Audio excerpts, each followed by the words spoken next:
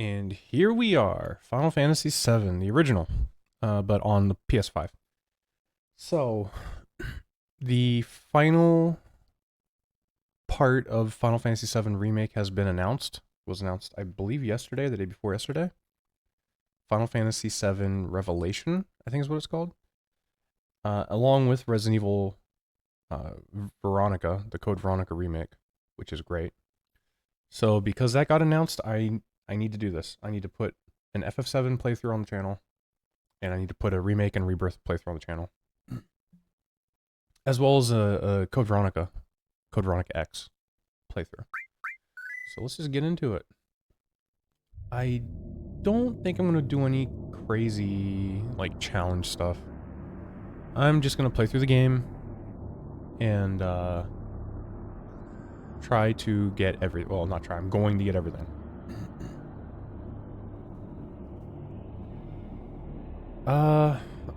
I'm not going to be using speed up, except during parts that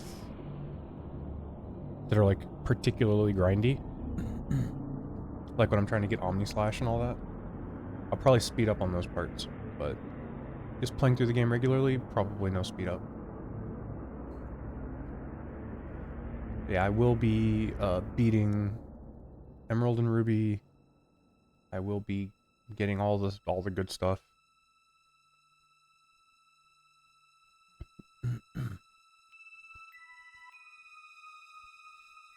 This is my... So this is tied for my favorite game of all time. My two favorite games of all time are this and Final Fantasy Tactics.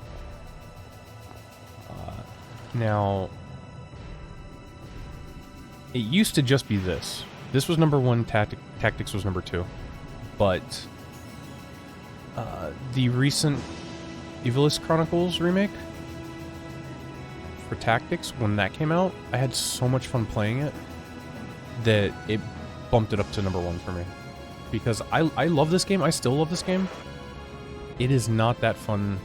It is not as fun as Tactics to play again. For me.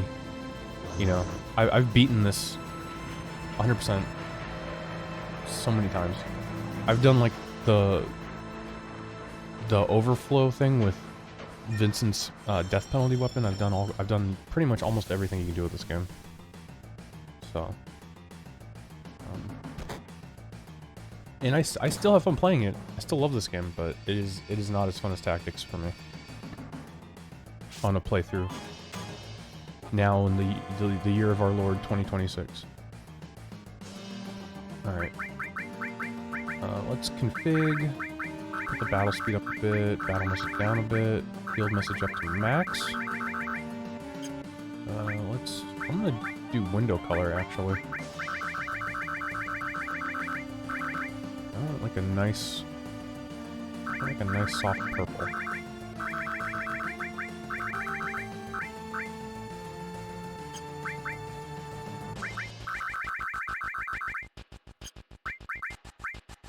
What was this one?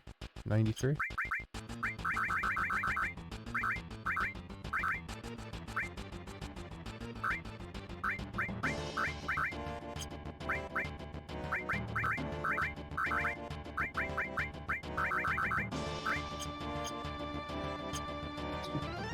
Purple. That might be a little too dark, like a little too bright actually.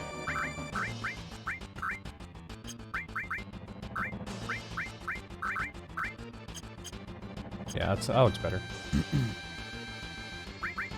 Alright.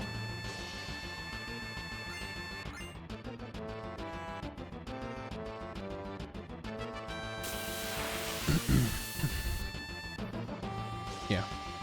So, for anyone who doesn't know this game, which, you know, highly unlikely, but you never know. There's new people born every day. Sure, there's a whole generation of young folks who have probably heard of this game but have never played it or seen anyone play it. And on the 0.0001% chance that any of those people are watching this, you don't really need to do much in this game. 90% of the time, all you gotta do is just hold attack. Hold the attack button and go. I'm gonna keep the names base. Except Aerith. I'm gonna rename Aerith to Aerith.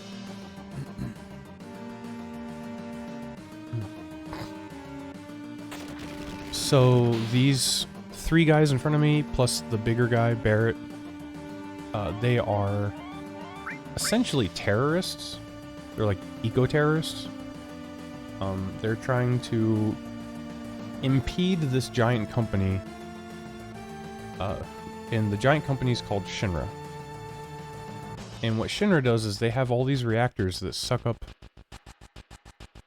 goop from the middle of the planet, from the center of the planet, called Mako, and turn it into electricity. However, the planet needs that Mako to live.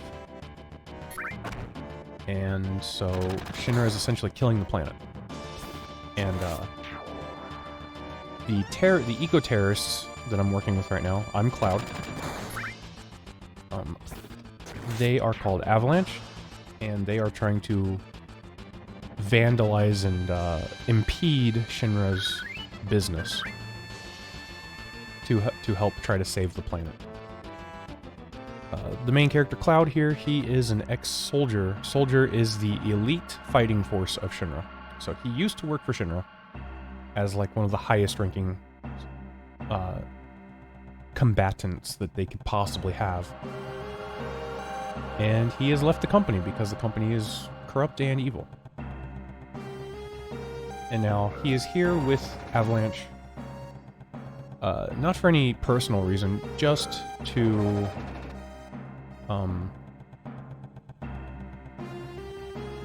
earn a paycheck. He's basically he just wants to get paid. Oh, I got Barret on my team, that's right. We are actually not gonna put... So in a lot of these games, a lot of these RPGs, especially Final Fantasy, you can put them in the front or the back row. Back row, they take less physical damage, but they do less physical damage. Front row is the opposite. They take more physical, they deal more physical. Barret has a gun, so he can attack from the back row with no penalty. But I'm keeping him in the front row. We actually want him to take more damage, because the more damage you take, the more your special attack goes up. Your limit break. And the more limit breaks you use, the better, because you get newer and better limit breaks as you use them. So while putting him in the back row may seem smarter, and technically, on a technicality, it is smarter, you know, but you don't need to. It is not that hard to keep your characters alive. It really isn't. I feel like my video capture, the audio is crazy loud. I'm gonna drop it just a little bit. And, yeah, it's really... You don't need to work that hard to keep your guys alive. And keeping them in the front, the benefit of getting your limit breaks faster is, like, so much better. So much more beneficial than keeping them in the back row. As you can see, we one-shot everything. And it'll be like that for most of the game. Maybe not one-shotting, but 2 or 3-shotting everything. I did see some... I did see a new person playing this game recently. And the playthrough wasn't recent. I think the playthrough was from a couple years back. But as a guy who's never played it before, he's, you know... I don't want to assume his age, but I'm gonna guess at the youngest, probably early 30s. And his friend did play this game. So the setup is... The guy's gonna play for the first time, and his friend is going to be right there with him to help him get unstuck if he gets stuck, or give him advice or whatever, you know, help him out when the going gets tough. And I was like, yeah, I'm all for this. This sounds great. This sounds fantastic. I think this is a great idea for video. Whoops. Now the problem is that the expert, the Final Fantasy expert who has played 7 before, is actually actively hurting the playthrough. I'm not the kind of person who like sits there and tells you like, oh, you have to play this way, you're not doing it right? That's not it. That's not where I'm coming from. What I take issue with is the pro who was helping the new guy. The guy who's never played this before. We'll say the blind player. The advice he was giving him, first off, he was giving advice when it wasn't asked for. Because because a lot of people were having problems with what he was telling the blind player, the new guy. And he was just like, you guys need to let him play how he wants to play. This is his game and his adventure. Let him experience it. It's like, yeah, I get that. But he's not even asking for your advice, and you're telling him what to do. And the things he was telling him, like, actively makes the game more tedious, difficult. And it's just insane. It really is insane what he was telling. He was basically telling the guy, every single fight, you have to figure out the weakness of each enemy, minor enemies, and exploit them using magic. It basically is like, never use attack, it's useless. And that is absolute lunacy. The attack command is so useful in this game. It's probably the most effective thing you can do in this game. You really only need to use the weaknesses of bosses. You don't need to have the weaknesses for other enemies. So yeah, when the new guy was playing using that advice, the first couple of turns every battle, he was casting sense on enemies and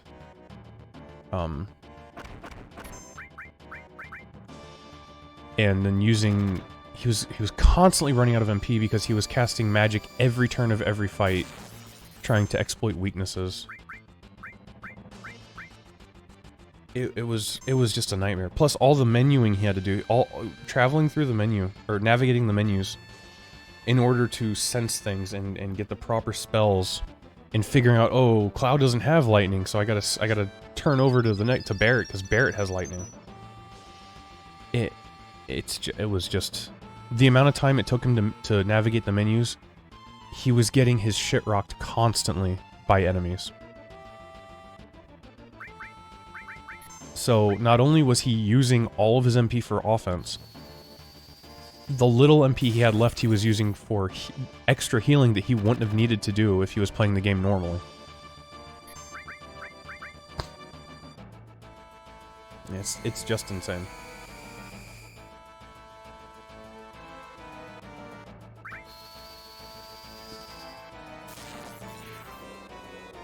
There we go, Guard Scorpion is done. Yeah, Guard Scorpion's a robot. In general, robots are weak to lightning in Final Fantasy games. So, we did get an assault gun, so we're gonna put that on real fast. We got 10 minutes to get out of here. So let's throw on the assault gun real fast. There we go. And let's book it.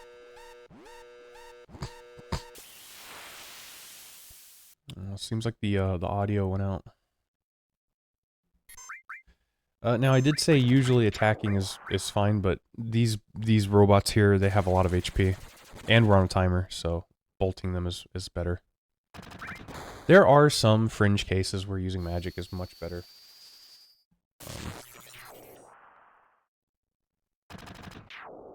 Yeah, this is one of them. Also, there's a audio bug with the ports of this game. We are not going to save. Man, this is like a serious bug, huh? I don't remember this happening. There we go. Got our audio back.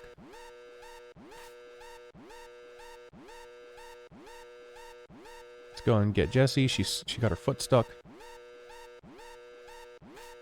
We need her. We need her to open the doors. So, to open a door, I should say.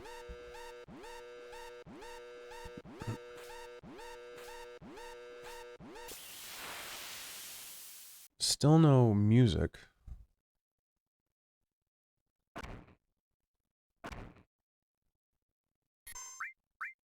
Let's change him.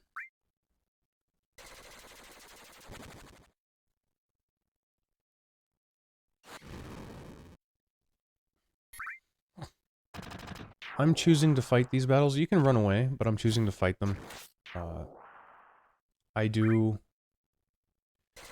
Killing enemies and getting hit and getting your limit gauge is necessary for getting the best limit breaks. You know, the more you get hit, the more enemies you kill, the faster you get your next limit breaks. So I'm choosing not to run from these fights because we have plenty of time. We don't need to run. Although the lack of audio is quite strange. Nice. Yeah, you do want to kill those rays before the soldiers, because their attacks take fucking forever. They take a crazy long time to go through. Also, having a little extra gil is not bad.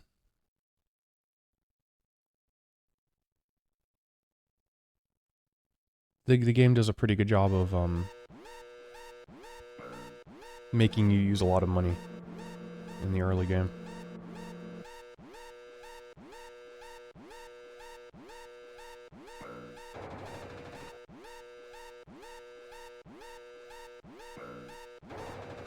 Wow.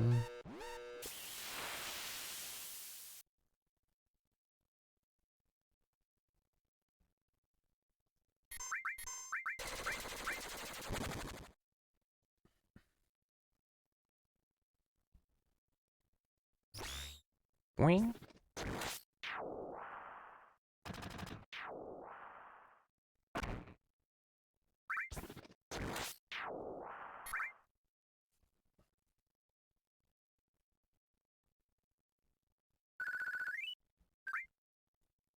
Oh, oops. There we go. And we're out. Okay, with 6.5 minutes.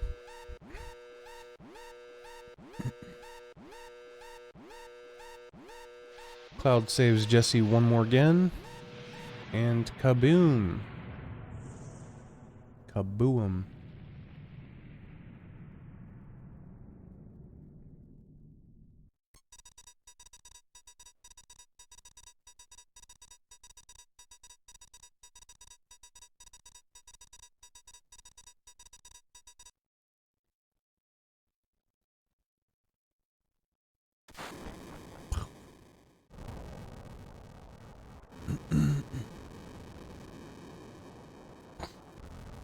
So now essentially, we have to get back to the hideout.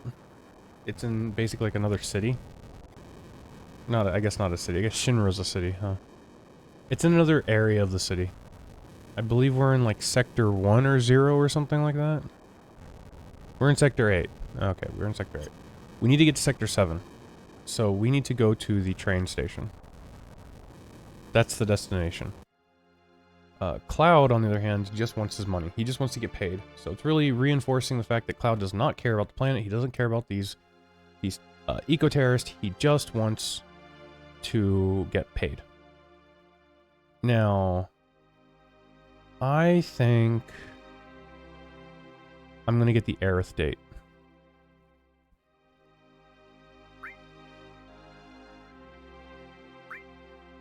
I'm going to say you need to get out of here. The Aerith date is the easiest one to get, and I think it's the canon one. So I'm gonna get the Aerith date. You could buy a flower from her, but it only helps other people, so I'm not gonna do that. Grab that potion. And here, same reasoning as before, I'm gonna fight these guys because I want more kills and more limit break.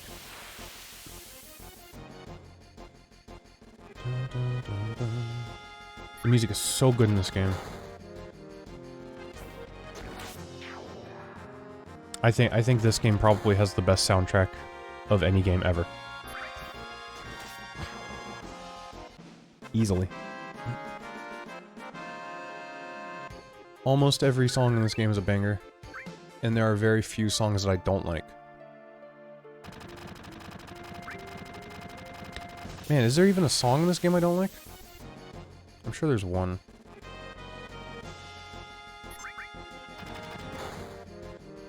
I'm just not sure what it is right now.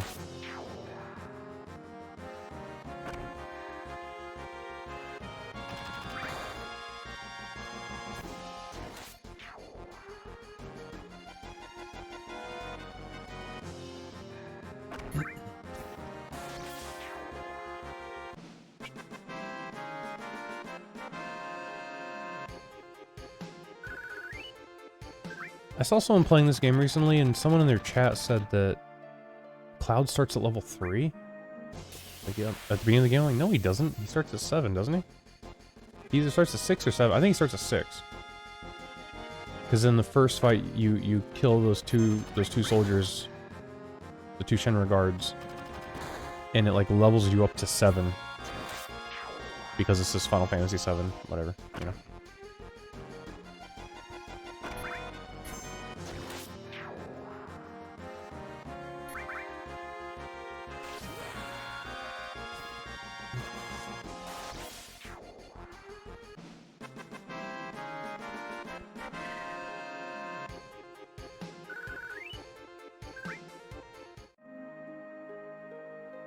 Alright, so... Yep, our goal was to get to the train station, and we did not do that. We instead got surrounded by a bunch of Shinra guards. And so we... thunk, jump on the train. Because we are awesome. We are ex-soldier. Superhumans. Superhuman. Okay, they're kind of they're talking about Cloud, saying Cloud never showed up. Barrett's like, who cares? But he's probably fine. He's really strong.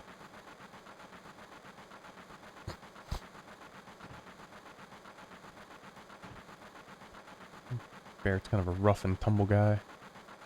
A little gruff and stuff.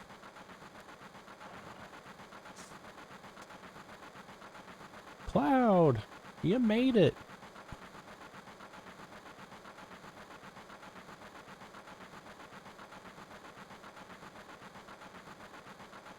Yeah, Cloud and Barrett button heads a little more. Wake up, people.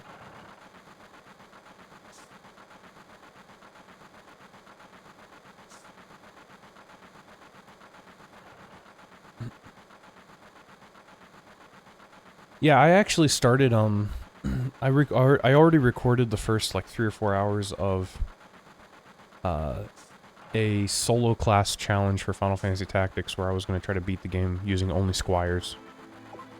However, the day after I recorded that, FF7 Part 3 got announced, so I'm like, I need to get a playthrough of this on the channel before that comes out.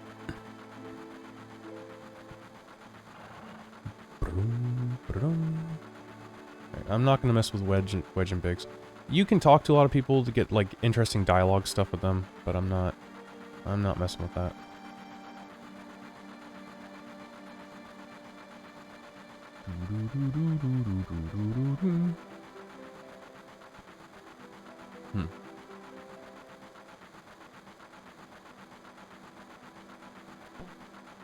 So there was a point in time where I knew the exact value changes of every single affection choice in the game. I don't remember them now. I remember most of them in a general sense, like this makes Aerith go up, this makes Tifa go down. I can't remember the exact numbers, but there are certain choices that are like, this will make Tifa go up, or this will make Barrett go up, or whatever, so... I do know probably 90% of the choices. And there are choices that you can get that are optional, But I don't need to do them because I'm going for Aerith's date, and Aerith starts off with a bunch of points, so it is nearly impossible not to get Aerith if you're playing casually. If you're playing casually, it's like nearly impossible to get Aerith, or to get a character other than Aerith, but it is doable to get a Tifa date.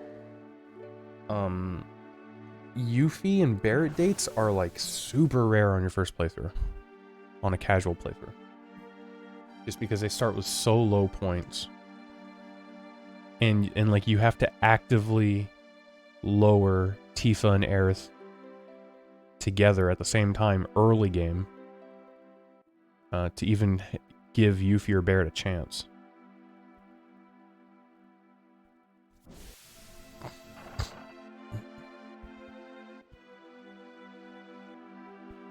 So he's basically saying like, hey, you know, good job, but we're not done. The next one's gonna be bigger. So let's get back to the hideout.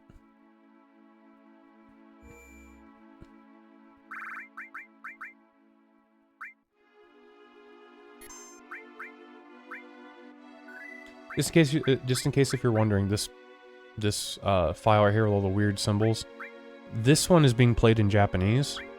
It's my wife's game. I am currently trying to get a playthrough on the channel of her playing the game with me next to her to help her. Like the ones I told you before where the guy was helping his friend play. Except I'm helping my wife play, and I'm not giving her terrible advice. Yeah, I'm not giving her much of any advice, actually. Just letting her play the game as she will. But yeah, we did get the first playthrough done, the first hour, but the video got corrupted, so we're gonna have to record it again. Alright, here we get to meet some more characters. We got Tifa, and the little girl is Marlene. Marlene is Barret's daughter. That choice does not matter, really.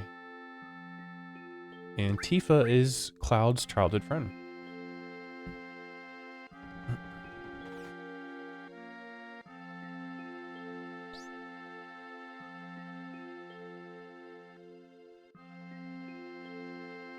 Ugh. Excuse me. Yeah. Call a secret meeting in the underground part of the bar.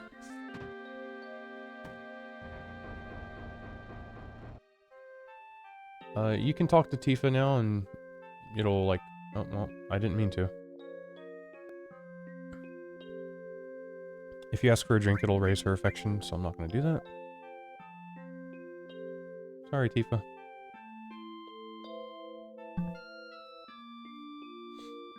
Yeah, so this part, she says, you look a little tired. What's going on is she's already got her suspicions about Cloud. And it's very subtle with the dialogue of her kind of poking and prodding and kind of like deflecting at some points. Because she doesn't want him to leave. Now, here Barret's saying, did we fight anyone in Soldier? Which is Shinra's elite, a fighting force, and Cloud's like, no way, if we fought soldiers, you'd be dead. And, you know, that hurts Barret's feelings. He's like, oh, you must still love the Shinra. Think you're all big and bad because you were in Soldier. I was like, give me my money. I want my money now.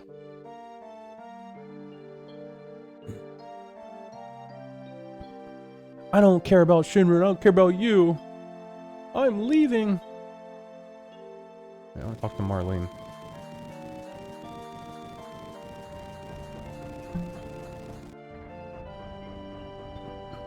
Alright, we try to leave.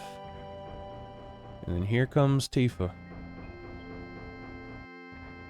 She is going to bring up a promise that you made in your shared past with her.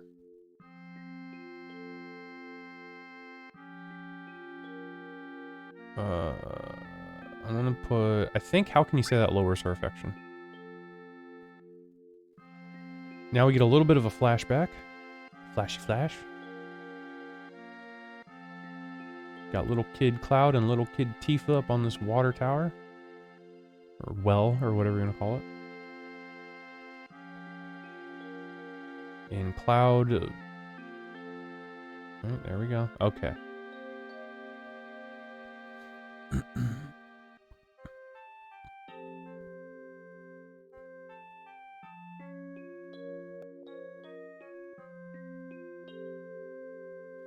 So at this point, Cloud and Tifa don't really know each other that well. They're just like neighbors.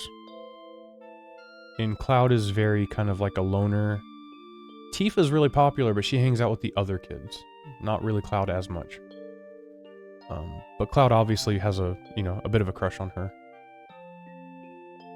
And he's saying that he's going to leave town and join Soldier and be the strongest soldier ever, just like Sephiroth. Just like his hero, Sephiroth.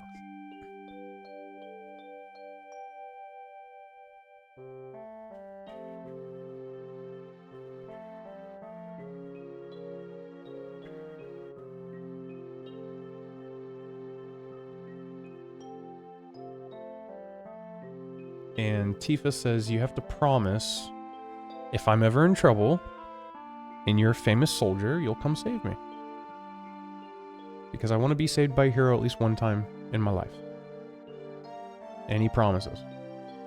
And there's a shooting star.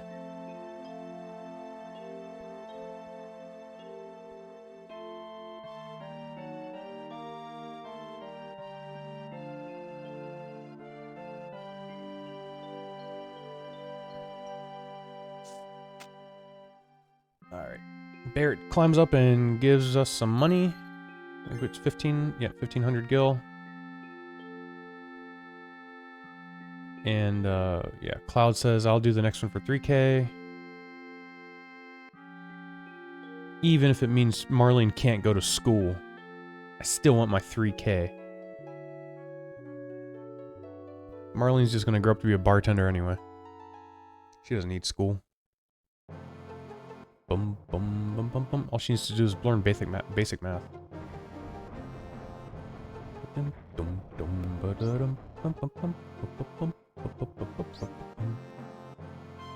Did you sleep well? I'll do Barret snoring, why not?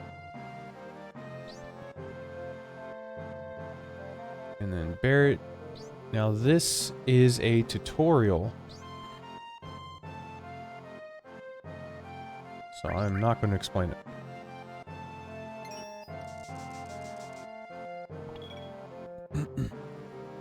Yeah, Marlene watched the store. You mean the bar? Yes, leave the 5 or 6 year old in charge of the bar. Anyway, now we have Tifa on our team. And we have access to the materia menu. So, first things first. We're going to go into this store right here. Talk to this man right here.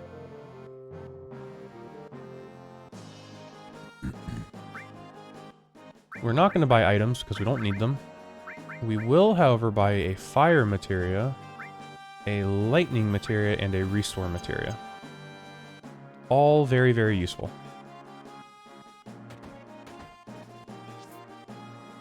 In here, talk to this guy. And as you can see here, he does weapons and like some grenades. Grenades, super duper important for the speed run, not as important for a casual run. We're gonna get 3 iron bangles, and as you can see, we don't have the money. So what you want to do is you want to come in here and you want to sell your ether. Ethers are great, don't need them. They are worth a lot of money. So right off the bat, boom, let's put these bad boys on. Now we climb up here. This is the tutorial area. All of these NPCs everywhere will teach you about the game. These two will teach you about using limit breaks. These dancing guys are menus full of information, none of which we need. We are here to get this all materia and this ether. If you want to go upstairs, there's an inn. Don't need it. But yeah, now we are officially done shopping here, so.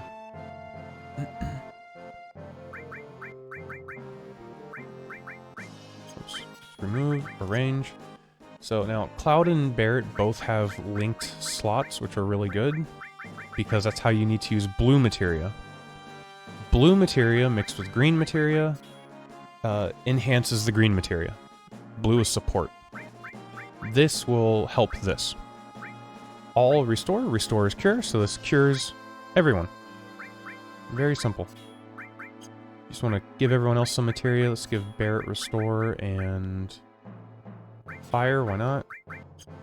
And then let's give Tifa lightning and ice. Okay. We are done here for the most part.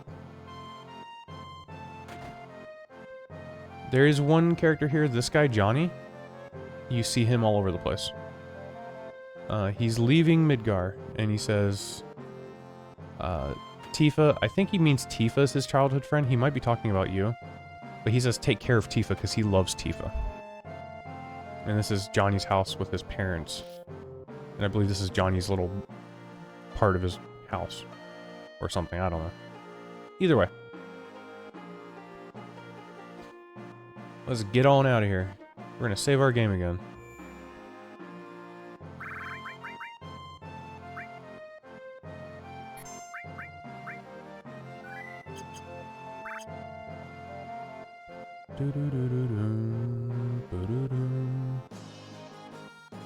Alright, we are getting on this train and getting to our next mission.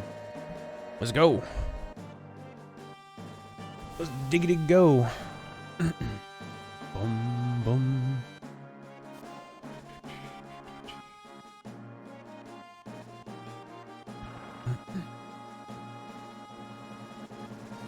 So Barret decides to pick a fight with the Shinra manager.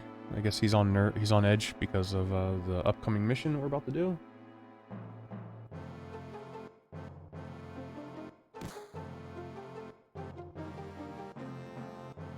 You work for Shinra. I'll kill you. Thank God Tifa's here.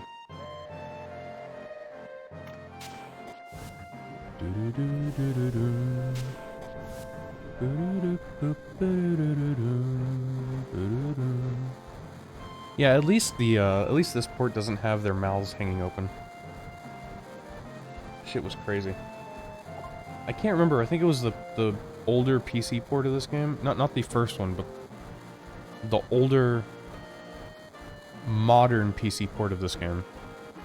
There was a bug where all the models had like their mouths open in circles. It was really, really distracting.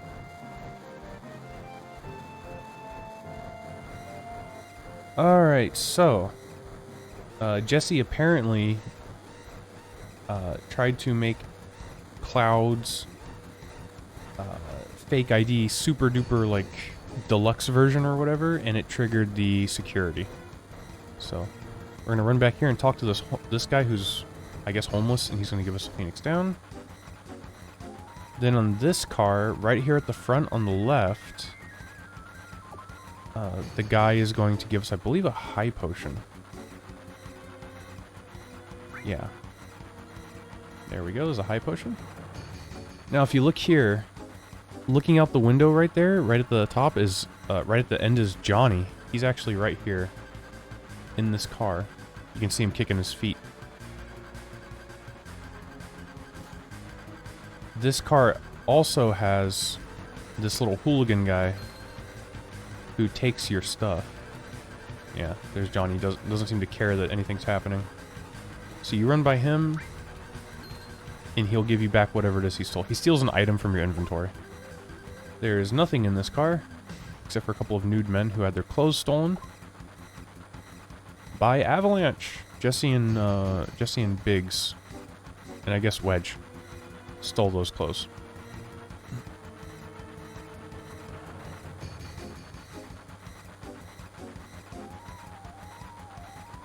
Yeah, so we're gonna talk to Tifa. We gotta jump off this here train. Tifa jumps, talk to Barret. Cloud jumps.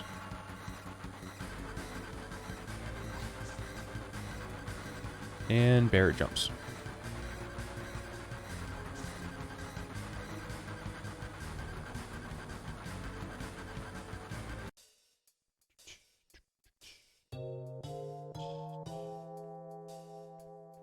Now, if you go all the way the wrong direction, there is a weird little, like, area where, Shinra security just, like, comes out nonstop. I'm not gonna go there. There's no point of going there. But yeah, you want to go north. And you want to go down this hole.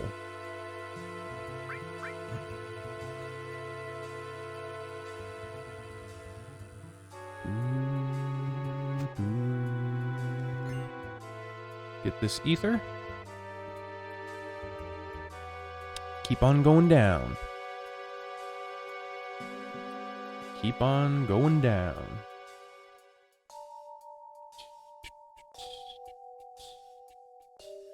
I love this game. I love it to death. I love the remakes also. I love Remake and Rebirth. I don't know what people are, you know... I think it's just modern internet. You know, people just love to hate on things and they love to be angry. I think Remake and Rebirth are fantastic games. I love them. Love them to death. Although I did not go into Remake wanting a one-to-one remake of this game, though. I did not want that. So when I got a completely new game, I was super happy. Dun, dun, dun, dun, dun.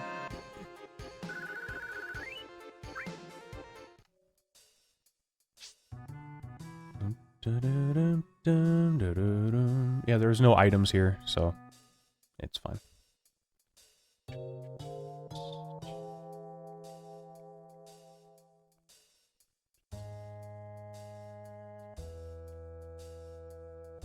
You can talk to your allies here, but it doesn't really matter. They don't say anything important. Jesse's like, I'm sad because I'm the reason that everything got messed up. And yeah, it is her fault. So, yeah, whatever.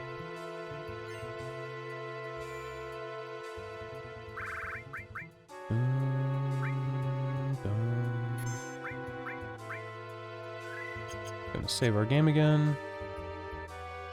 Old RPGs, man. Doesn't matter how good you think you are, doesn't matter how safe you think you are, save your effing game all the time, every time. Because you never know when some shit's gonna go down, you're gonna lose.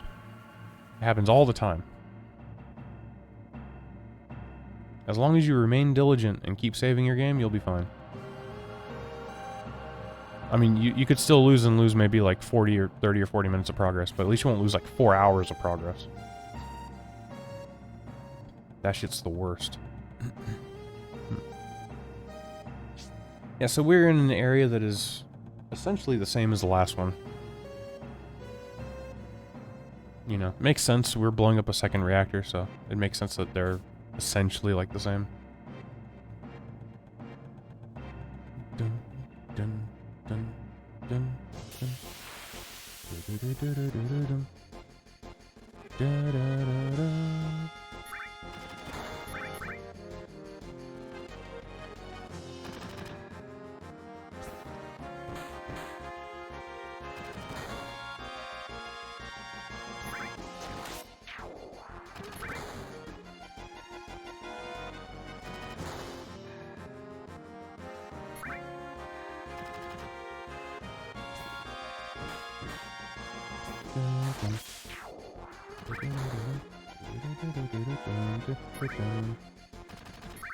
So,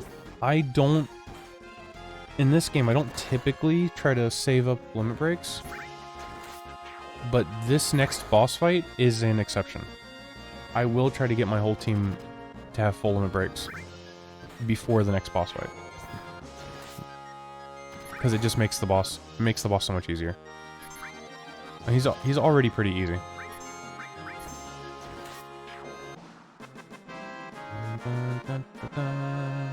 But like if you have limit breaks when you go into the next boss, it's like one shot, two shot territory.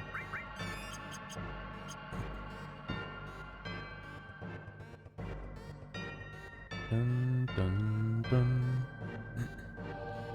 Alright, and this is the first time you really see Cloud start to freak out.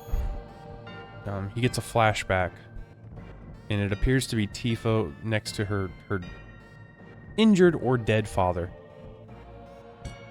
She says Sephiroth killed him, she hates Soldier and Shinra and Sephiroth, and then she picks up this really big-ass sword and runs off.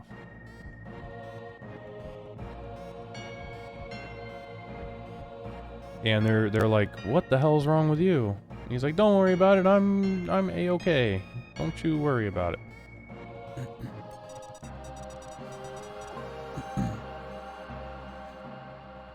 We set up the bomb, and this time nothing bad happens. We just get to go.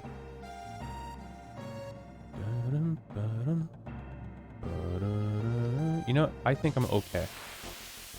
I don't need to save.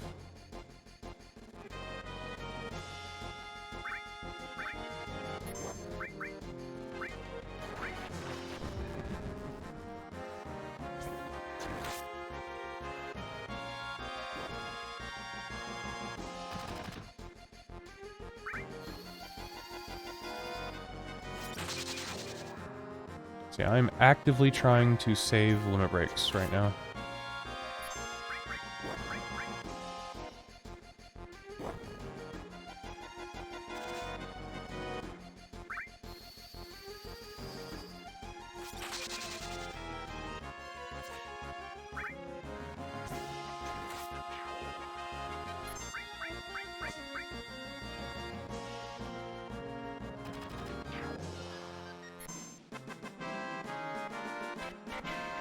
I am still using magic with Tifa because I do want her to get kills.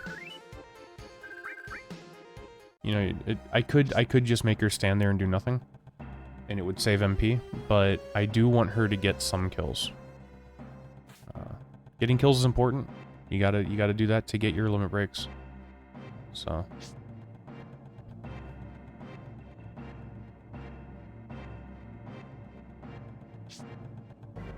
Bum bum. Bum bum. Bum bum bum bum. Yeah, all the same. Instead of going, because we slid down here, so we have to go back up the normal way.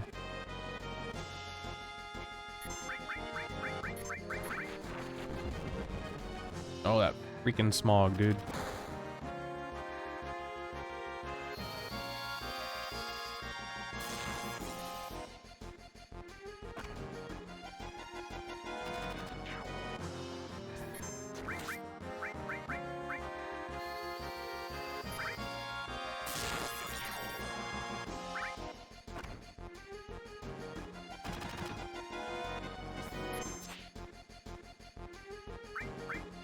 Yeah.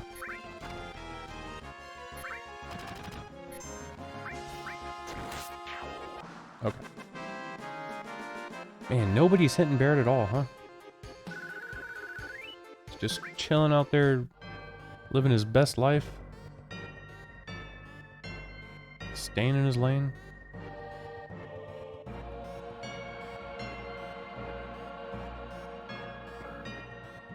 Okay, after this elevator, this is when things start to change up a little bit. We can grab this ether? Yeah. And in... Nope. Well, there are buttons in this room. I just have to get in there. I'm actually gonna chill. And I'm gonna let these dogs beat up on me a little bit.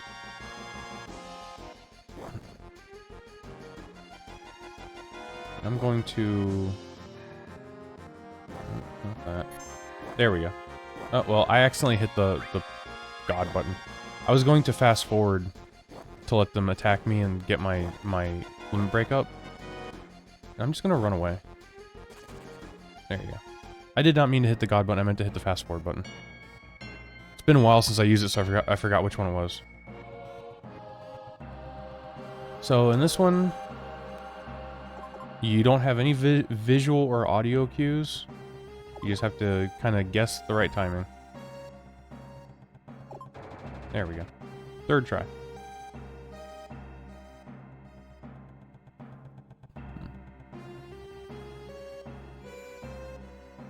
So let's save our game.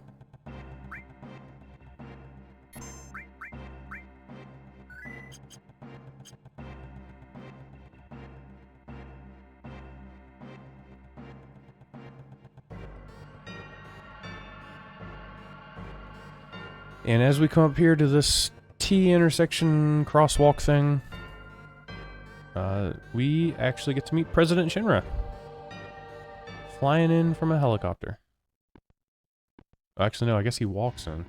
Yeah, he walks and then leaves on a helicopter, I guess. Yeah, he's just basically here to be evil and, you know, you're gonna die and whatever. I'm too busy for you ding-dongs.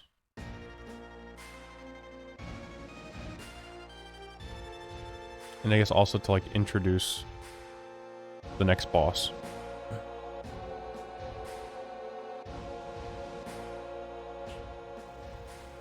Snap.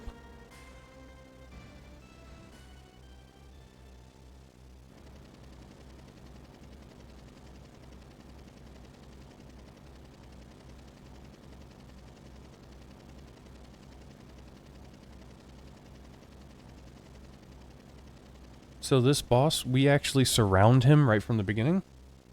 And when you hit things in the back, they take a bunch more damage than normal. So limit breaks do a lot of damage. Hitting them in the back with it does a ton of damage. So we're going to pop him in the back with Barret. He's going to turn around. And we're going to pop him in the back with Cloud. And that should be the fight. But just in case, we're gonna queue up Tifa's limit break. Yep, there's the fight. Fight's over. Easy peasy.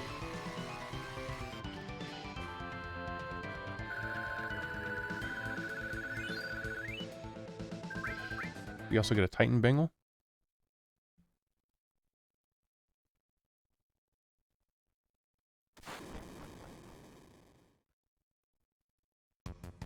Oga knows.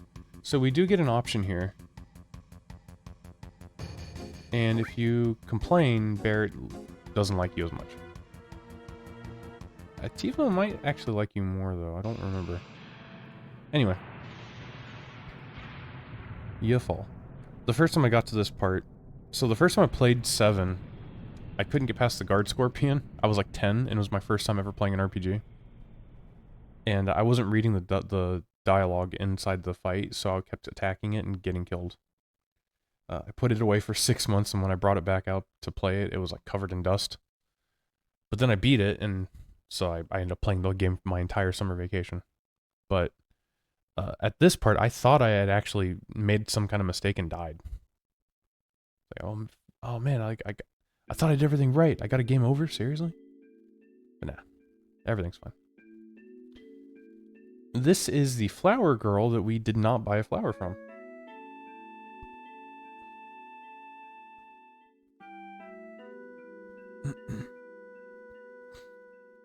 Yeah, they cleaned up this dialogue a little bit. It was pretty bad in the original.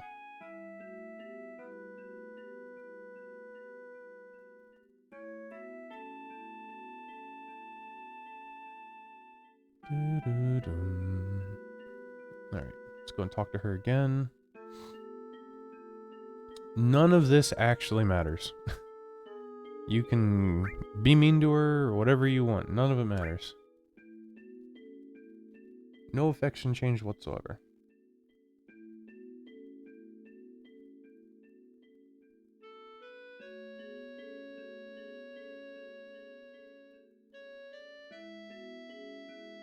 She does say something kind of important. Not super important. But she does say she has some materia that is like useless. That she got from her mom. And it ends up being like the most useful materia in the game. So. Alright. We are actually going to change her name to the now officially correct name. Aerith. I know tons of people are like, Aerith is not Aerith, whatever. Nobody cares, dude. Square Enix has come out and they've said officially it's Aerith. You know, if anyone knows anything about Japanese, you'd know.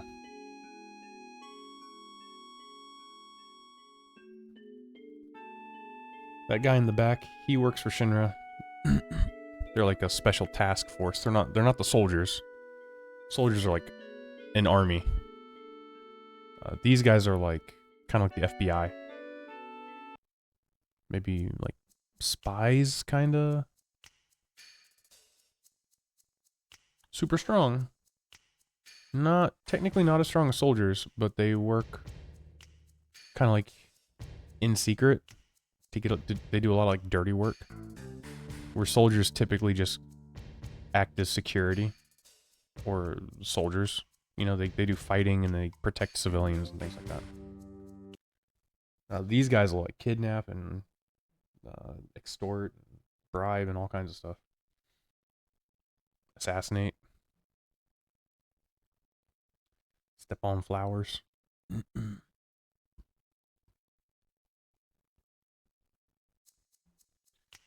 Alright, so I don't think I'm going to be using Aerith because I'm trying to get her date. So I don't think I really need to do this, but I'm going to put all the Restore on Cloud. And I guess Lightning. And then Aerith is going to get Lightning, or Restore, Ice, and Fire.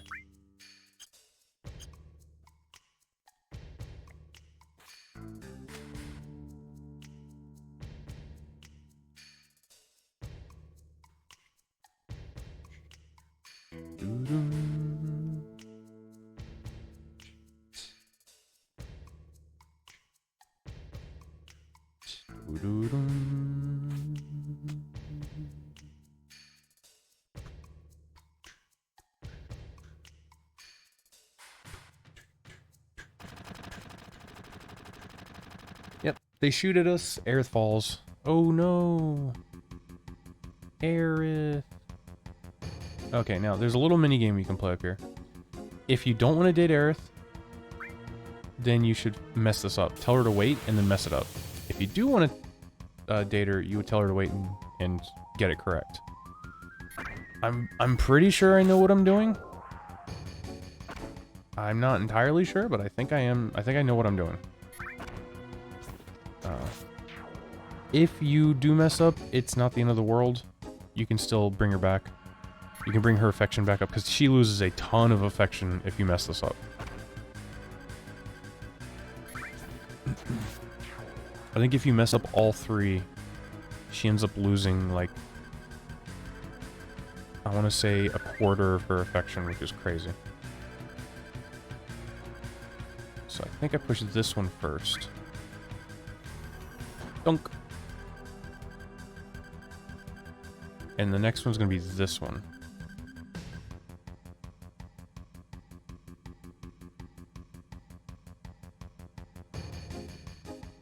Dun, dun, dun.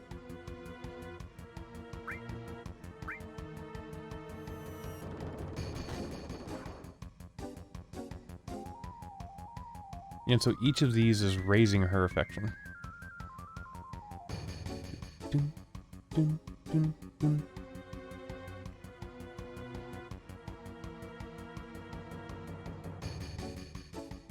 Dun, dun, dun.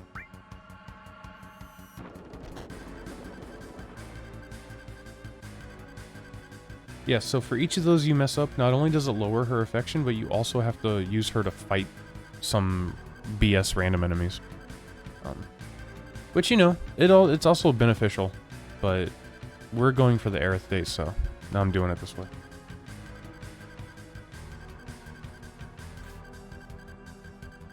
Huzzah! Dum dum dum dum dum dum.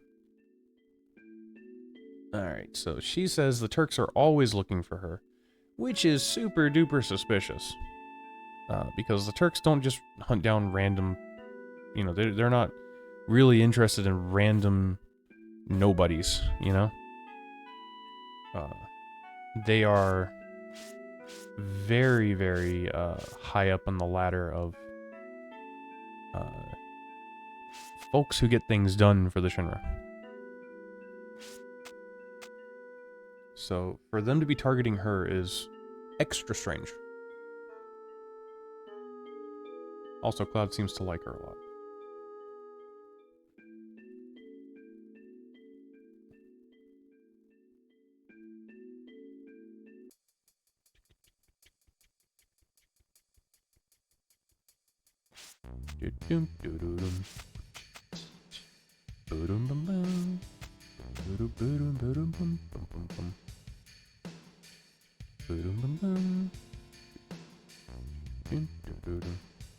Alright, let's save our game. There are some really annoying enemies in this area that steal your items. And they can steal almost any item from your inventory. I think the only thing they can't steal are like the Gatling gun and the Buster Sword. Okay, don't have to worry about that. They're not here. Kong. Yeah, we also put Aerith in the front. Same reason we put Barret in the front. We want her to take damage and use limb breaks.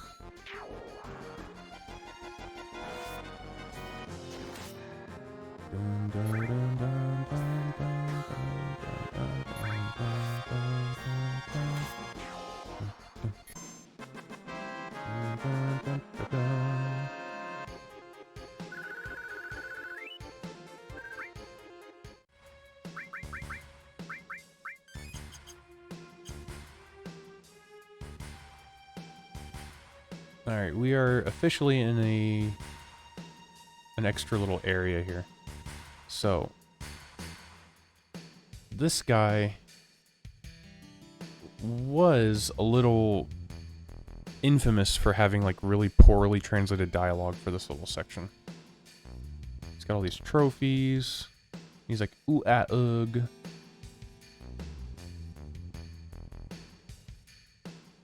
And Cloud can't help him. I think we noticed a tattoo, though. Yeah, he's got a number 2 tattoo. This is the first guy that you see that has one of these tattoos. And it doesn't explain anything about him right now, but it's something you'll figure out later. Up here is the weapon shop. And I think it's this guy. He's got Titan bangles. And Aerith already has one. So I'm going to get... You know what? I'm actually not going to get any of them because I think there's better armor in the next area. One of these is the item shop.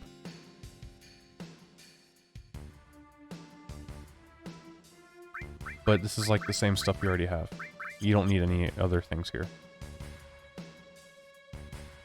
And then this I don't think has anything. Oh no, this is items. The other one was materia. This is items. You can, you know, if you feel like you maybe need it, you could buy something, but you don't really need to. And then here, there are 2 things in here. First up, you know, look at these yellow papers on the wall for Turtles Paradise 1. Second, you want to talk to the sleeping kid. And then check his dresser, check the hidden drawer, and leave the 5-gil. Don't steal money from kids. And here we are in Aerith's house. Now, she does have some cool stuff in her garden, so we're going to pillage it. We get this ether and this cover materia. We're not going to put on the cover materia. I don't like it. What it does is it makes whoever has the materia equipped, it makes them pop in and get hit in place of the other people on your team. It sounds super useful. It is useful for that, but it's also really hectic and a little hard to control and predict. As there are times where an enemy will pop your cover person, your cover character for, you know, half their health, and then the next 2 enemies will attack another character and your cover character will pop in and take damage from them until they die. So yeah, not putting cover on. I dislike cover. Alright, here we go. Is Tifa a girl? A girlfriend? No way. No way, babe. Yeah. We are on the Aerith train right now. This playthrough is the Aerith train. I usually get the Yuffie date, because I think the Yuffie date is probably the best. You actually get a kiss. But I think the Aerith date is canon.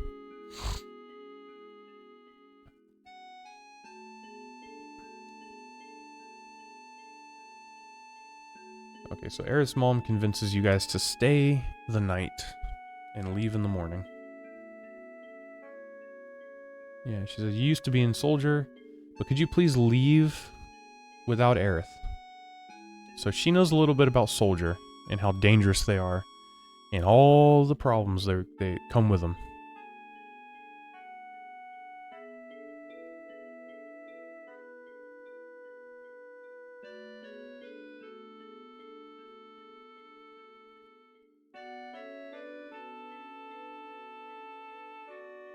So Cloud goes to sleep. And you'll notice this gray talking that happened when he first fell through the church. And he seems to like kind of talk to himself. It's like the bright white writing is him, and the gray writing is like another him inside of his head. Which is a little important. And he also has this flashback of talking with his mother, which is also important. Most things in this game are important. They don't just happen randomly. Alright, so now that you're awake, you want to go back into your room and get this little care package bundle thing. Don't run, walk, hug the cabinet thing, the little cupboards or whatever those are, hug the banister, and go down the stairs. No running. Now you can run. Let's go. Let's get out of here. Let's save our game. Don't have to do that again. Dun, dun, dun. Dun, dun, dun.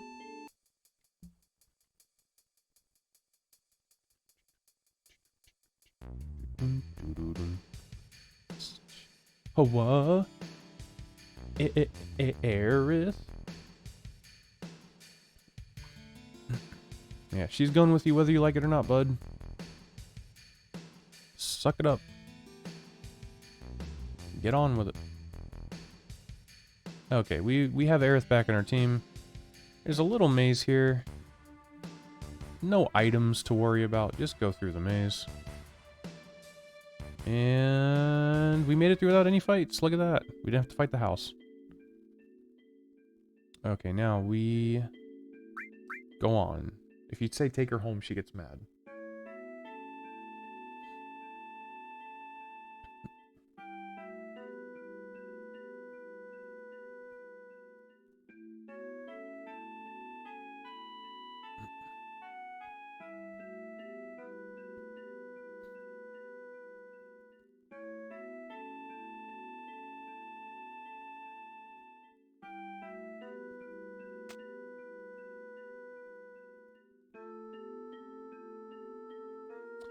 So they start talking about Soldier, and you can see the screen flashes whenever he tries to remember his Soldier days.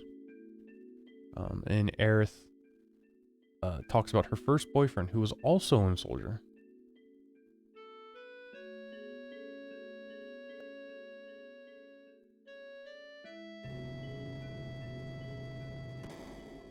And here we see Tifa. Oh my god. Oh my glob. Okay. So Aerith basically just is like, we have to go see what's going on. Because Aerith is from here, Cloud's not. And she has an idea of what that was. And she knows that it's probably not good. So that girl, whoever this Tifa is, probably needs help. So here we are in Wall Market. The first quote-unquote big city in the game. Do I have enough money for this? I think I need like 200 for the vending machine. Oh yeah, I've got plenty of money. Okay. So first things first, I think we go here. And we need to talk... Oh, first off, here's Johnny again.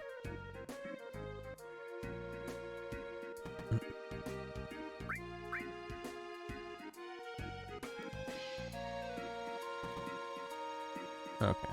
We could talk to this guy in the black suit? No, the red vest. Here we go. You know a girl named Tifa? And so he says something about Don Corneo. So now we need to go all the way up here.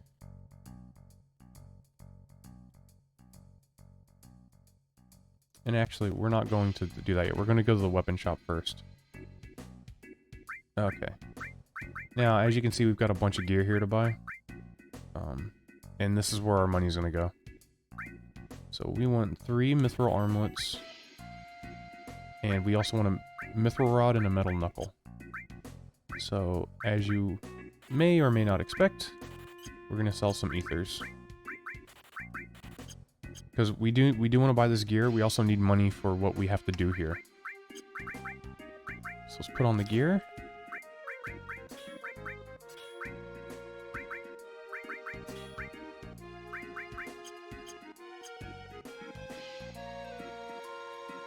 Okay.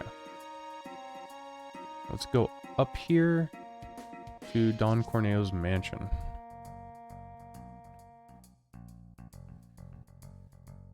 Yeah, this is Don Corneo's place. You can't get in unless you're a super hot girl. And he's like, hey, that girl you've got with you is pretty hot. And Aerith is like, I have an idea. And she essentially just wants Cloud to cross-dress so that they can both get into the mansion. So now we are on our cross-dressing mission. So we need to go to the dress shop. The owner says, hey, sorry, my dad makes all the clothes here, but he's probably drunk at the bar. Please go talk to him.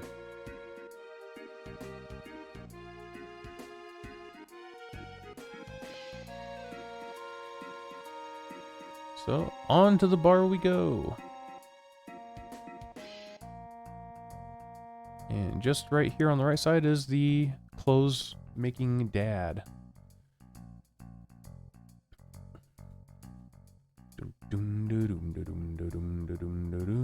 So he's basically saying like he's lost his motivation, there's no inspiration. And when Aerith mentions making a dress for a man, he suddenly gets inspired. He's like, oh, this is different. I'll do that. And you want to pick something that's soft and something that shimmers. The 2 bottom options are the best choices. Whoops. And then we are going to go back to the dress shop. And we're going to get our dress. Dun, dun, dun, dun. Bum, bum, bum, ba-dum, ba-dum, bum, bum.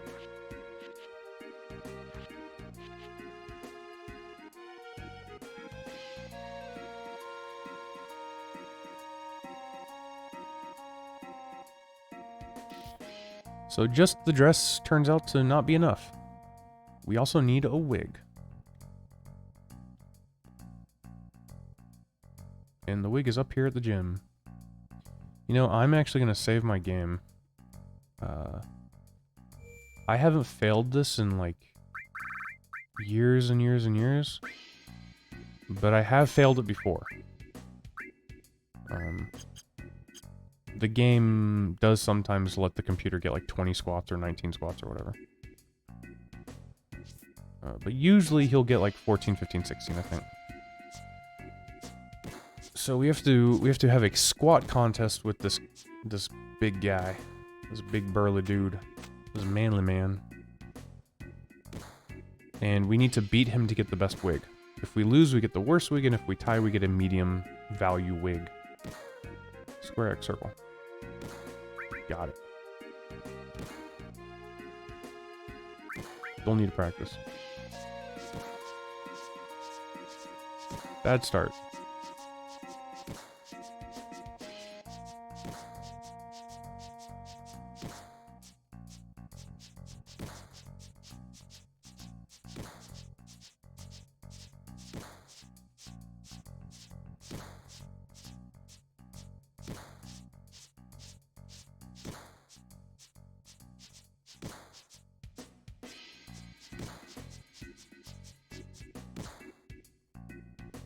Yeah, 16.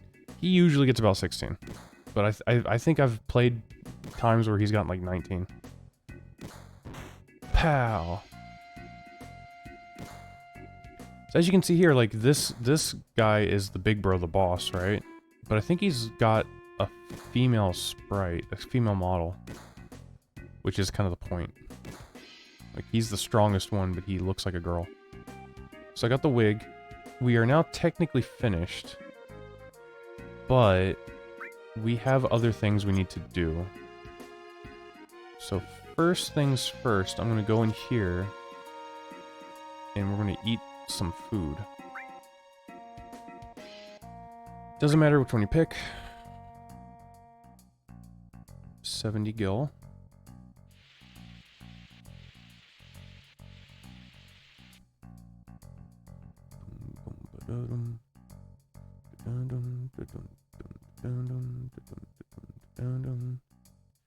Right, you're gonna say it's okay.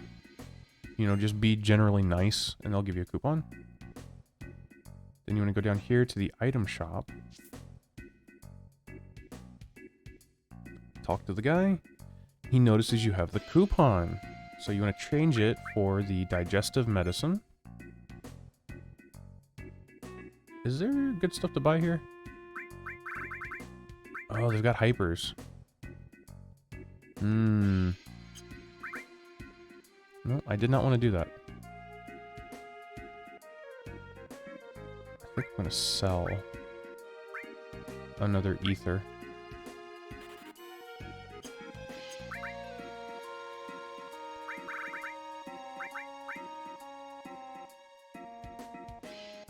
I'm going to buy 10 hypers.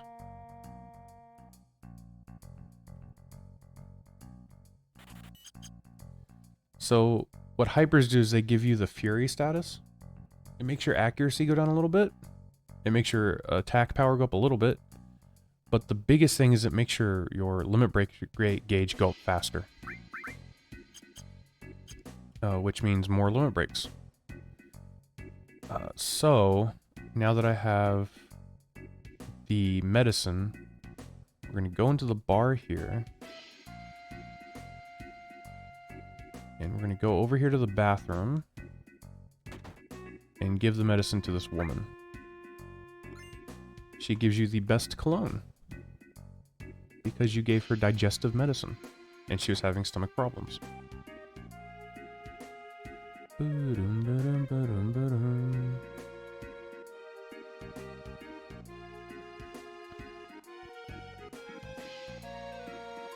Next up, we're going to go in here to this guy who owns the materia shop. The materia shop is garbage. Nothing to do here. Or nothing to buy here, I should say. And this guy's having a beef with the inn. And he wants to get back at them. He wants to know what they're doing in that inn. What are they selling in that vending machine? So we go to the inn and we spend the night for 10 gil. And then we buy the 200 gil thing from the vending machine.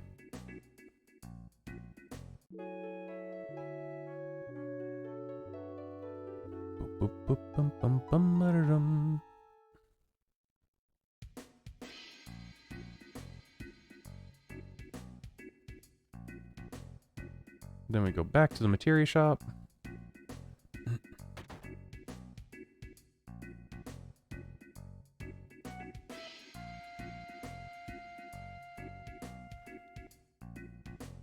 And he's like, what? This is junk. I'm gonna give you some super cool tiara thing. Diamond? Ruby? Diamond tiara. There we go. We got the best tiara in the game. So, if we look at our key items, we got silk dress, blonde wig, sexy clone, diamond tiara. All very cool, all very important. There's one more place we need to go to. And that is down here. Actually, first let's dip in here. This is broken right now, but if we come back to this later, it'll give us a really cool thing. But for right now, we're going to talk to this guy. He's going to give you his member's card, which is going to let us get into the Honeybee Inn.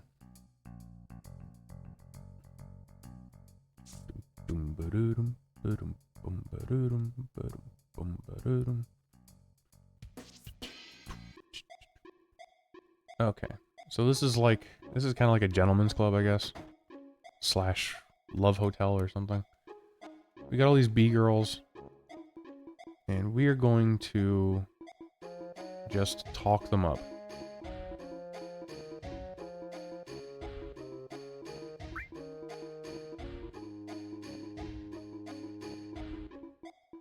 Okay.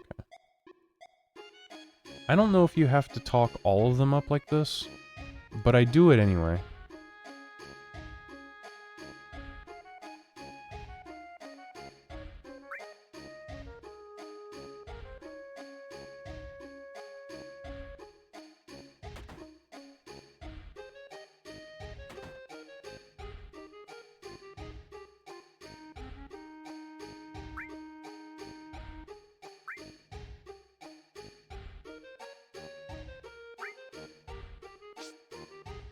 Okay, well.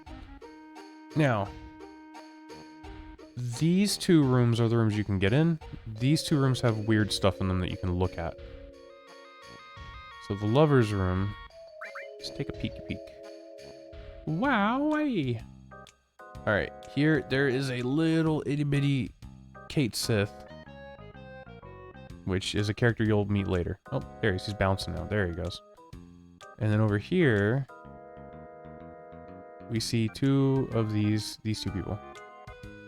And they are an elderly couple whose child, maybe grandchild?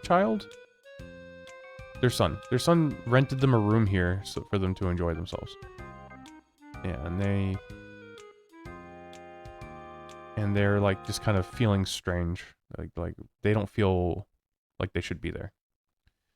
This room, the Queen's room, is much weirder.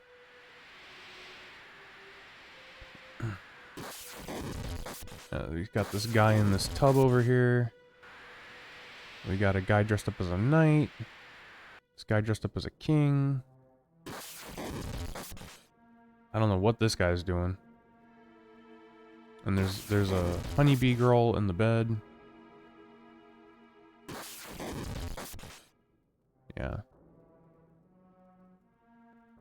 So this is like some kind of businessman or something that does this like weird shit at the Honeybee Inn.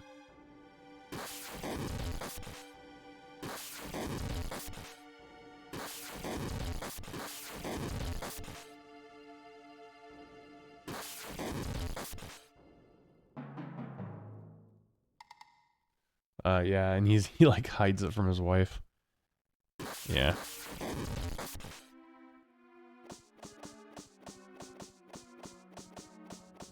It's like some kind of weird fetishy thing, I guess. Really strange. Okay, now we can pick one of these rooms to go in. And we have the fuck room. And the group room. The group room, I'm not gonna show what it is. Essentially, you get into a hot tub with like 10 buff guys, and they give you some underwear. They give you some bikini briefs. We're going to go into this room because I think it's more pertinent to the story. The group room's funny, but this is like a little more with the storyline, I guess. It's also more interesting. Alright, so you hear these noises, you instantly should think like, oh, Cloud's messed up head, right? Something in his head. So we see a droopy Cloud in the corner. He's like, what are you doing wasting time here? Give me a hug. No hugs. No hugs for Cloud.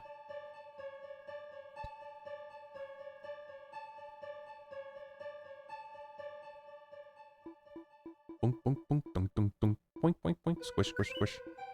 HPMP restored, and we get this big buff guy beating you up.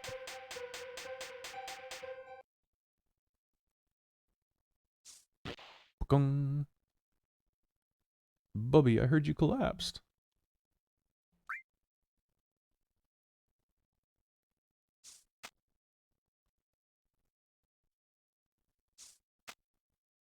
Ooh, boy. Okay. Then we talk to the honeybee girl, and she gives you some lingerie. I don't know if the lingerie or the bikini briefs are better, but I think that whole interaction is just better story-wise. Now here, if we talk to this girl... Oh, maybe not this girl. Maybe it's the one at the end. Yeah, there we go. You can have them put makeup on you. Which helps for what's coming up next. And we are officially done here.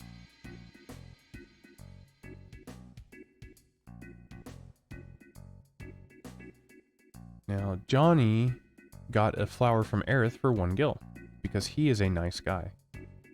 These other guys,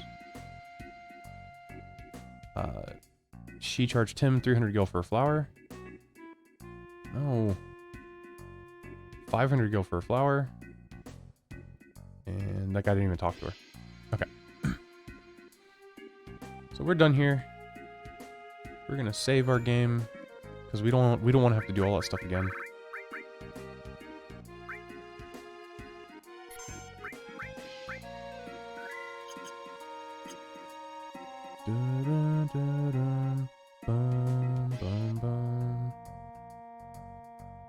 Let's go change. Let's go change your clothes.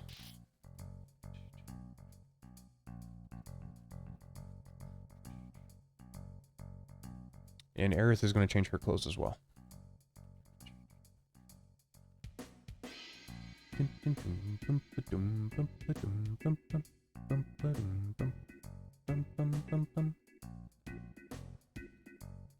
And no peeking.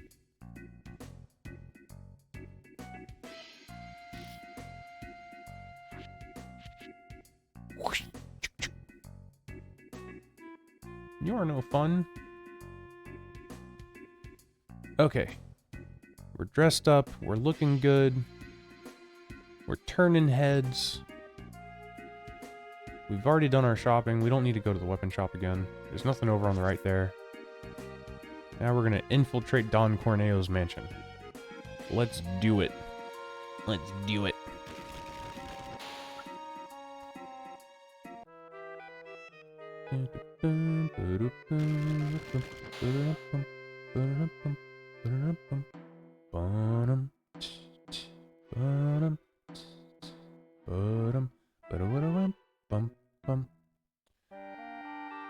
This little partition thing here, it says poo. P-U-U. Poo. I don't know what that means in Japanese. It could just be a sound, but I'm not sure. Could be like onomatopoeia, but I really don't know. Down here, we find Tifa. Mission success.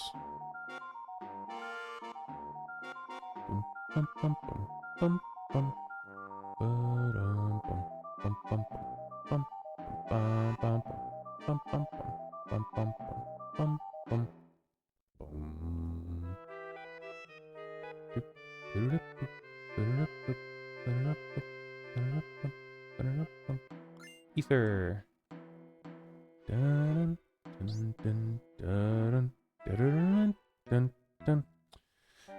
Okay, so the long and the short of it, Barret caught some Shinra thugs and threatened to hurt them.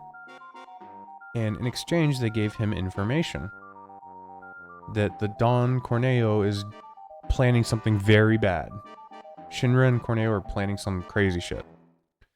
So Tifa's like, hey, I'll pretend to be a potential bride, and I'll ask Corneo myself. What are you up to with the Shinra and the danger and the evil and the whatnot? And that's why she's here.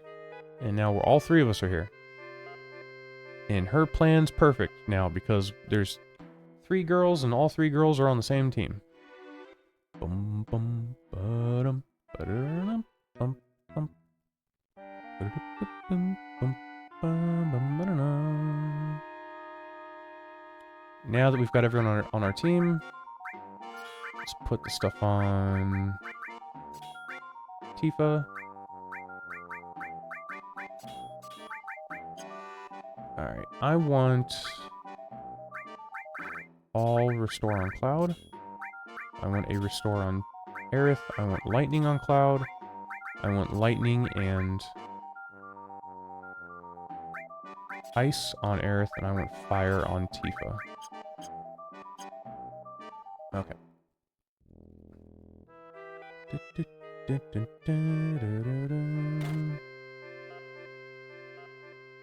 So there are actually 3 outcomes here. The Dawn is essentially lining up 3 girls and choosing one to be his quote-unquote wife or bride or whatever. Basically, he's just gonna fool around with her and then throw her away. Because he's a sleazeball piece of shit. Now, depending on how good...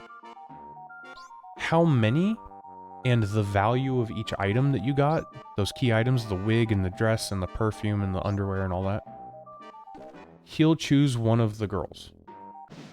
And if you do the best, if you have the highest value stuff and all of it, he picks Cloud.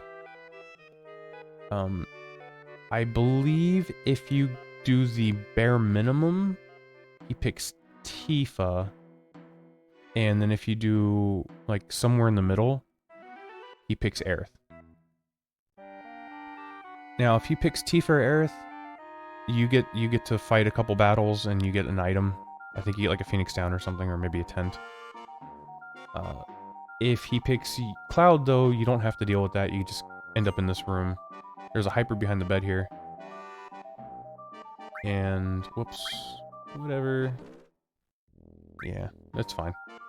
There is an option here that potentially lets you get Barret some affection, but we're not going to pick it.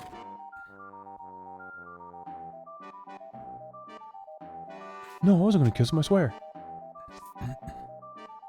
Okay. Then Cloud threatens to chop his balls off, or it, I guess, is his dick off. He's going to chop his dick off. I think Aerith threatens to rip it off. Right? Yeah, and then Tifa threatens to smash it. And we're trying to get his plan. He's got some kind of plan with Shinra. Shinra has a plan, and he knows the plan. And the plan is that they are going to disengage the support beam that's holding up the plate over Sector 7, which means the city on top of Sector 7 is going to fall down and crush the city under it. Where Avalanche is supposed to be. And, yeah, kill everybody. All kinds of people dead. So we need to stop them. Because the way Midgar is set up is the rich people live on top, on the city on the top of everything. And then under the actual city of Midgar, the lower levels on the ground are the slums. It's where all the poor people live. And they live there, and it's really polluted because they don't get any sunlight. And so basically, Shinra's goal is to kill Avalanche. And the way they're going to do it is they're going to drop only the Sector 7 part of the top city, make it fall down to the lower end, and crush and kill everybody on both parts of the city. The top and the bottom. And then they're essentially going to blame Avalanche for blowing up. They're going to say Avalanche blew up the pillar to try to get back at us. It's their fault that the city dropped. And now Shinra's helping the people recover. So it's kind of like a double-layered plan. And we see there, that was Reeve. Reeve is like the only good person working for Shinra. And he's trying to stop the bad plan. Here, whoever you talk to first gets more affection, so well, we got into a fight.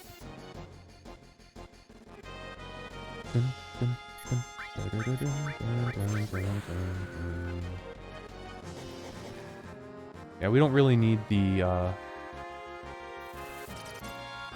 we don't need the limit breaks for this next boss fight.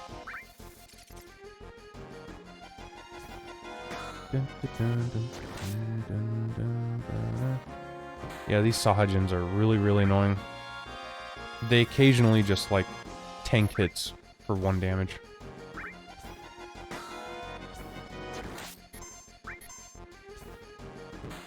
Yeah, I'll just use it, why not?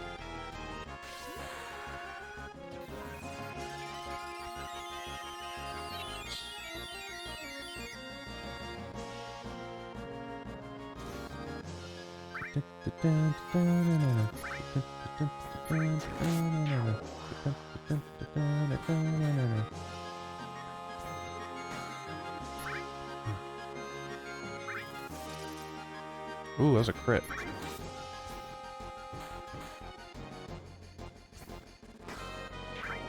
Okay.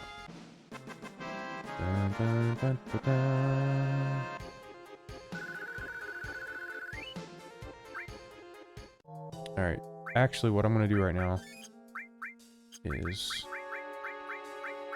I'm going to use my hypers. So again, a little extra physical damage, less accurate, I'm going to be missing more, and I take extra damage. I think I only take a little bit of extra damage, but much faster limit break stuff. Definitely worth it. 100% worth it.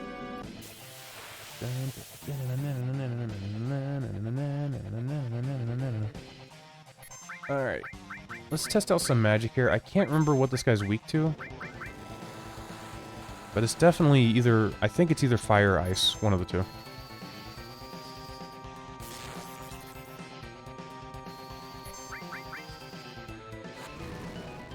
Oh, that fire missed.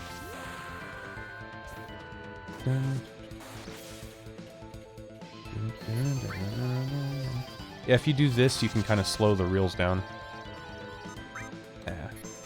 Didn't work. It doesn't work as well in the PS5. It works perfectly in the PS1 version.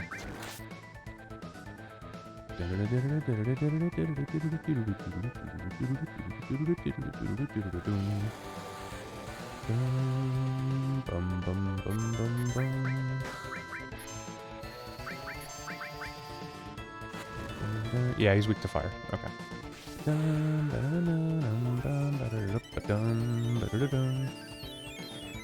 Yeah, this guy's not really that big of a challenge. He hurts himself, so.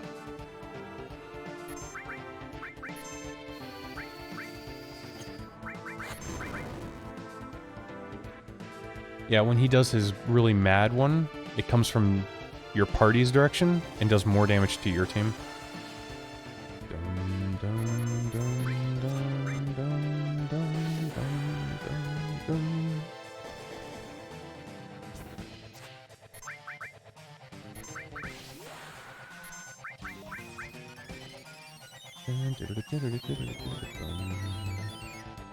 Bum bum bum bum. Bum bum bum bum.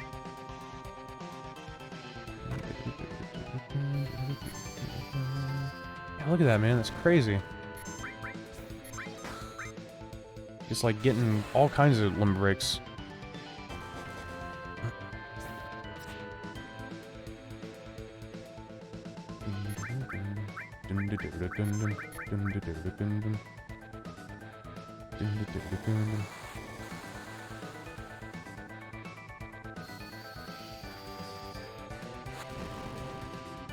It's gotta be dead soon.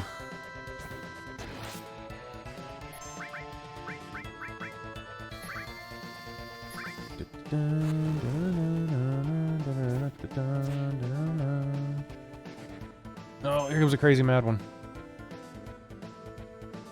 God dang it, I don't like you in my sewer. Oh, he's dead. And everyone gets full limit break.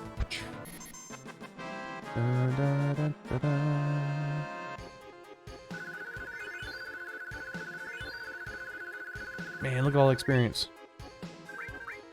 Okay.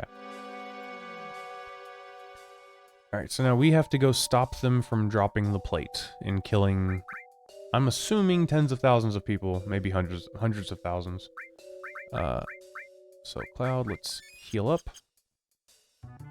And yeah, that's it. Boom, boom. Got a potion.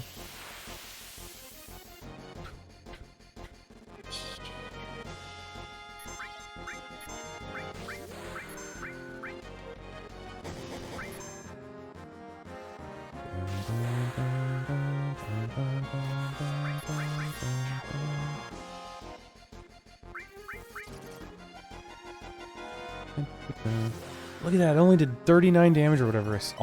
I got essentially half a limit gauge. Hyper is so good.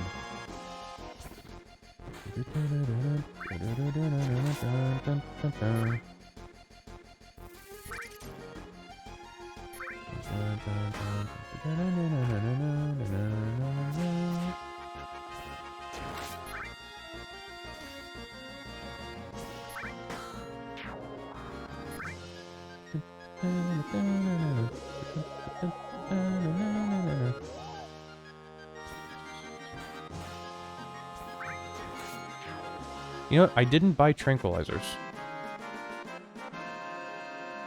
Which might be a problem. So, being hypered is really good for when you want to use limit breaks. But when you need to kill things, you don't want to be hypered. Because it lowers your accuracy. It'll actually prevent you from getting kills.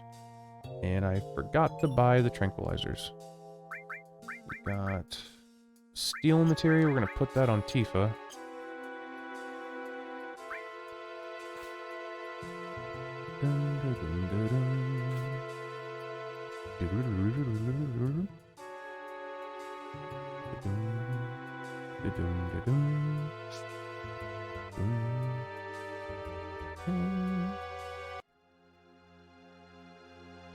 Okay, now we're in the train graveyard.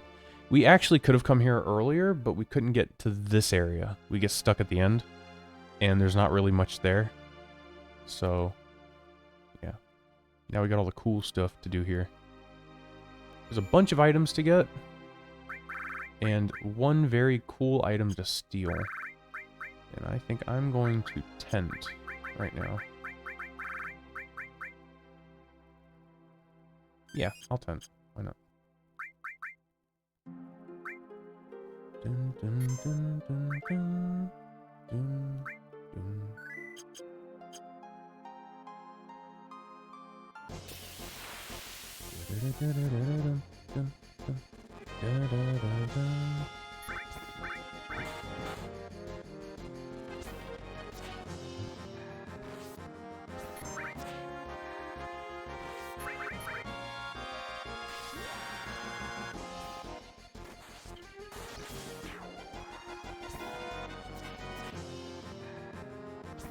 How many Phoenix Downs do I have?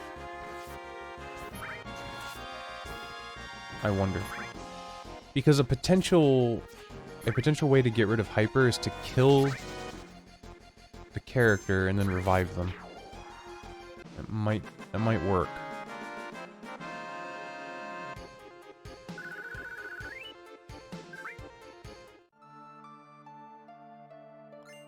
Here we get a high potion.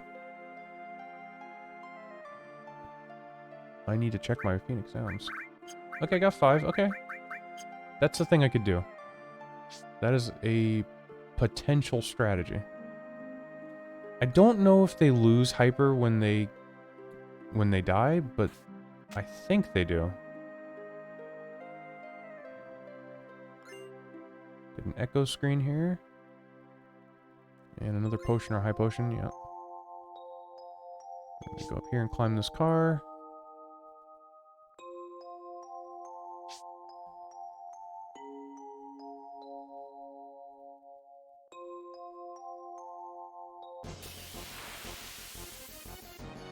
Dun, dun, dun, dun, dun, dun. Man, I haven't fought any ghosts yet.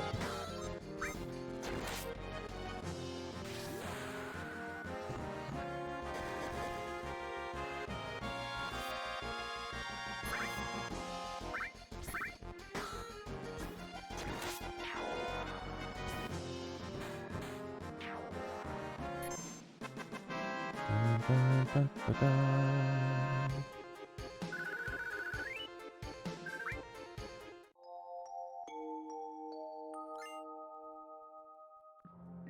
Now up here we go left.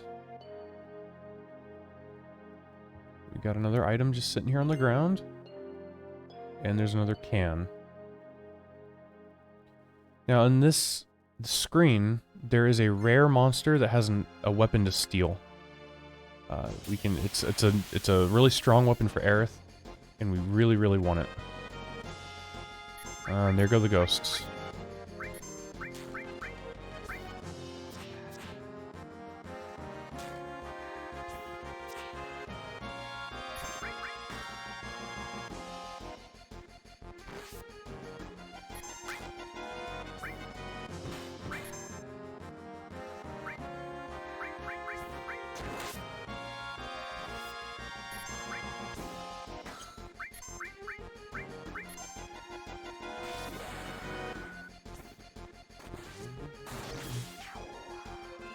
Dun, dun, dun.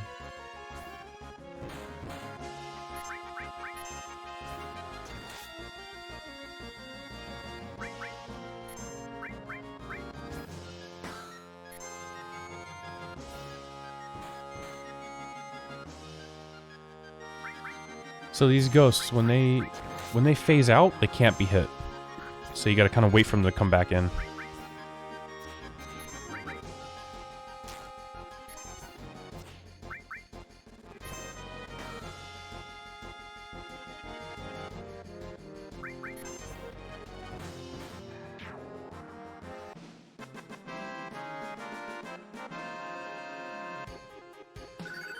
Oh, there's Cross Slash. Okay. So I'm gonna test out my my little idea here. I'm gonna see if Cloud dies, does he still have Fury? So up here we can jump on this train. I'm gonna push that.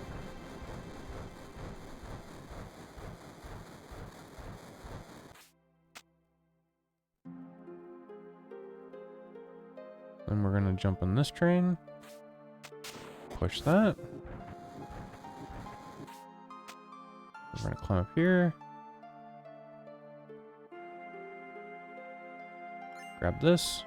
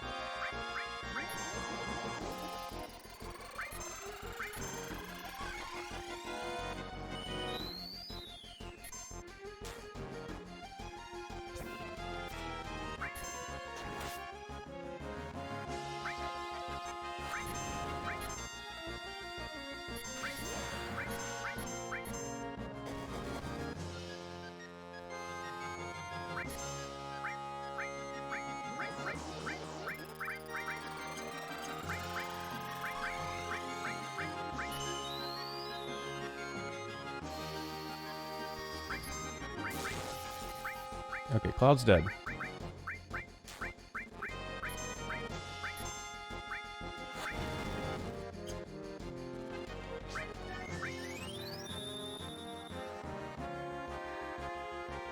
I don't know if he has Hyper anymore, but this is my idea.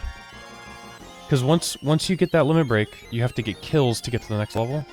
And having that lower accuracy is not great for getting kills.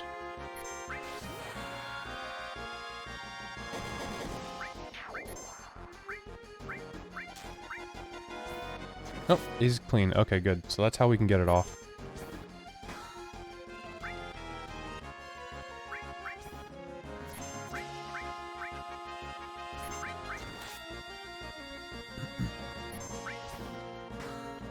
So yeah, if you just hold the cursor out like this... Oh, I guess not. Huh, I thought it prevented the ghost from coming back in, but I guess not.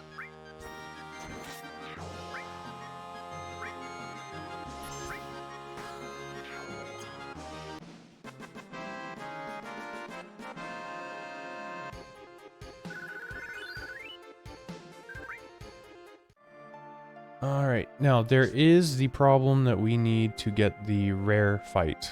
So I'm going to fast forward because I don't know how long it's going to take for me to encounter this monster.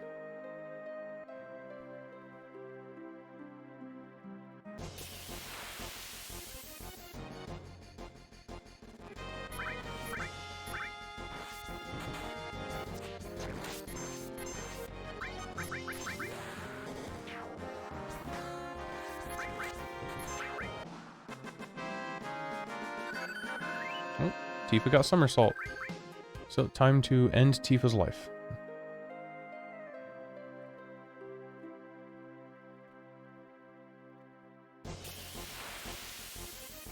Oh. Ooh. You know what, let's do it. Let's end Tifa's life right now.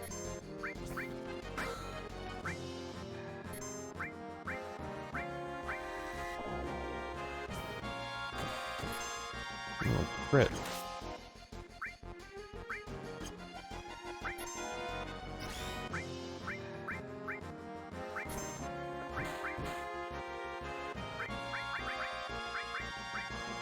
Phoenix down, and cure.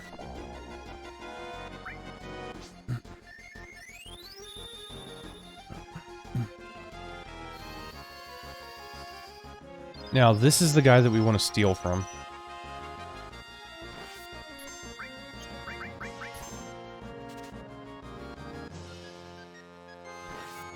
And it's going to take a little while.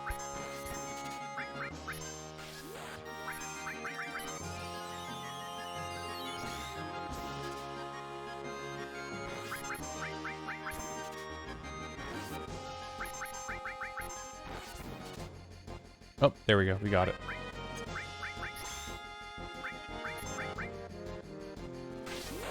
Okay.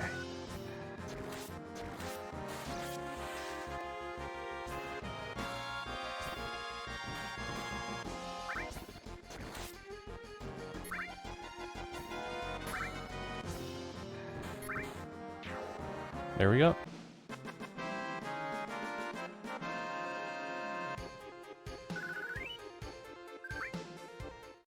Doesn't give you a lot of experience or anything, but the item to steal is really, really good. Boom, look at that. Tons of extra damage and stuff like that. So let's go ahead and heal. Now we can get out of here. Boom, boom, boom, boom. Boom, boom, boom, boom.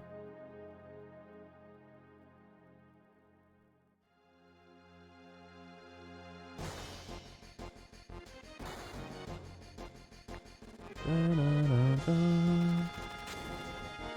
I forgot to unequip Aerith. Really, I should have unequipped Aerith's Mithril Bangle, or Mithril Armlet. Because I'm about to get Barret on my team. But it's not super duper important.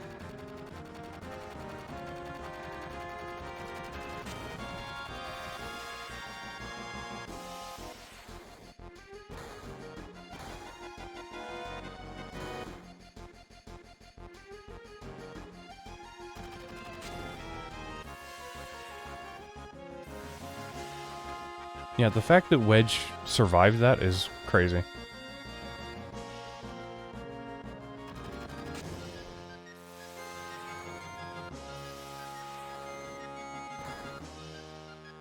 So, Aerith leaves your team. This guy is a shop. And I I don't need the tranquilizer. Oh, I do. I might need tranquilizers, so... I'm gonna buy 10 of those. And I still have 8 hypers, so I'll buy 2 more hypers. And I'm gonna buy a tent.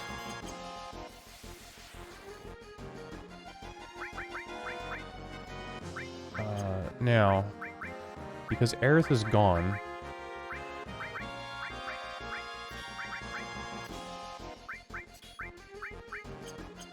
There we go. Up here, we're gonna save. So, Tifa has told Aerith to go to 7th Heaven and find a little girl named Marlene. And Aerith says, don't worry, I'll put her somewhere safe. It's all good. There's Biggs. He's sad, he's dying, no one cares. We're not talking to him.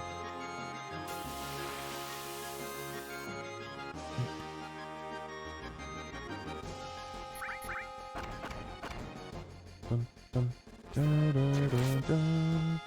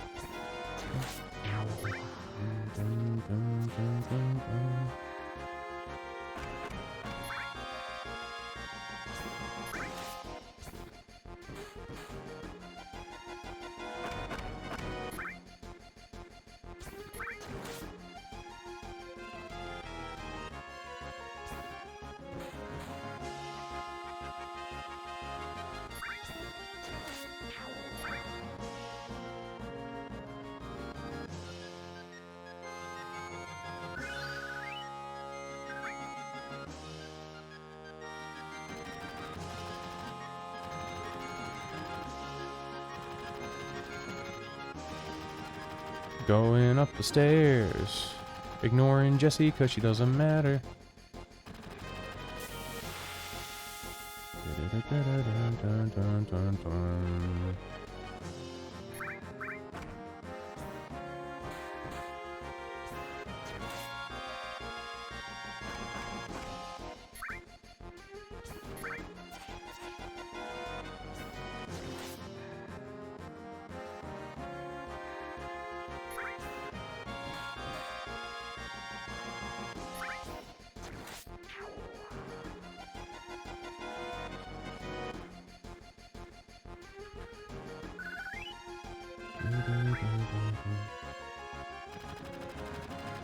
Alright, there's Barret.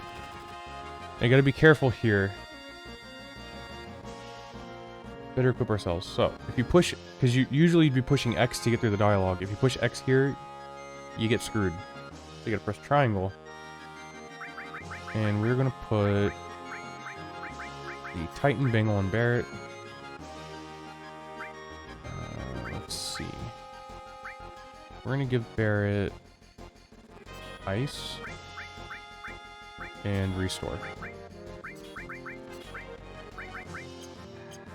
And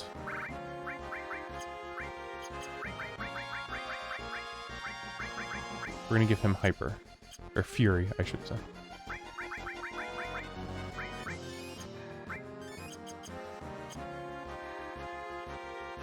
Because Barret only has his original limit break. He didn't get his second one yet.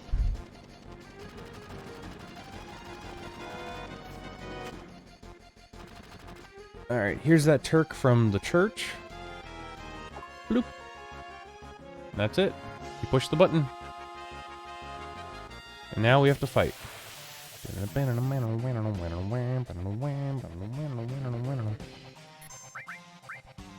Let's go fire.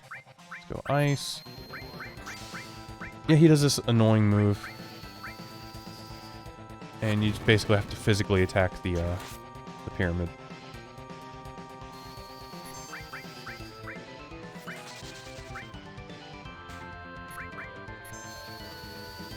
I can't remember if he's weak to ice or fire. I think it's fire.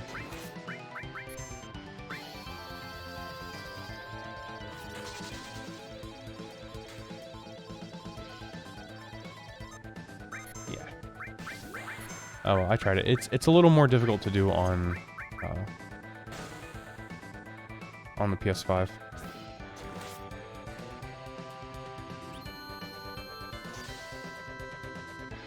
Dun, dun, dun. Dun, dun, dun, dun, dun.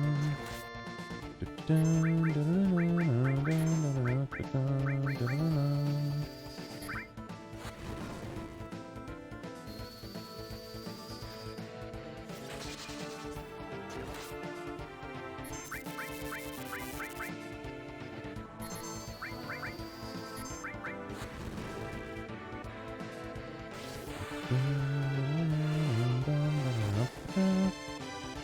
Yeah, his annoying pyramid move. You just gotta hit it physically to break it. If your guys are KO, if your guys are killed or in the pyramids, then you game over, so... In the pyramid, your team is essentially as good as dead. Yeah, all in all, not a difficult fight.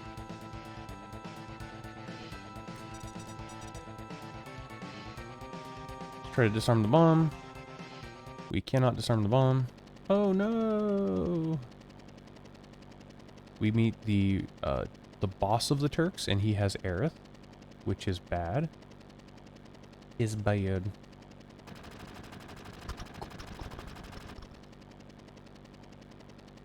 But Aerith does say, hey, something like I saved her, I put her somewhere safe or something. Oh, she's alright, that's what she says. Smack. And then she gets bitch slapped. So before he smacked Aerith, he did say that Shinra was looking for the Cetra, the Ancients, which are like almost at this point like mythology, where it's a race of people who had magical powers who lived in the past. Alright, Barret, get on up there.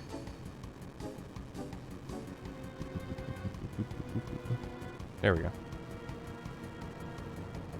Doom, doom, doom, doom, doom. We have a fortuitous, conveniently placed crane wire there. And we use it to sling all the way to the entrance of Sector 6. As you can see, the entire Sector 7 city is just dropped on top of the slums. The Sector 7 slums.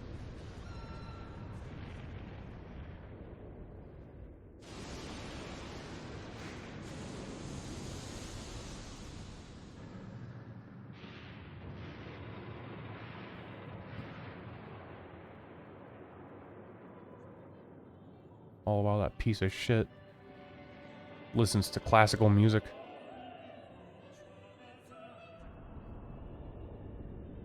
From his fucking tower. But it's okay, we'll give him his. We'll pay him back. Materia! We can't get it back yet. We can't get that yet.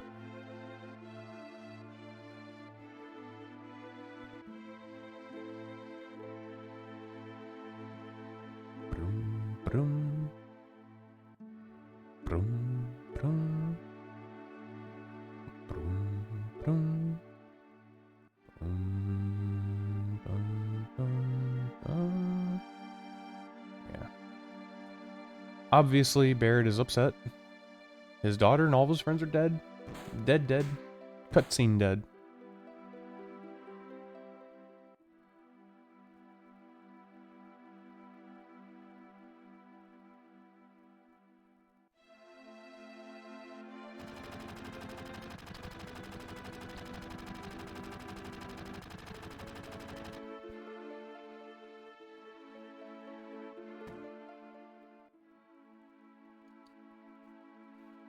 Okay.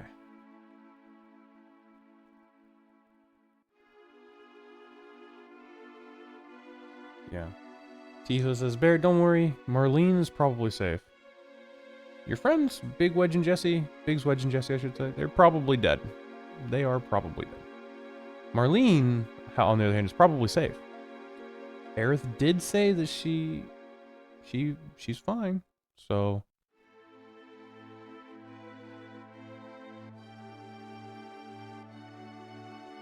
And it's like, we all hate Shinra even more now. Let's go get him.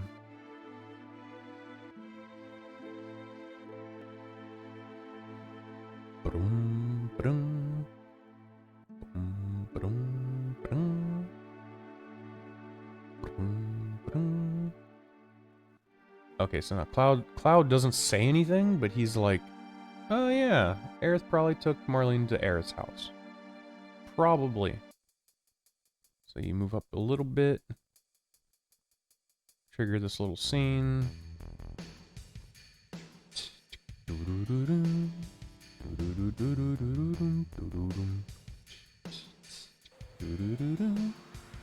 Get another little flashy flash. Something he remembered from his past about someone talking about the ancients. This guy, Sephiroth. Now we can go. And I'm gonna go back. I'm gonna get this materia. And I'm gonna put that materia on Barret. You don't really need it, but we got it. Hey, there's the house. There's that dang house.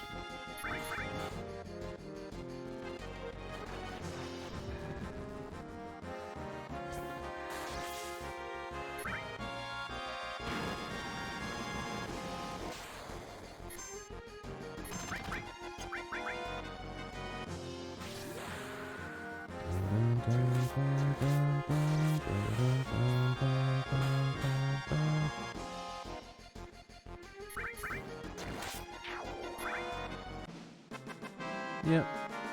We fought a house.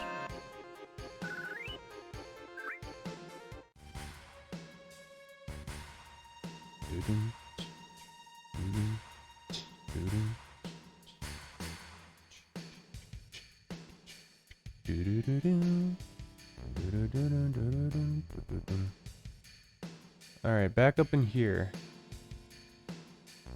Nothing important, really. Only thing we got to worry about is coming up here. Remember to read the Shinra's Paradise if you didn't last time. And talk to this kid. Because you didn't steal his money, he gives you a turbo ether. Which is great. Super duper cool. We're going into Aerith's house. Let's save our game. Because we're about to get a bunch of exposition. Aerith's mom is about to take a big, stinky lore dump all over us. And here we go.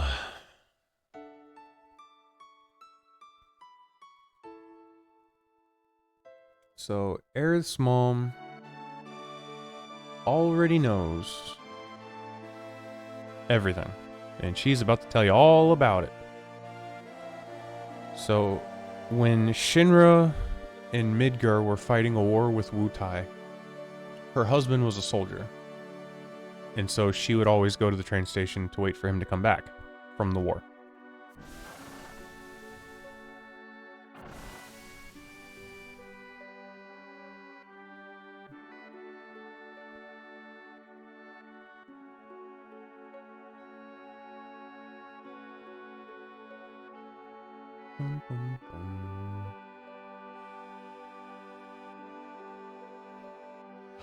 Ugh. Yeah, I just got off a pretty long day of work today. 8 to 6. So.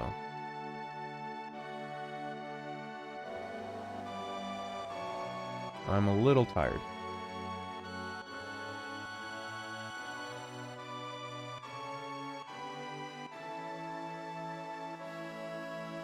So one day when she was going to the train station to wait for her husband, she found a dying woman with a child, and her dying words were, take care of Aerith or take her somewhere safe or something like that. So, Elmyra, being lonely, decided to take Aerith and adopt her, sort of.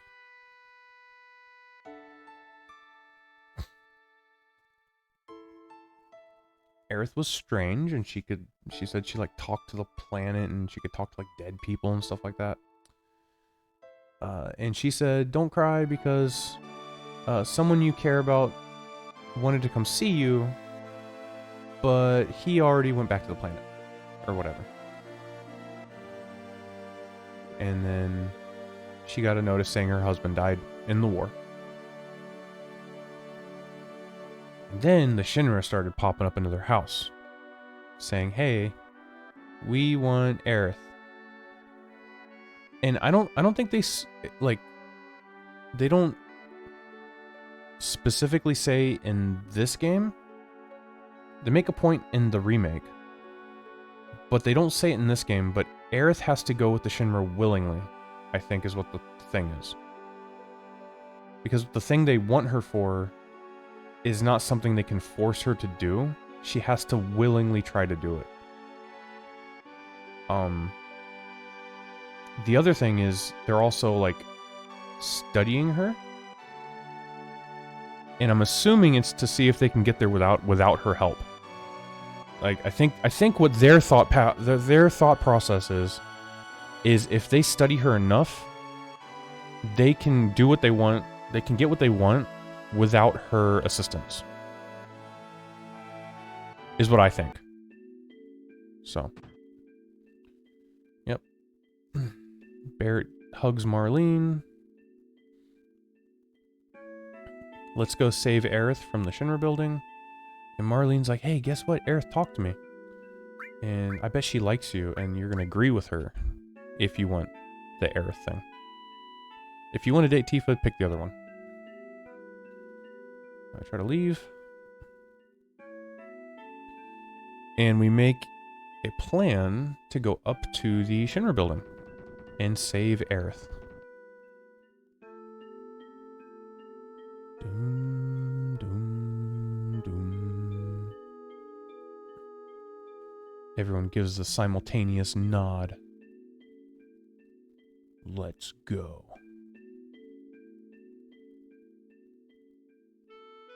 So, we don't really have any leads, so let's go to Wall Market because that's the big place in this area. No, I don't want to quit.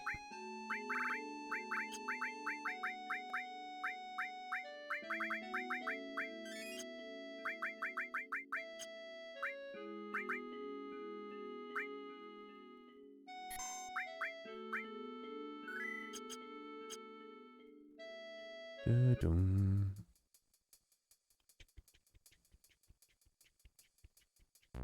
Dun, dun, dun, dun.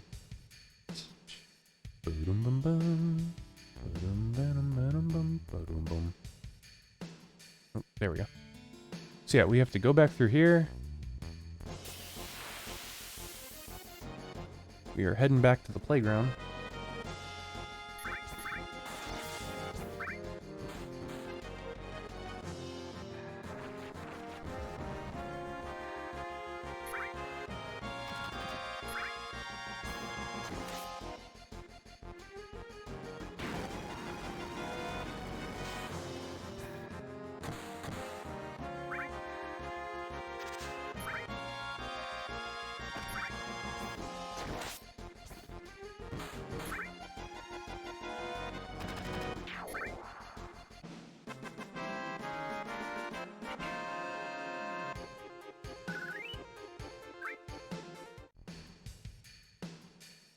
Doo-doo-doo-doo.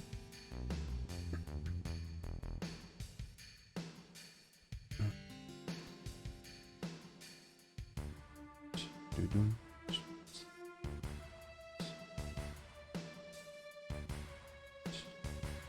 So if you do a little exploring, you'll notice that a lot of the NPCs have like different things to say to you, and not all of them are very good.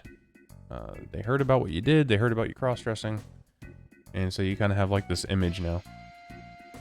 But we do, because I forgot to unequip Aerith's Mithril Armlet, let's buy another one for Barret.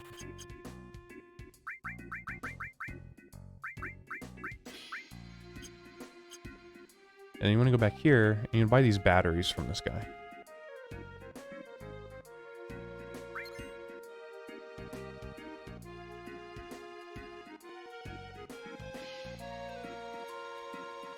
And if Cloud got picked, you got to skip a fight. But if the Dawn picks Aerith or Tifa, Cloud ends up in this room. And you have to do a couple of fights. But there's also an item in here. There's a Phoenix down in here. Yeah. Dum, dum. Oh, and actually, I think if you go down to where Tifa got held last time, I think someone's down there. Yep, there he is.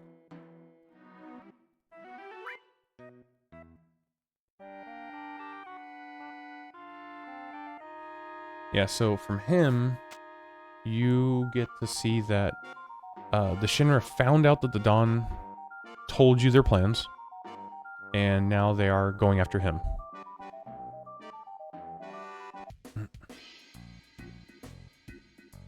So we're gonna scoot on out. We're going this way. Bum ba-dum, bum ba-dum, bum bum bum bum bum ba-dum, bum bum bum bum bum bum. So if we go up here, we can get up to Shinra Building, but only if we have those batteries that we bought. So if you didn't buy those batteries, you're SOL. You're gonna have to go back and buy those batteries. Love this music.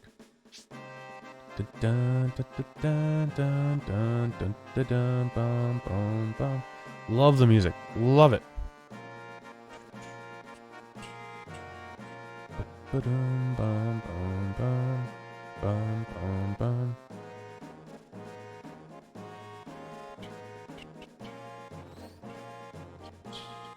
There are no fights here, so that's a good thing. This is the first battery spot. Put a battery in there. I'm gonna speed this up a little bit because it's kind of long. It takes a long time for this to do. Like, this is 3 times speed.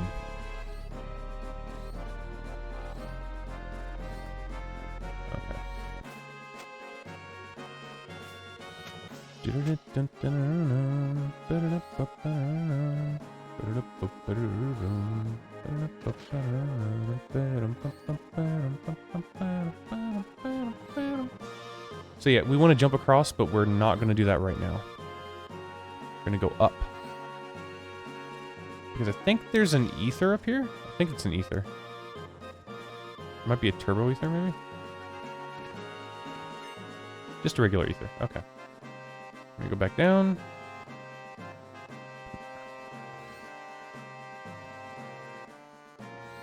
Okay, let's see.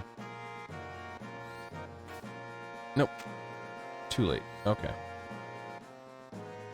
So yeah, I think you want to get it when that bar's just about to touch the wire that's underneath you. Just before. Yep.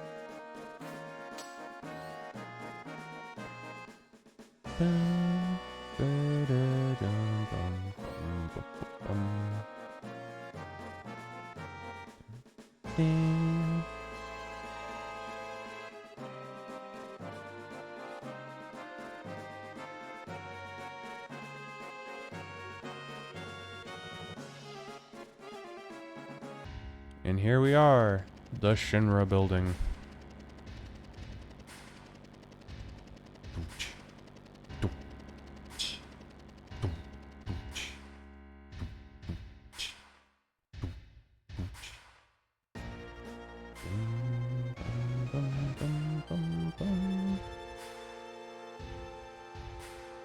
I will say, in the remake, it is kind of a thing where you break into the Shinra Building, and you find out that the mayor's been helping you the whole time. He's been like turning off cameras and basically like putting out fires as you're tearing ass through the building. Which I think makes a lot more sense than 3 people just being able to run into this like mega corporation with like a standing army. So you can bust in through the front or sneak in. We're gonna bust in through the front. If you sneak in, you climb up these like 60-something flights of stairs, and you actually climb literally like 60 flights of stairs. And there's like one, I think there's an elixir in there. Definitely not worth it. Much better to just rush in through the front. Much faster, more experience, more gil, more AP. And there's some stuff on like the first 2 floors that you want to do.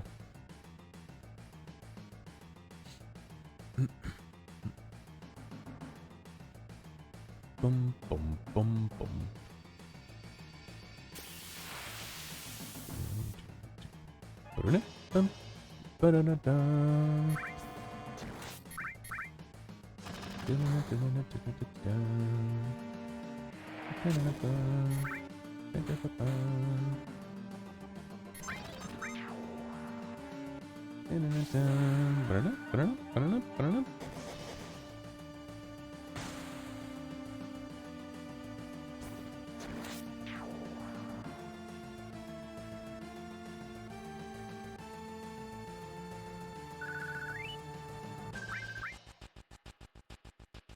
Okay. Now, on the first floor...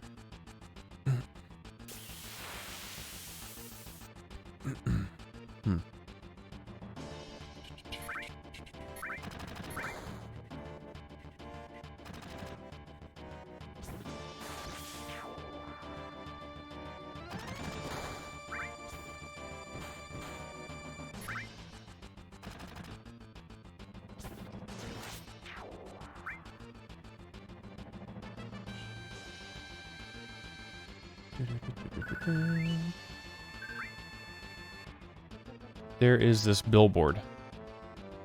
The left half is useless. The right half has Turtles Paradise 2, which is really cool. You want that. Now we can go up to the second floor. And the second floor has this little place right here. Now, I'm not going to do it, but if you get rid of these two, this TV has like a whole thing you can look at, like cars and shit for the game. We're not going to do that. This is an item shop.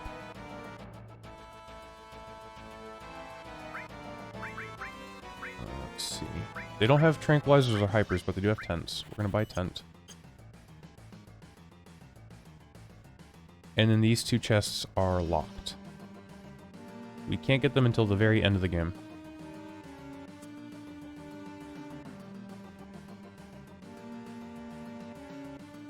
Then up here on the 3rd floor, there's another thing you can look at here, which I'm not going to do.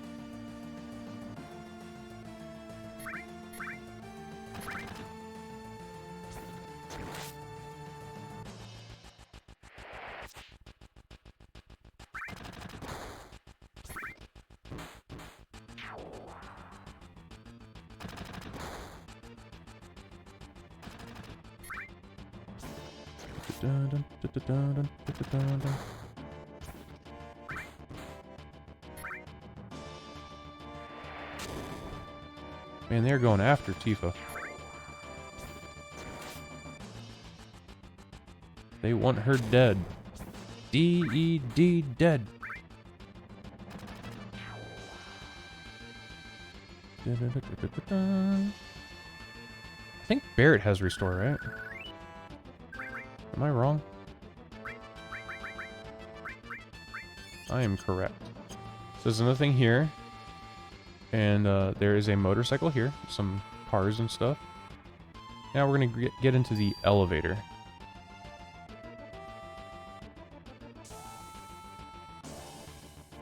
Now this elevator goes out of control. It goes absolutely bananas.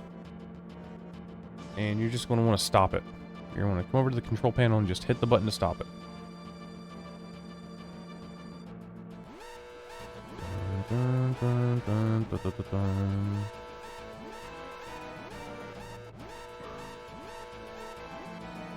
Floor 21 is a fight. There's a chance it's a fight, and then there's a chance that it is just like a random NPC. So, I mean, the fights are good because they give you experience and whatever, but it's not really crucial to get the fights.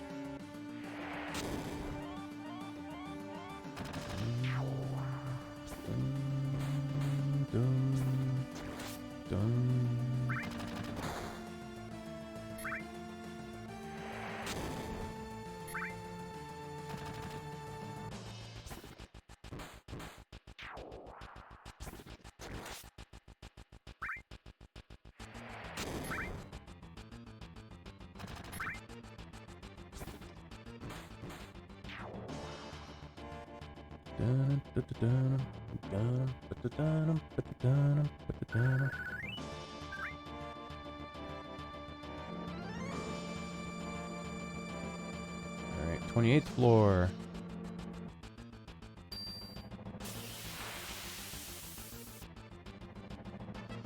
Who is it this time? Ooh, the mighty grunts. They are mighty mighty.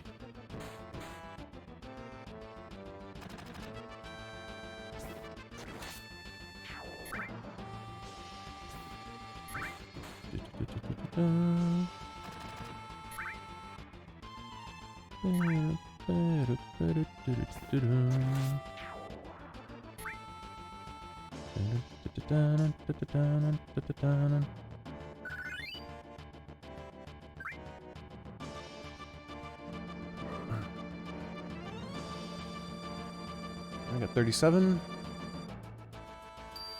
Boom, boom, boom, boom, boom, boom, boom. A Moth Slasher. Hey, bud. What's going on? I'm gonna steal from you. I'm gonna speed up the game.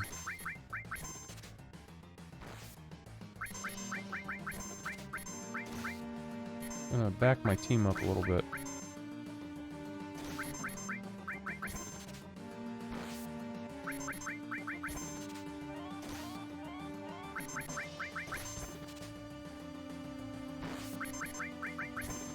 So yeah, Moth Slashers, there's 2 enemies in here that we want to steal from. These guys, and we actually want to steal from them 3 times. And then there's a Soldier Third that we want to get a weapon from. Wow. This guy just does not want to give up his item.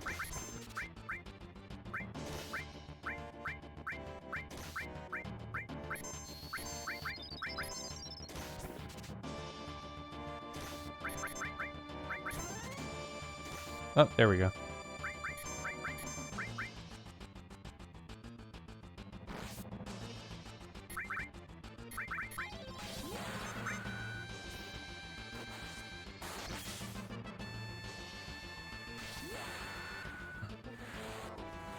Dun, dun, dun, dun, dun, dun. Dun, dun, dun. Dun, dun, dun, dun. Alright, and so that thing we just got is a carbon bangle. It is much better for armor. Dun. That's why we need to do it 3 times, because we want 3 of those pieces of armor for our whole team. That is what we want. Oh my god, we got another one.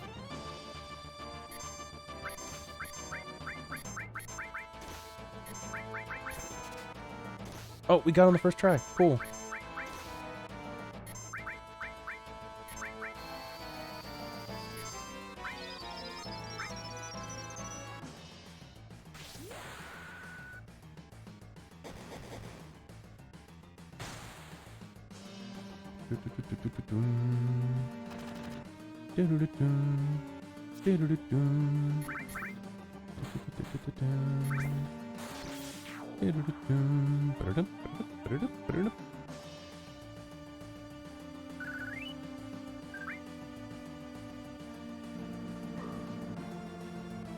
And we're here.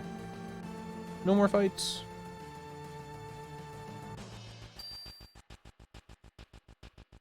I mean, we do still have to fight, just not in the elevator.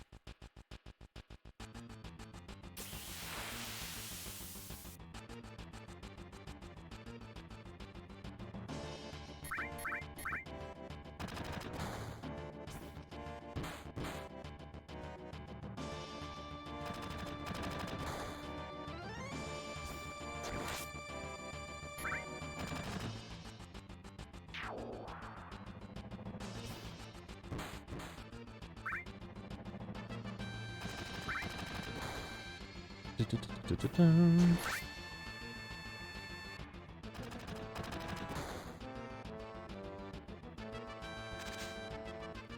I forget to put on my other carbon bangle? I think I did.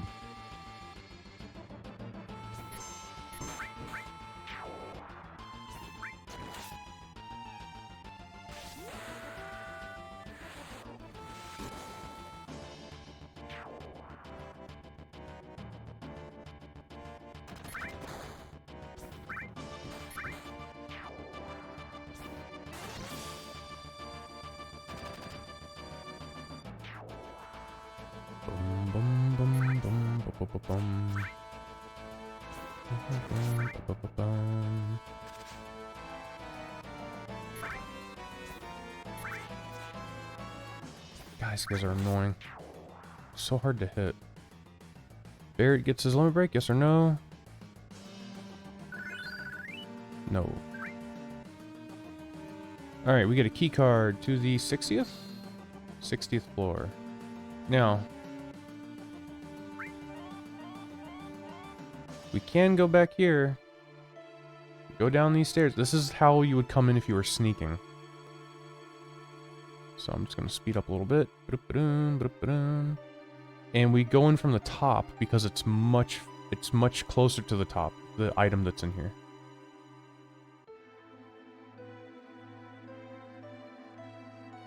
Now look at this. Look at this. Doesn't this look fun?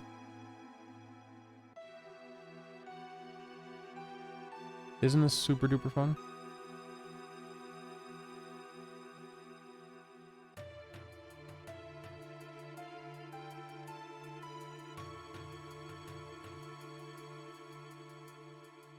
Where's the item at?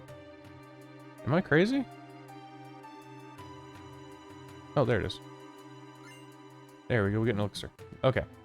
That's the whole reason we went down there.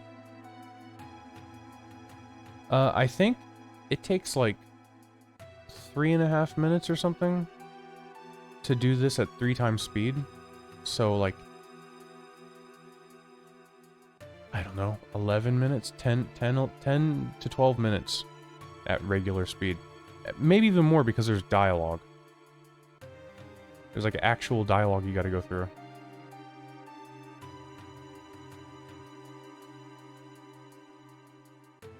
So probably closer to 15 minutes of just running upstairs.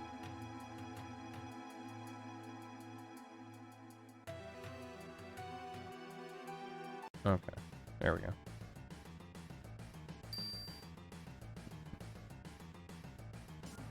Another elevator. Let's go to the 60th floor.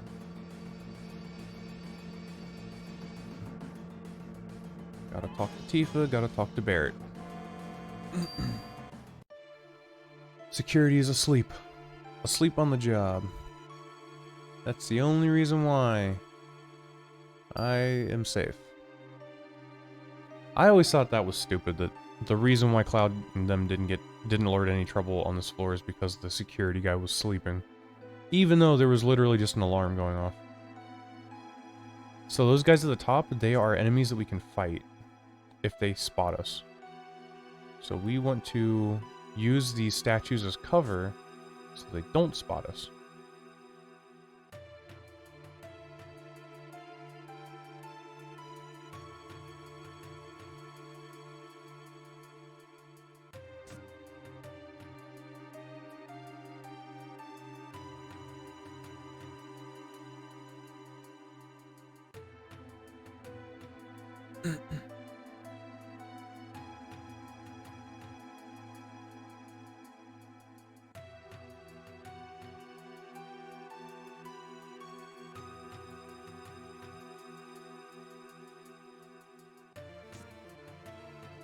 Easy peasy.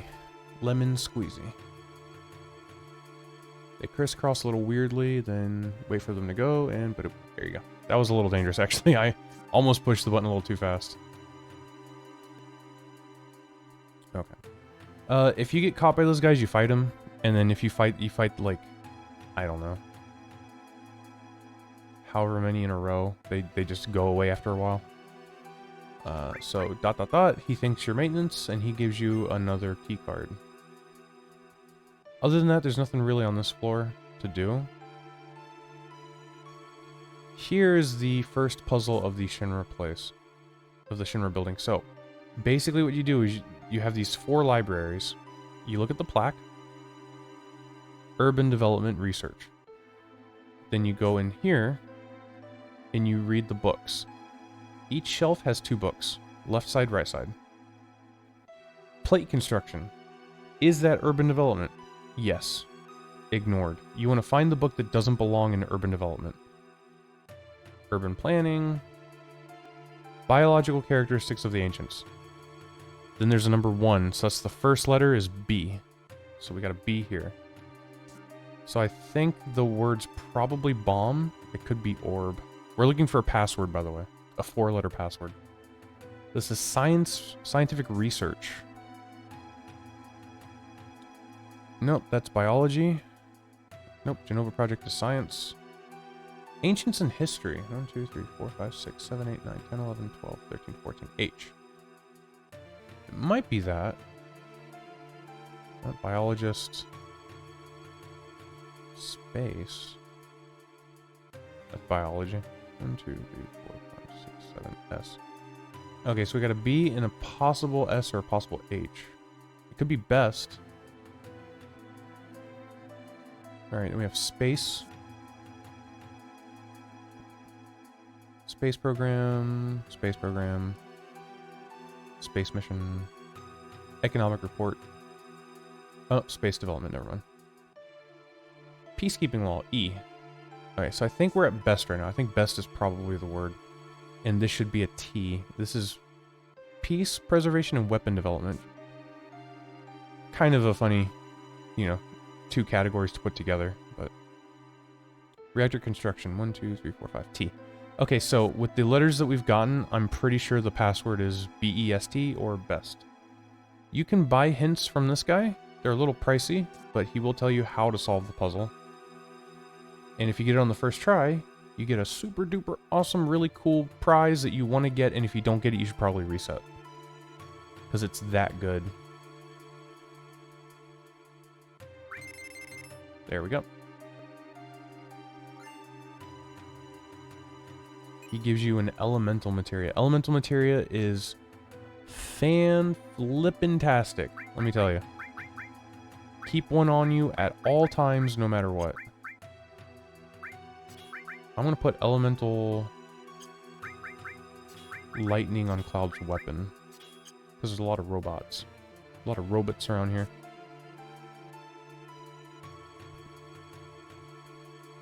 And he gave you the keycard to 65. So we're good for a while. We got 63. Here's the second puzzle. It says we can open 3 doors, and we want to get the coupons. So, all the way up, hug the ceiling. You're going to want to go left. Keep going till you hit another wall, but don't do this one, do the bottom one. Enter the door, grab coupon A, and climb inside the vent. And don't do what I just did, apparently, which is, I guess, hold up.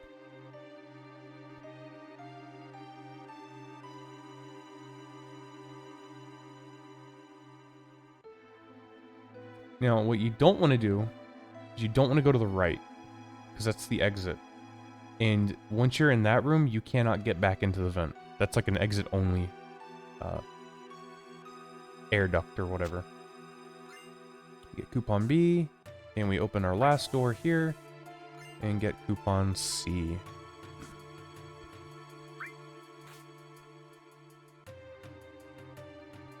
Dun, dun, dun, dun, dun.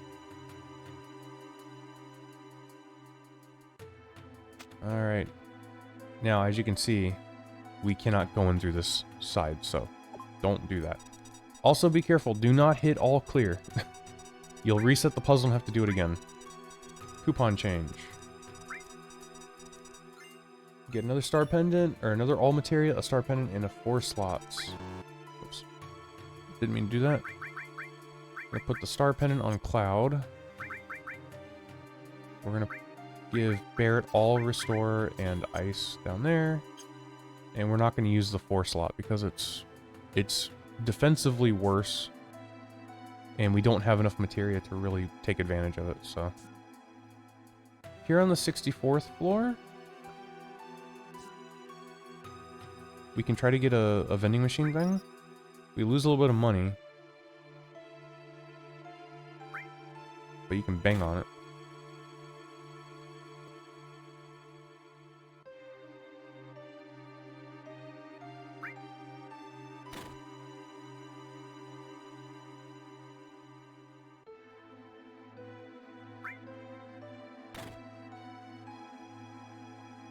I think this gives you an item at some point, right? Does it not? You might have to wait until later in the game to do this. Okay, it might be later in the game. So I think this sets up something for later. Then, you can go up here into the locker room. Now, these lockers, I think there's 1, 2, 3, 4 lockers on each row. And that one gave us a Phoenix down. There's an ether.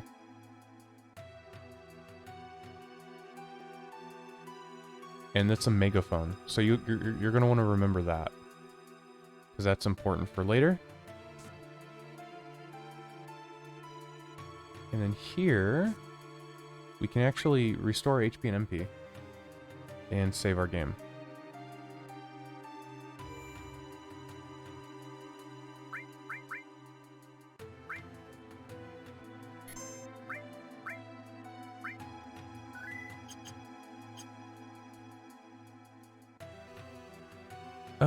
Do I want to call it quits? Yeah, I'm going to call it for tonight.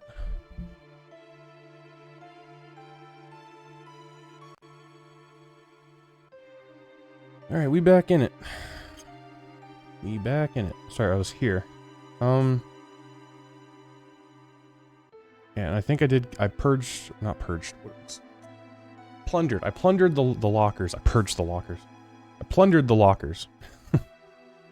Alright. We gotta go in here. This is sort of a puzzle. It's not exactly a puzzle, but it's kind of. And you basically just have to figure out which box is unlocked. Then you come in here, and you put the piece in. And as you can see, there's a bunch of holes. Now, the only one that you can't do is this one right here. This is actually Sector 7. So, you know, they dropped the plate, so that has to have a hole in it.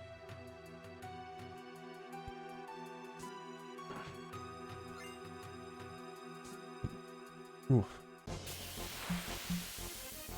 Man, I got some crazy heartburn right now.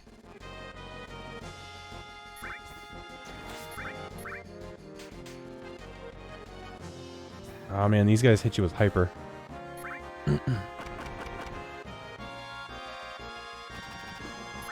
Wait, why doesn't Barret have hyper? Is it because I fell asleep in that resting room? That might actually be it.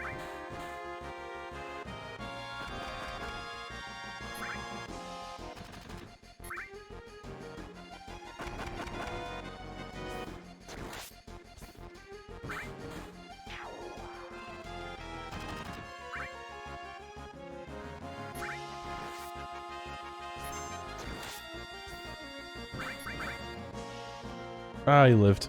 Oh well.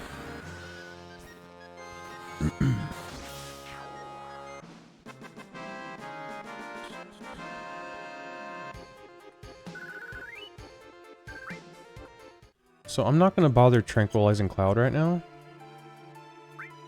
But I will hyper Barret. So I thought I had 2 carbon bangles. I do. I just never put it on. Okay, well that's nice. Alright, I need 1 more carbon bangle. Oh, whoops, I need to... okay, I need to put this in.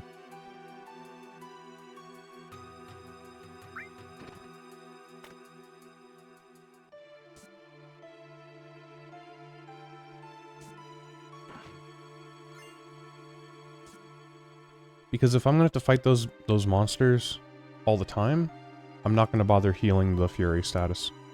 Because they'll just keep putting it on me. And then I'll run out of tranquilizers.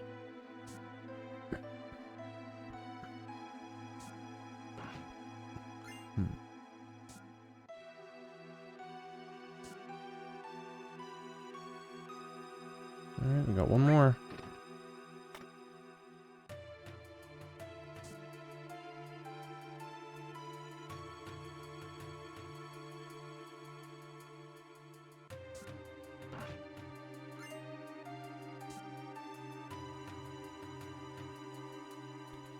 You know, after putting like 110 or whatever hours into that Archipelago randomizer, I'm still not done with it, by the way.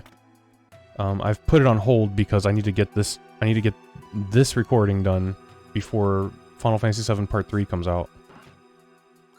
But after putting 100 hours into that Archipelago randomizer, it is real nice to play a game where I know what I'm doing.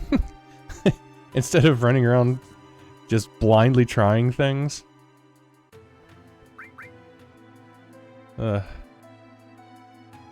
The Archipelago's fun, man. It's real fun. But I go okay. But I'm telling you, like, just being like, oh, I need I don't know. I need Fly for Pokemon Red. And you're like running around Mega Man and Final Fantasy 1. And you're just opening up every chest you can possibly get. And you just keep getting like dust bunnies for Power Wash Simulator and 5 coins for Mario World. It's like, oh my god. Yeah, so they pretty much talked about the plot to drop the plate on Avalanche and how they're going to raise essentially taxes, I think, to help pay for the reconstruction, or they're not reconstructing or something like that, and they're gonna divvy it up between the weapons development and the army. And then Hojo is saying that he's got Aerith in the back, and she's not as good as her mom, but she'll do, and also their research is going to take like 120 years or something like that to finish on her. So he was thinking of breeding her in order to make more subjects that they can test and finish the testing before, you know, without her dying and then they're left, you know, SOL. So, you know, real just fun stuff. Just a stand-up guy, this Hojo. Also, raised in a barn. Doesn't know how to close doors.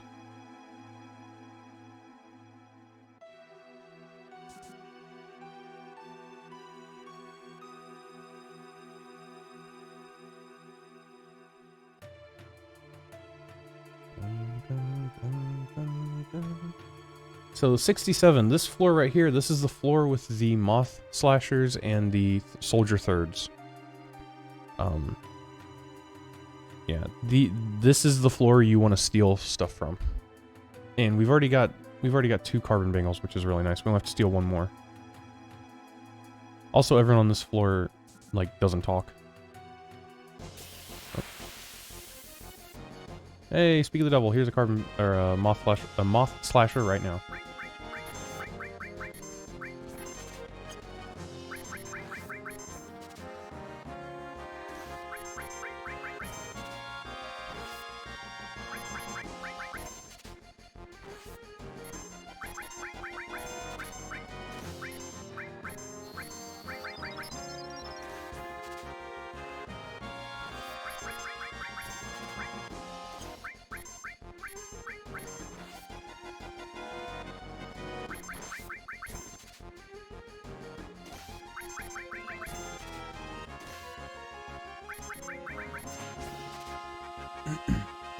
Wow, this is a It's taking a while. There we go.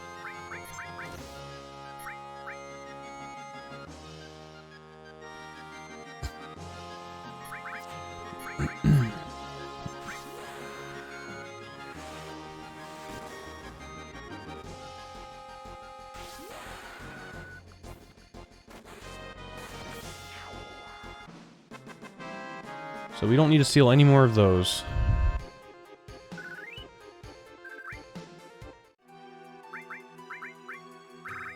And we're not on that floor anymore, so we can get rid of Cloud's Fury. Let's put the Carbon Bingle on Barret. Yeah, these guys, they completely ignore you. Cannot talk to them.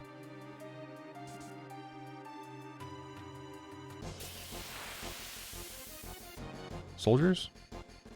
Nope. Warning sign.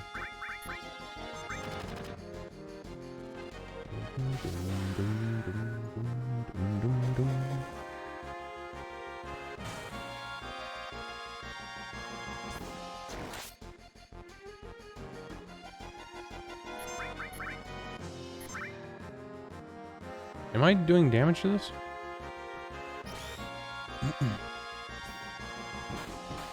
Okay, I am.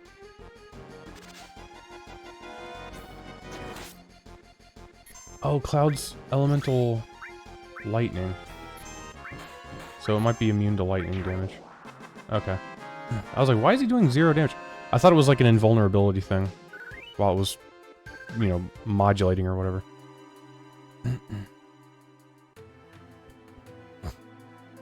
Alright, we use the incredible stealth skills to hide behind nothing? Hide in plain sight. Just like a ninja. I guess we're supposed to be hiding, like, tucked away in the corner behind the Jenova cell, but the way the game makes it look is like we're just sitting like crouched down and right next to a box. But I guess they were hiding. Why not?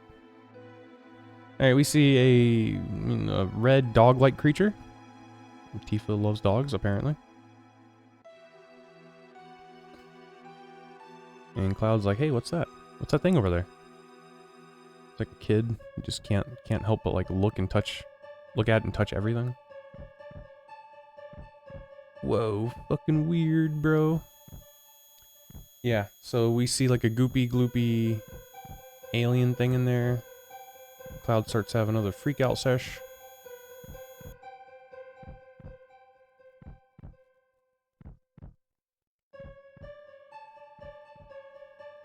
This is like damn headless spook. Oh, maybe he says it later. Where's its effing head? Where's its fucking head? This whole thing's stupid. Alright, so we see Jenova. Sephiroth gets mentioned. There's a specimen in there, some kind of dog creature. Run up here, we get poison materia. It's not like super useless, but it's not like super useful. We're gonna chill out here, and we're gonna encounter some soldiers to get another steal. Oh boy. Oh, not this way.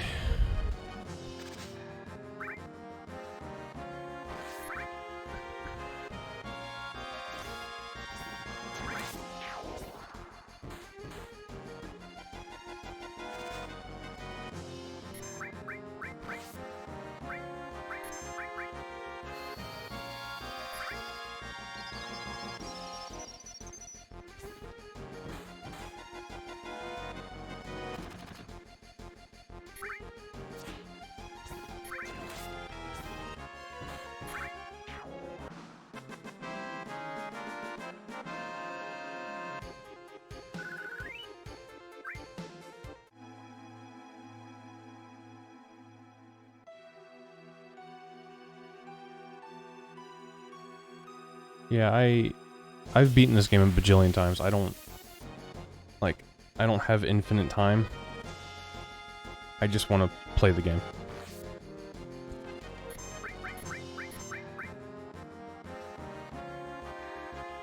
So, so for certain things, I'm going to be speeding up. Hunting specific monsters to steal from, and grinding, and all this stuff. Getting Yuffie. I'll be definitely fast forwarding through all that.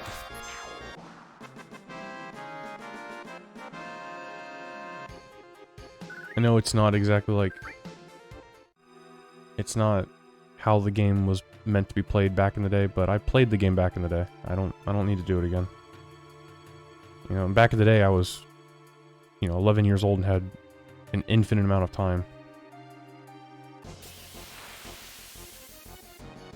Oh, thank God. Oh, I hit miss. Gosh, dang it.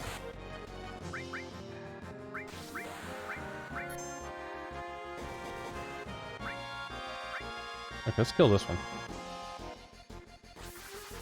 So these guys hit pretty hard. So the strat is to just straight up kill one of them.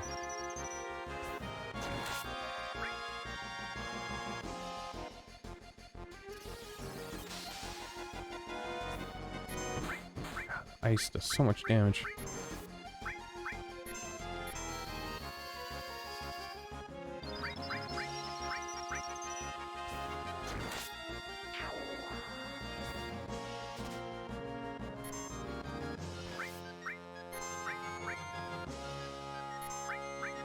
Here we go.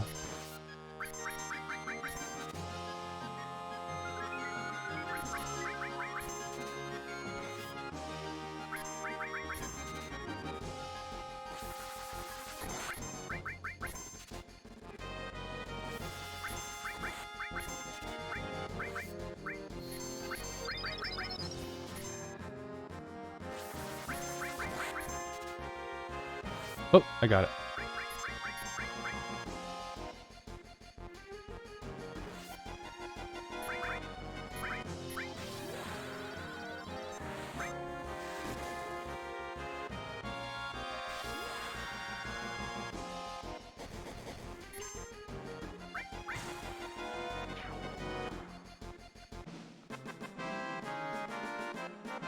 So now that we've stolen from the enemy that looks suspiciously like a cloud, except blue. Let's go put that on. Look at that. Look at that stat increase. Almost doubled. Yeah, look at all these materia slots. We are decked the F out, dude. Alright. Let's use some items.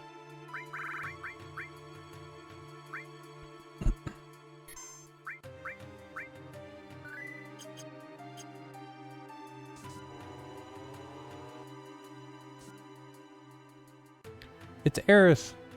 Oh my god! Oh my glorb!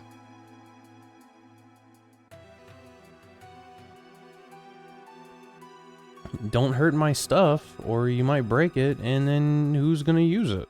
Like, be smart. I mean, it is kind of, you know, he does have a point. Like, if we shoot up his BS, it could, like, explode or some nonsense. So, that is kind of true, but... Also, he's out here, where is it? Lending a helping hand to an endangered species. Both of them are on the brink of extinction. If I don't help, all these animals will disappear. He's trying to get them to fucking breed. He's trying to get the dog to breed with the girl. He is as what the Japanese would call hentai.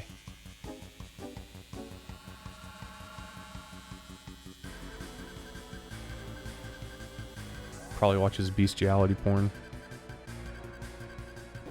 Oh! Get him! Get him, doggo friend.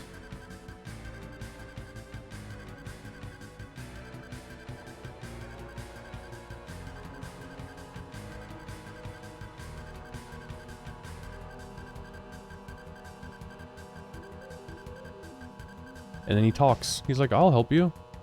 Oh, it talked. Okay, Tifa, you go take care of Aerith. Alright, he's Red 13. We'll just keep him as Red 13. I usually rename him to Nanaki, but I'll just keep him Red 13. Okay. We don't have fire. Fire might be on Tifa. I can just attack.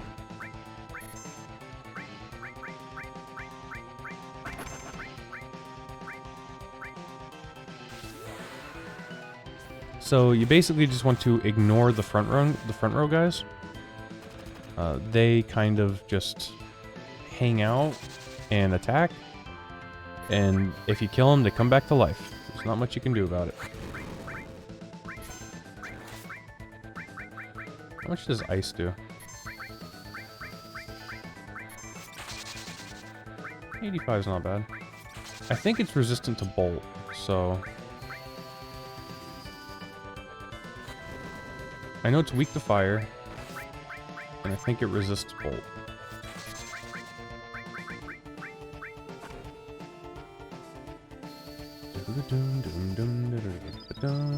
Yeah, killing the front row guys is like pointless.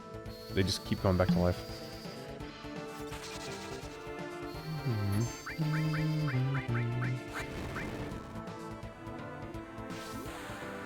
I like how when Barrett's poison, like his tattoo and beard don't get poisoned either.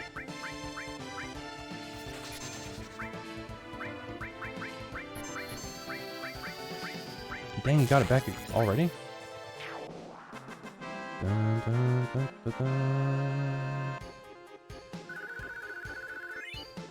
he still doesn't have Mind Blow. That's crazy. Okay. We have a new party member. We got Red 13. Let's go. Let's go with our friend Doggo. One of my favorite songs in the game is Cosmo Canyon. Alright, let's do... change party. So, I want... Aerith.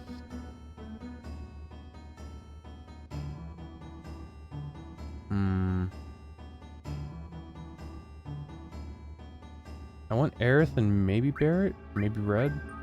No, I'm gonna go with Red. I never play with Red. I never do. So I'm gonna do Aerith and Red. Aerith and Red.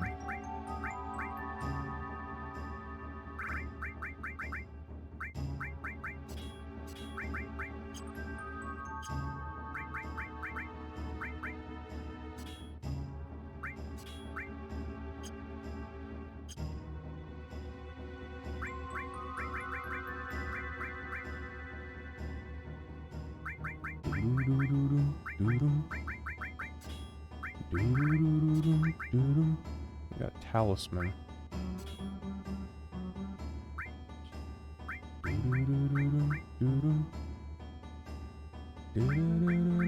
See, here's another sense material, which I don't need. He's got all fire. All's really good. The fire is much better than what I have. So I guess we'll keep all fire on him. Aerith can get all restore. We'll put poison, lightning, and fire on her. And on him we can have ice, sense, and steel. Yeah. Okay. It's probably fine. And she does have the striking stuff? Yeah. Okay.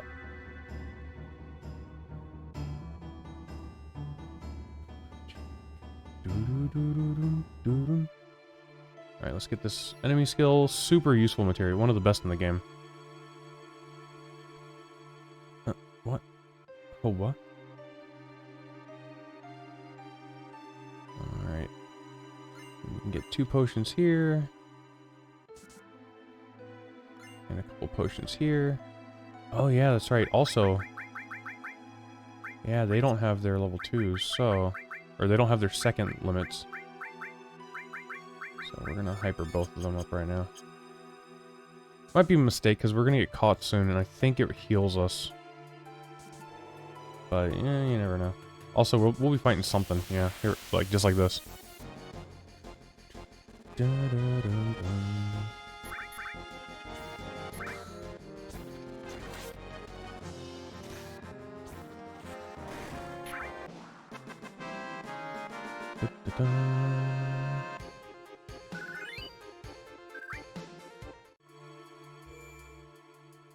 Alright, we're gonna save our game.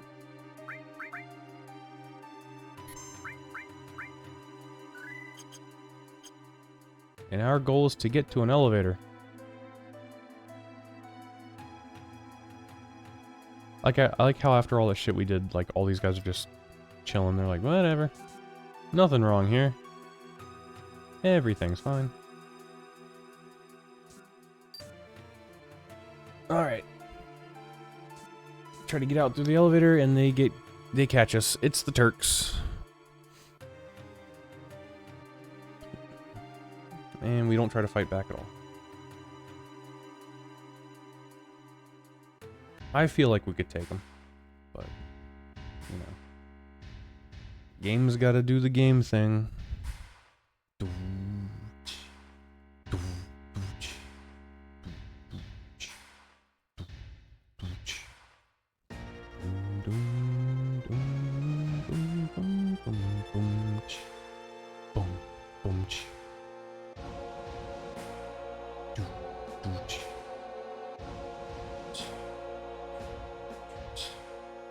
So Shinra is saying, hey, Aerith is the last surviving ancient. She's going to take us to the promised land.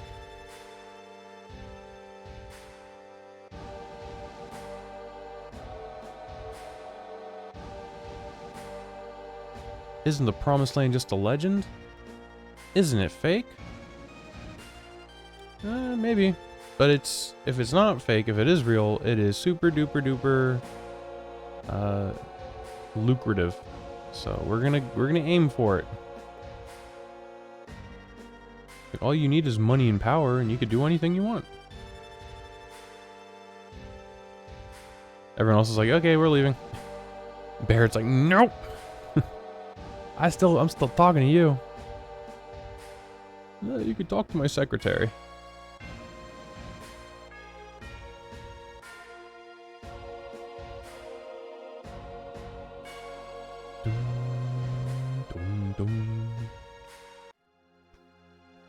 Okay, here is a crazy part. So, you go up to this door, and I think the person you talk to first gets some extra affection. So we're gonna do Aerith.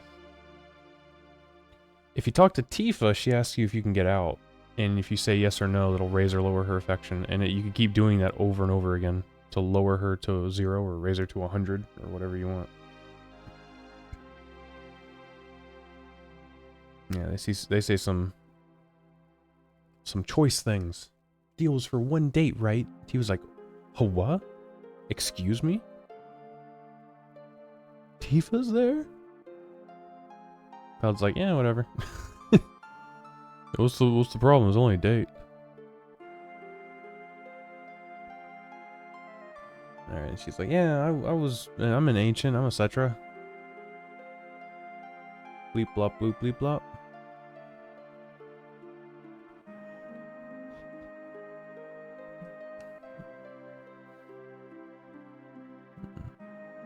Yeah, she can hear it really clearly in the church. She can hear the planet really clearly in the church back in the slums. But she can't hear it normally because it's too loud. Yeah, can we get out these two? See, if I say kind of hard, it lowers her affection. And you just keep doing it over and over and over. If you say leave it to me, then it'll raise it. Yeah. So, approach the door. Let's talk to Barrett.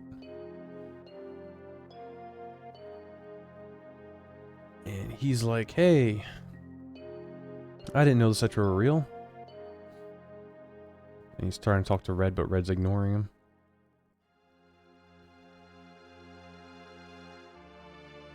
He's like, they're gonna kill the planet. I can't just let them kill the planet. I gotta rebuild Avalanche. Me and Tifa and Aerith and Cloud. What about you, Red? He's like, you're so damn boring. You're so damn boring.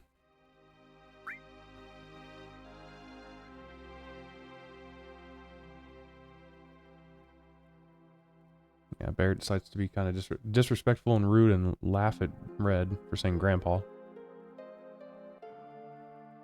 And then get some sleep.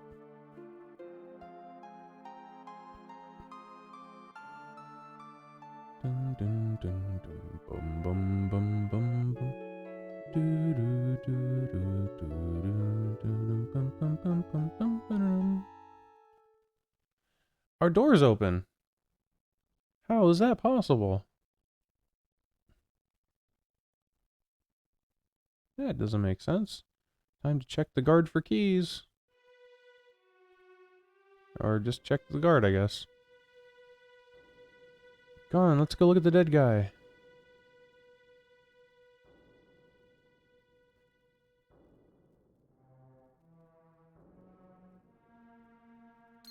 Now you got keys.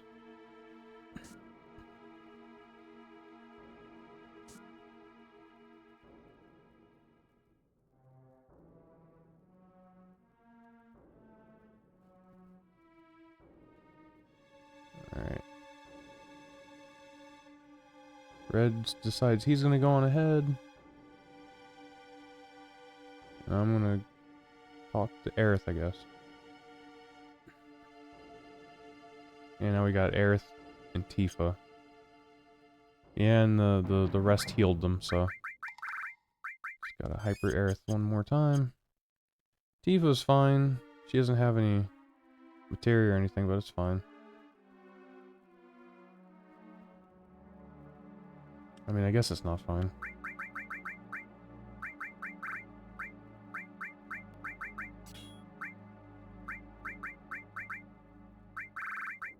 Oh, Red's materia's off. Let's do all fire, ice, and steel. Put sense on Cloud, why not?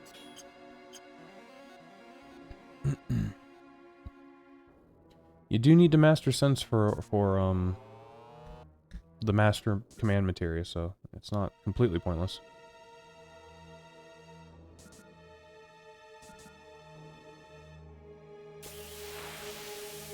Yeah, the enemies here are actually kind of rough. They do a lot of like status stuff. It can get really annoying.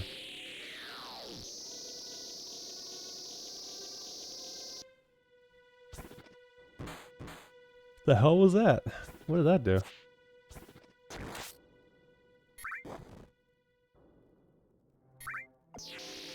Refuse. Oh, maybe it just targeted Cloud, is what it was. And Cloud's got the star pendant, so.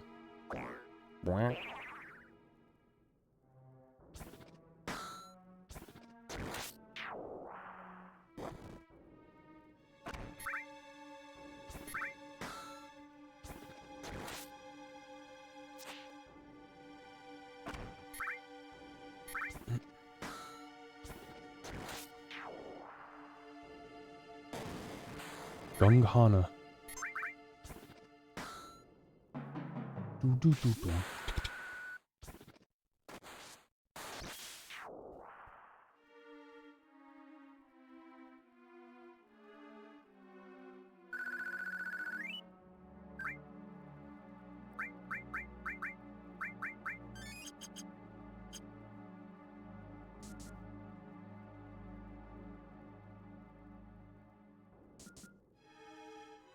Okay.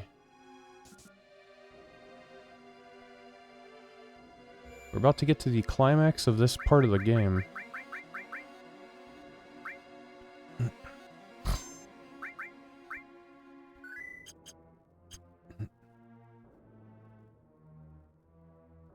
You know, I left the US in 2011, and I had a copy of this game. It was a greatest hits copy. I had an original copy of the game. One of my fucking quote-unquote friends stole it. He stole it, and then I saw him a couple years later. Okay, yeah, well, he's saying, yeah, Sephiroth is alive, and he killed Shinra. And there's Palmer, and Palmer's like, I saw Sephiroth, he was crazy. My friend, or I keep calling my friend, a person I knew who I thought was my friend, asked to borrow the game, and then never gave it back, and I found out later he sold it. Because I saw him later at a party, and he was like, hey, what's going on, man? And I was like, where is my Final Fantasy VII? Where's my copy of FF7? He's like, dude, you still remember that? He's like laughing. Yeah, I can't believe you still hung up about that, dude. It's just a game. And I was like, dude, it's like my favorite game of all time, and it's actually kind of expensive. Like an original copy of 7 is not, you know, it's not exactly cheap, but it's not crazy expensive, but it's not cheap. It's a cool thing I would have loved to have. This fucking asshole. Yeah, but anyway, I have a greatest hits copy of it now. And I hope it's still there. I hope it's still at my house. At my mom's house, I should say. I haven't been back in the US since 2011, so it's been about 15 years. Yeah, we get to meet President Shinra's son, President Shinra. AKA Rufus. Rufus the Doofus.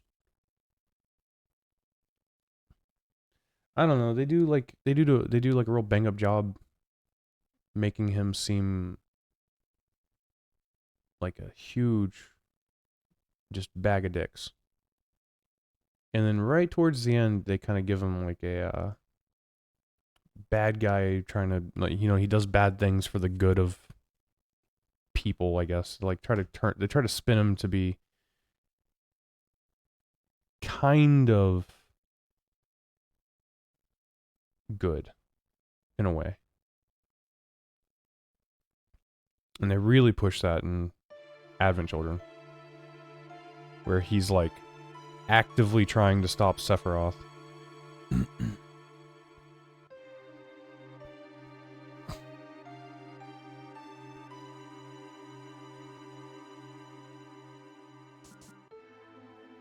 So Cloud stays up with Rufus. Tifa leaves the party.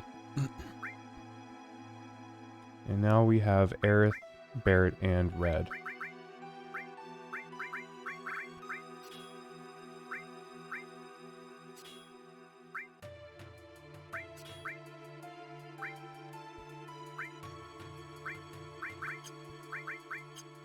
So Aerith has all restore. Let's give Barret... Does she have lightning? Yes, she does. We're gonna give Barret elemental bullshit. And all restore. We want Aerith to have lightning. And then we're gonna give lightning and ice to Red. We want him to have lightning as well. We need Aerith and Red to have lightning. We get Sense and Steel, I guess. That's probably fine. And we're good to go. Oh, and all three of these need to be Furied. And I keep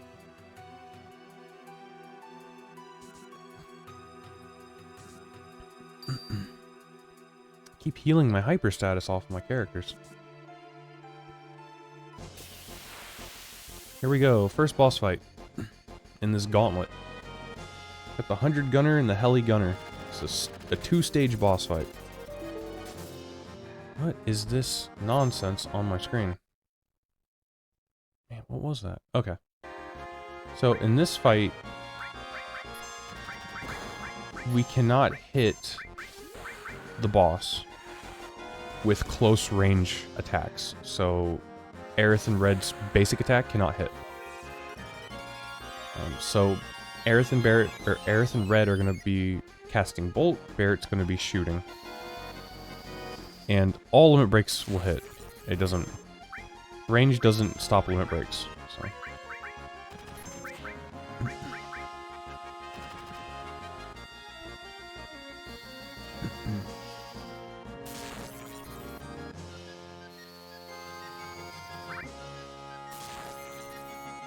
Yeah, that is a bad thing. Having everyone hypered is, you know, lowering their accuracy, so that's a little tough.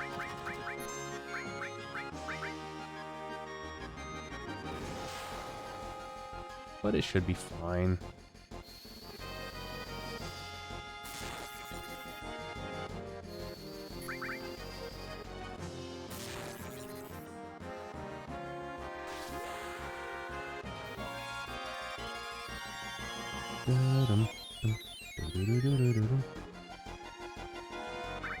Yeah, altogether this is not a difficult fight.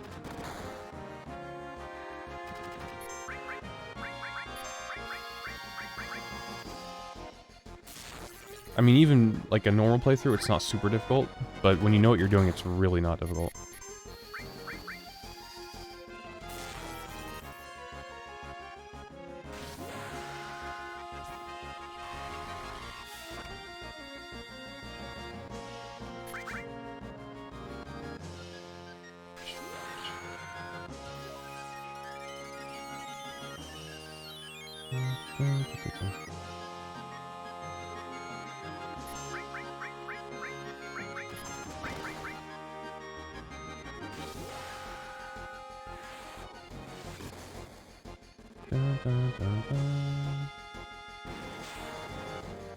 I think now it's going to start charging its Ultra Beam.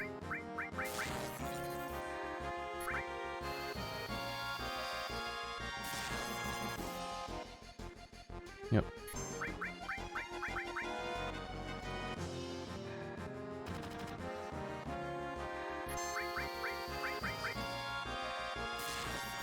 Oh, that's not good. Okay. I'm like, I'm gonna throw a fire on it just in case. Dun, dun, dun, dun.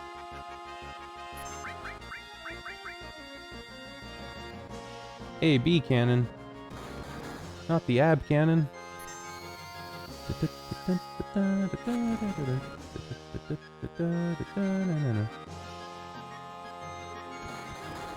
Yeah, I thought so.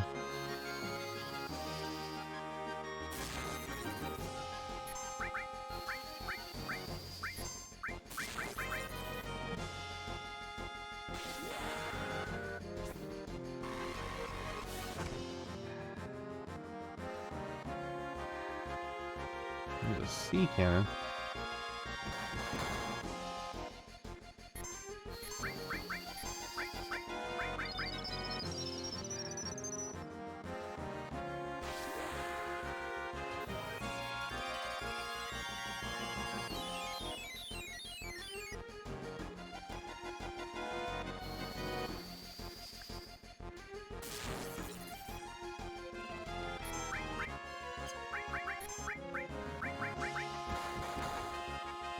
Oh, put him to sleep.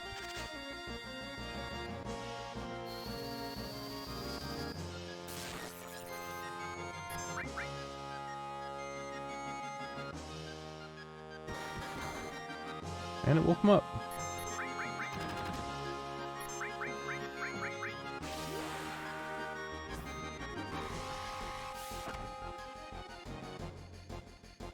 Dun, dun, dun, dun.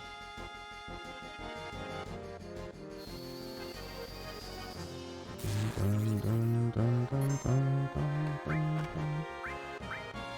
Oops, I hit ice instead of bolt. My bad. I missed anyway, doesn't matter.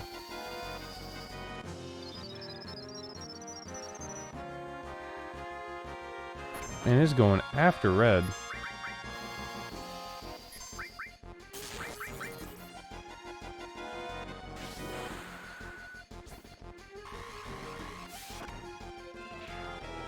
Hey, we did it.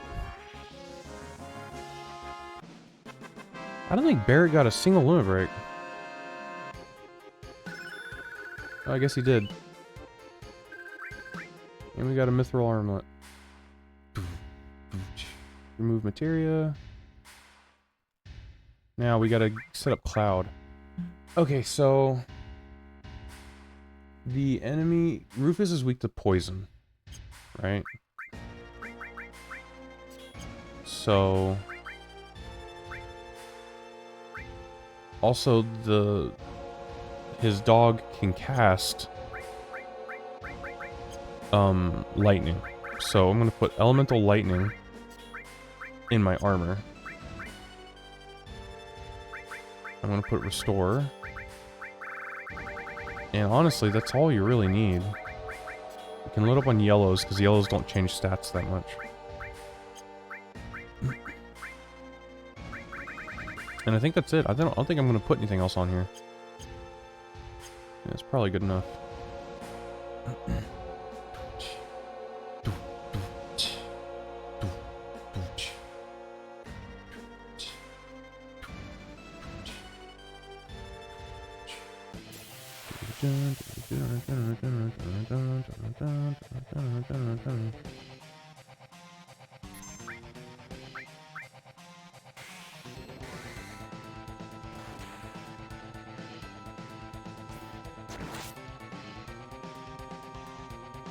Yeah, there he goes.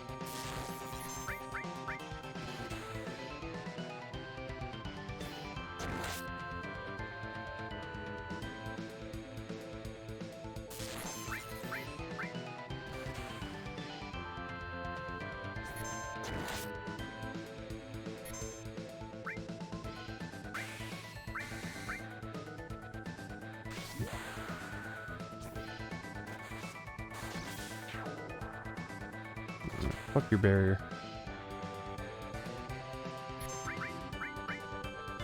Yeah, Rufus is a little fast. He can get 2 shotgun shots on you before you get 1 turn. So you gotta kind of be careful. Especially if the dog's alive. If Dark Nation's alive, it can get really rough. But, you know, all in all, it's not a tough fight.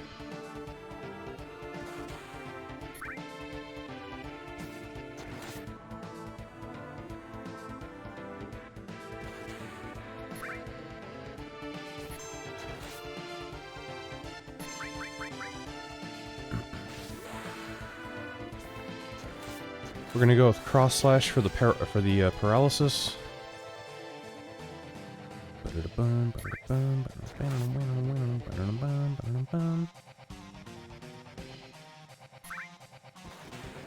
Oh, a crit. That's not good. Oh, there we go. Fight's over. We did it.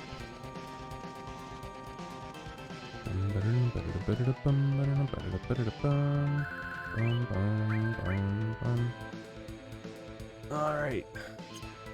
I don't think we fight another... We don't get into another fight, do we? I'm a little worried, so I'm gonna heal.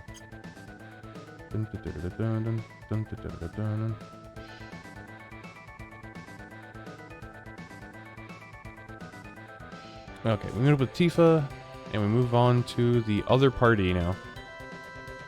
So, Aerith and Barret and Red 13 are trying to get out. But they are surrounded by Shinra.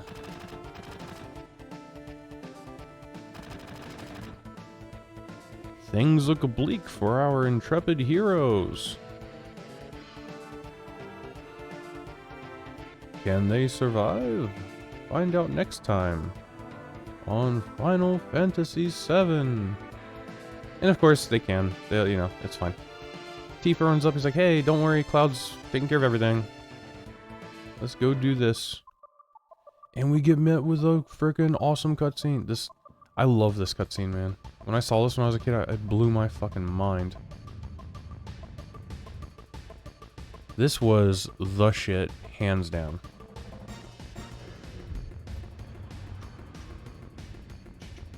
Bum, bum, bum.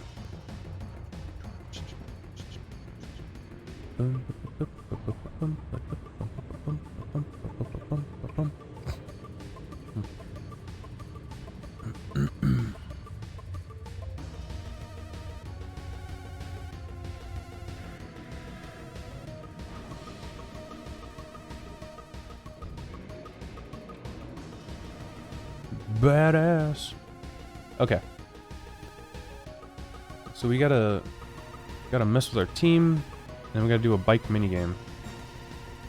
So let's form the party. I'm gonna be doing Aerith and Red. so...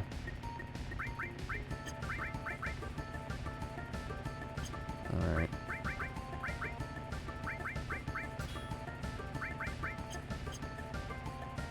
Do they have accessories on? No.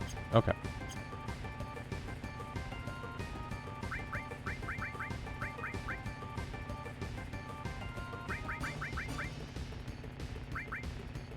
Let's put the protect vest on Aerith. Now for materia, we got all restore on Cloud. We got all restore on Aerith. We got all lightning on red. Why not? Oops. Nope, nope, not that.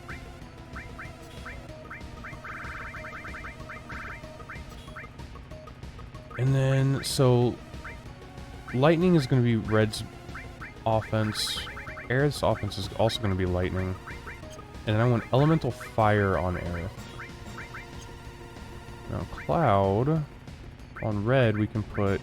Because they'll be using magic, right? So we want their magic to be a little higher. So let's put... Nope, that's not what I want. Let's put poison, ice, and fire on red. And on cloud we can put... I mean, we don't... That's pointless, but whatever. And steel. Now the last thing we're going to do is we're going to put everyone in the back row. For this.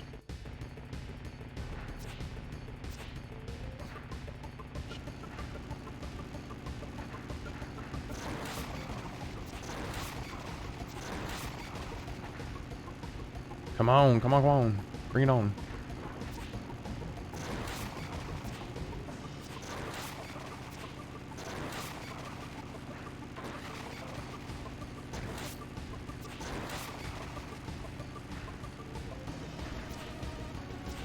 Nope, orange.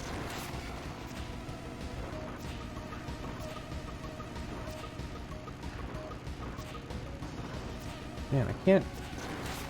There we go.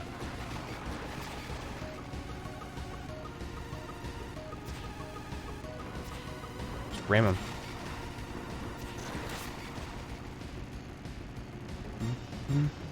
So yeah, the health bars you see here are going to carry over into the next boss fight.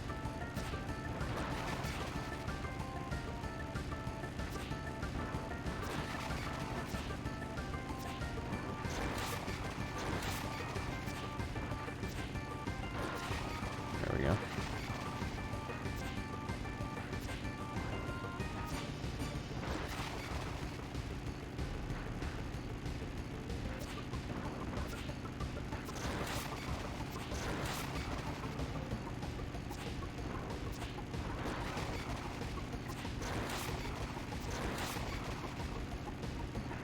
No, no, no.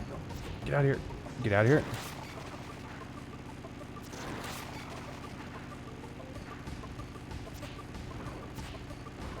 You know, I know they made a bike like mobile game. It was essentially just this with like a couple of like extra stuff added onto it. I never played it. I never thought that it would be like a good idea. This is good for what it is. Like a quick little thing you do, one part in the game, and then they put it in the gold saucer and you can come back and do it whenever you want. Which for me was never again. I never played the bike minigame. I might have played it once in the gold saucer. So, this boss actually back attacks you. Which is why I changed all my guys to the back row, so now they're in the correct front row position. Oh, I forgot to give, dang it, I forgot to do Fury stuff. Ooh. Ooh, that was a little bad. Let's cure. Let's cure red. And I'm gonna hyper red. Because red needs his limit breaks. Okay. Man, it is going in on red. What is going on?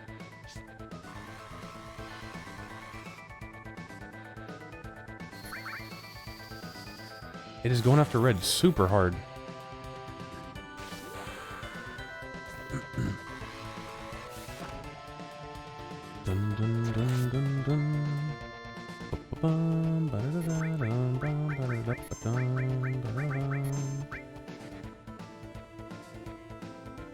Twin burner.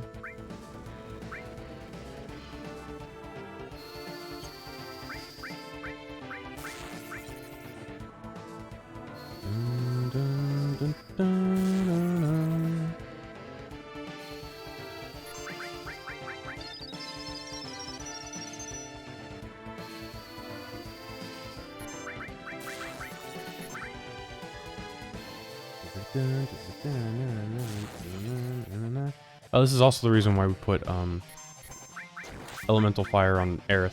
She's got the lowest HP. And it's gonna cut... This guy has like tons of fire damage. So it's... I'm pretty sure this guy's immune to paralysis. So we go and use Braver, because I think it does more damage.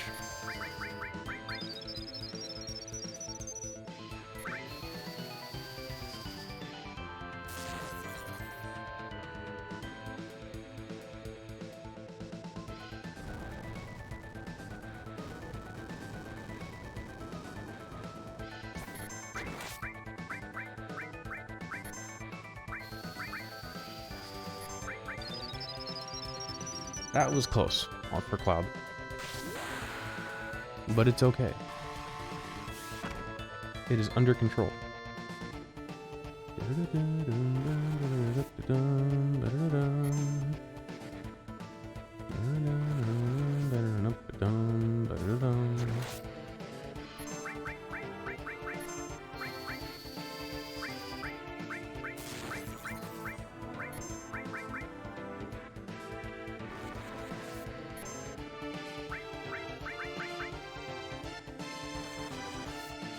I don't know what is going on with the AI of this. It's like... It's just like picking a target and going super hard on him. It's kind of weird.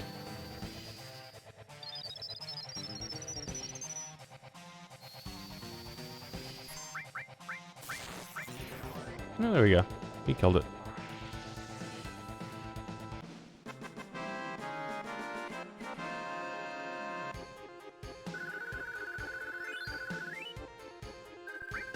We got another star pendant. Perfect.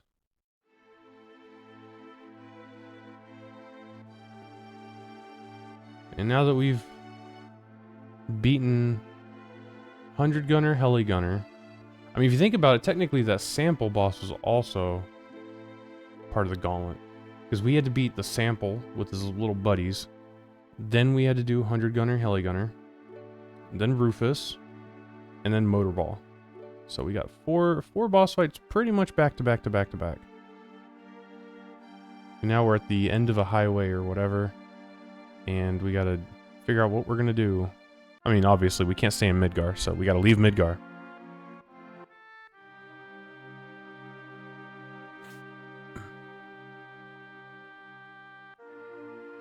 Let's go. Alright, so here you have to pick your team. And I think this does affection. Whoever you bring with you is going to get affection. And they tell you to go northeast to a town called Calm. Yeah, I'm gonna stick with Aerith and Red.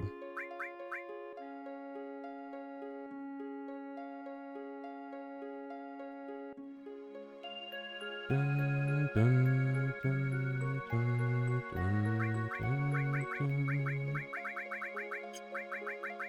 Alright. We're gonna hyper Red 13 again. Because I think Aerith got hers? Yes, she has her second limit break. And let's see. I guess this is fine. We got enemy skill on Cloud. Alright.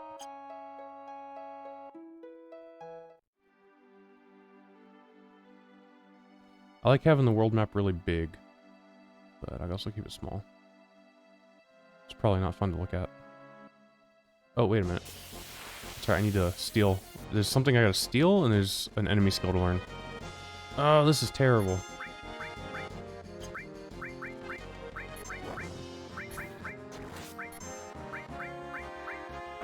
Can I Steel Evil these guys?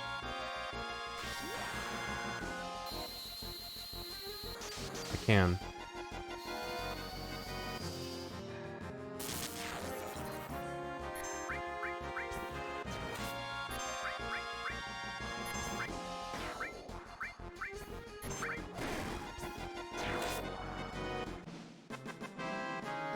Dun, dun, dun.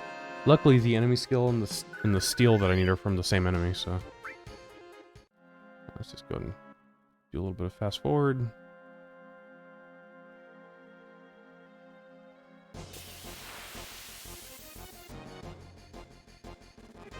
There we go.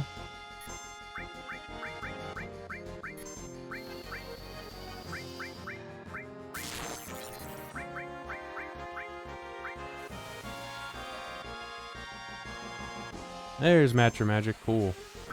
Right off the bat.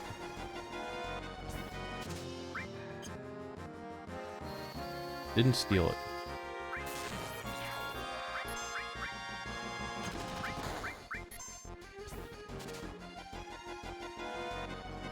Let's go change, change, change.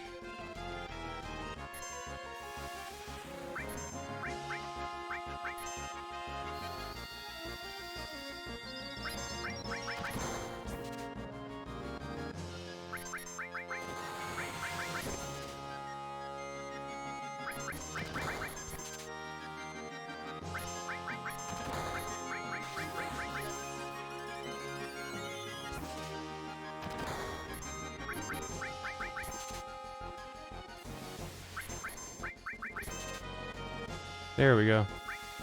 Atomic Scissors. Alright, that is a weapon for Barret. It is a close range weapon, so it's not a gun, but whatever, it's fine.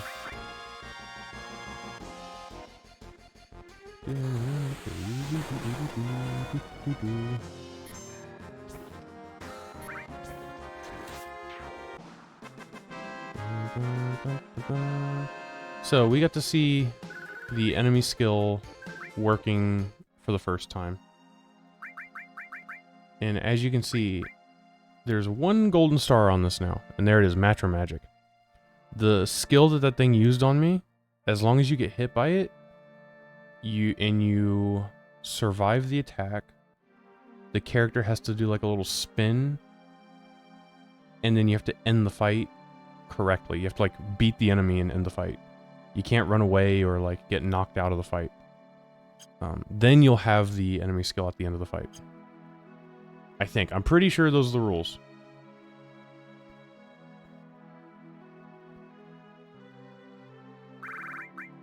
Let's save our game because we are about to be stuck in a flashback for a long time.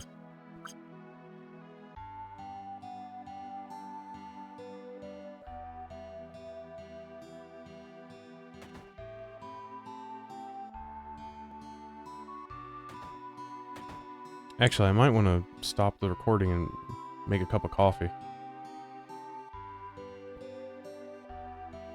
Yeah, I'm gonna chill real quick. I'm gonna make some coffee.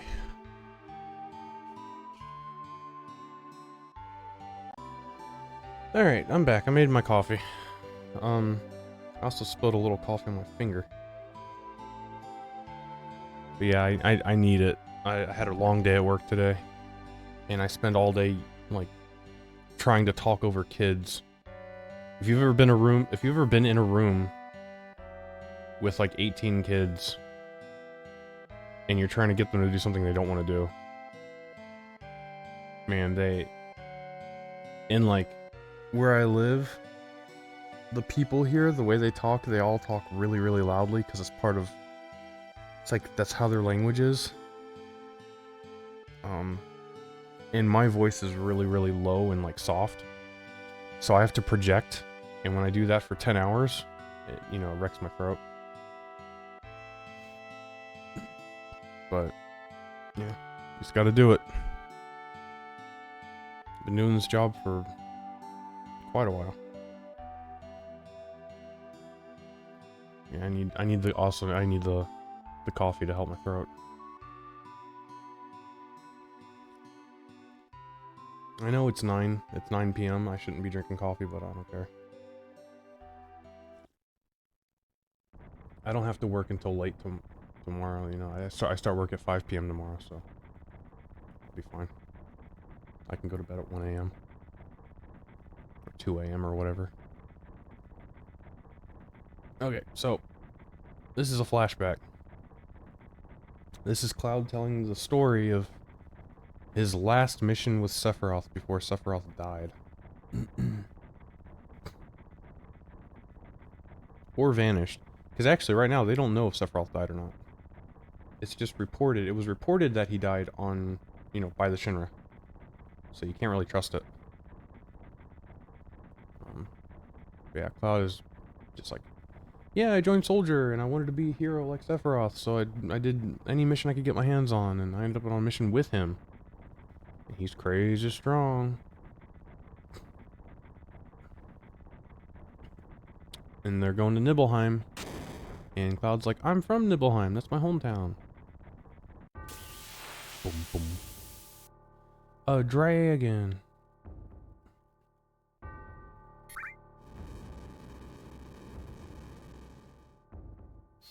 God, I hate this so much.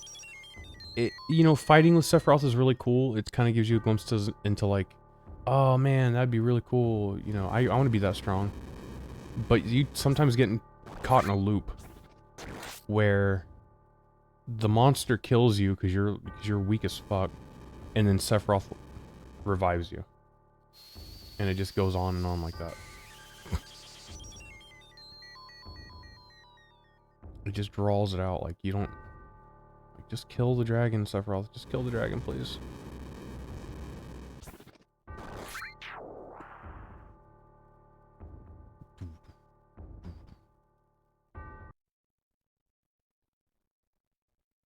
Yeah, he is way stronger than any story. And then we got to Nibelheim. Here we are in Nibelheim. Now, this is a flashback, and you don't really have to do much in it. There's not really a lot to do. But there is one thing that you do in this part. And I think you gotta play the piano. So there's something with the piano, right? And you gotta play you have to play a song on it. I don't know if you have to play it at this point.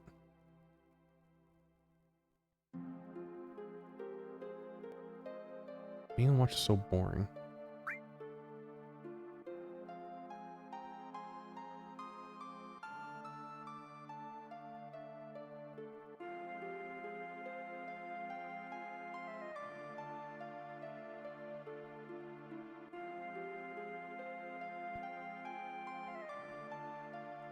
Yeah, so to get something out of Tifa's piano, you have to play a song on it. Twice? Once in disc 1, once in disc 2.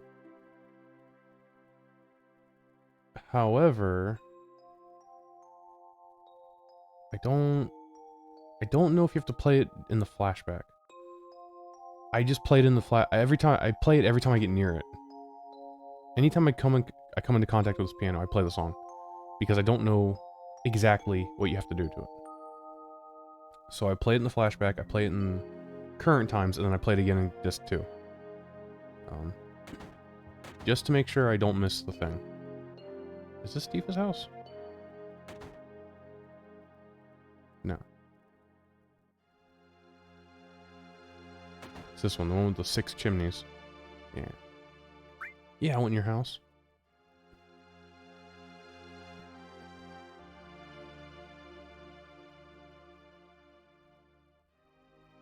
Yes, I went in your room. And yes, I collected your orthopedic underwear. It's true! It's true! Okay. Yeah, I jammed on it. I remember. So.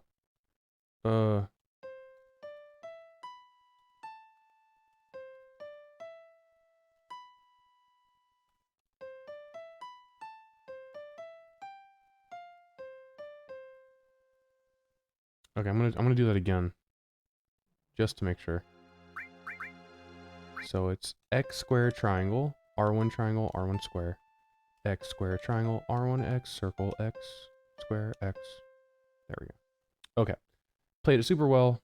That's all you gotta do. I learned that when I was 11 years old. I never forgot it. I've been playing this game since I was 11 years old. I'm 39. I have never forgotten that. To my own surprise. Oh, this guy right here, this is Zangun. He's Tifa's master. So he's the one who taught her how to do martial arts.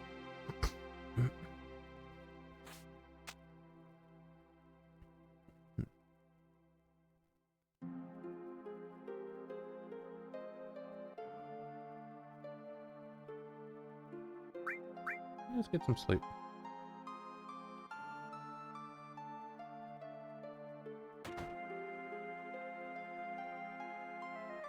Yeah, Cloud's mom is also here.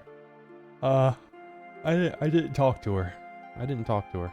Maybe I can now.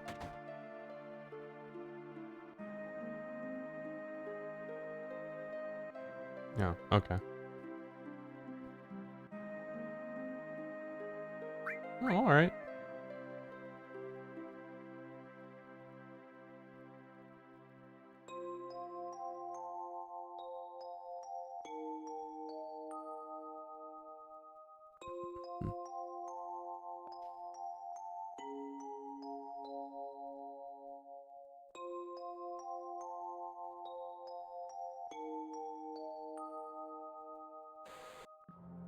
Yeah, and it's all like chopped up. And if you notice, when he first came in, she turned around, she's like, yes? Like she didn't know who he was.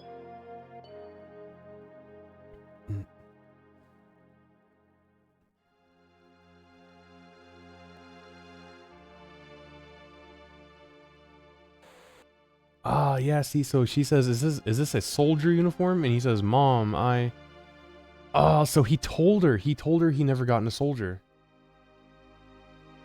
Ah. That's a little bit of a spoiler for later in the game. But I mean, like, are you watching it to not be spoiled? Like, I know exactly what I'm doing. Anyway, yeah, it's so he made soldier and he came back, and now he's talking to his mom. But it's all really choppy. This memory specifically is really choppy. So you know it's a little suspicious, right? She asks him if this is a soldier's uniform. He doesn't answer her. He just says, Mom, I. So, yeah. You know. And our guide to get through the mountains is Tifa. Hey.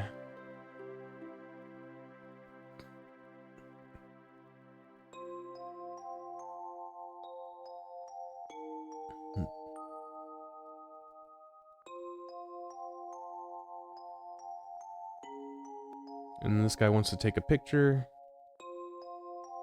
And we're like, cool, yeah, we'll take a picture. Why not? Dun, dun.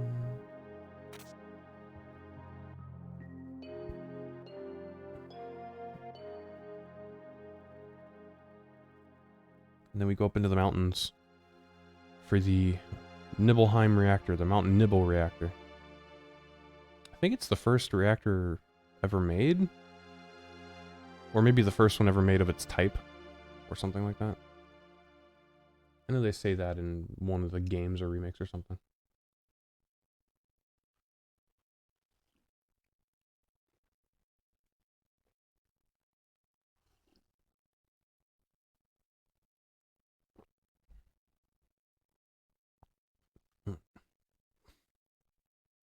And then tragedy. Yag.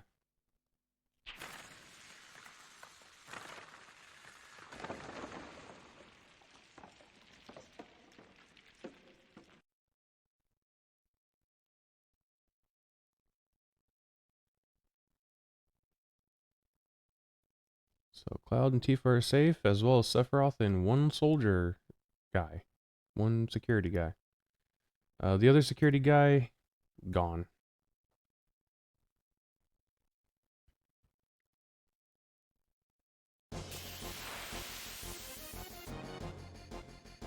Dun, dun, dun, dun.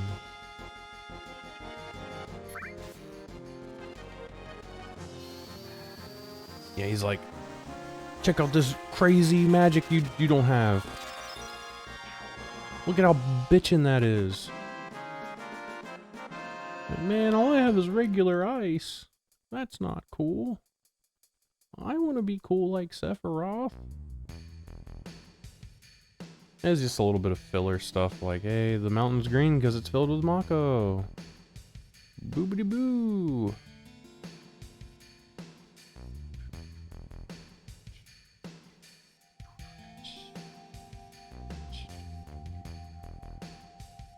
And then there's a natural Mako fountain.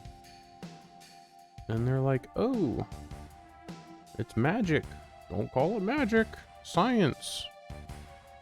Yeah, they talk a little bit about the fountain. Sephiroth talks a little bit about Professor Gast, who is like the super crazy smart scientist, who was in charge of all the sciencey stuff at Shinra before Hojo. Then something happened to Gast. They don't say here. I know what happens to him, but they don't say what happens to him here. All you need to know is that Hojo is now the science guy. He is now the Bill Nye of Shinra. And Gast is not. And they don't say. They don't say why. But yeah, Sephiroth apparently has a lot of respect for Gast and 0 for Hojo.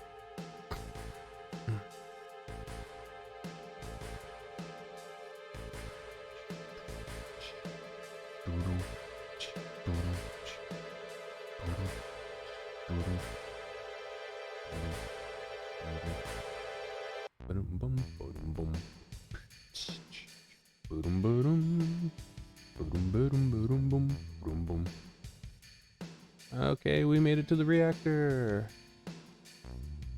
Huzzah. We finally made it. Tifa, you can't come inside because you're not a Shinra employee. Now, shut your ass up and stay out here. It's dangerous in there.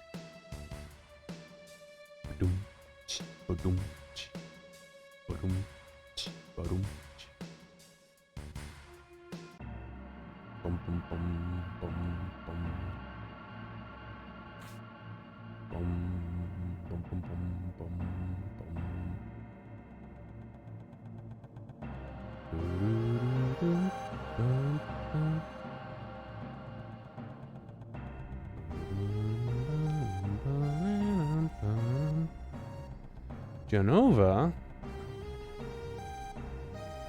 So Sephiroth does know his mom's name is Jenova. So seeing a Jenova door in this reactor is kind of strange. It's a little bit weird. Weird.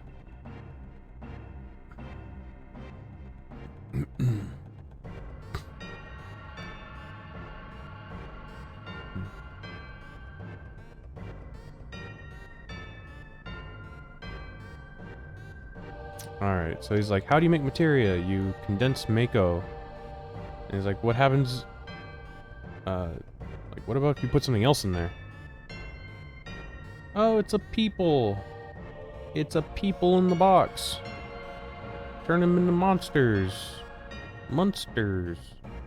Normal members of soldiers are humans that have been showered with Mako. You're different from the others, but still human. But what are they? They're Mako! Monsters.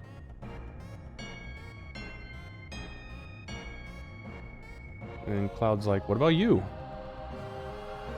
And Sephiroth's like, I'm a little bit crazy now. I'm not completely crazy, but I'm a little bit crazy.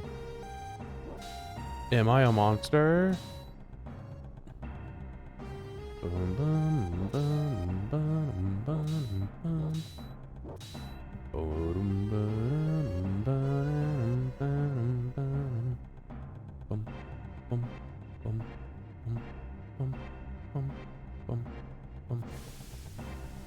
Oh man, so for Final Fantasy VII Remake Part 3, oh my god, they're doing like a job system, which is bananas. Because I always complained that that was one of the weakest parts of this game. Is the fact that characters didn't have, unique combat identities? Is I guess a good way to put it. Basically, every character in this game can be anything you want them to be. If you want Cloud to be like a black mage, you just give him fire, ice, and thunder, and he just does his thing. You load him up with magic materia and summon materia, and his magic will just get boosted to through the roof.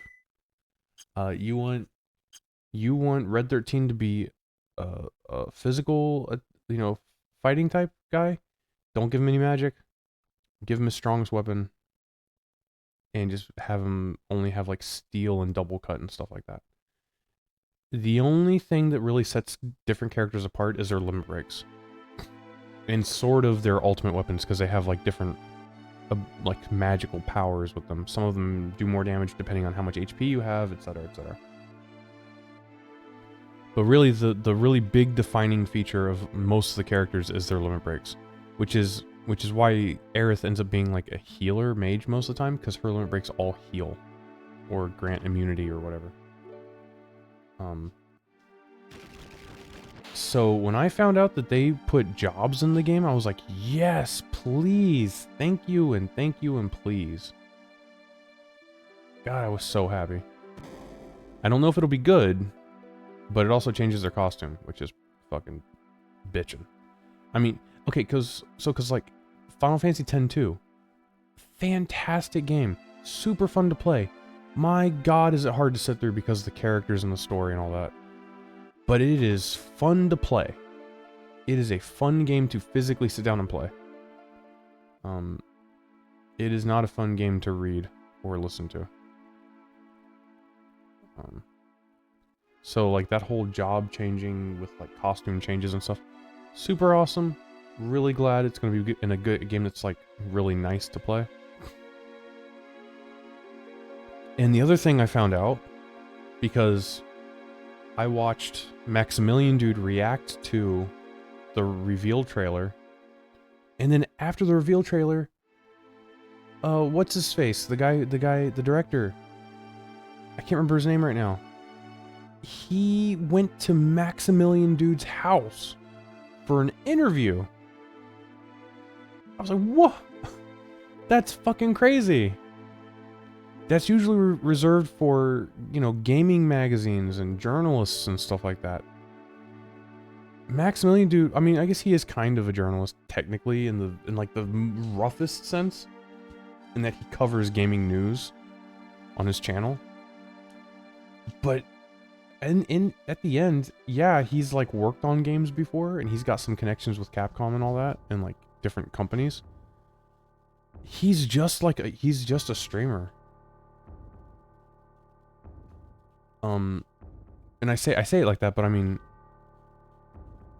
I don't mean any disrespect by that, but like streamers don't usually get those kinds of like interviews unless they're someone who's like CoffeeZilla or like a political streamer, A gaming streamer does not usually get interviews with game directors, much less game directors of like Square Enix or something like that. So I couldn't believe he actually had an in-person like one-on-one interview with the director of FF7. And my God, I was floored. Oh, anyway, what I found out from that interview was that they couldn't get the voice actor of Sephiroth from Part 2 and from Part 1 and Part 2. So they put Travis Willingham on there. And I'm a huge Critical Role fan.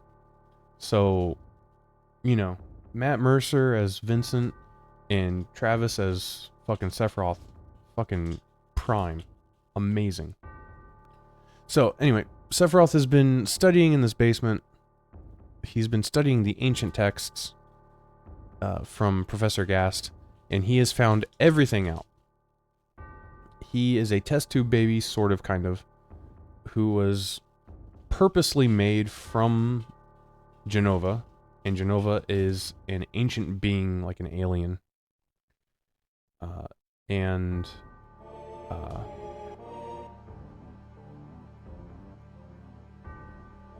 Sephiroth has, like, the blood of the ancients and all that. Or whatever. And he's basically gone crazy. And he's like, yeah, I am the ruler of this, or technically my mother is the ruler of this planet, Jenova. And, which makes me also the ruler.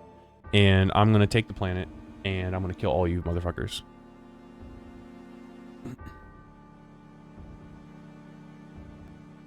So we're like, hold on a second. You are absolutely crazy. Oh my god, everything's dead. Except Zongan. Zongan's still alive because he's super strong. He's not as strong as Sephiroth, but he is strong.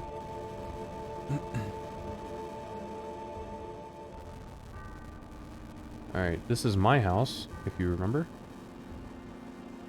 Oh no, my mom. Let's move on. Bum bum bum.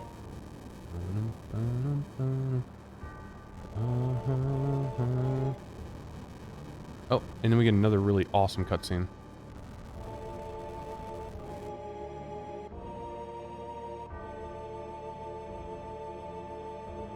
Man, so cool. I think this was in the game manual. This, like, fire with him walking through it. That was so cool. The two pictures I remember from the game manual is that one, and then the one of Aerith looking up at the Highwind. Or maybe it's Tifa. It's some character looking up at the Highwind. I think it's Aerith, but I don't exactly remember.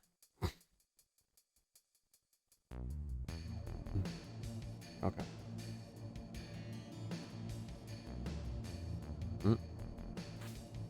Trying to drink my coffee.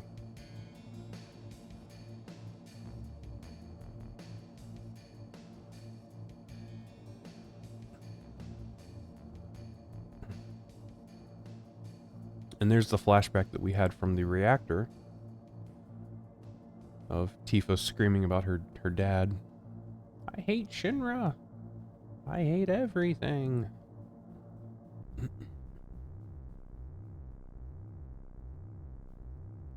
Alright, so Sephiroth wants to see his mom, and Tifa wants to kill Sephiroth.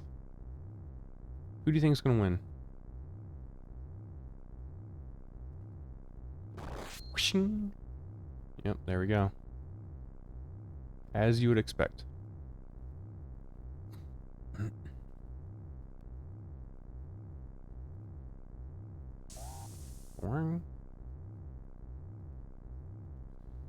Okay. So here's another thing, right?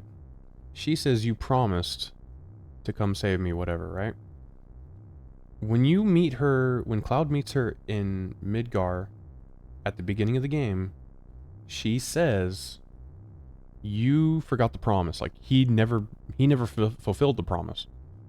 And if she had said that to him here, then technically he did fulfill the promise because he did save her. Technically. So that's another thing to think about. Boom, boom, boom, boom, boom, boom, boom, boom, boom. I love the music in this game so much. Oh my god. This is the only video game? No. Also Mega Man.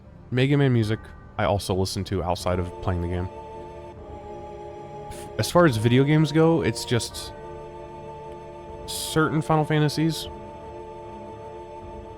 and Mega Man. Old Mega Mans. I have that music on my phone and I just listen to it.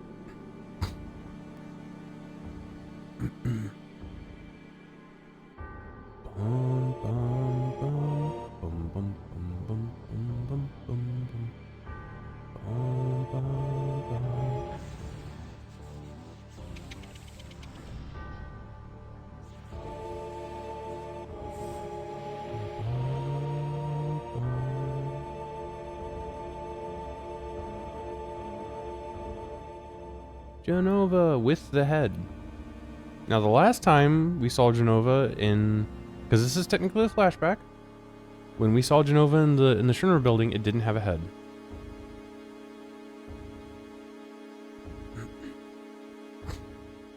Now it's going to be the epic face-off between level 9 million Sephiroth and level 1 Cloud. Sephiroth, who can't get damaged. And has, like, a full suite of master materia. Against Cloud with one preemptive materia.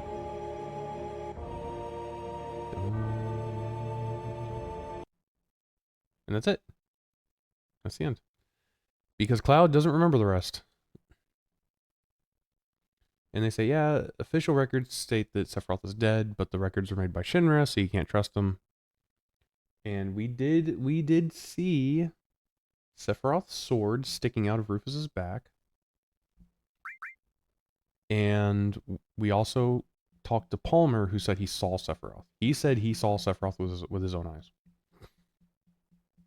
So it looks like Sephiroth is back. And Tifa's like, oh, after I got cut by Sephiroth, how was I? And he's like, oh, I thought you were dead. I was really sad. What a fascinating story. Okay. Now we finally get the PHS unlocked. So out in the world map, we can just change our party whenever we want.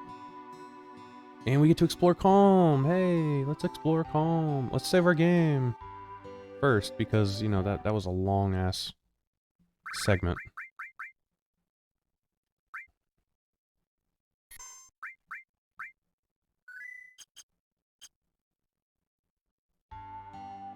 Can I have music? There we go. Okay. Alright, let's go. There's a bunch of items scattered around.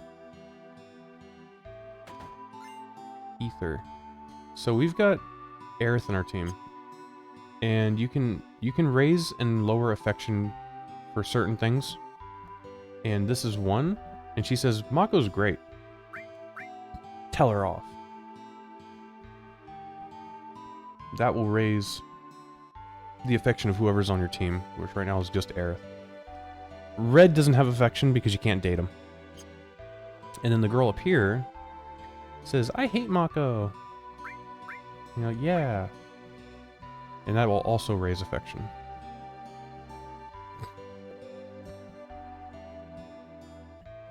Dun, dun, dun, dun, dun, dun. This guy, this fucking monster. Monster. Trapping his dog in the flippin' closet. Poor dog.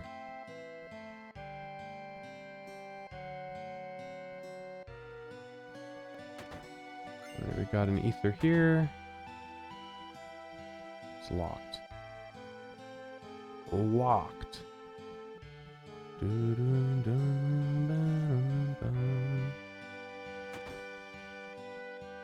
Alright, in here, let's go up the spiral staircase, and we get a Peacemaker.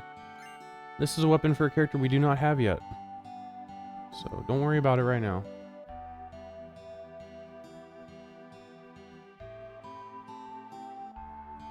I think I forgot something in the inn. Got a guard source. Okay. So the sources...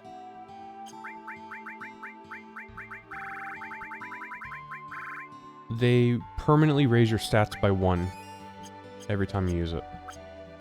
Not super important. You don't really need it, but they can help. I think I forgot something here. I think if you go up into the room... yeah, this one. Just keep clicking on it.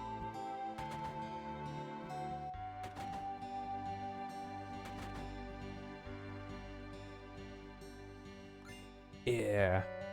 Mega Elixir. Huzzah.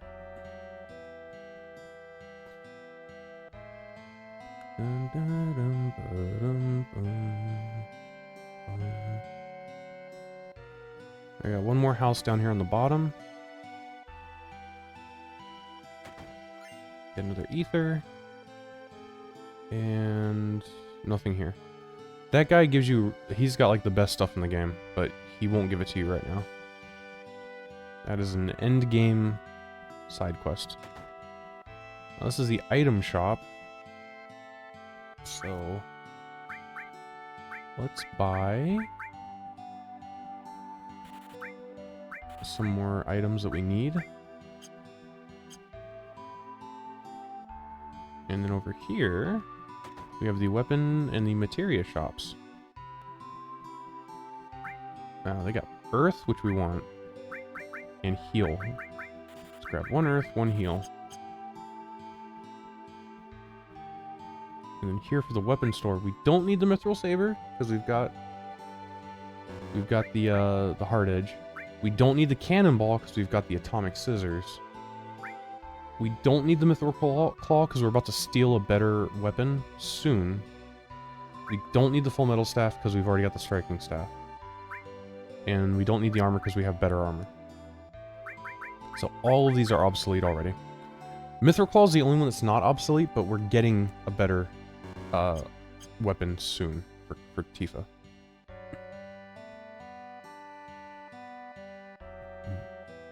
And this is a bar. Yeah, this is a bar which we don't need to deal with. I think this kid is like, my dad's in there drinking all the time. Yeah, that sure is nice. Okay, let's put on this other material we just got, yeah? Earth and heal.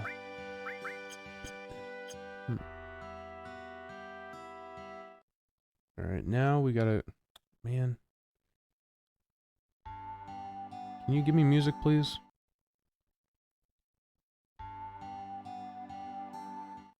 There we go. Gotta go east. We gotta go east. Going east. What level are we? Okay, we're safe. As long as Aerith doesn't level up, she's safe. Because there's an enemy skill we can get here that only hits you if you're level 4.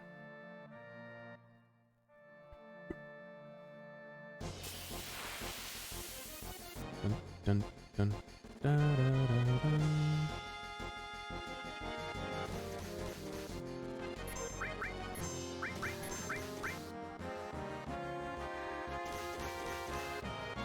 Oh, that's right, Red doesn't have hyper again.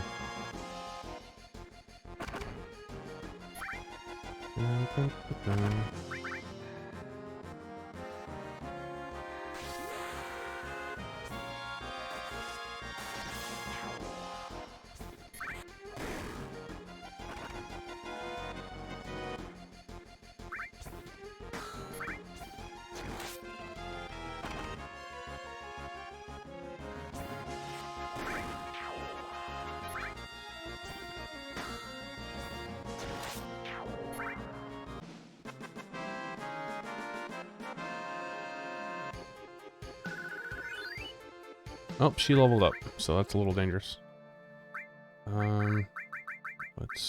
Let's hyper. Where's my hypers at? Hyper red. Let's go and heal up. Now we're gonna go in here. First thing we got to do here is we got to talk to the chocobos and pick the short work, and they're gonna give us a little dance.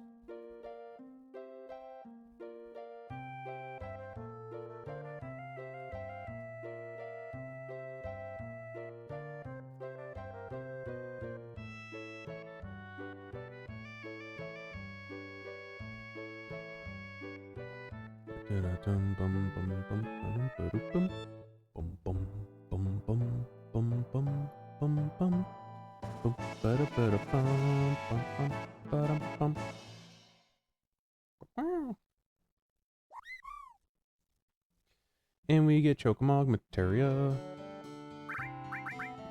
Alright. We're gonna put that bad boy on Aerith. And we need to talk to Choco Billy. Billy.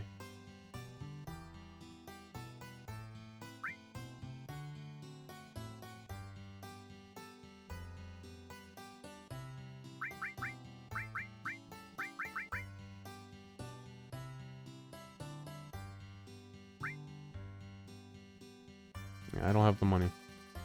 Okay, so I guess I gotta go get the money before he'll sell it to me. I was hoping he'd open his shop. He also has a shop where he sells greens. And I was hoping I'd be able to get in there and sell some of my items, but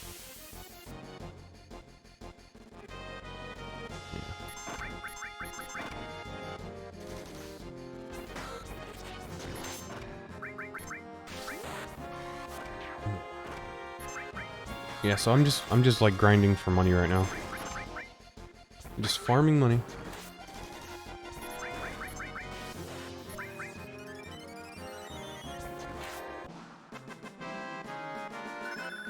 Oh, Red got his next thing, so we can take Fury off of him.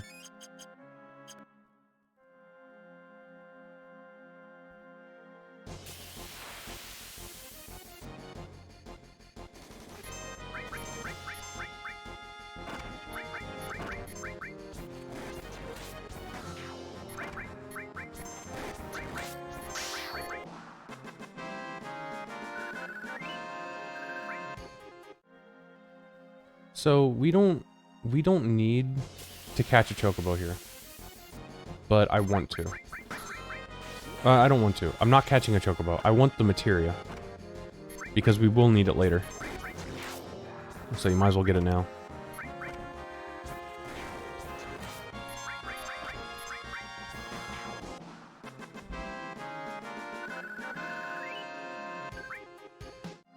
Alright, one more fight will do it. I would like to get the enemy skill here, but you don't need it also. You can get it later. Much easier.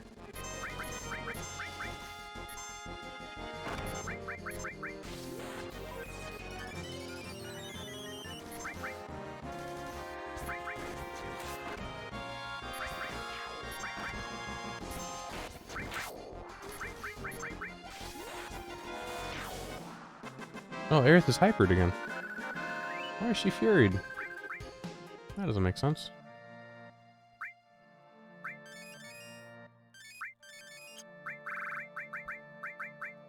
I guess those birds have an ability that inflicts fury. Anyway, we've got 2,000 gil. I should have sold items at the Calm shop, but I didn't because I'm an idiot. And I completely forgot that I need 2,000 gil for this. So here we go, buy it. And now he also sells greens. And we want the most expensive one. We want the Mimic Greens. And we need them for later. We don't need them for right now. Let's sell one of our... So we have 2 of these. And then we can sell a couple of ethers. You know what? I'll catch a chocobo just to show it. Oops, that's too much.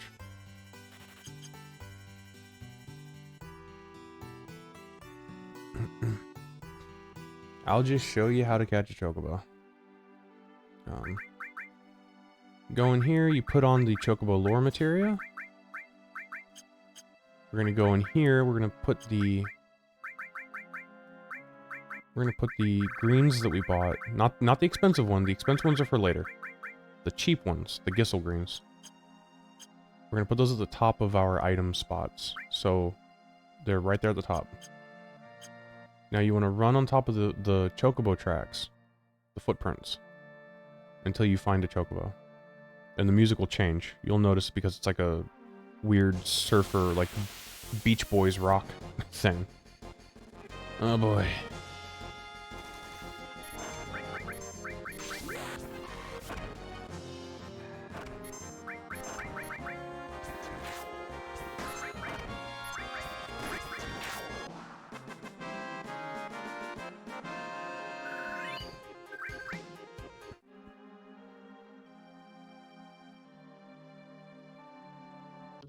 There we go. Okay, now, once you're in here, you want to, as quickly as you can, throw some greens at it.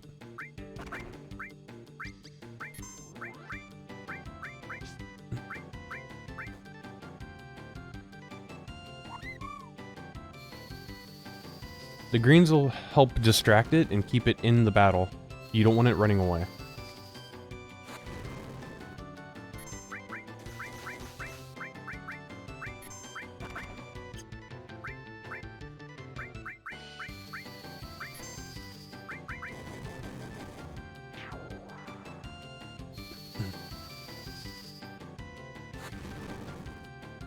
There you go, we caught a chocobo.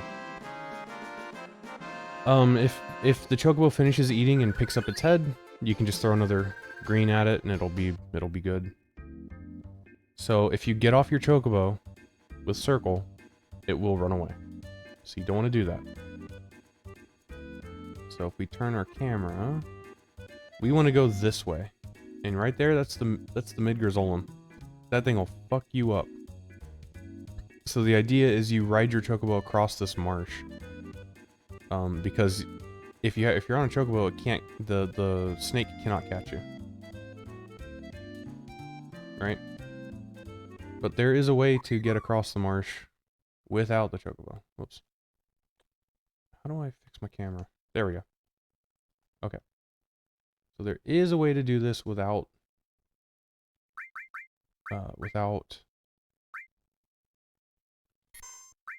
catching a chocobo. So you run out here, and before it can catch you, you stop, save your game,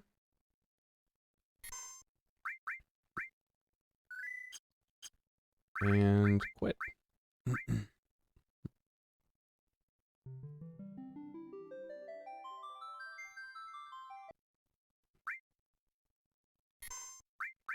Load your game, and run. Before he touches you, you save your game.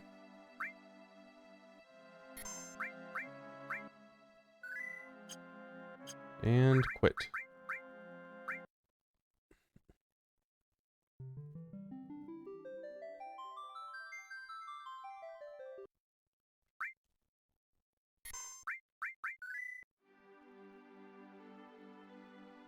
And there you go, you made it through without catching a chocobo.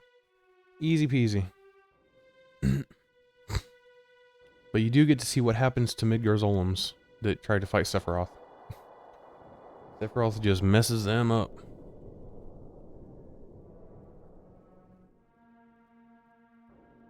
Alright, so you just run past it, get on in that cave. Let's get in here. Now there is another item to steal here, and there is an enemy skill to learn. Let's get this ether, and let's get the tent.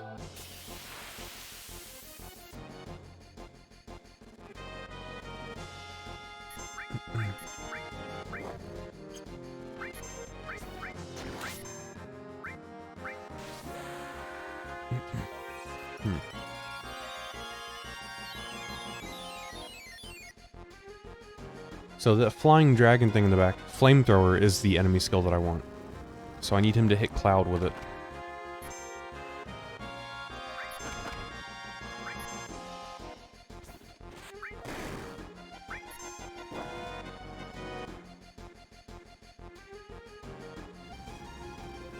Hey, there we go.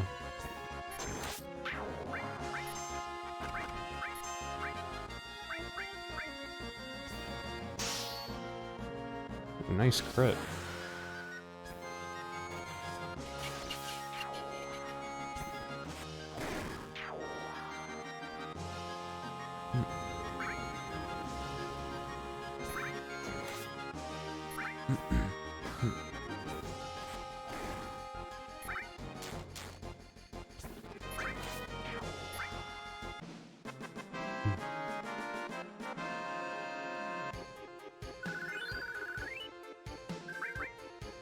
Alright, so enemy skill received.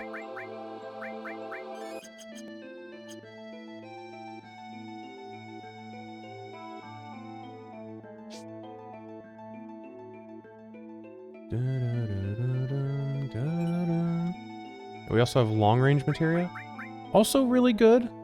You put the long range materia on a character and they can attack from the back row normally as if they had a gun. So it's useless for Barret most of the time and the other long range characters. It's also not good for the way I play because I keep my characters in the front so they take more damage. You know, limit break stuff. So I don't use long range.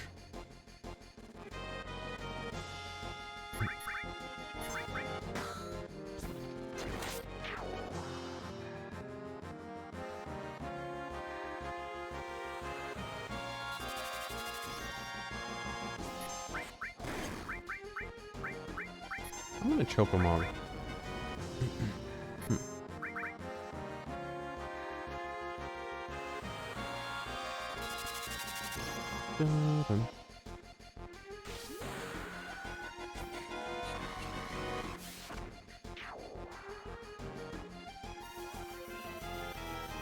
So yeah, once you get to around this point in the game, you want to get like a really good multi-targeting attack. Because it's going to make farming for limit breaks much easier. And right now the best one we have is Chocomog. So I'm going to be trying to feed kills into Aerith. I want her to kill as much as possible, because I want her to get her final limit break faster. I want her limit break more than anything else right now.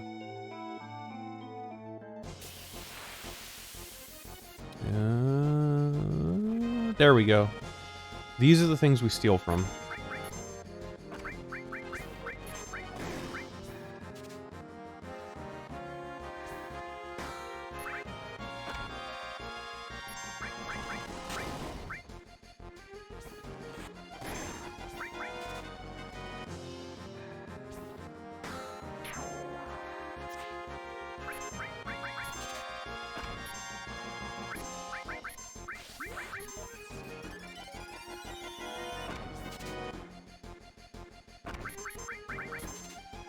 Oh, there we go. We got it.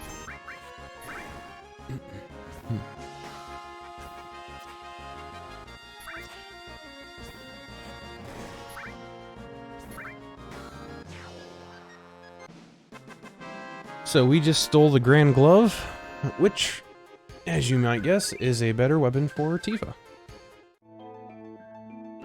Mind Source? Mind Source. And up here, nothing. Okay. Over here, we meet the Turks again. Rude and Elena. Yeah, you're the Turks. I know who you are. Okay.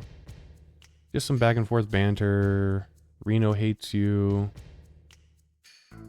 You don't have to talk. I know you don't like speeches. Elena's the new Turk. Because we beat up Reno, she got promoted up into the Turks. So now there's 3 Turks and the Turk boss, Sung. There's Sung right there. Yep, he's the boss of the Turks.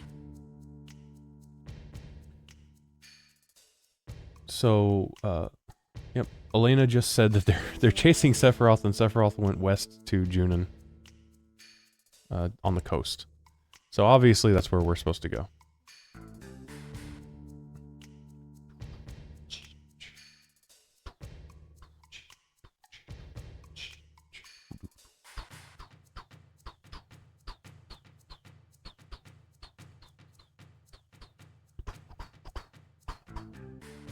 All right.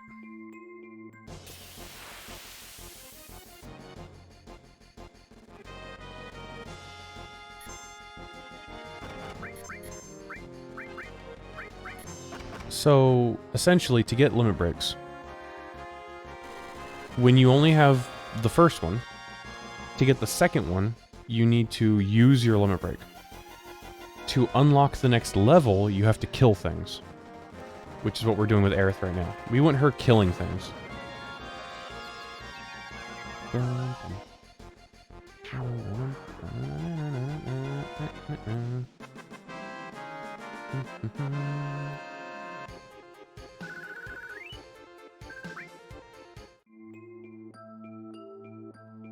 Alright, we get an elixir and a high potion.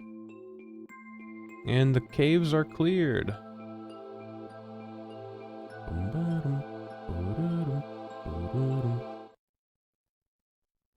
Oh my god.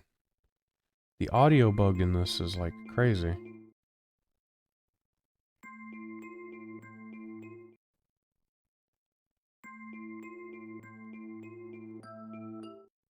I just want audio on my world map, please. Please? Thank you. Alright, now down here is... whatchamacallit? Fort Condor. We're not going to do that yet.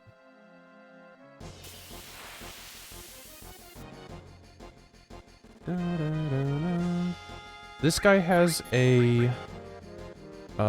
enemy skill, but we can't get it yet. Unobtainable as of right now.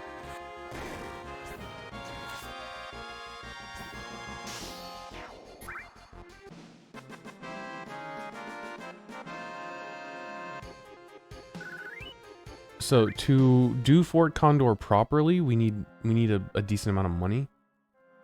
So instead, we're going to go after a side character.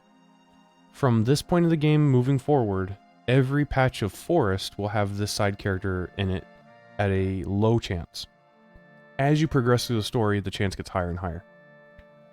So right now it's at the lowest possible, so it could take a while. So I'm just going to fast forward.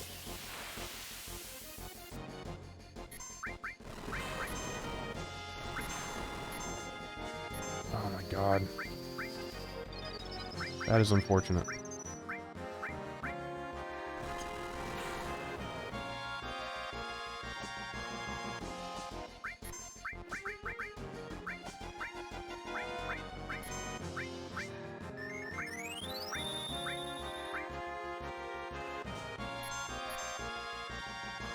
Please, will you please, will you please?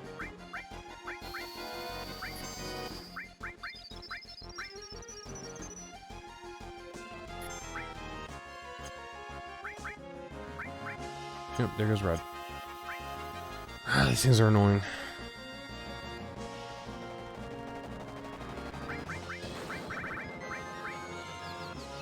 Is this gonna kill? I swear this had better kill. Okay, good.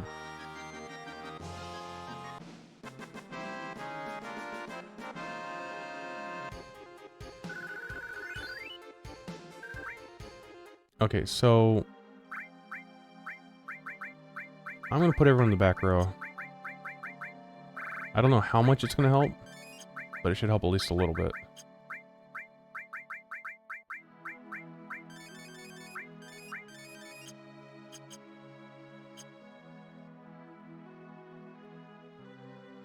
Yeah, this place is a really, really good grinding spot.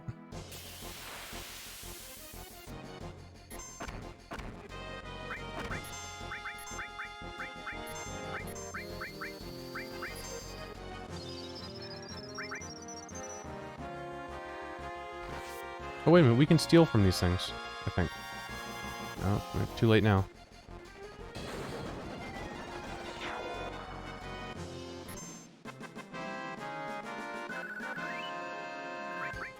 I might need to steal from those birds, actually.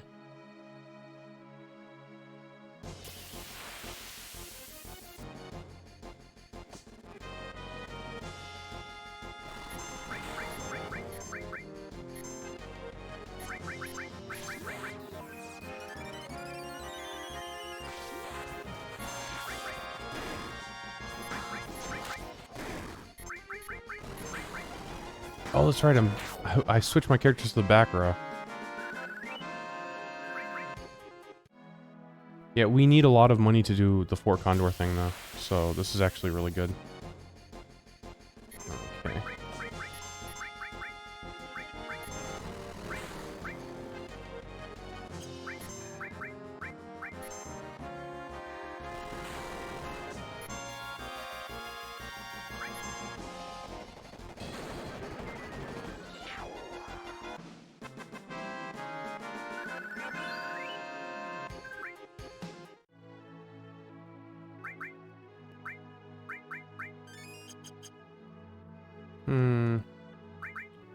You know, because those fights are a little dangerous. I want to put sadness on everyone. So, sadness makes your limit breaks go up slower, but it also reduces the damage you take. You take much less damage when you have sadness.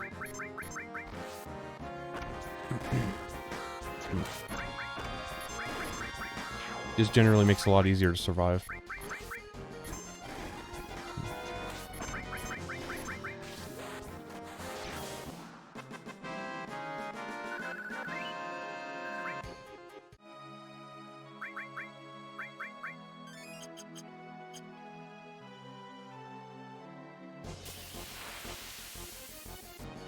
Oh, there she is.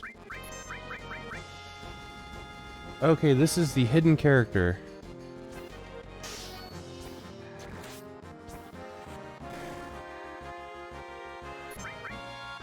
And first things we have to do is we just have to beat her.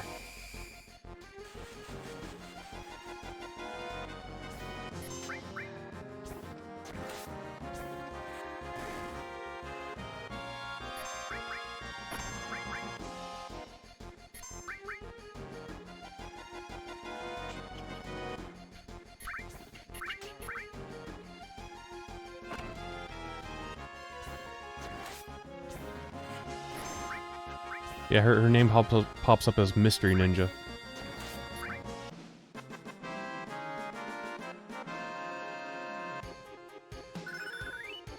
Now, after defeating her, we are put up on this screen. Do not go to the save point, do not open your menu, and do not try to leave. And I think also if you talk to your friends, it's bad. You talk to her. And you kind of have to, like, antagonize her a little bit. So, one more time. Let's go one more time. Oh, man, I've already forgotten. Not interested. No. Antagonize her, but don't confront her. Just stay and fight. Talk to her again. You're pretty scared. Petrified. Let's see. She's gonna leave. She's leaving. Wait, don't leave. I know you want my help because I'm so good. Yeah, I want you to go with me. And she says, okay, I'll go with you. Don't ask for her name. Just leave. Bum, bum, ba-dum, bum. Also, she's a little bit of a bad character. She is not with you to save the world or because she likes you. She's there to be a little bit nefarious. I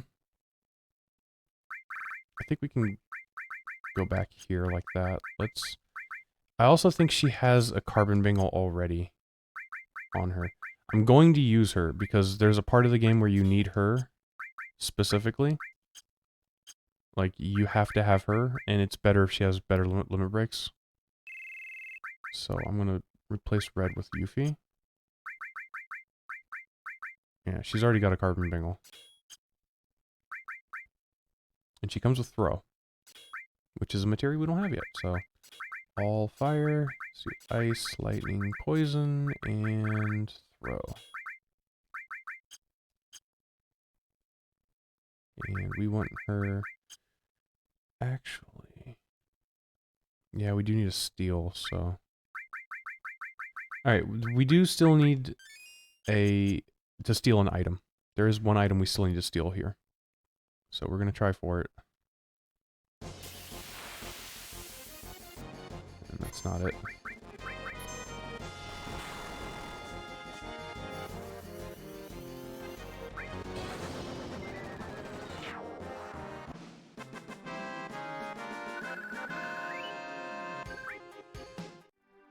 And actually, also having more money wouldn't hurt.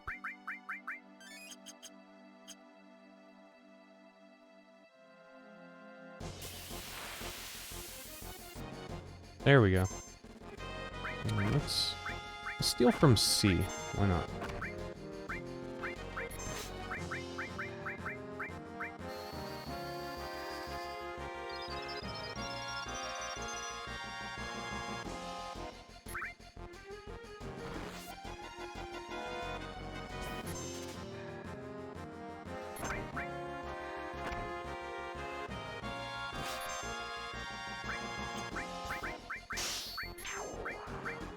Whoops.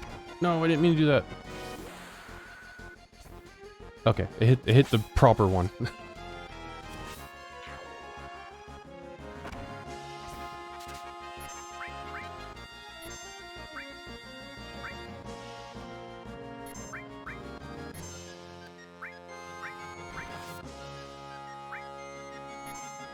Oh, that's right. She's already got a line break. Okay.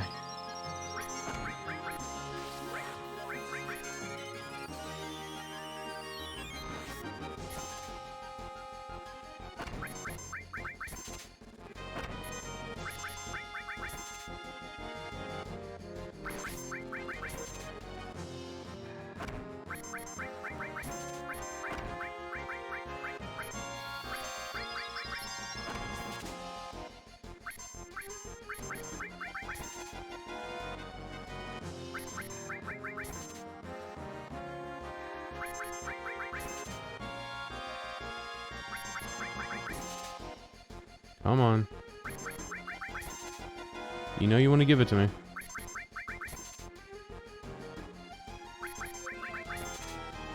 There we go. Okay.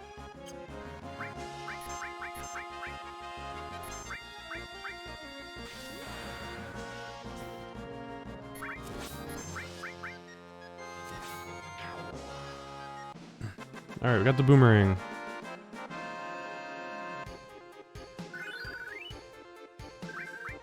And this is a weapon for Yuffie. Yeah, just strictly better.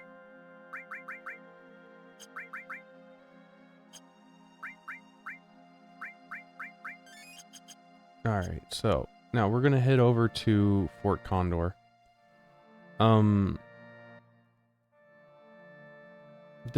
You can come back and do Fort Condor like a ton of times throughout the game. You don't really need to. You only need to do it twice. Once now, and once in Disc 2. In the Disc 2 one you can just lose, and it'll be fine. I mean, this one, maybe you can just lose this one too.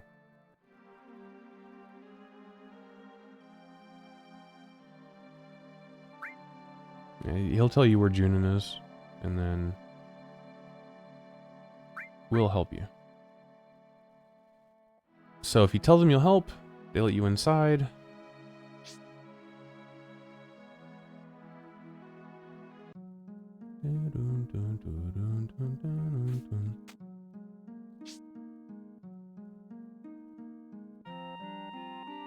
And this is the guy that you gotta talk to help. And if you agree to help them, the people in your party get bonus affection. So Yuffie, you can date Yuffie. You can also date Aerith, of course. So they both get affection. Although Yuffie starts with like 10. So she is nowhere near getting ready to be dateable. You can buy things here. They are pretty awful though. They're pretty bad. See, just basic fire, lightning, ice restore, and your basic items. I guess I can sell 2 ethers. I do want to replenish my hypers and stuff like that. Yeah, that's fine. Okay. And then if you go down, there's a place you can rest and save your game and all that. Pretty cozy comfy. Dun, dun, dun.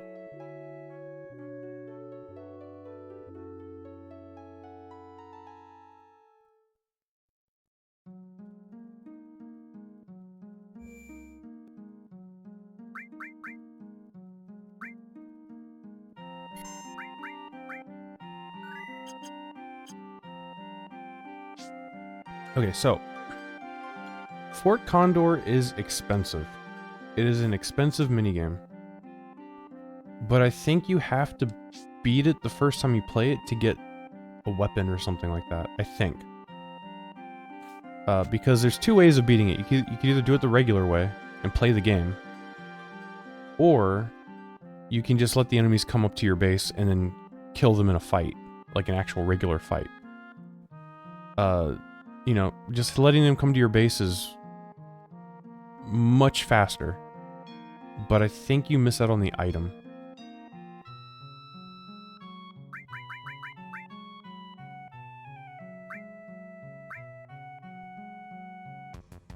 Okay, so what you want to do is you want to figure out where the line is and put right there and just put one fighter.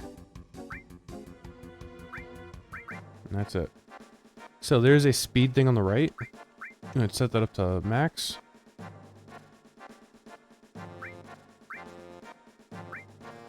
And you can even also 3 times speed the game. That's fine. Alright, so we got a beast come up here. These guys are good against beasts, so you want to put him there.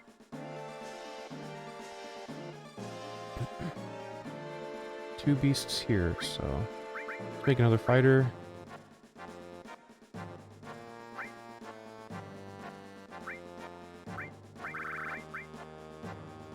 I'm gonna move them to intercept there. Oh, we got a bird guy. So archer shooter guy is good against birds.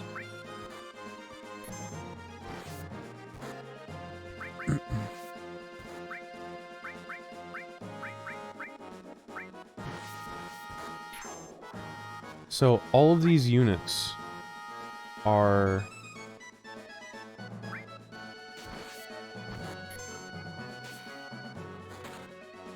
they cost money. All of these units cost money.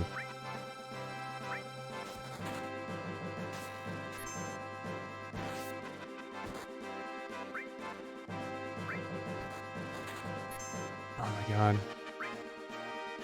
You keep moving this way. You, shoot this guy, please. For the love of God.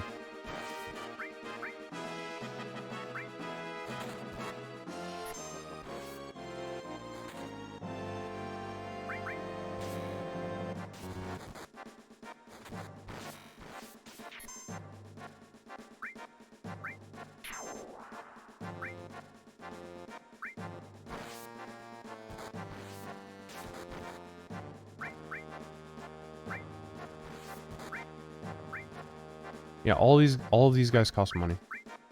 So that's why it's expensive. Or that's why it can get expensive.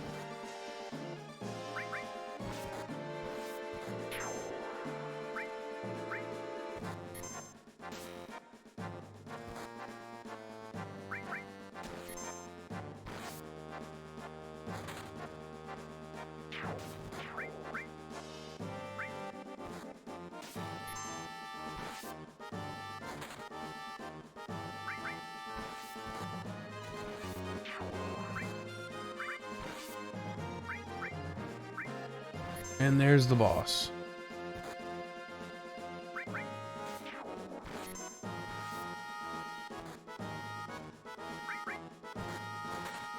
As you can probably tell, the boss is incredibly strong. A lot of HP, no weaknesses. So essentially, once he pops up, whatever units you have, you just make him swarm the boss and try to kill him.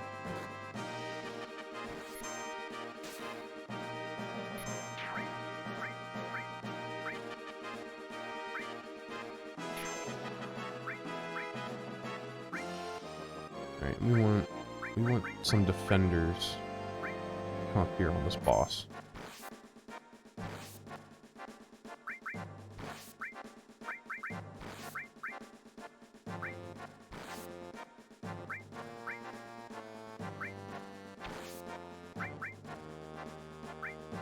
Okay.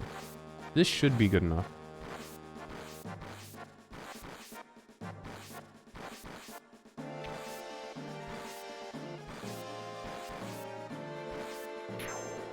Yeah, there we go. And it probably only cost me like 3,000 gil or some nonsense. But they give you money back for the for the enemies that, for the allies that are still alive. And yeah, we got a magic comb. Ooh, it costs us about 3,000 gil.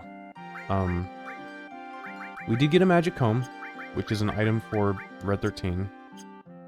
It's a weapon for Red 13. Which is, I think it's the only way you can get that. So we gotta finish that one normally to get that item. And we're done here for right now. We will have to come back here later. The second time we do this, I mean, you could technically do it. I think there's like 23 or something like that. But the next time we come through here for something big, we can just lose the mini game and fight normally. It's so much faster. Especially with speed up. So now we are going to go to Junon. And Yuffie needs to be hybrid. Dun, dun, dun.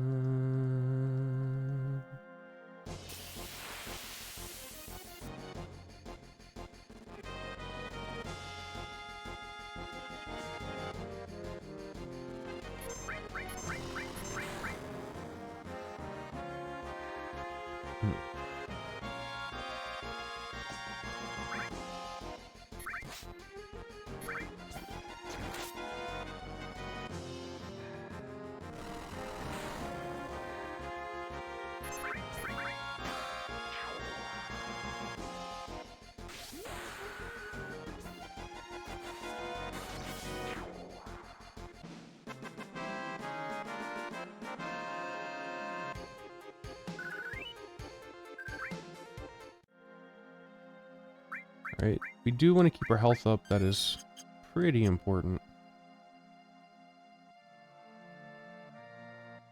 Dun, dun, dun. Alright, here's Junon.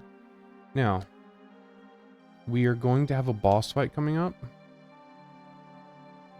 And we want multi-hitting magic. So Cloud has Matcher Magic on his enemy skill. That's good. That'll hit everything at one time. Aerith has one summon. She can use Chocomog once. And then Yuffie has all fire once, which is okay. That's fine. Other than that, I don't think there's really anything specific that I want. I guess Cloud also has Flamethrower, which is pretty good damage. So I think that he'll probably use that. Aerith has Fire, which is probably good. And Yuffie can hit it with her basic attack. Okay. So the next boss fight is long range. So you have to hit it with magic or a long range weapon like Barrett's gun or Yuffie's throwing star. It also has Reno's pyramid move, except he traps you in a bubble and it makes your MP go down, or makes your HP go down. Also, Reno's move you hit with a physical attack to break it. This one you have to hit with a magic attack. Which is why we want multi-targeting magic. So let's save our game.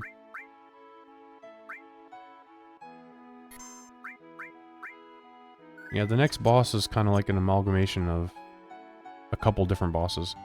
It has Reno's pyramids, it has the 100 Gunners long range, and then it also has apps sewer tsunami thing that it did. This place has a couple shops, but they're like useless. There's nothing in them. So you want to go down, see this little girl who has a dolphin.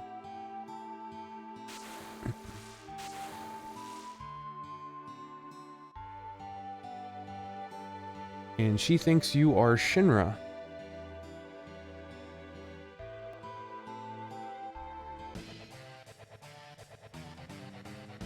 And she tries to save the dolphin from the giant fish monster. And then you have to save her.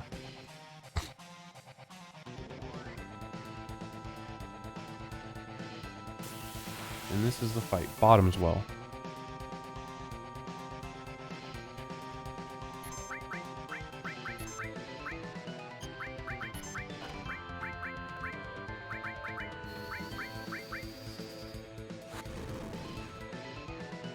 I think this thing is weak to fire.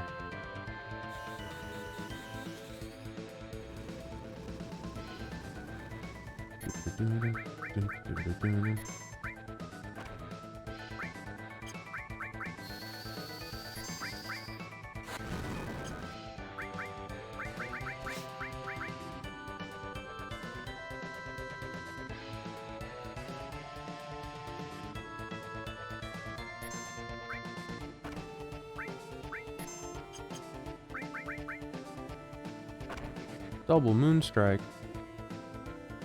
Triple Moonstrike. That's just bananas. Dun, dun, dun. Dun, dun, dun, dun, dun, dun, dun.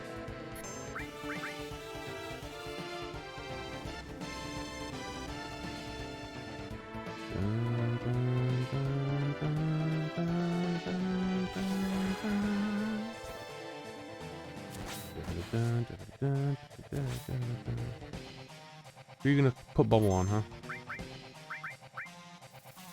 Oh, there we go. So, we're gonna load up this. Yep, there we go. It's gonna hit all.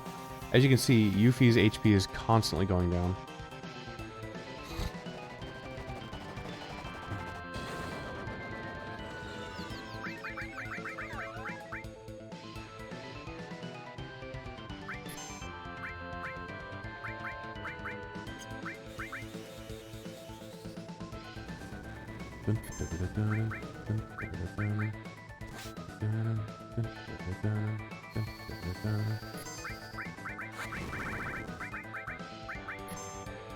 Oh, big wave. Could be the end.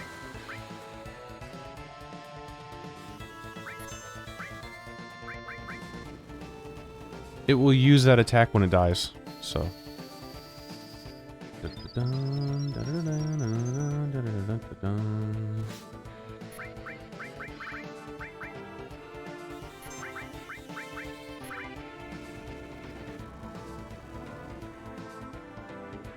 Yep, this is probably it. It's probably dead now.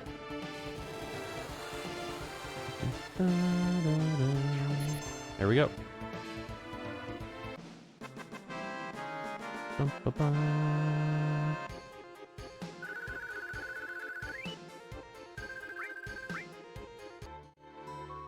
Okay, so Priscilla is not in a good spot.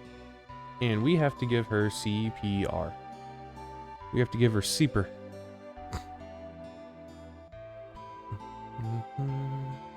Boom, boom, boom.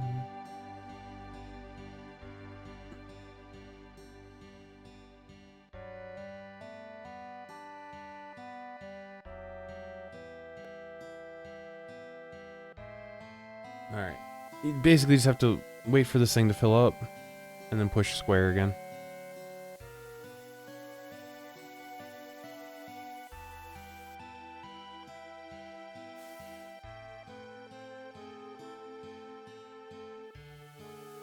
Can I fast forward this? There we go.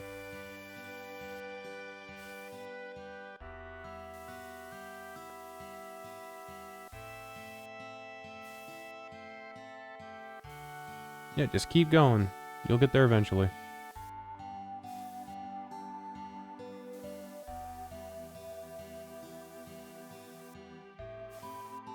There we go. So after a bunch of CPR, you save her life. Dun, dun, dun, dun, dun, dun, dun, dun, dun, dun, dun, dun. All right. And once you're back up here, go down here to this woman, and she'll tell you can sleep in here for free because you're such a hero. Dun, dun, dun, dun. Ba-dun, ba-dun, dun.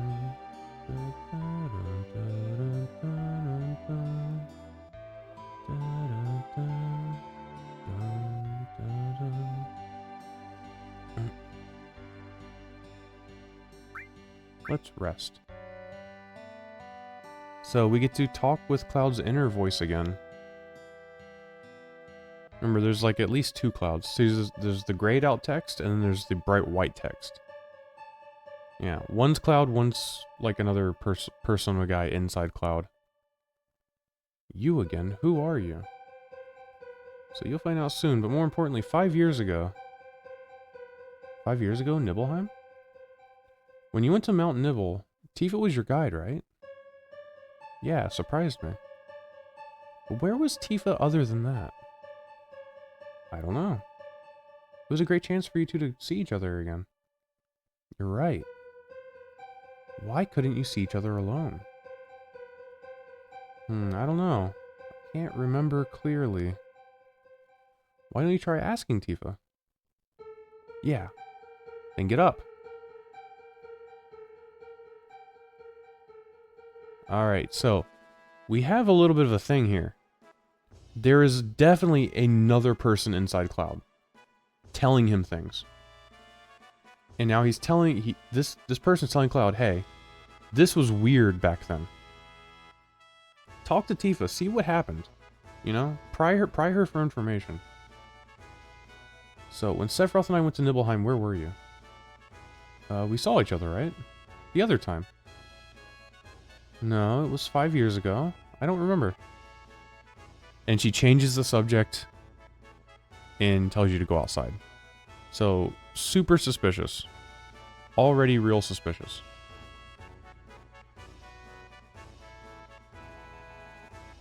So we want to come up here.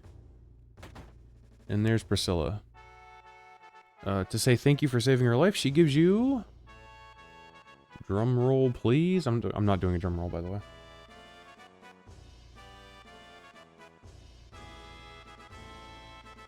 Shiva materia. Huzzah.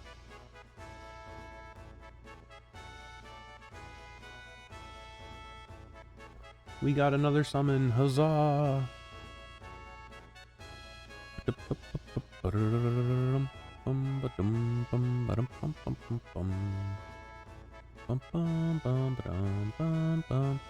So there is a parade for Rufus going on upstairs.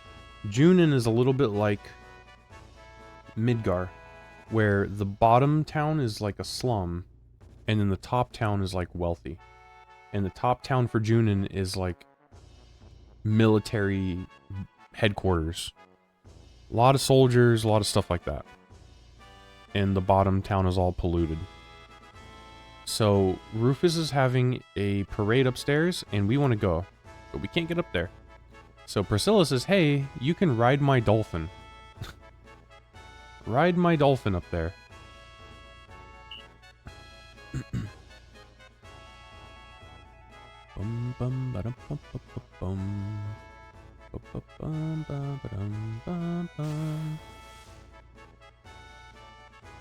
Okay. And Barrett is like, "Hey, can't get your PHS wet, so I'm taking the PHS."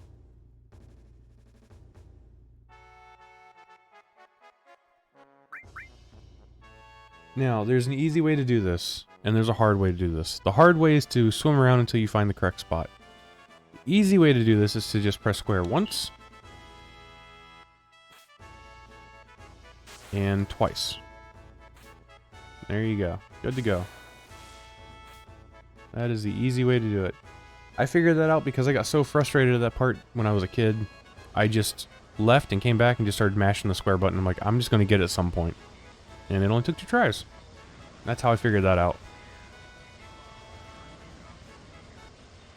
I was like, F it. I'm frustrated. Brute force. Mash square until it works. There's the Highwind. My sweet Highwind. One day you will be mine. This I swear.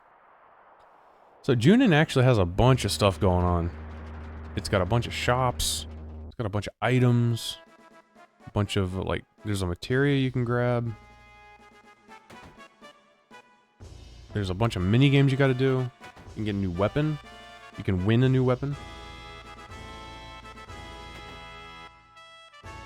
So this guy mistakes you for a regular soldier, which doesn't make sense because Cloud is still wearing the soldier first class costume. They should recognize him as a soldier first class because of the costume, but they don't. Which is weird if you think about it. Soldier first class are like elites, the elite of the elite, and there's not a lot of them, so they're pretty famous within Shinra. And to have nobody recognize Cloud as a soldier first class is crazy.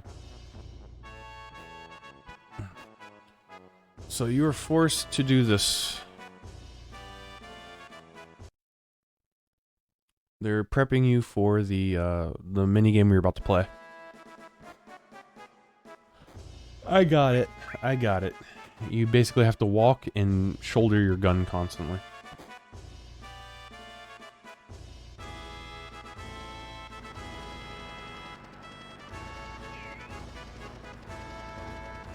This is a nationally televised parade, and you have to march in it without embarrassing yourself. But it doesn't start off well, because you're already late.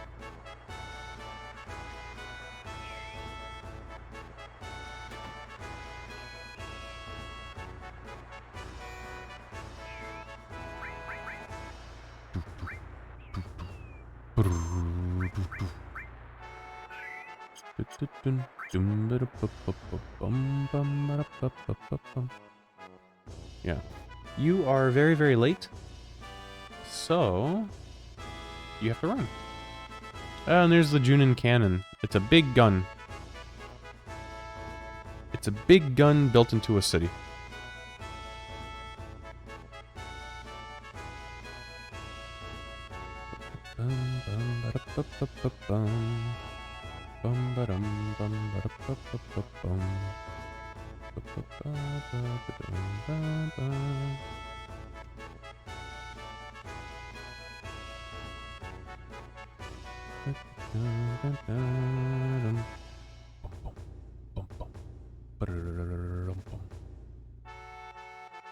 Alright, so, of course, if you're late for a parade, there's only one thing you can do.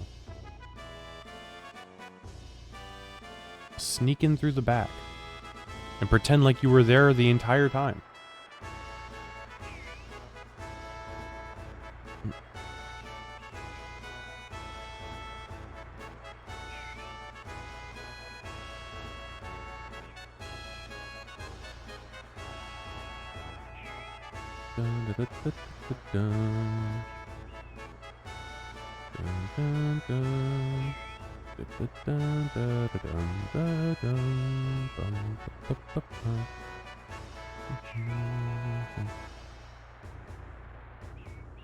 What? The flip? I did that perfectly.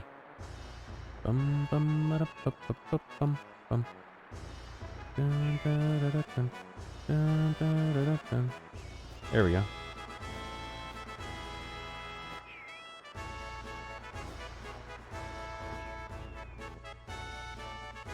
Okay. So-so. That's fine. 6 potions. I don't know what you get. I think you get money if you do really well on that. But I never do very well on that minigame. I think I've only gotten, like, the ratings to go up a lot one time. Yeah, you can't move from here. If you try to move, the guy yells at you.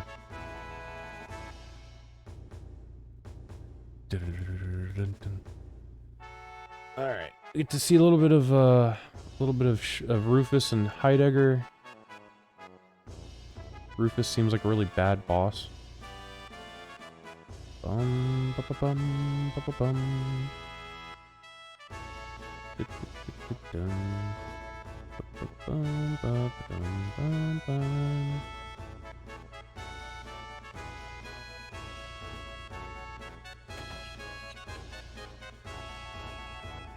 Everyone scatter. Well, everyone laugh, and then everyone scatter.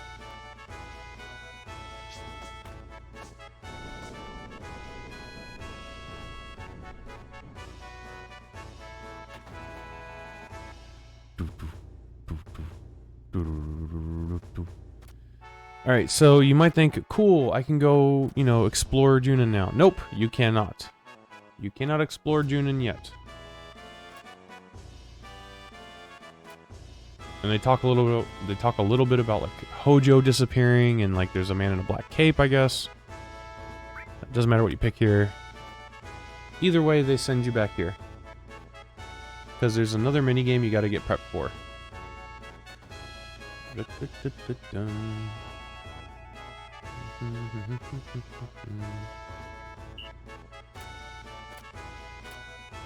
And it's basically like a rhythm game. Which is cool. I love rhythm games. I play Project Diva and Muse Dash and all that. Man, what is up with my controller? Oh my god.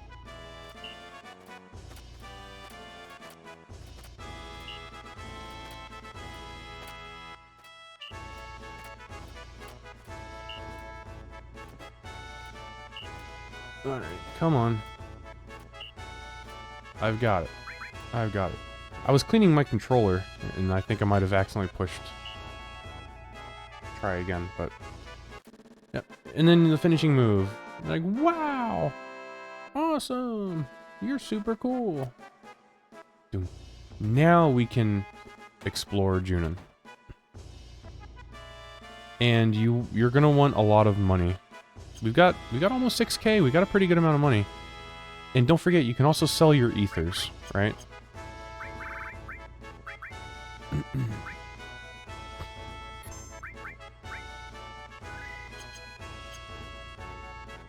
Because there is a lot of stuff to do here. And a lot of expensive things to buy. There's Rude, the Turk. So first let's get in here. That guy's like, forget about your job. Come in here and shop. Yeah, see, he's got materia. And see, he's got two that we don't have. Revive and Seal. Problem is they are both 3,000 gil. Very expensive. And we want both of them.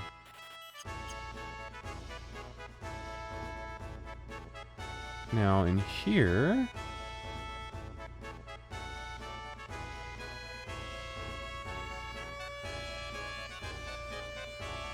Oh, he doesn't have anything to sell. If you come down here, though, we have a bar.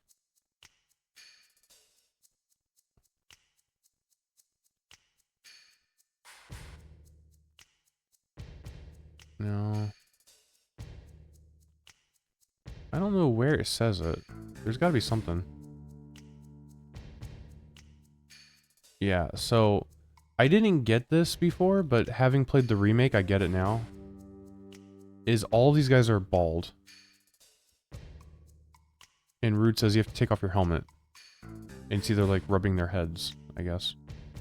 So, this is like the bald guy bar. Alright.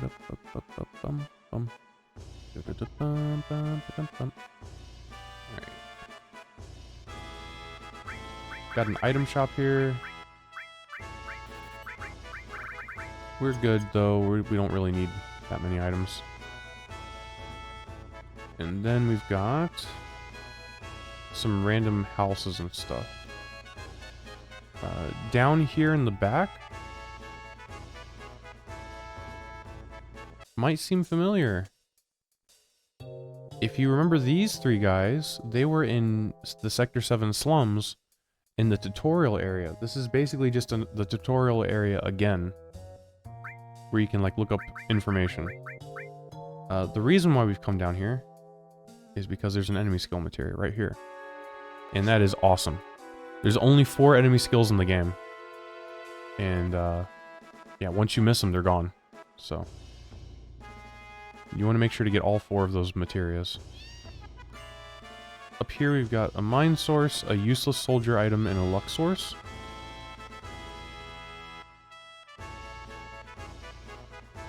And then here we've got a power source, and a guard source, and a dog.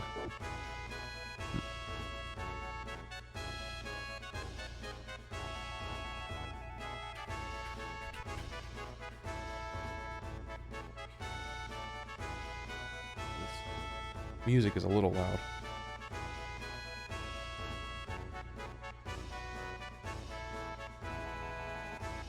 Dun, dun, dun, dun. We could go down here, but we don't need to, so we're not going to. Waste of time.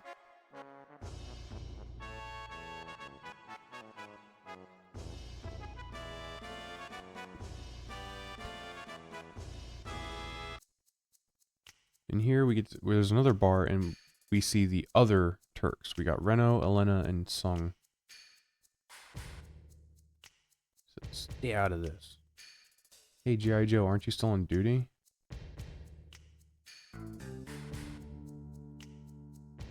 Oh, she says that. What about Reno? Okay. So the bartender calls us G.I. Joe.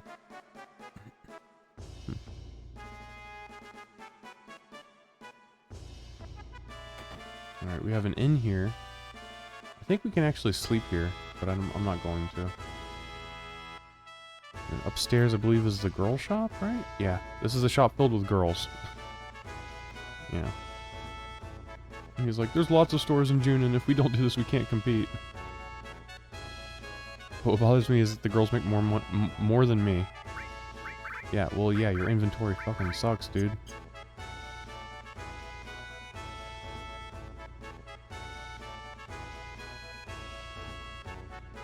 And this guy who used to be in Soldier is an accessory shop. Now, these are also 3,000 gil. Protecting against darkness is kind of pointless. We don't want that. But protecting against sleep is actually kind of cool. It's pretty nice. I say if you've got the gil, buy this. I almost never have the gil to buy that though, so I'm not going to.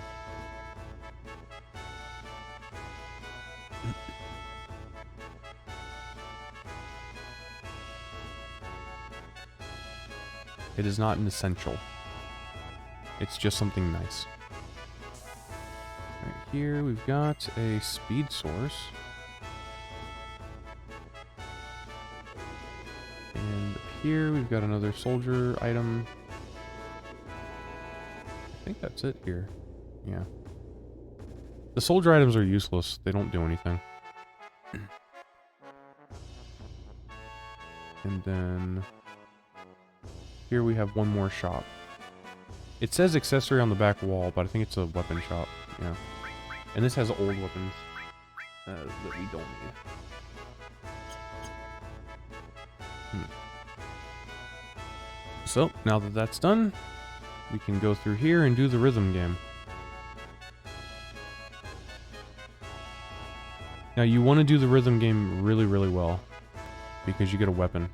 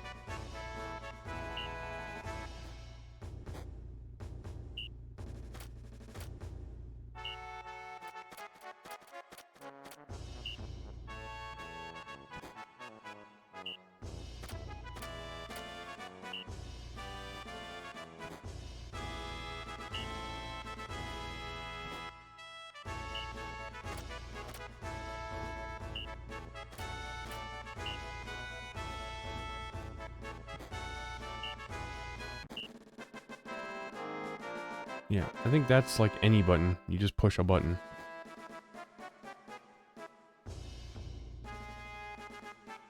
Oh, there we go.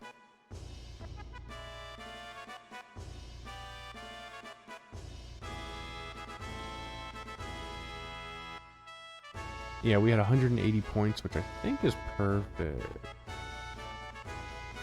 Force Stealer, yeah. Boom, boom, boom. Shrugging my shoulders, shrugging my shoulders. Gonna shrug until I shrug until I'm asleep. Gonna shrug and shrug. Oh, that's right. Gonna push X. I'm busy mashing triangle. I'm watching my character shrug. Yeah, they're chasing Sephiroth. They're going across the ocean. Blah blah blah. You can actually see Red 13. He's behind that little spool thing. Like a circular wire hinge thing on the boat. You can see his little tuft of hair and his feather. So yeah, we could go back into Junin and keep being a soldier. Or we can get on the boat and be a stowaway.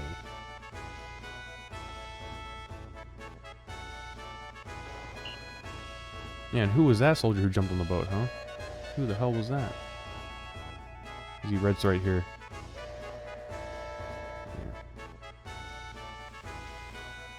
We'll cross the ocean to the new continent, even if we are wearing Shinra's uniforms. Bleh.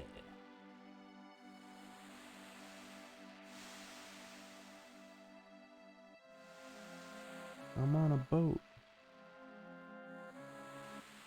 I'm on a boat and it's going fast and got a nautical theme, Kashmir Afghan.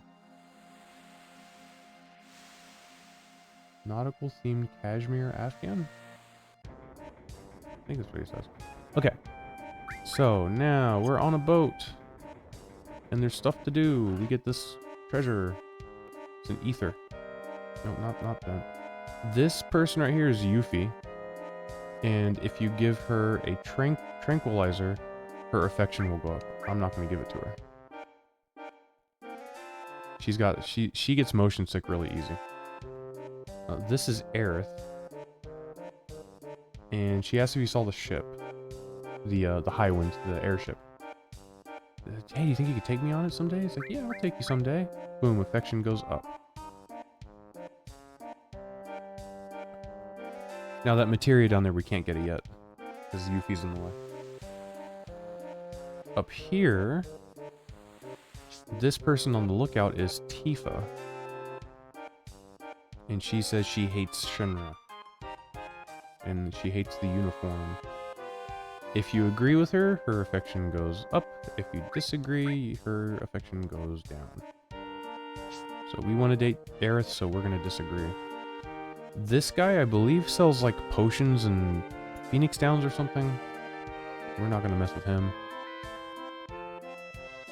This wibbly wobbly guy is Red 13. There you go, there's his tail. Boom, boom, boom, boom, boom, boom, boom, boom.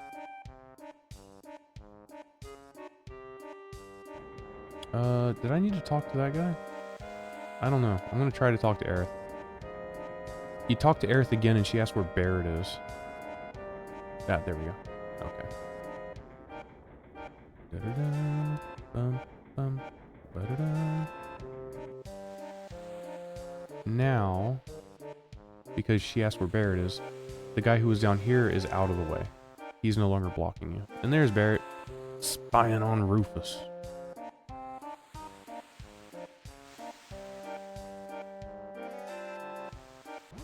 Yep. And then there's alarm. An alarm goes off. Maybe they found us. Or maybe they found someone else.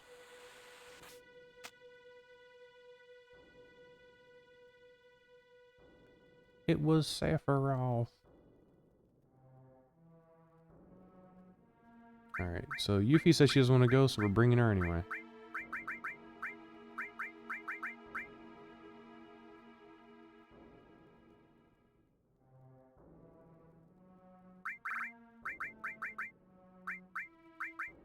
So I am actually not gonna hyper Yuffie for the boss fight. Because it can... The next boss can, like, double up on their attacks. And if Yuffie is hypered, she might take so much damage that she dies. So, I'm instead going to Tranquilizer everybody to help prevent damage.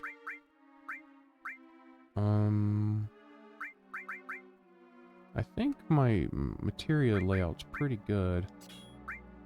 Don't need Chocobo lore. I think I want Shiva on Aerith, as well as Revive. And I think I'm gonna give Cloud Chocomog, and Yuffie can take Heal. Any skill steals Sense. Is there anything I don't really want? So, okay, so here's the problem, right? There are certain materia, like the all materia, that I absolutely have to have equipped. Then there's the materia that I really want that's really useful, which is summon materia. And enemy skill. Then there's materia that I don't really care about, like right now, like steel and sense and like earth. But I have to have them on because I want them to be mastered. And throw, and it's like, yeah, because I've got seal in my bag, and I don't need seal, but I want it to be, but I want it to be mastered.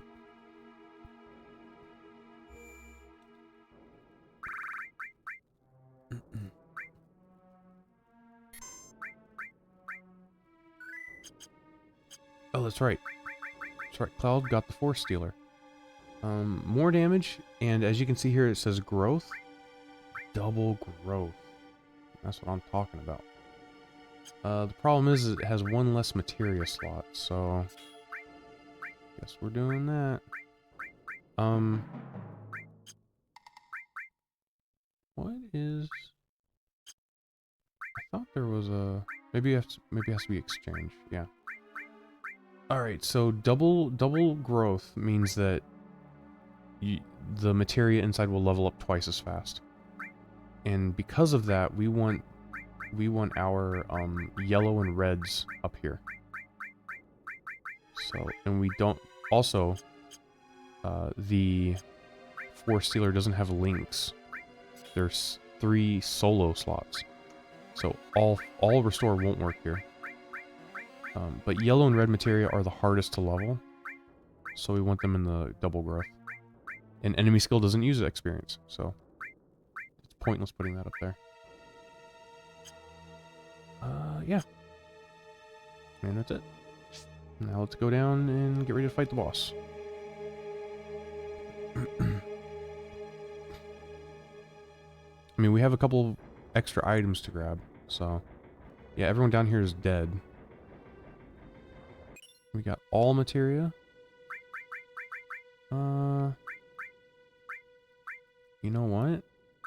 We probably should be leveling up another all materia, huh?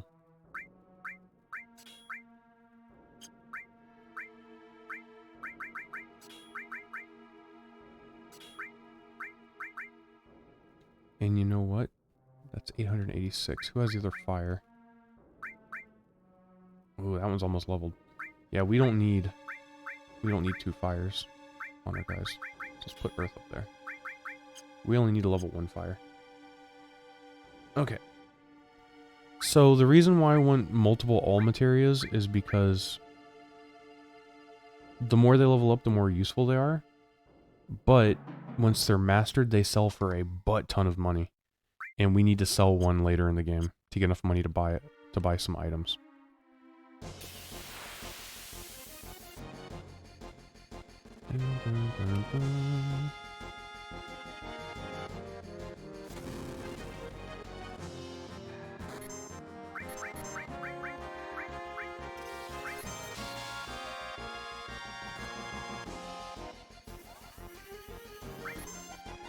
Can I steal from these guys? I don't think I can. I don't think there's anyone to steal from here. But again, we want to get some kills with Aerith, so...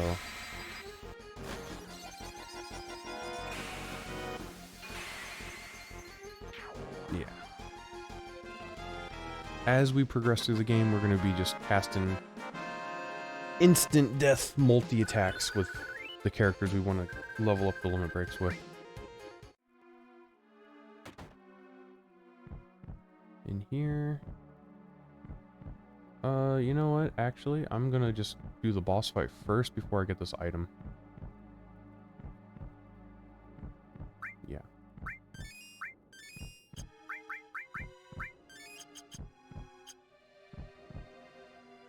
So you can get that item after the boss, which is what I'm gonna do.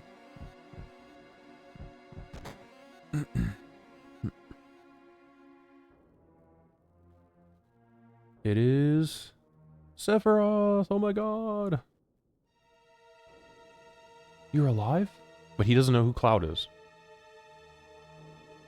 He does not know Cloud. He does not recognize the boy. Now we fight Jenova. One of the best tracks in the game. Love this fucking track.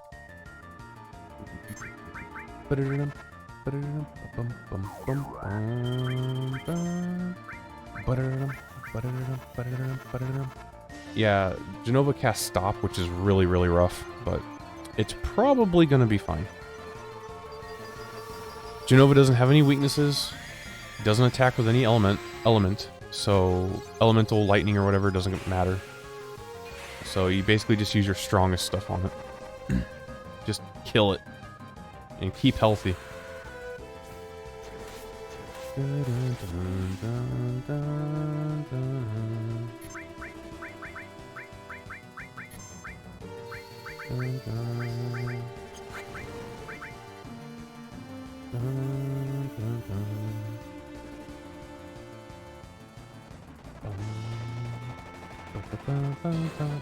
And listen to it. Listen to the music go. It makes me hype. It makes me want to go out and, like, win a fight.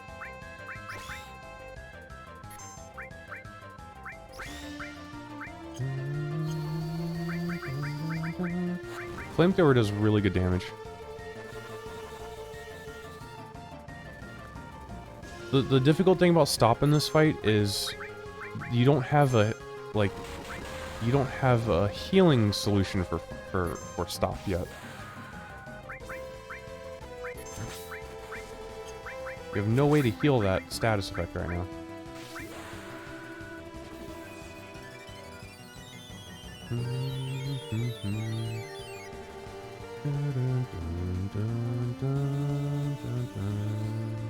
Here we go. It's gonna swell again.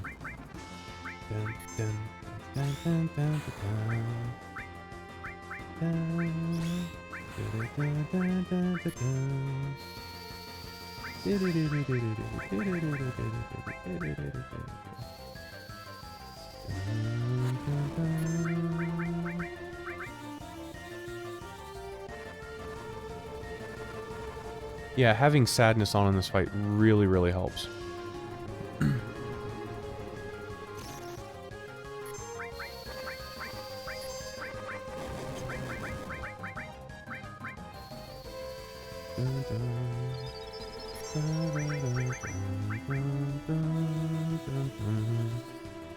Yeah, it's pretty simple. You just strong magic, your best magic spells. Oh no, another stop. Disgusting. It missed, thank God.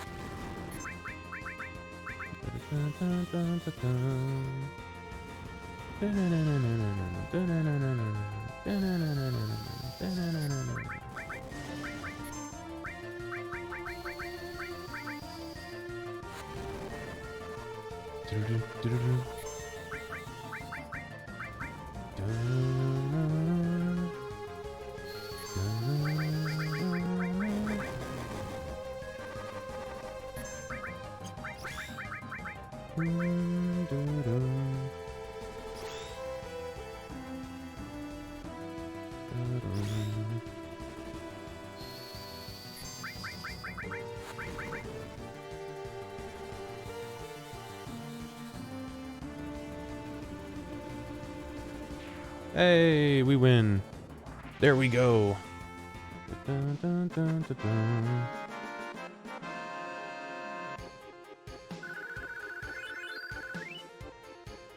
And we get a white cape. So, you need to get this materia right there. This red materia, do not leave it. And that was Genova. Now, at this point, they ask if you can explain it. No. It basically just like recaps the story. And we are now here in Costa del Sol. Now, the other, you know, people are leaving, but it's fine. You're not. It's like, you still have your team, so it's fine. Ifrit materia. We're gonna put this on.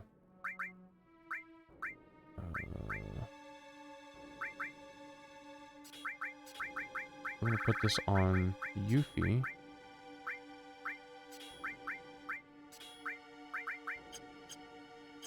And let's go get that treasure chest up there, yeah?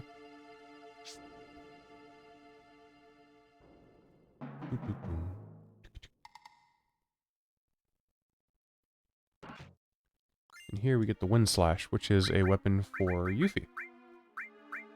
And it also has double. So let's configure Yuffie out for... Well, I guess these two are gonna have to go.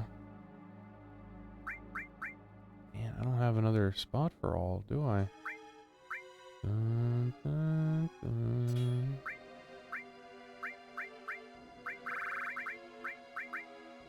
We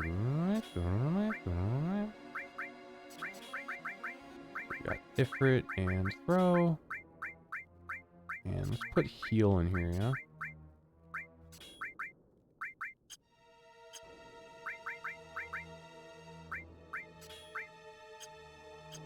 Okay, and the reason why we did that, it's got the same power, a little bit more accurate, but it has double growth, which is great. We like double growth.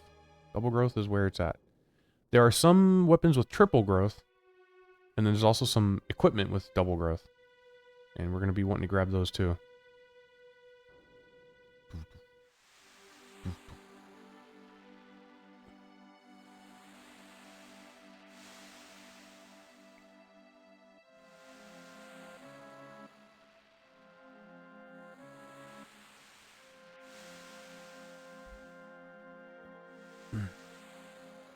Dun, dun. Bum, bum. Bum, bum. Dun, dun, dun, dun, dun, dun, dun, bum, bum. We get some super chill music now. Dun, dun, dun, dun, dun, dun, dun, dun, dun, dun, dun, dun, dun.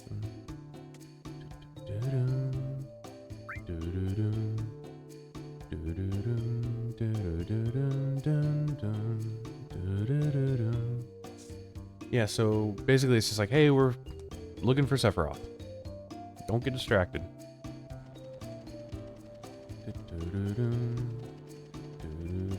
Man, Red is struggling in this heat, man. Poor guy.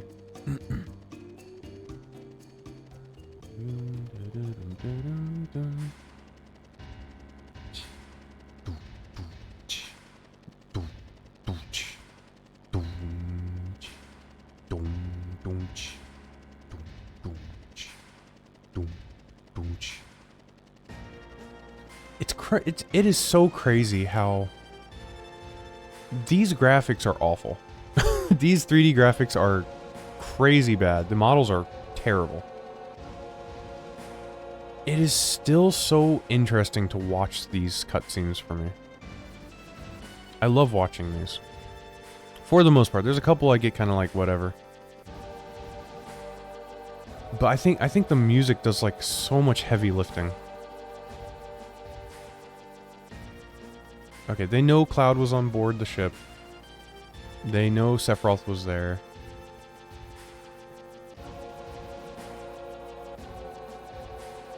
Boom, boom, ch. Boom, boom, ch.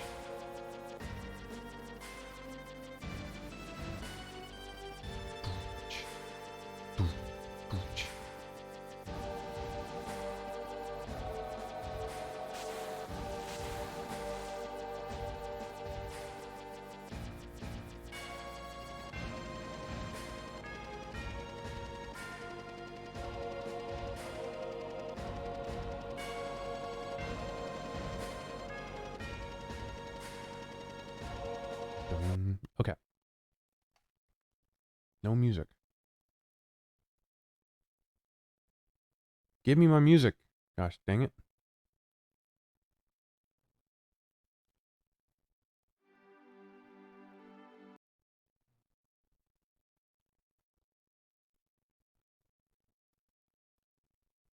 Oh my goodness. I can't get any music.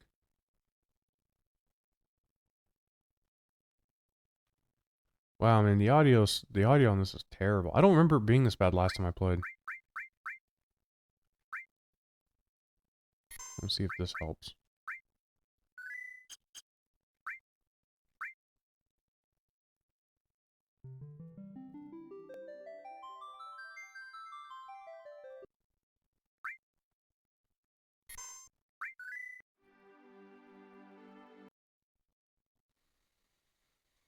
Oh boy, come on, please. It's like not even the game making me mad, it's the fucking glitch. It's the audio glitch making me angry. We got world map music, that's good. There we go, okay. Alright, Costa del Sol, beautiful Costa del Sol. So, this guy, you can talk to him, and he will sell you this flippin' house. He will sell you this dang house, this villa. It is very expensive, though.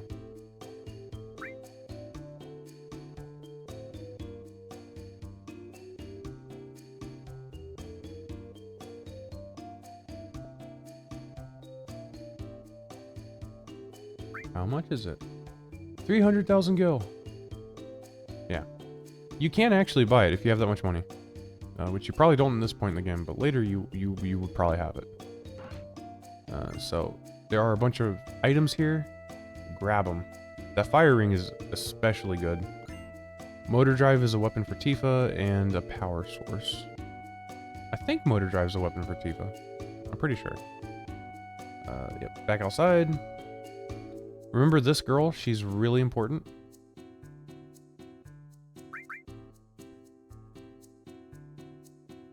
She's important later. Here in the bar, I believe these guys are talking about going to a location that you go to later. Yeah, snowboard is popular, so they're sick of surfing. Oh, they're going to the Gold Saucer, and then the Icicle Inn. Both places we'll find later. This guy, Platinum Bangles. He'll sell you carbons if you don't have them yet. And he sells 4 slots, which we're not using. But then he sells the Platinum Bangles. Okay, I don't have enough money. I'm gonna sell an ether real fast. They have double growth.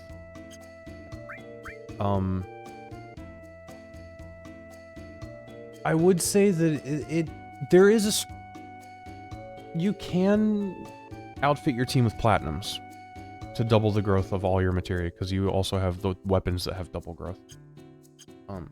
But they only have 2 materia slots. And I think having 3 materia slots is probably better than 2 for your armor. So I'm gonna advise against doing that. You could do it and it wouldn't be wrong. You could also kick the soccer ball at Red 13, which is very wrong. You should not do this.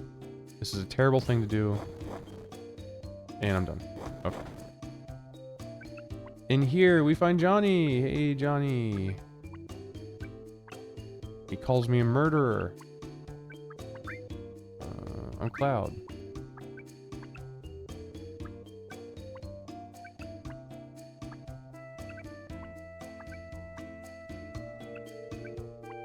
I think that's her talking to me. It's like, oh, he's depressed lately or whatever.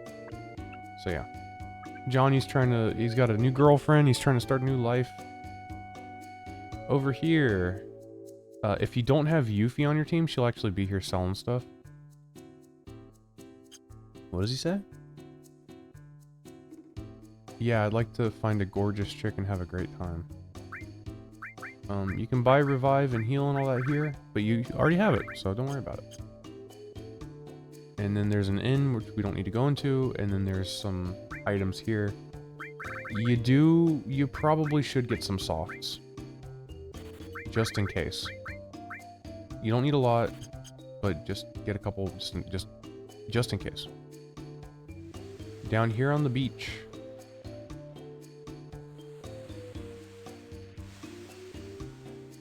It's Hojo! That motherfucker.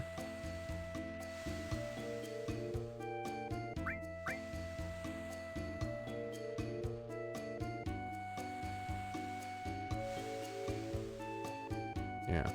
Now he will talk to you.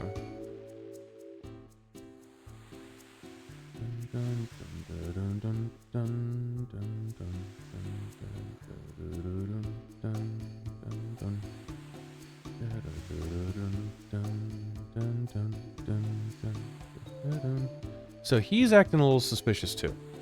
We're looking for Sephiroth, and he's like, hey, I remember this little theory, this hypothesis that I had. You ever have a strange urge to, like, go somewhere? It's like, what does that mean?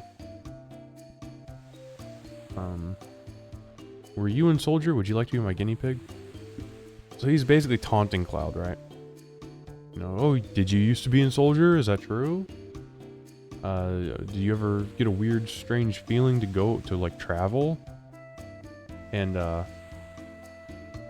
eventually he mumbles something, and one of the girls, the bikini girls, tells you what he said. And he also didn't know that Ifalna was dead, that Aerith's mom died. Which is weird, he should know that, but, you know. Considering, like, the Shinra killed her. So he says he was mumbling something.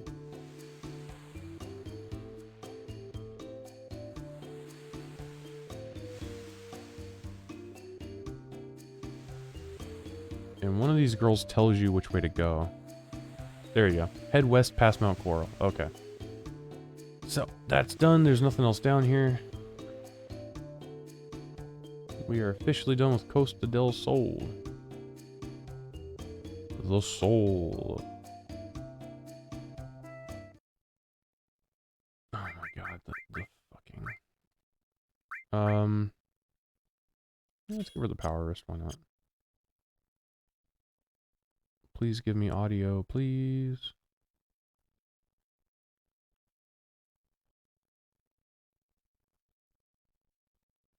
This is crazy.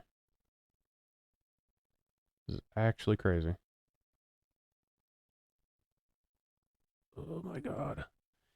You know what I'm gonna do? I'm gonna save it and reload. See if that does it.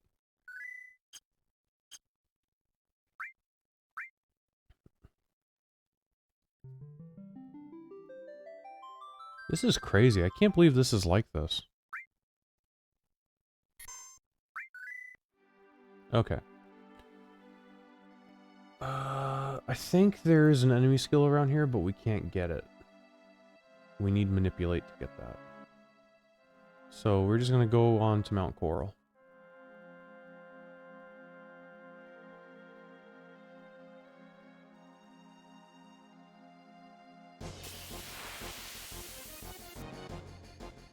Oh, I'm still sadnessed. I'm still all sadified.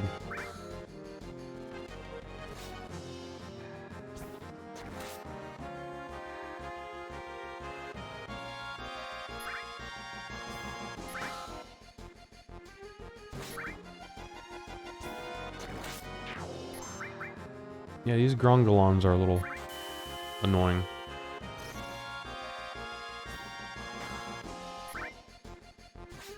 Or Grand Gallons? I don't know how to pronounce it.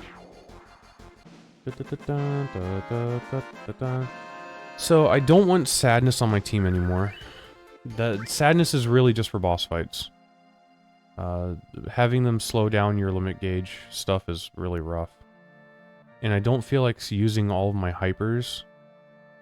So what I'm going to do is I'm going to go back to Costa del Sol and I'm going to sleep at the inn. It's probably going to break my audio again, but I got to do it.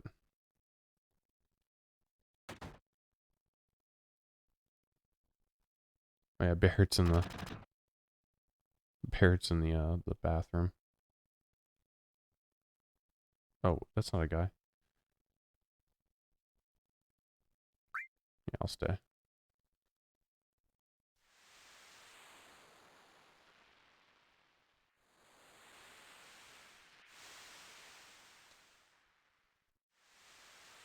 Maru.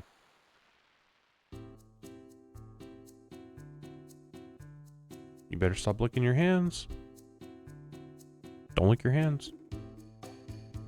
My dog just licks his hands constantly. And then they get all pink. We gotta put medicine on his hands after he licks them, because he licks them constantly. Alright, I think Yuffie still needs her limit, so give her Fury.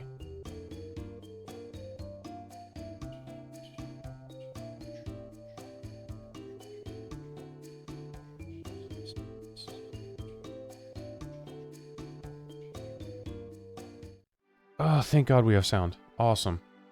Okay. Now we're ready to go. Maru.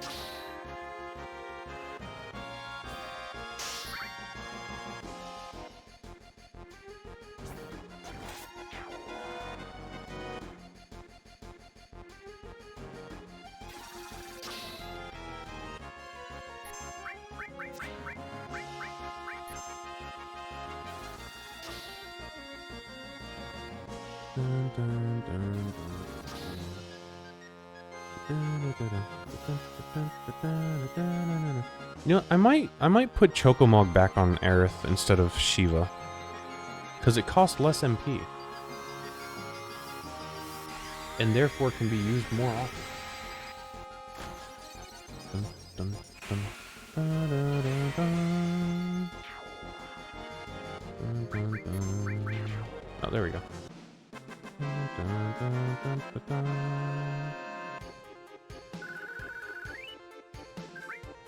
So let's do that.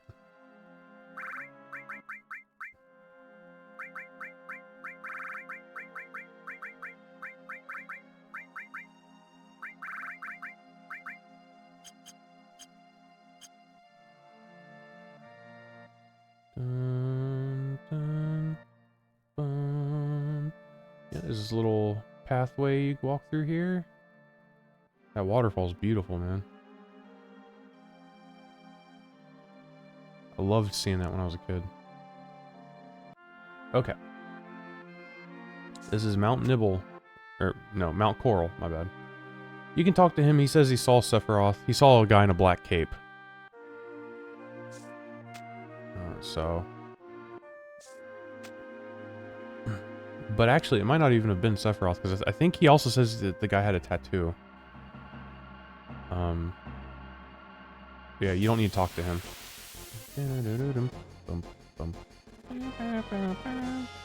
I think that these Bandragaras have...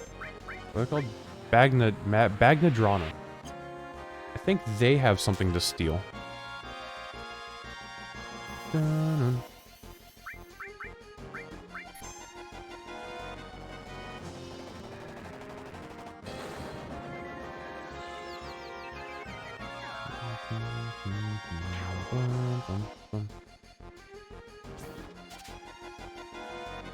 Yeah, diamond pin. Okay, that's a weapon for red.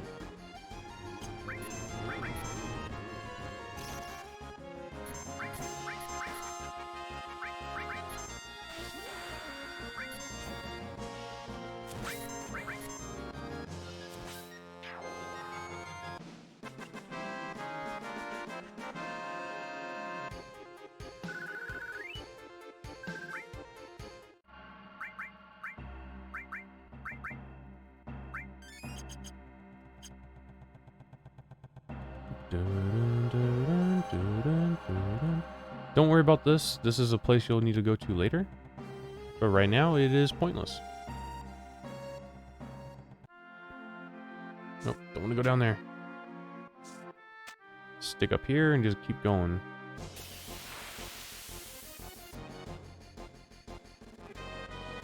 Oh, 2 bombs. Wow, we are running away from that. Yeah, don't miss the bombs. Not right now. They're too difficult to kill.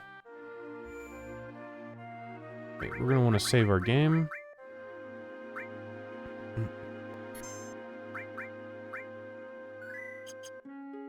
There's a lot of stuff to do here.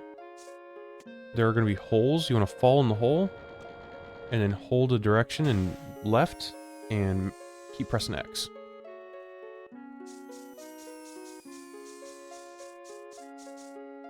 There we go.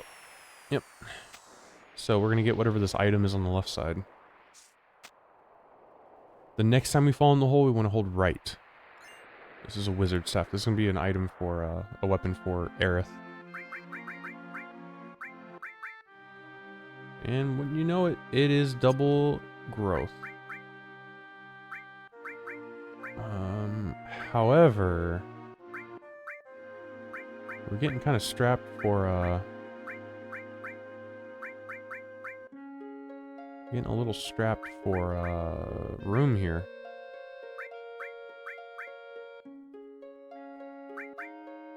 So let's do this. I'm gonna put that on. Oh man, I do less damage too.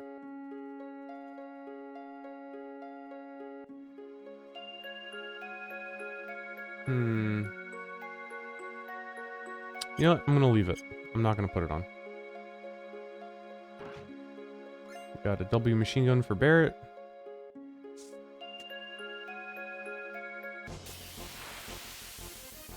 Dun, dun, dun, da, da, da, da.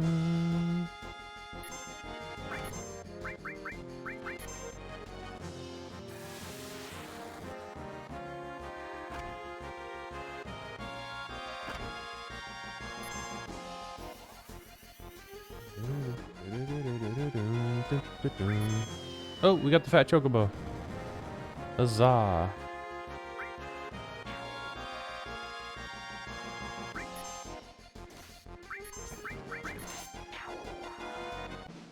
Dun, dun, dun, dun, dun, dun.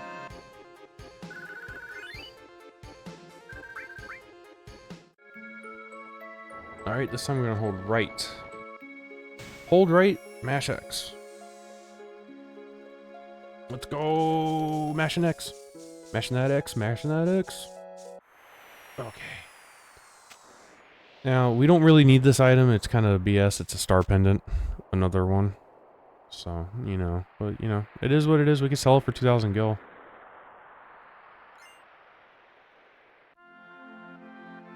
Now, we don't need to fall in any more holes. Up here, we've got a turbo ether. And a transform materia, which we will not be using. And you want to go up.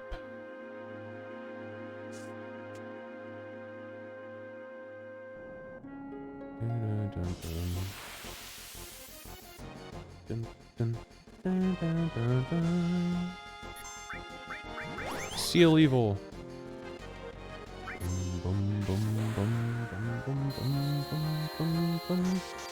Oh, it doesn't work on the birds. That's kind of messed up.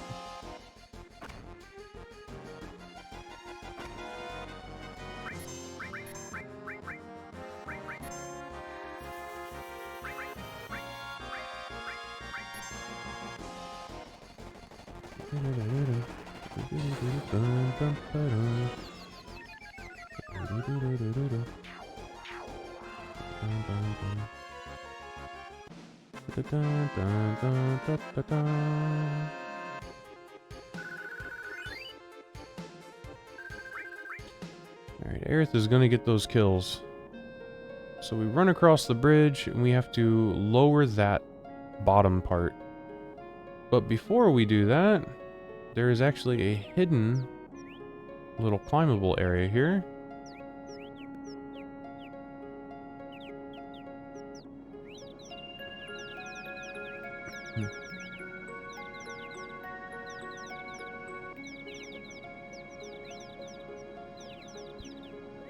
and take the treasure. I think it lowers Eris. I think it lowers Eris' affection, and it might raise Yuffie's, but it's fine. It's such a small change, it doesn't matter. Gotta fight this chicken, but it's okay.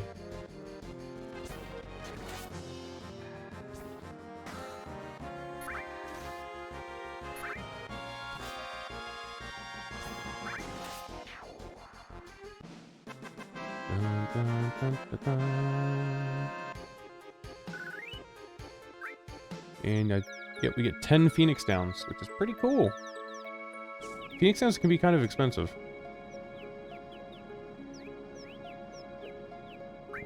Let's do potion. Yeah. You go in here.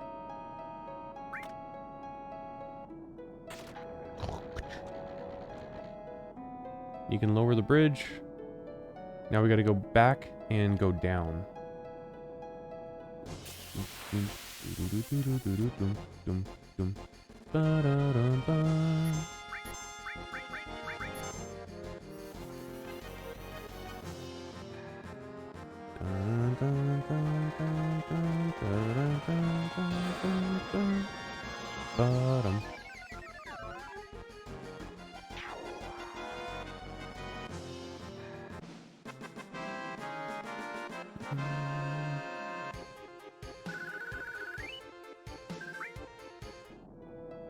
Just to make sure. Yeah, okay, she doesn't have it yet. Oh, she's gonna get it, though. She's gonna get it.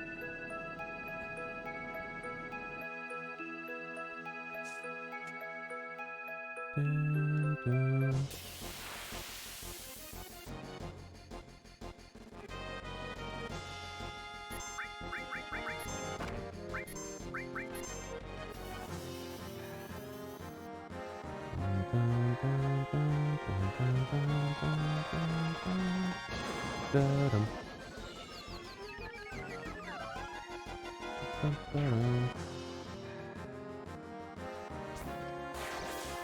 Oh. That was a crit.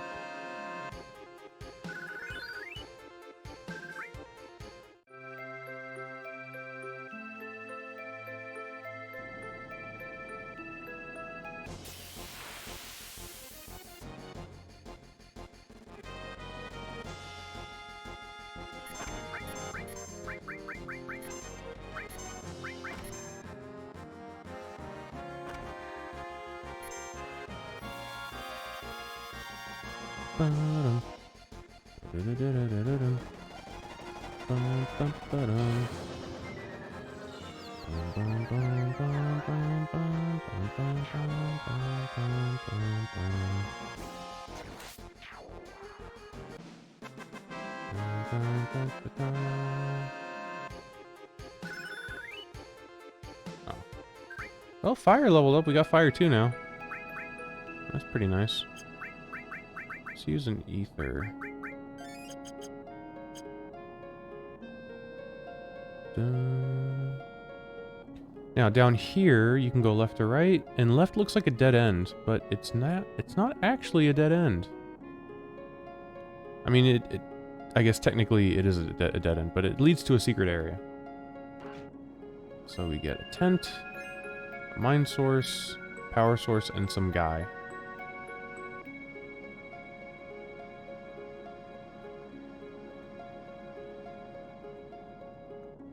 Bum, bum, bum. Bum, bum, bum, bum, bum, bum.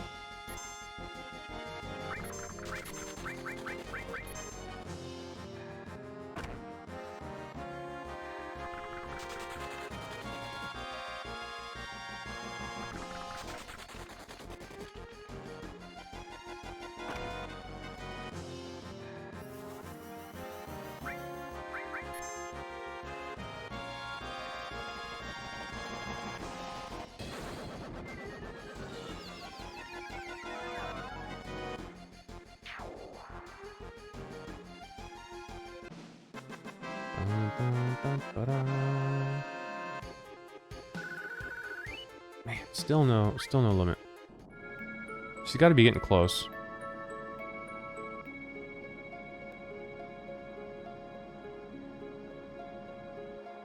Alright, this bridge sucks.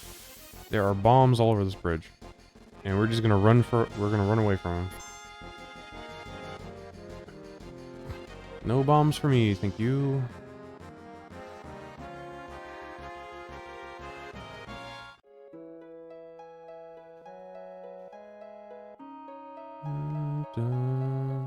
I go left and right. I don't know if it does anything. It just feels like it helps. I really don't know why.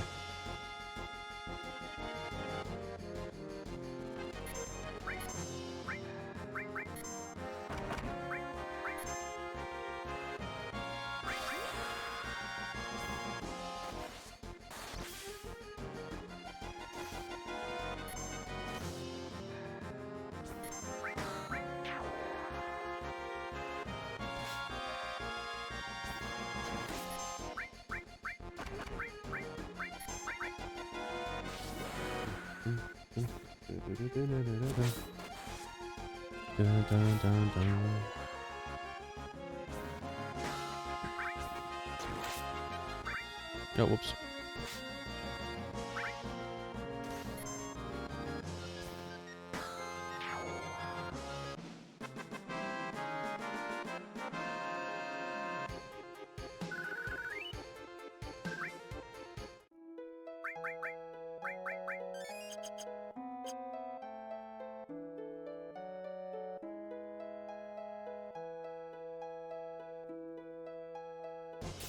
Wow.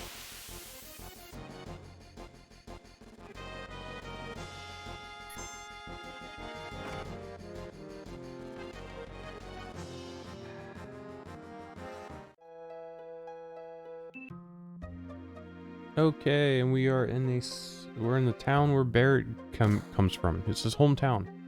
Barret's hometown. But they hate him, and they punch him, and yell at him, and blame him for stuff.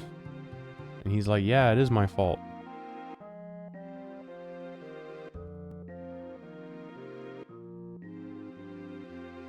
Bum bum bum. Bum bum bum. Bum bum bum. Bum bum bum. Bum bum bum bum bum bum bum. So right now there's not really that much to do here. There is one spot in here.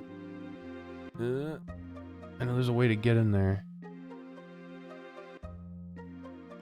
There we go. Got the ether. And then we got some shops. Potion, Phoenix Down Tent. This guy is transform and some other stuff. And this guy's weapons. He's got Carbon Bangle and Force Stealer. So you want 3,000 gil.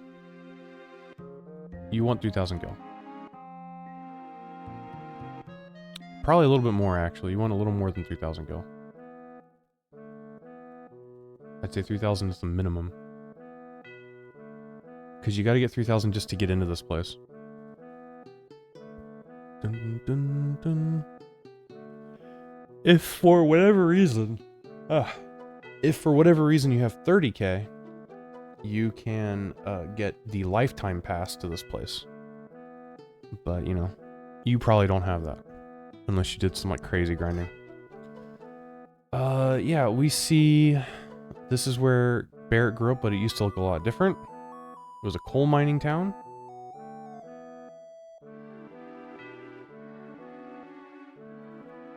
And... Shinra came in and was basically like, hey, we don't need coal anymore. Mako's the future. So how about we build a reactor in your town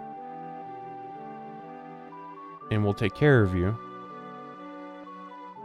And you just won't get coal anymore. You won't be mining coal anymore. So this guy on the couch here is Dine. I think his name's Dine. It's either Dean or Dine. I think it's Dine. He doesn't want to give up the coal. But the mayor, the skinny guy next to him, and then Barret's also on his left. Or his right. Barrett and the mayor convinced him to give up the coal mines and have Shinra build the reactor. And of course, Shinra said some problem happened with the reactor, and so they blamed terrorists who lived in this town and burned it down, killed everybody. But Dine and Barrett were away. Yeah.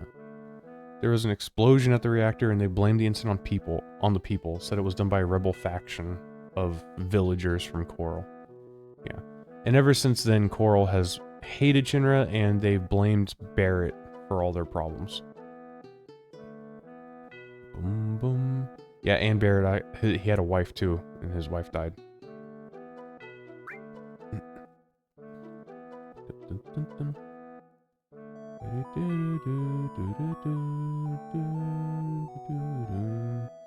Yeah, everyone's like really sympathetic except for Yuffie. She's like, he never should have trusted Shinra. And honestly, I mean, I guess Red didn't trust Shinra, but Aerith did, Tifa and Cloud definitely did, and so did Barrett. Yuffie never did because she's from Wutai. She grew up with her country at war with Shinra and Midgar. So she's never trusted them.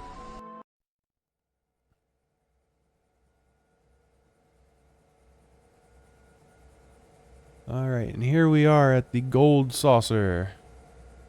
Let's go! For you youngins who've played FF14, yes, there is a Gold Saucer in that game. Yes, they got it from this game. This is the original Gold Saucer.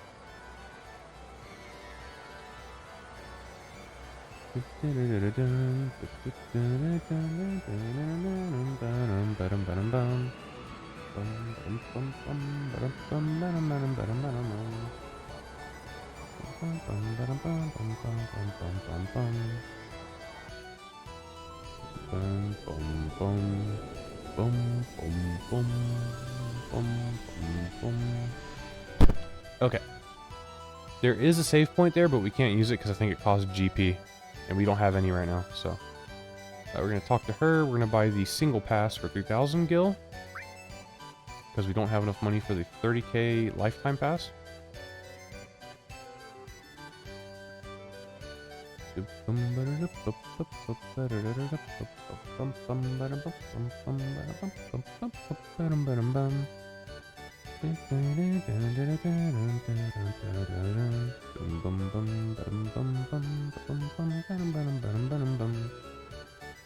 So yeah, Barrett is not doing too well. He is not doing great. And Aerith is not making any better.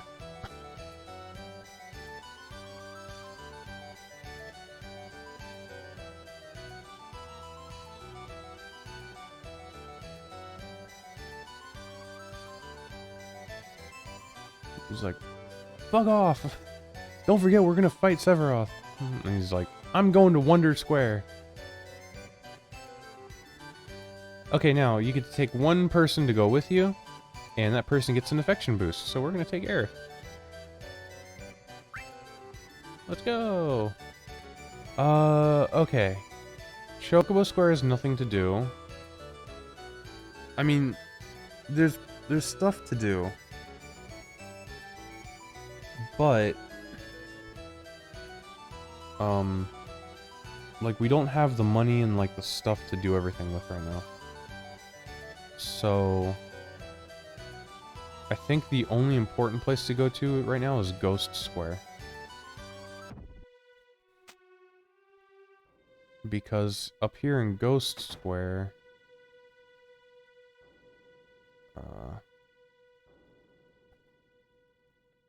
you can read Turtles Paradise 3.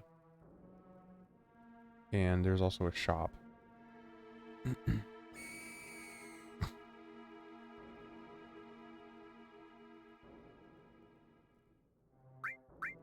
If you want to buy some stuff. There's also an item you can get by if you sleep here, but we don't need to do that because we're going to be forced to sleep here at some point. And I I think the only other place to really go to is... I guess we could do Speed Square, huh? Right?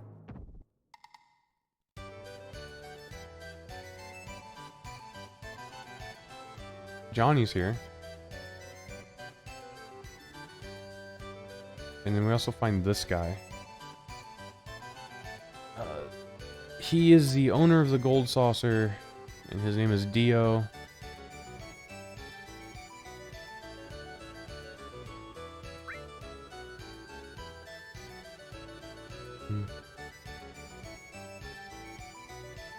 And I guess he talked to Sephiroth. Oh, maybe not, because that guy had a tattoo of a 1 on his hand, so maybe not Sephiroth.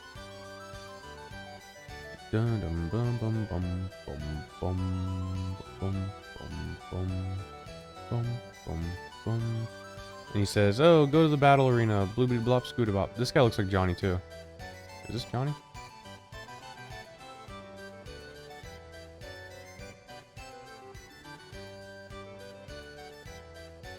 Okay.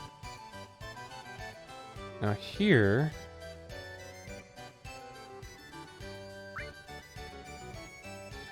you receive a prize if you get more than 3,000 points. So there is...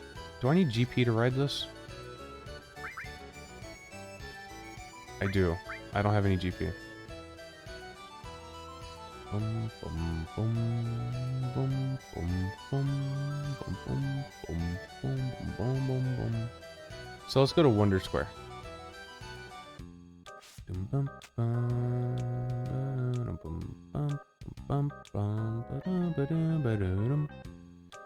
Yep, and this is Kate Sith.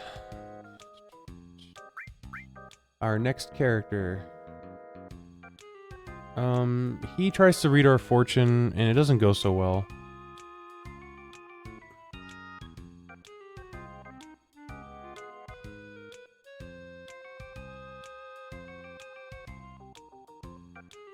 Ordinary luck, give the goodwill to others. He says, "Oh, let me try again."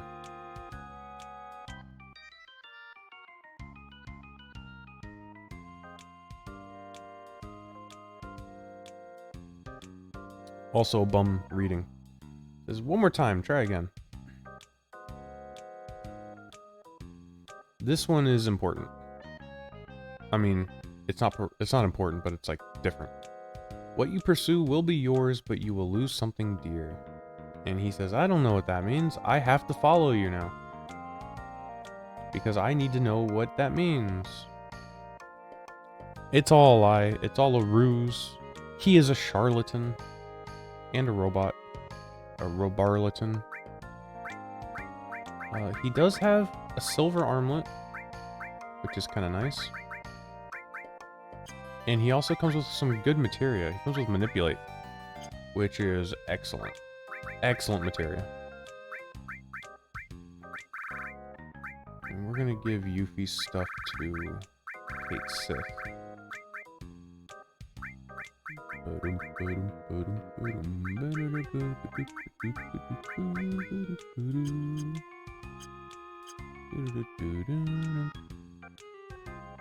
Now, up here is where we can win GP.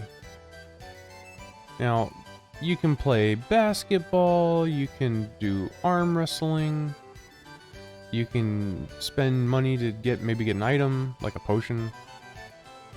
All worthless. Submarine game doesn't work. Can you do the bike game? You can. We're not gonna do the bike game though. What we want to do... oh, this is also... we can play rock, paper, scissors. We want to do this game. 100 gil. You win, you get a butt ton of GP. And one time. You only get once. None of this is important. So I'm going to skip past this. So we need to... feed this Mog his Koopo nuts.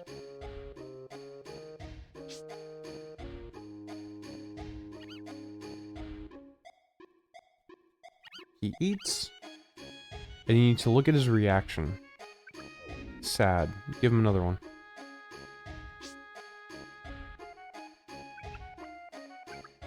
sad. Give him one more.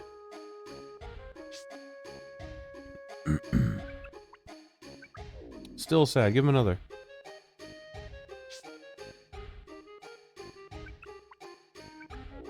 Still sad. Give him another. This should be it. I think it's 5 for the first one. He's happy.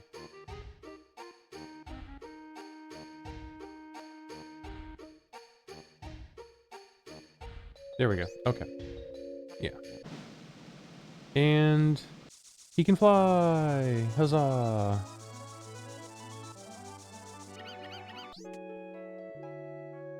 So now he has to impress a girl.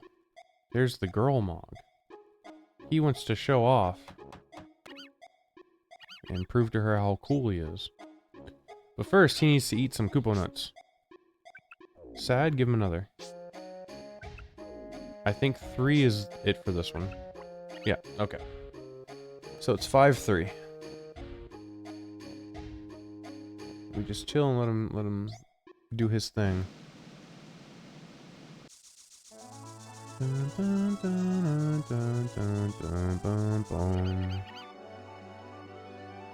Bum, bum, bum, bum, bum.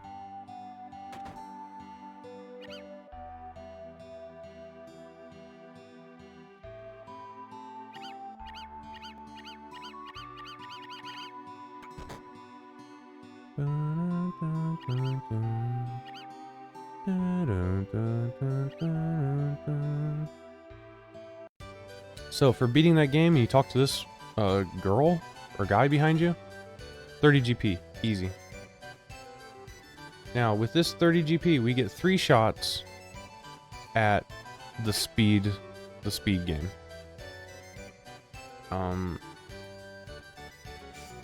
But realistically, we only get 2 because we're gonna go back out here.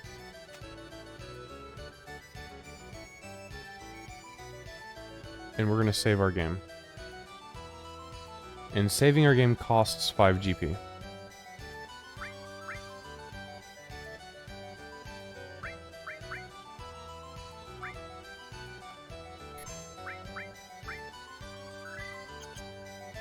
Now, there is a trick to doing this.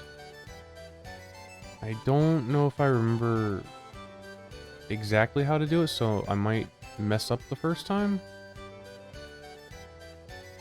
But there's a way to do this. You want to get 3,000 points so you can get the special prize, which is a weapon. I think it's an umbrella for Aerith. We're never going to use it, but I just want to show you how to get it. So this is a roller coaster and a rail shooter.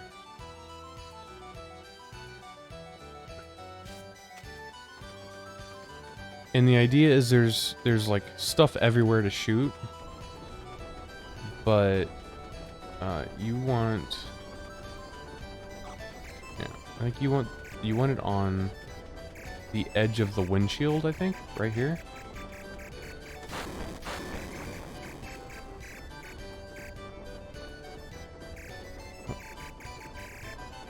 And you have like a laser.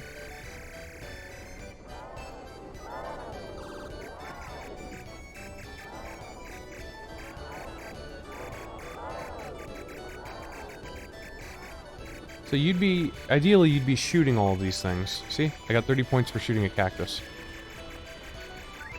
But it's pretty difficult to get 3,000 points doing this. There are some hidden items you can shoot that give you a lot of points. And like a big one is the propeller of a blimp, which is what we're going to be aiming at.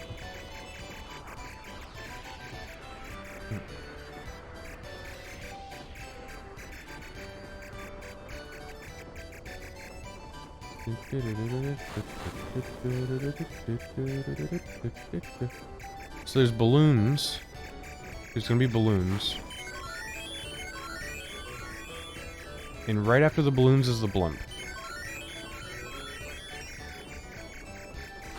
And I've tried to put my cursor on a specific spot.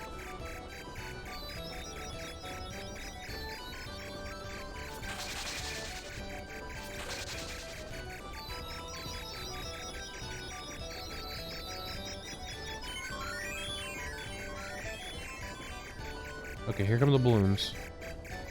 I think. Yep, there they are. Now the blimp should be coming up soon.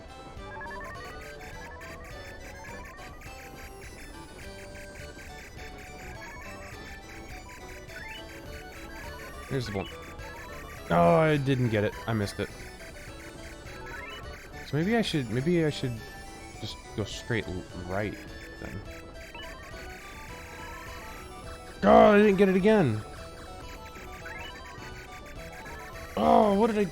Oh my god, why did I do that? Oh my god, it didn't work.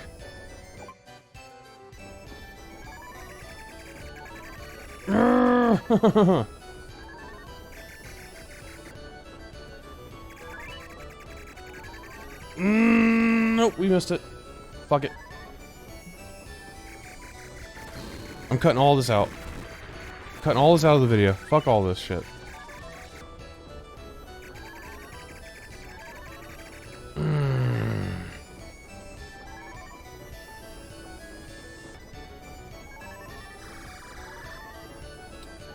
I think it was up one. I think it was up one, definitely. Why is it not working?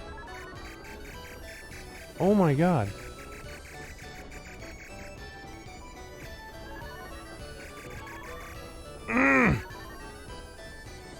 Hate. Absolute hate. Absolute anger and hate. And frustration and anger. I'm done. It is now the next day. I have gone to work. I have come home from work. I am not quite as irritated. And it's time for me to try to do the speed square thing again. Now, I went back and I looked at my own recording for a little bit. And then I went on and I looked at some other people playing and shooting the propeller. And I was like, what am I not doing right? So I'm going to put my cursor right here. And I'm going to shoot and try to drag my cursor across the screen.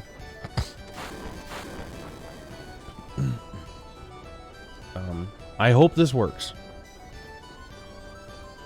Because I don't want to do this anymore. And I have to do this twice. The crazy thing is that I played this last year, and I managed to do it in like the first 3 tries. And I don't... Like, I've been doing this for years. I've known about this little strat. And I don't know why, like, sometimes I just can't get it. This drives me nuts. Okay.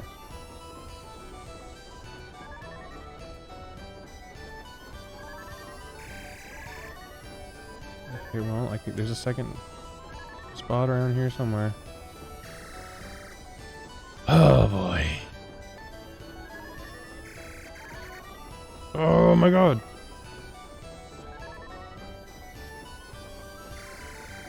Oh, yes.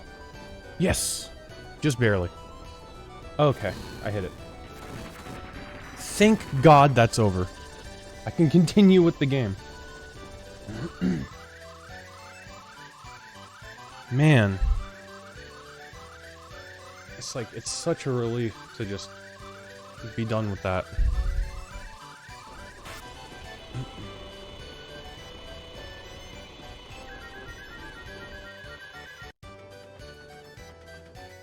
Oh, there we go. We did it.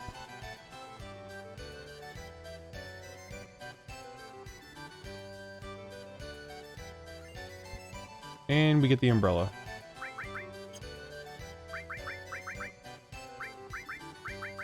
There we go. See, it's got pretty high stats, but no materia, so we won't be using that. But we got it. Now, I think we already went to the Ghost Hotel. We already went to Wonder Square and did that. There's nothing to do in the Chocobo races right now. Yeah, I think the only thing left to do is to move the story on you. Yeah, so to move the story on, you want to go to Battle Square.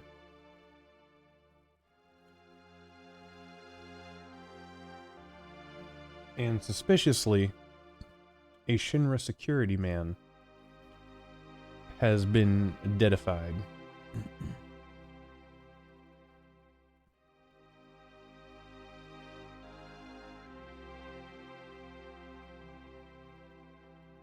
Yep. And there's a lot more dead peeps inside. Sephiroth did not do this because they all got shot. And Sephiroth would never use a gun. Can you imagine if Sephiroth had like 2 machine guns? That would be cheating. He'd be unstoppable.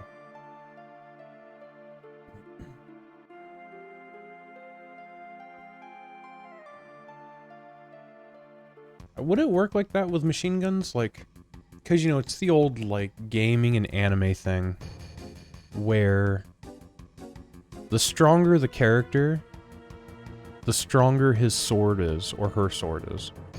So, like, weak characters with swords get overpowered and their swords get broken all the time. But a really strong character with a sword, the sword can, like, cut through titanium and stuff like that, you know? So would it work the same way with guns? Because, you know, there's plenty of weak characters with guns who just, like, can't hit, you know, a house if they shot at it. Guns always jam and shit. If you gave a super strong character a gun, would they, like, be able to shoot through the sun or something? I don't know, makes you think. So we get framed for killing all those people. And the last thing the dying woman said was a man with a gun on his arm. So we think Barret is the one who shot all these people. And we're like, there's no way. No way Barret would do this. Dun, dun, dun. And he's acting real strange. He's like, leave me alone. I gotta do this on my own.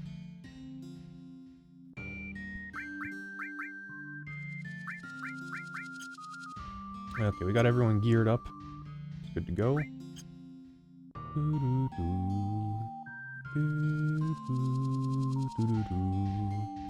This song's pretty good too.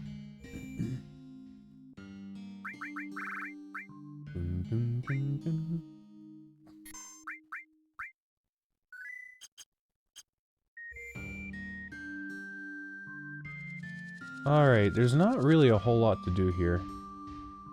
You can go into this part of the truck right here. And you can get some sleep. Some sleep for free. Bum ba bum. And then we want to go into this house right here.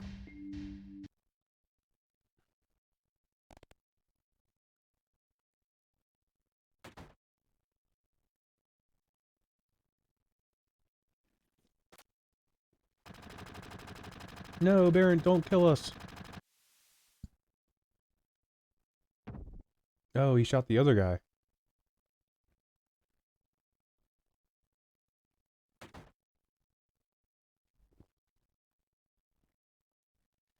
So now we are all here.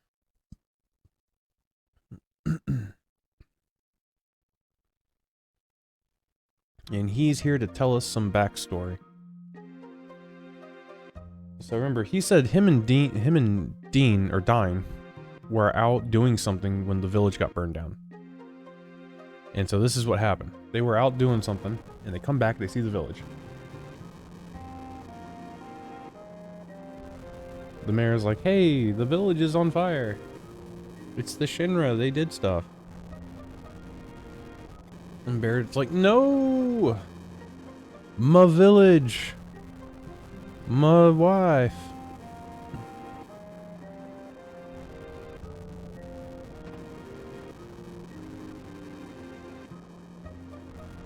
Everyone's waiting. Let's go back to the... Yeah, everyone's waiting in the fire. And then... Pow! The mayor is shot dead. And the soldiers can't shoot Barrett because he's too quick.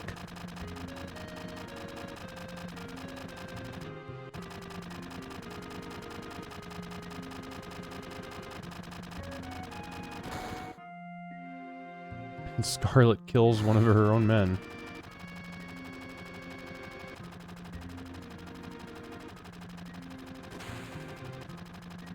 And then Barrett drops dying into the Grand Canyon.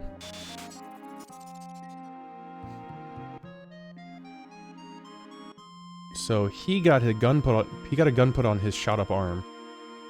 And he heard from the doctor that another guy got a gun put on his left arm. And he's thinking that's probably Dyne. And now he wants to go settle up with Dyne. He's like, I want to go meet him, see if he's still alive, and say sorry and settle up with him, you know. Make sure everything's cool. Now we get to go. But... So when you first take someone, I think they get affection. So now that we've done that, let's put Cait Sith here. And let's take off his stuff.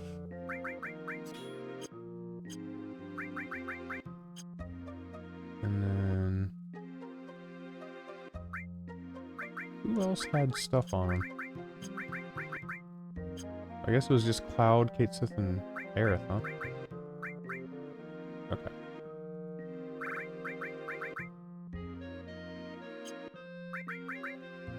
So Barrett, the atomic scissors are stronger. The W machine gun is double. Yeah, let's do that.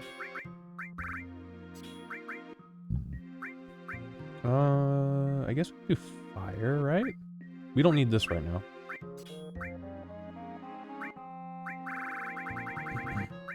So on this, we're gonna put Ifrit, throw, and manipulate. All ice, heal, and earth, I guess.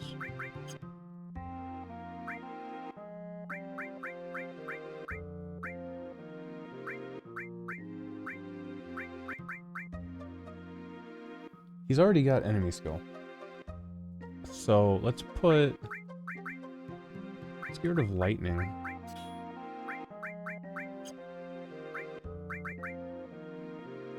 Let's get sense out of here. Let's put lightning on.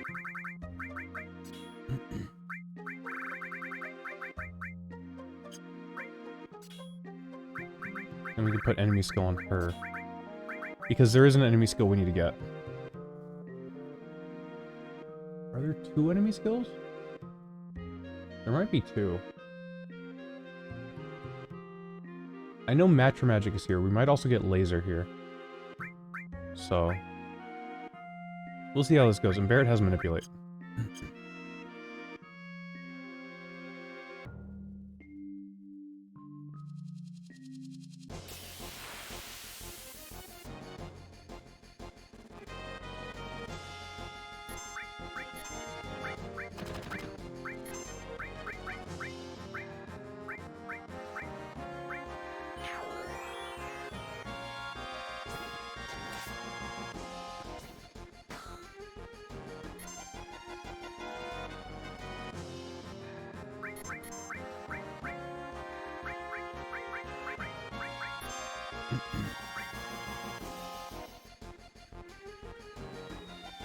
Oh, we got the fat chocobo.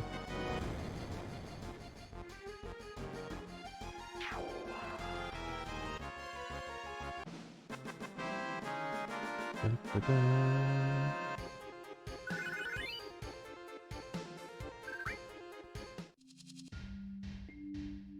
Alright, let's save our game again.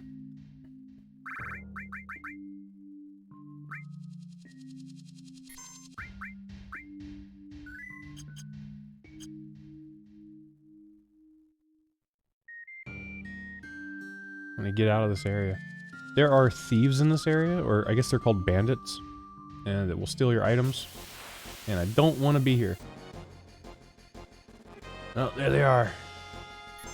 And dirty bandits.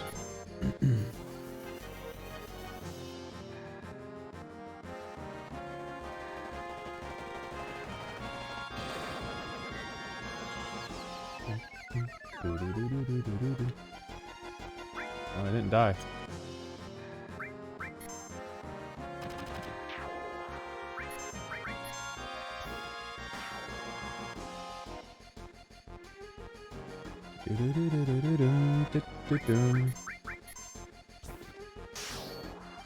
Yeah.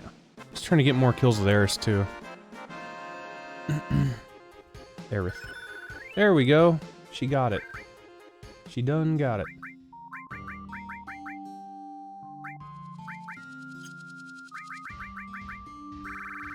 So now that she's at level 2, we're gonna put her in Fury.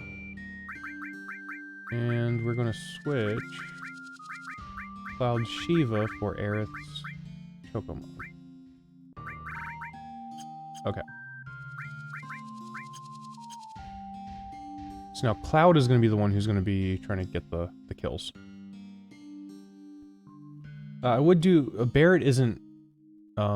he hasn't gotten his next limit yet.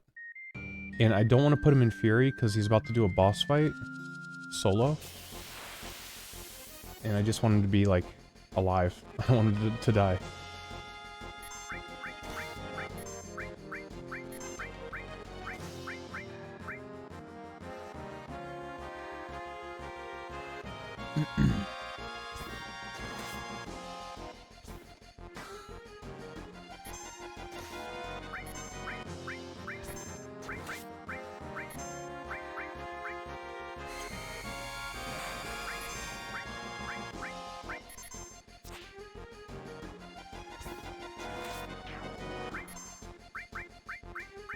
Okay, so we get laser on both of our characters here.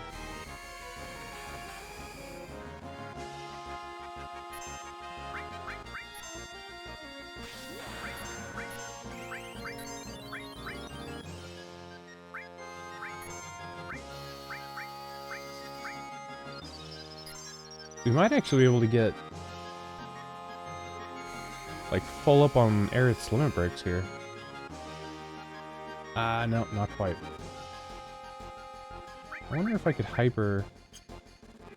Oh, the Breath of Earth? I see. The Breath of Earth removes the hyper status, the Fury.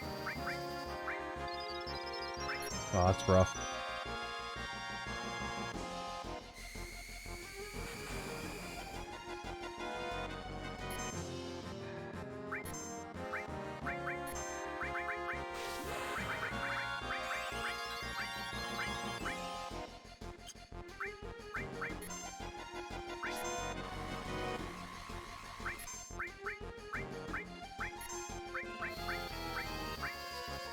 Yeah, so if I Fury her, and then hit her with laser...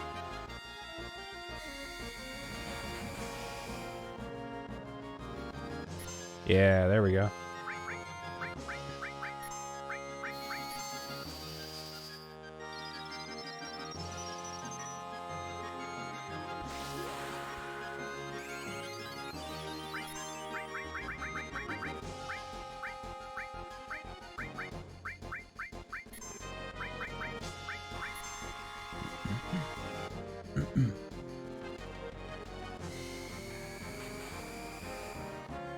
Yeah, we're just farming limit breaks right now.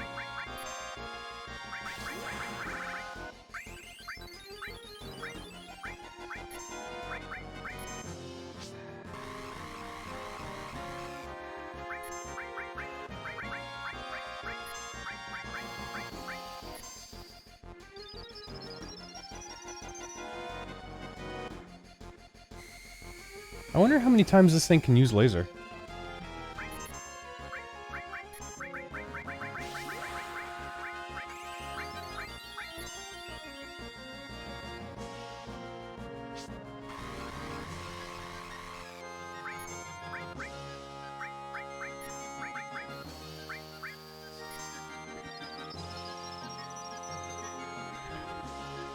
It's done. Okay.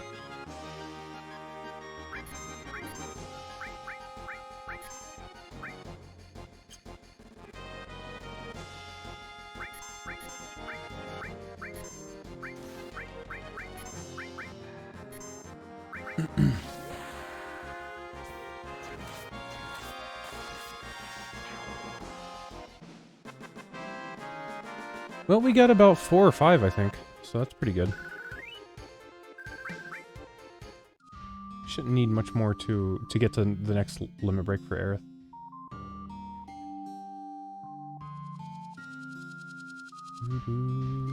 Is she still furious? Yeah.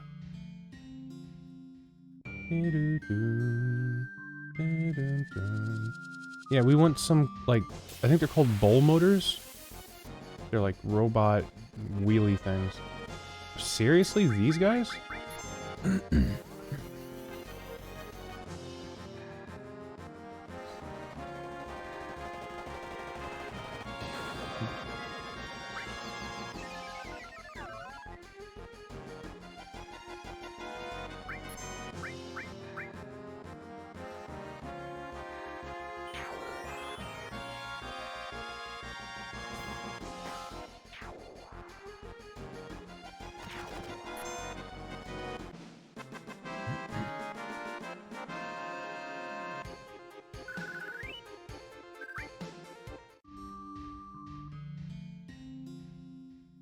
Come on.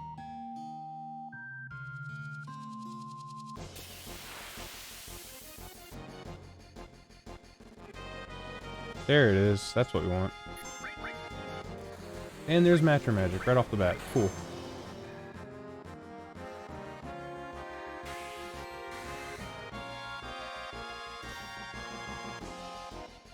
Okay. Whew. I think that Death Claw sometimes causes instant death.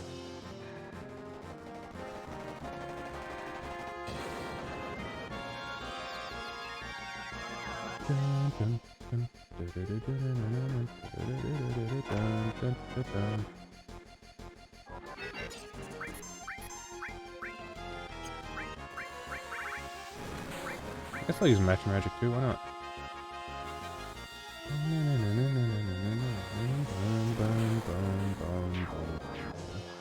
There we go.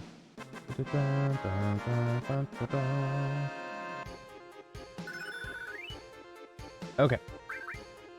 We got all the enemy skills we need. Heal up. Now, as for Barret, I think he's pretty good. Really, we just need Restore on Barret. That's pretty much it. The other thing we're gonna do is we're gonna put Barret into Sadness. It's gonna help out a lot. And let's give him some MP, yeah? Other than that, we don't really need to do much. He's good to go. Oh, there's Dyne. He's shooting his gun. He's a little bit crazy. Also, he thinks... Okay, so... Marlene, Barret's daughter, is not actually Barret's daughter. It's Dyne's daughter. When all the shit went down, Barret ran into the village and saved Marlene. But Dyne's wife... Eleanor? Yeah, Eleanor. She's dead. And Barret's wife, Myrna, was also dead. Myrna or Myrna? I'm not sure. I'm not exactly sure. I think it's Myrna. But, so yeah, he thinks everyone's dead. He thinks his wife and his daughter's dead. And Barret tells him, look, it's okay, Marlene's alive. He's like, I want to kill everybody. Everyone in the city, this whole city itself, the whole world. Yeah, see, Marlene's alive. And then he's like, I can't, like, it's too late for me. I can't be her father. Because he basically says he wants to kill Marlene to send her to his dead wife.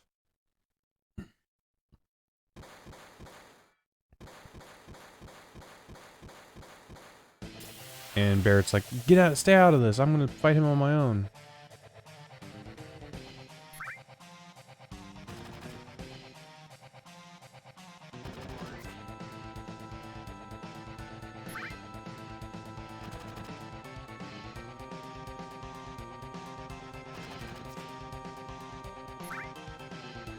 He's missing a lot.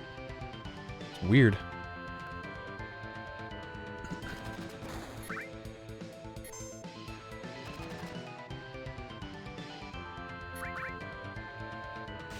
Oh, Barrett has Mind Blow. Okay, well. So he needs to be getting kills too, I guess.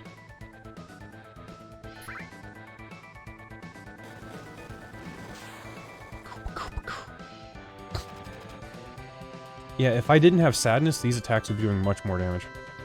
So. Yeah, and he gets to attack twice in a row.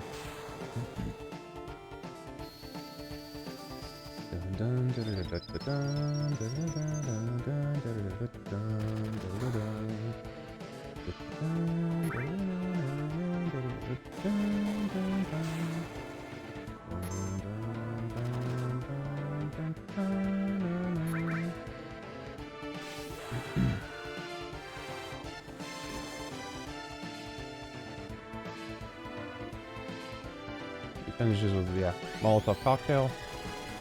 And he takes a knee. Take a knee, son. Erg.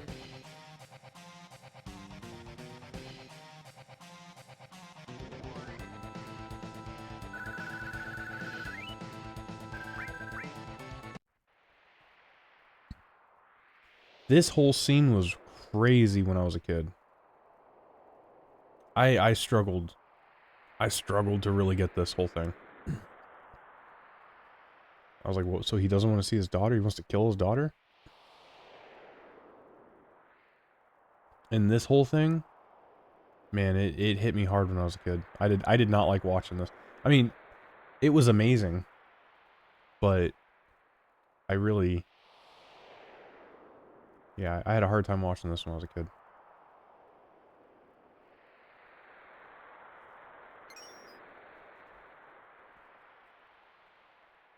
And it's like, it's nothing like typical anime where, you know, heroes typically go out in like a blaze of glory, you know?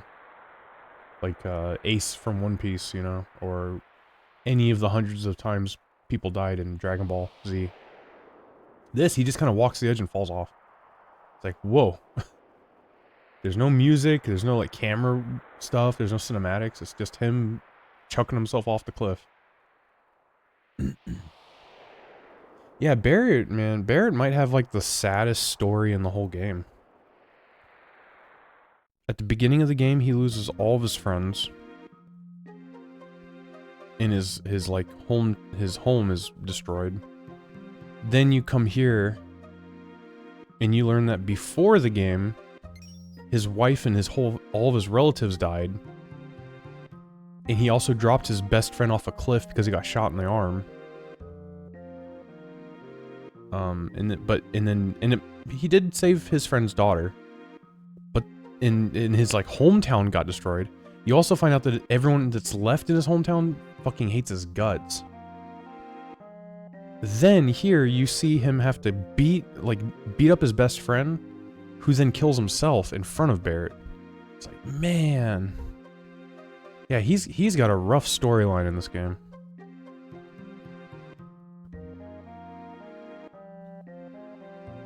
I liked Barrett in the original, but I think Barrett is, hands down, probably one of the best characters in the remakes. I love Barrett in the remakes so much.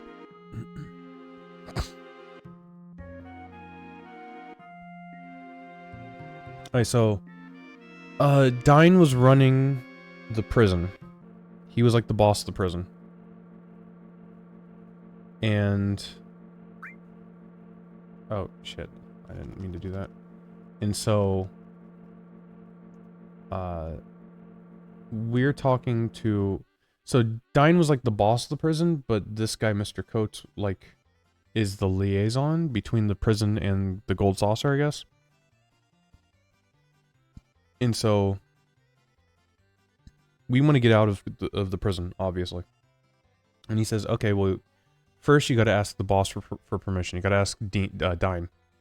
And so Barrett shows him the pendant. And he's like, oh, wow. The only way you have that is if you killed him. So I was like, okay, well, we just need to get you a manager, I guess, which is this girl here, Esther. And he's like, if you can win a chocobo race, we'll let you out. And so that's what we're doing now. We're going to race chocobos, and we're going to win a chocobo race.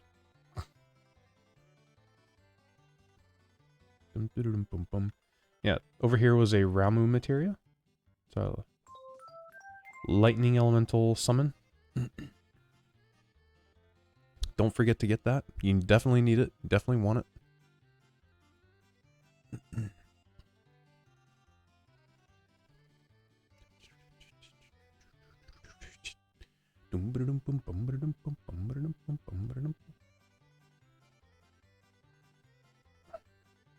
Alright. Now, they tell you how to ride chocobos, and that's good and all, that's fine. But what they don't tell you is if you hold down R2, L2, or R1, R2, you actually just get your stamina back constantly. What is speed up? Which one is speed up? Square? Square speed up? There we go. So yeah, usually, like, I won't hold it down for a little bit. If you sprint, you see my stamina is going down like crazy, right? But if you hold R2 and R1, it starts going back up constantly. So with this, we can sprint like the whole time, basically. We can just go.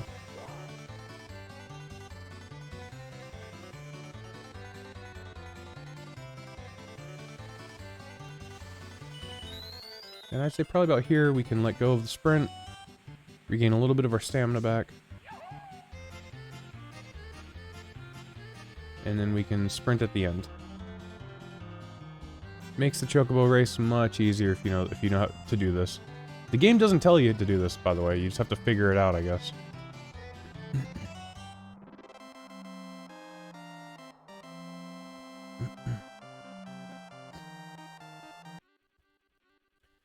Congratulations, you're home free. And then Dio's like, sorry for blaming you for Dine's murders. Here's a car.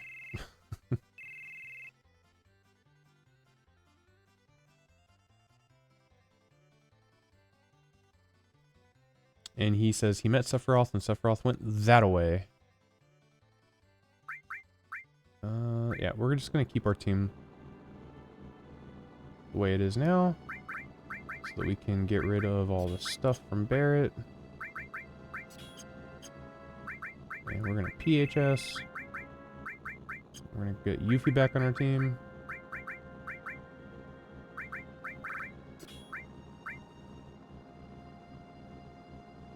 Okay. So yeah, we want Ifrit, Throw, and Manipulate. And we got all Restore, Ice, and Earth.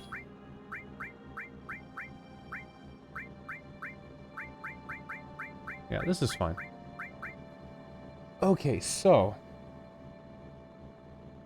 now that we have the buggy, I should say the buggy. I say the cart. I should say the buggy. And we have Manipulate materia. This materia right here, Manipulate, is freaking awesome. This is how we're going to get a bunch of really good enemy skills.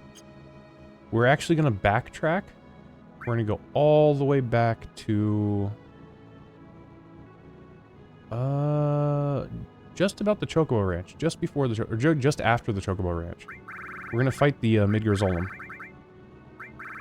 So, first things first, let's tent. And then we need to give everybody sadness for what we're about to do here. Because the very first really cool enemy skill we get is right here. And let's save our game so we don't have to play through that again. You want to run around the desert until you come into a fight with like some big brown manticore griffin beast thing.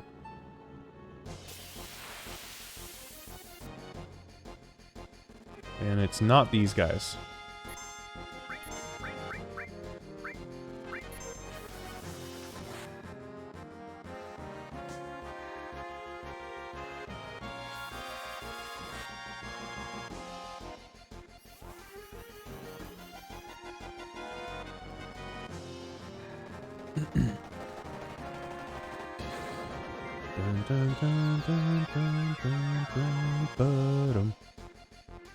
Wow, none of them died, huh?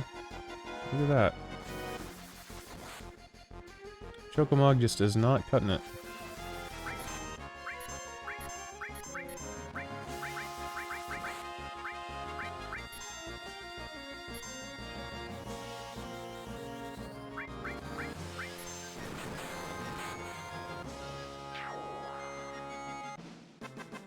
I might need to change. I don't need to change because I'm about to get an enemy skill that is really great.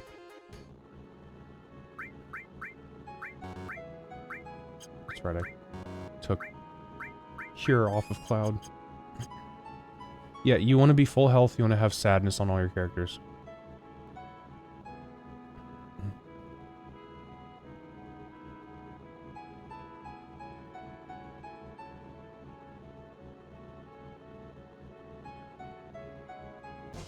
There we go.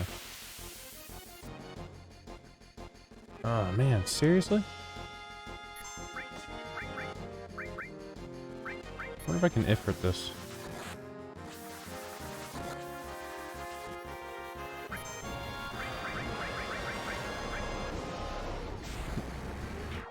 Nope, Ifrit just kills.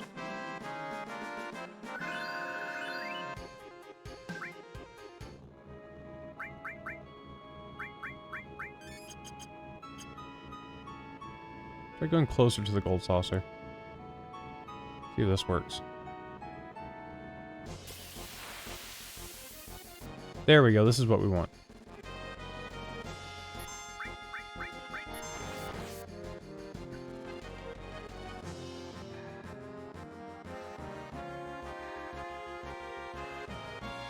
Oh, okay. Aqualung, very deadly, very powerful.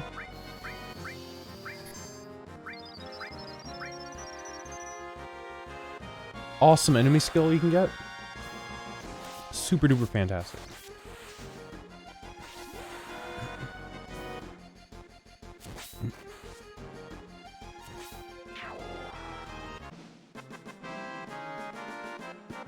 This enemy skill is gonna carry us for a while.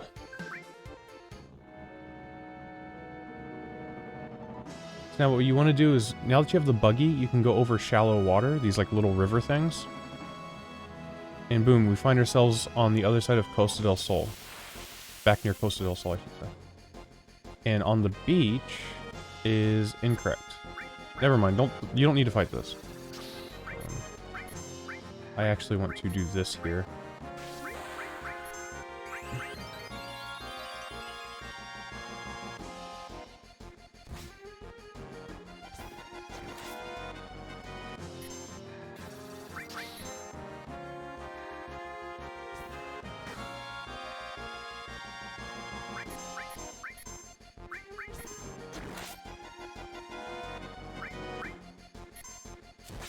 Ah, oh, crit.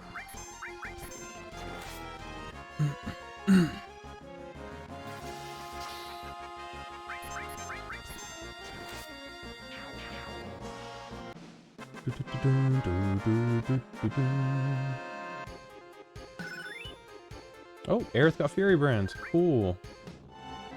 So she can go back to killing things as well. That just means that I need to hyper Yuffie. Because she still only has Grease Lightning, I think.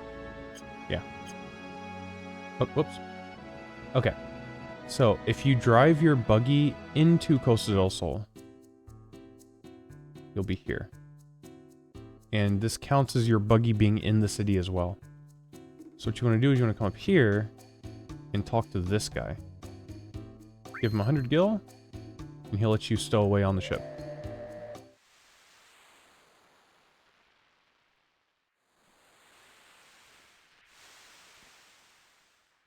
And this is how the game wants you to go back and fight the Fort Condor battles. Because throughout the entirety of the game, there's like 20-something Fort Condor battles. And you basically, like, you come back, you fight the Fort Condor, then you go back to the story. Like, go to the next place, talk to someone, then come back and fight again. Then go to the next place, beat a boss, come back, fight again. But the Fort Condor stuff is just, it's really not super lucrative. And it costs a ton of money. So it's really a pain in the neck to do. It's like, it's seriously not feasible.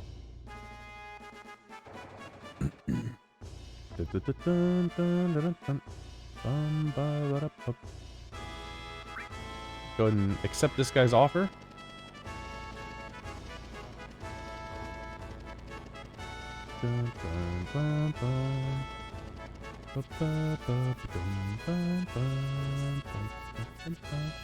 And let's go outside Junin.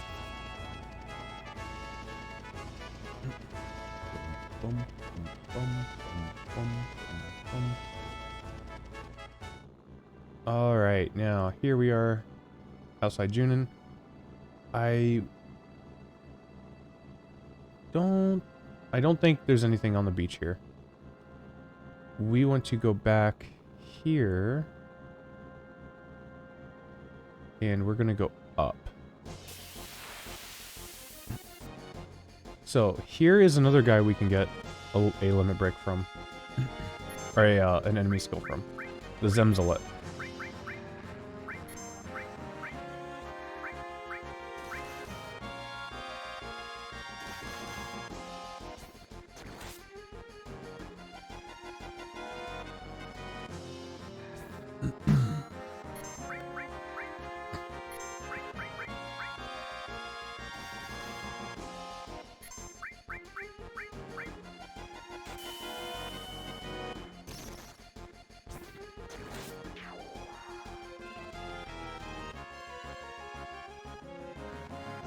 Alright.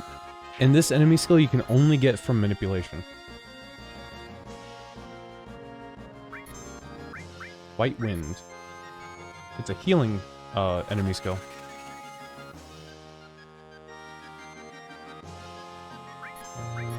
Can I... Oh, it's all used up. Well... Guess I'll flamethrower.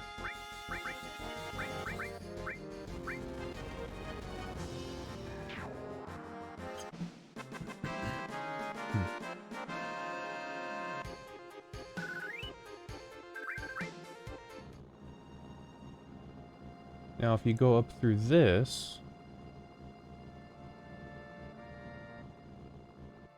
there's a cave here, and you want to save your game.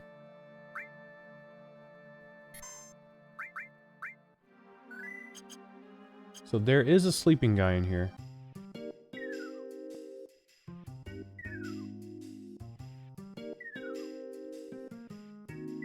And what you want is you want him to tell you how many times or how many battles you fought. See, 108.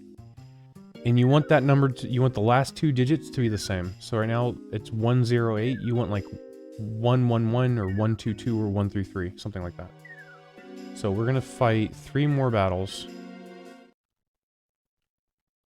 Oh, I would prefer to have game audio. There we go. Okay. So we're at 108. Let's move this buggy a little bit out of the way. Here's 109.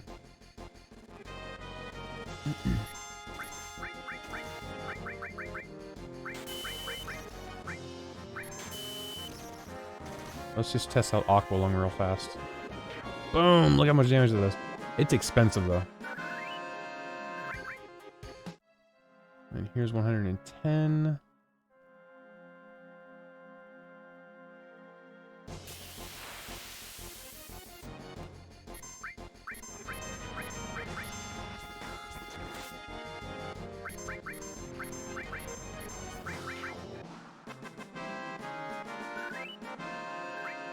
And then one more for 111.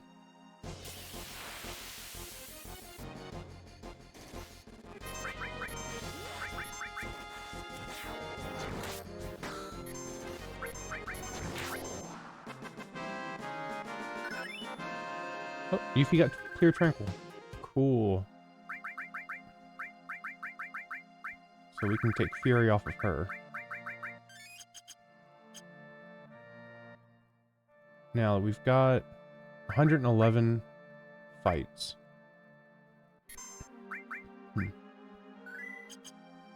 Save our game, go in.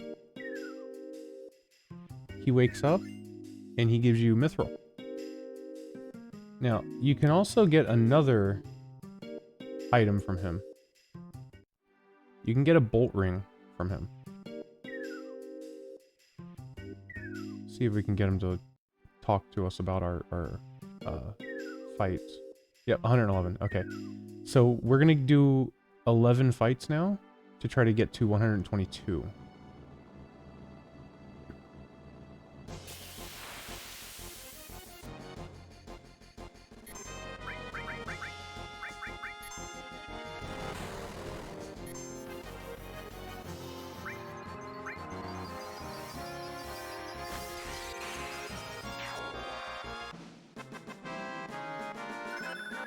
There's 12.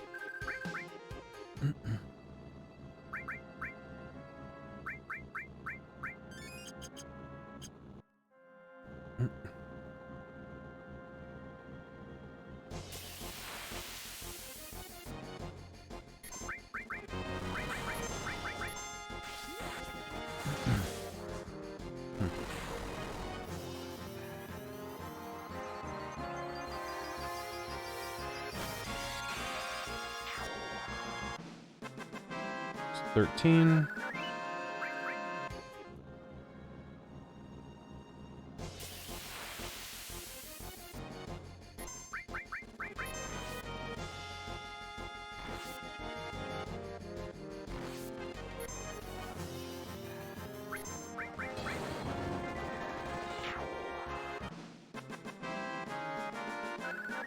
This is 14.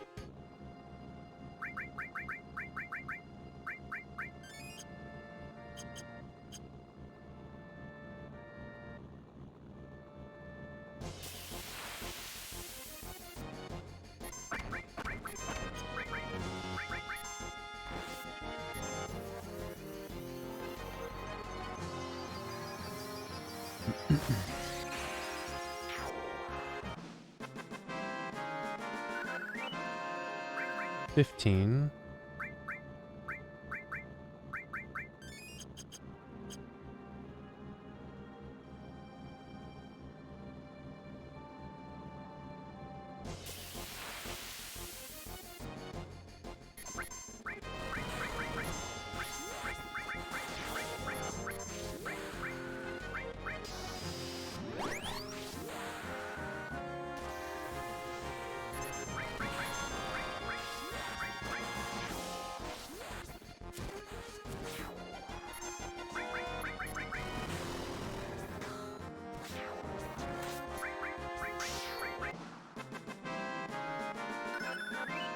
Oh, Cloud gets Blade Beam. And I think that puts us at 16. Oh, wait a minute. Cloud also needs to be Furied.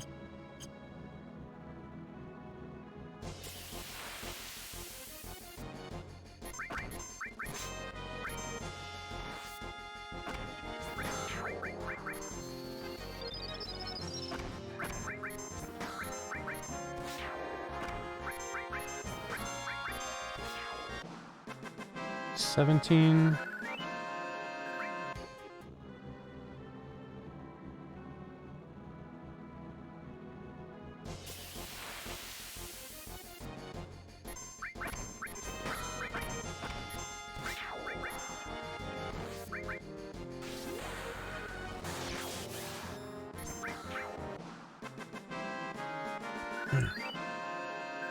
$18.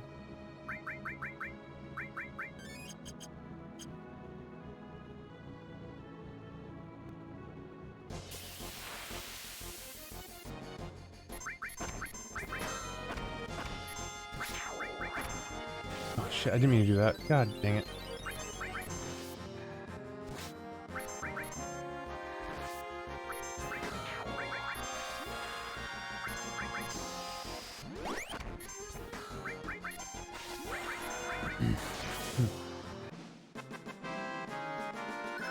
$19. Okay.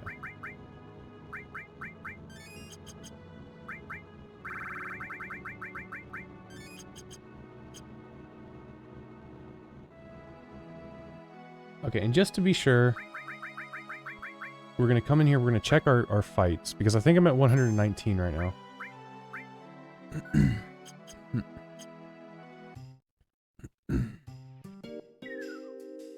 Yeah, okay.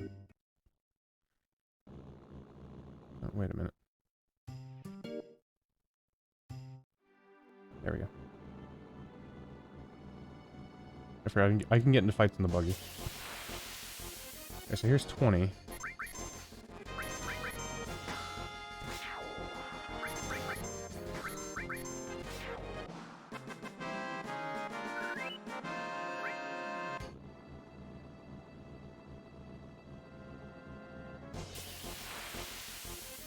Here's 21.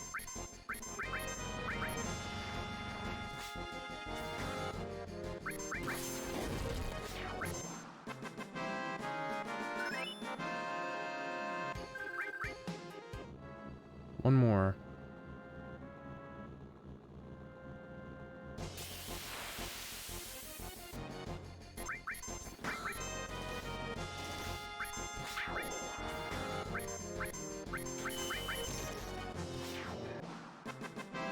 This should be 22. So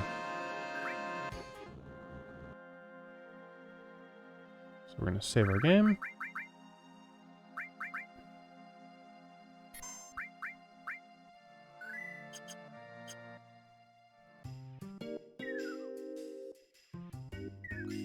There we go, bolt ring. And you can do that a lot. You can do that infinite number of times. 44, 66, 88. You'll get bolt rings every time. And this absorbs bolt, or reduces bolt to 0, right? Pretty useful. I mean, for certain bosses, it's useful. So now that that's done, we got the mithril, we got the bolt ring. Now we need to go back into the mithril mines.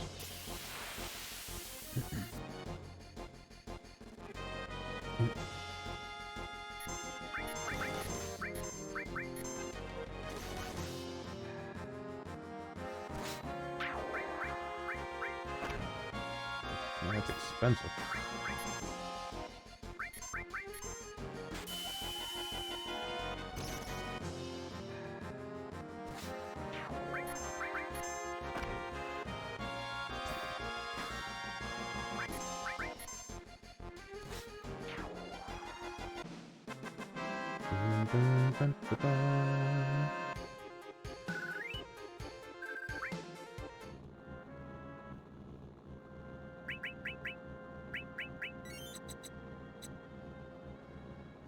That's weird. Some weird sounding menu.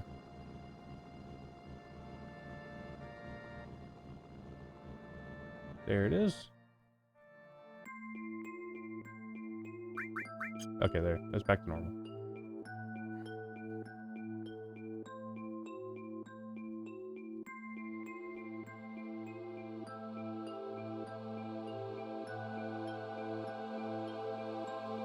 Now back in here,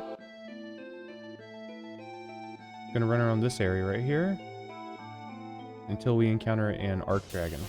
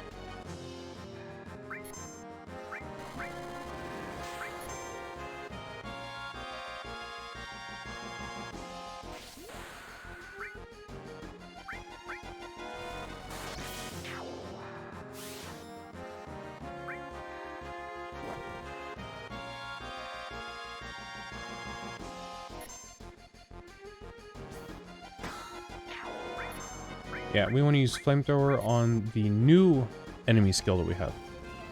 They can learn that too. There you go.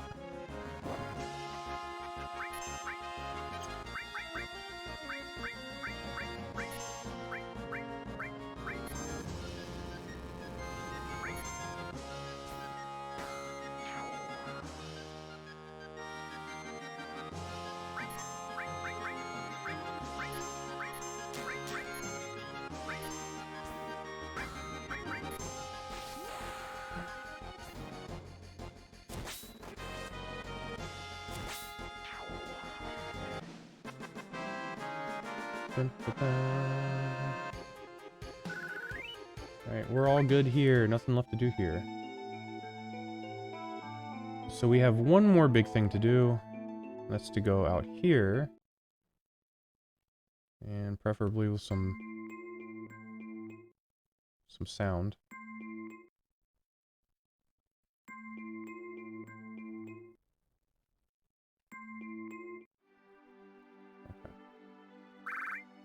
Okay. And let's... tent? Ooh, that's not good. I don't have enough items. I got a little too willy-nilly. I got a little too careless and willy-nilly with my item usage. I need all my guys to be on sadness for this. So I think what I gotta do... I need to get into a fight real fast. Maybe I can't get into a fight there. I need Aerith to get her limit break.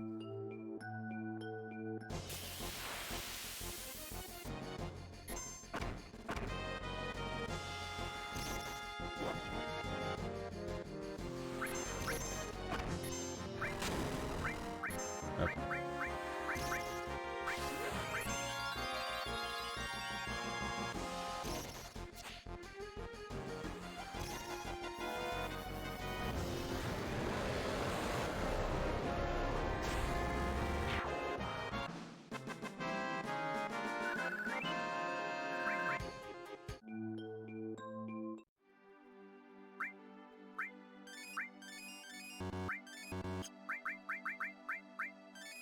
Okay. Everyone's good. We're gonna put everyone into sadness. And everyone in the back row. And we want...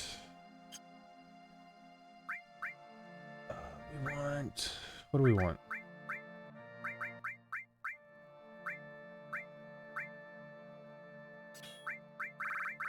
We want Cloud to have both enemy skills.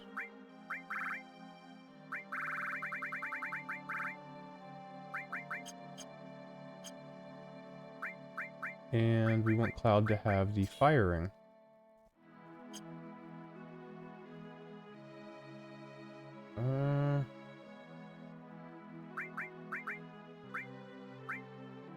And I guess Aerith having elemental fire is good too.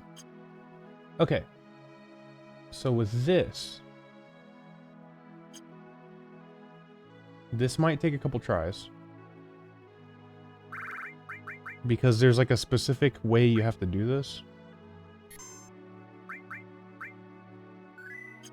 And the point is because we have to kill this thing. And it has a really powerful enemy skill.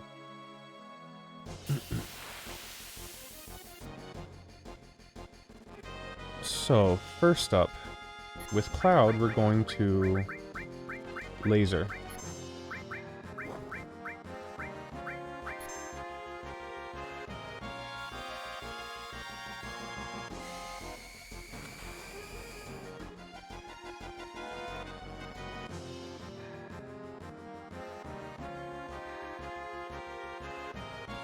And then we're going to attack with Yuffie.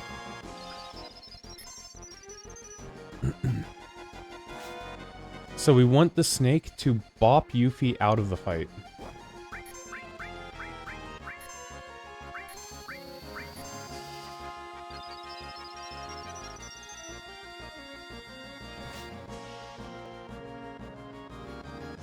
There we go. Once it does that, we can just laser again.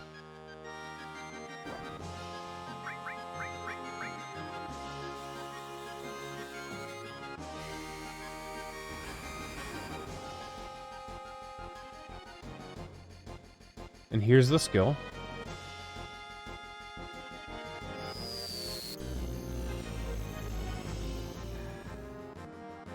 Oh, they both lived. Wow. Cloud definitely lived because of the fire ring. I'm surprised Aerith lived, though. And now we Aqua Lung. Because he should be at around 800 HP.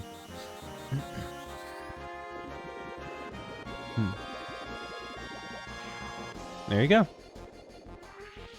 Actually got on the first try.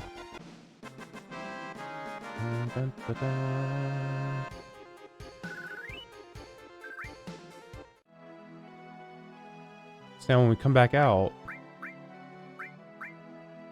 and we can look at the enemy skills that we have, we now have beta on both enemy skills.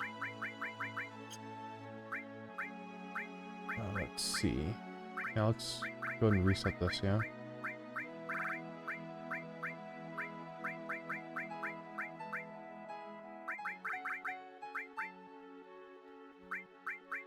Okay. Actually, let's get rid of Chocomog. We're gonna put Ramu on.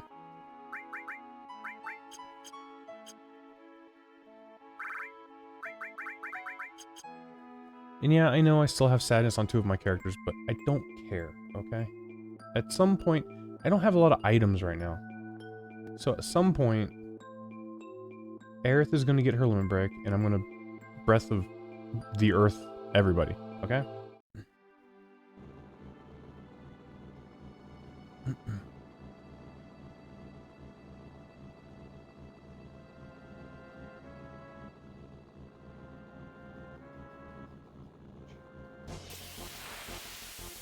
Alright, now we can go back and continue on with the storyline.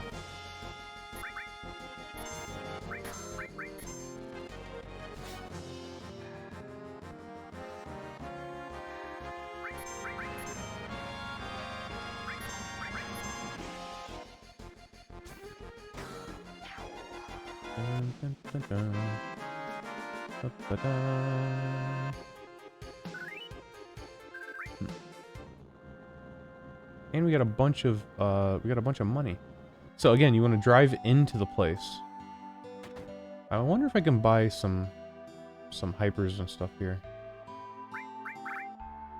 Nah, mithril armlet. I'll get a couple tents. Why not?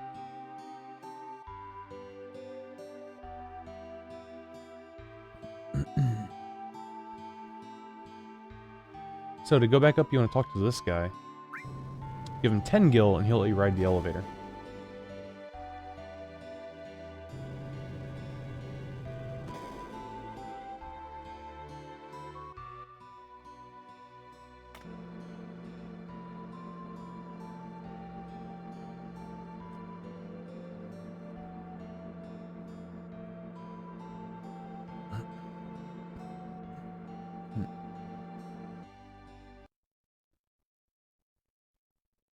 Oh, the sound.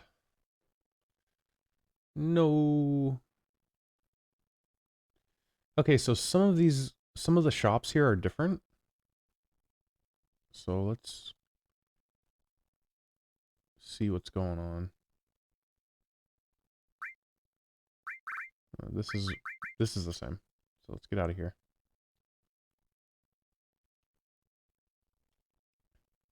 We can check out the bar. Okay, so this guy's got weapons now. And it's basically like all the stuff you could steal. Yeah, see, this is stolen from the soldiers, stolen from the Modogs in the Mithril Mine, stolen from the, those robot things outside of Midgar, stolen from Eligor in the train graveyard, stolen from... I stole this from something. Boomerang comes from the formulas, the flying bird things. The diamond pin. Where did I steal this from? Because I have one. I can't remember what I stole it from. Huh. Who knows? Oh, from Mount Coral. Yeah, that's right. So if you miss any of the stealing stuff, you can buy those weapons now. Yeah, these guys are still here. Minus Rude, obviously.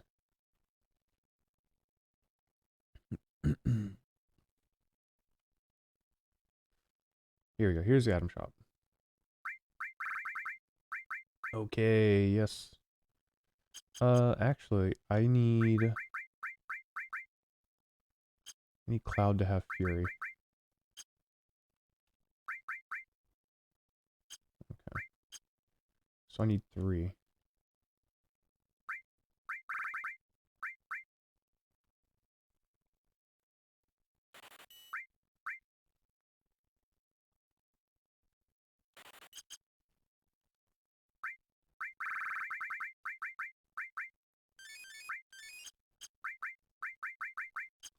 There we go.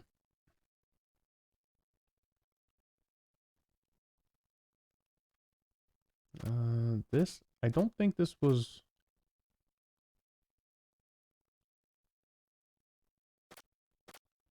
Yeah, there's nothing in here.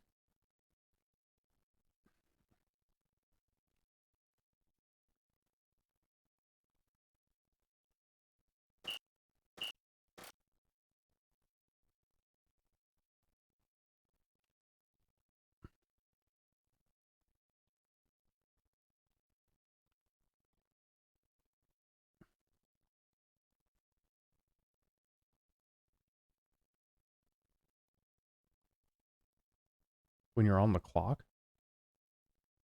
Wow.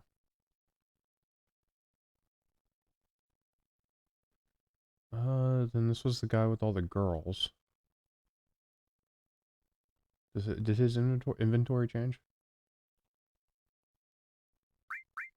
No. His is the same. I think the guy up here might be different right now. Nah, he's the same. Later, he's different, because he said he was in Soldier. Now. I could buy these now. I'm not gonna do that, though. I'm not gonna do that. Not gonna do that.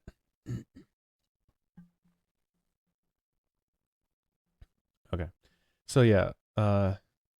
Pretty much only that one guy was changed. There might be... That other shop might be changed, but I don't think it is. Yeah, here you just run in the back of the boat. You can go.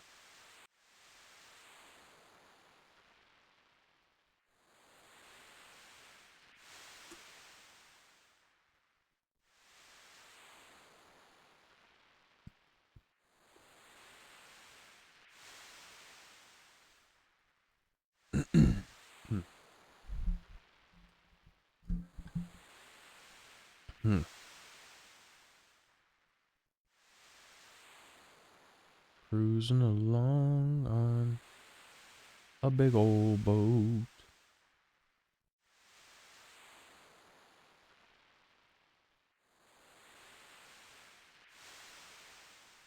Okay, back in sunny Costa del Sol. Dun dun dun dun dun dun bum bum bum bum bum bum bum bum bum bum. Okay. Now I need to... Yeah, it's not down there, it's further south. Okay. So you want to keep going south here. Heading on south.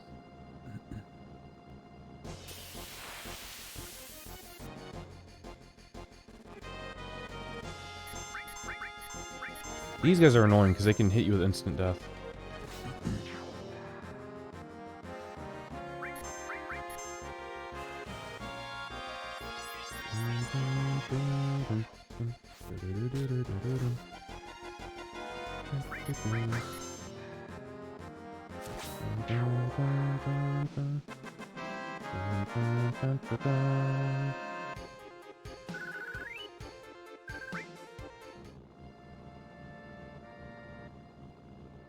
And if you go just a little bit west here, there we go. And you can cross. Boom. Now, I'm pretty sure he's not here, but if you follow this to the right, if you look on the big map, it's like right on the edge over here. There's a little building. And I'm pretty sure he's not in here. Because it's like, it's a little too early. But remember where this house is. Because you'll need to come back here later. Yeah, see, no one's home. You will need to come back to this later. So instead, you want to go left. And we're not going to go in here just yet. We're gonna just keep going left into this forest. And we want to find frogs.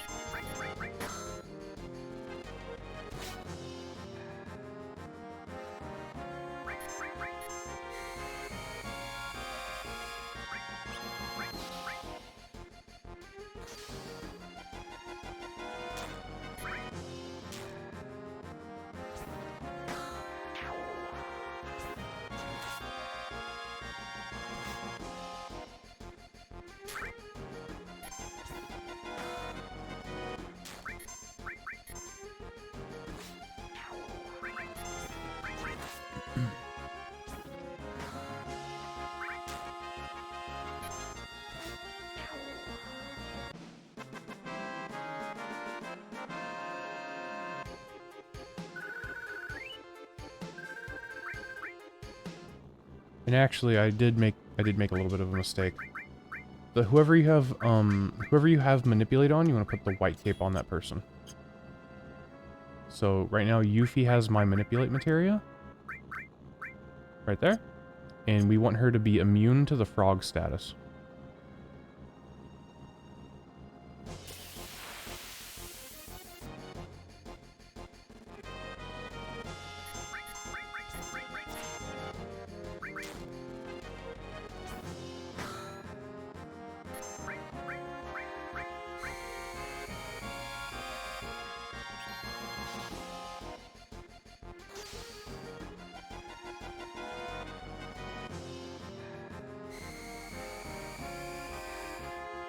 Okay, we just gotta go.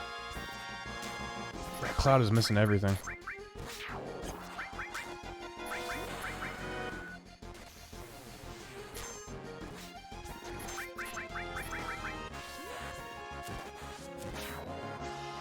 Oh, that's not good.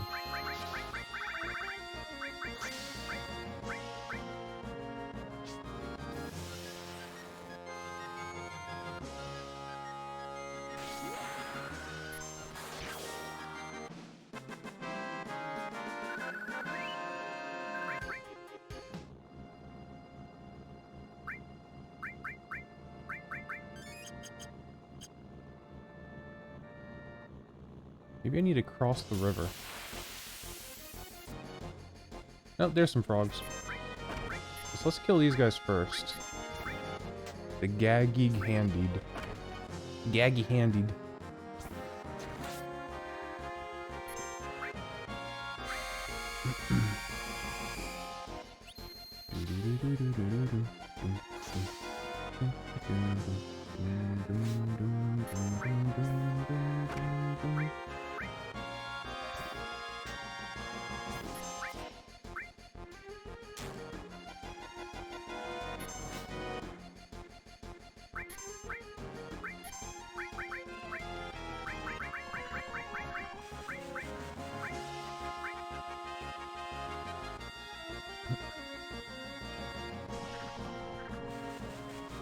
Yeah, see, they're frog songing the one person that they don't need a frog song.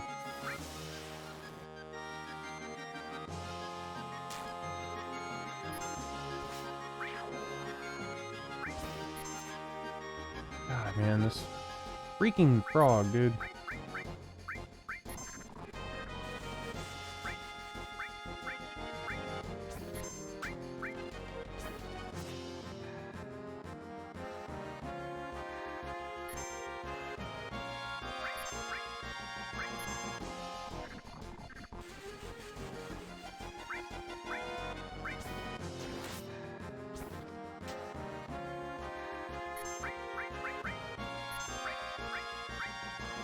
There we go. We got that one.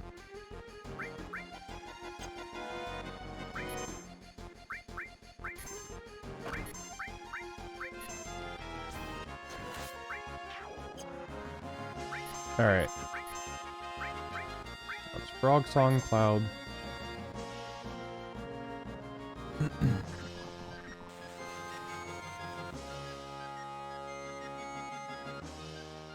Learn Frog Song. And let's Frog Song Aerith.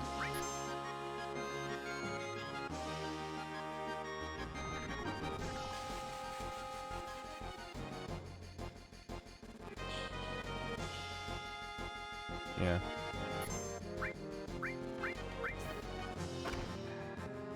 Then we can wake him up. Wake up!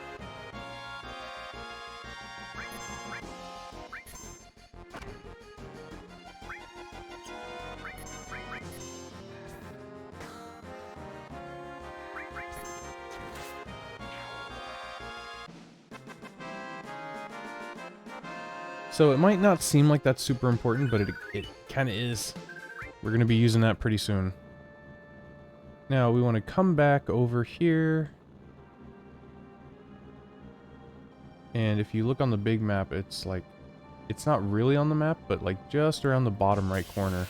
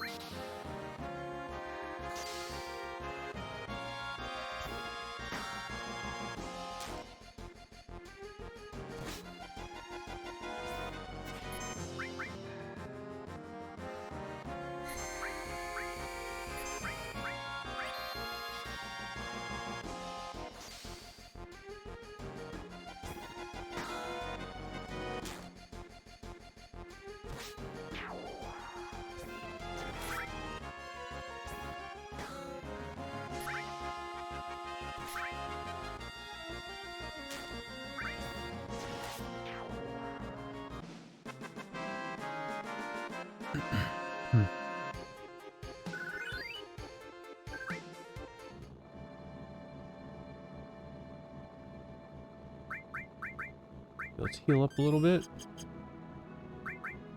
And so here's the thing, right?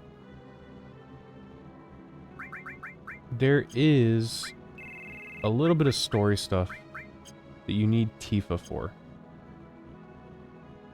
So we're going to put her on the team. We're going to save our game. We're going to get in this place. Boom.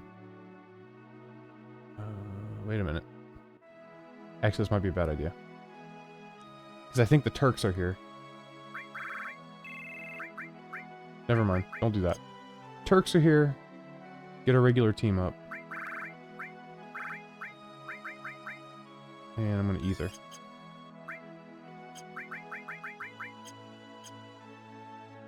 Okay. Yep. Alright, so the key here is we want to kill both of these enemies at the same time. Whichever enemy you kill... So you kill one enemy, and they both retreat. Now, we want to kill them both at the same time, so we get both of their items. Because one of them drops a weapon, and the other one drops, I think, like an X potion or something like that. Obviously, the consumable item is not, you know, fantastic. We definitely want the weapon. But luckily for us, we have a whole new suite of really bitchin', baller enemy skills that we can use that do all kinds of crazy damage. So we're going to use Beta, and we're going to heal. And we're going to use Aqua Lung.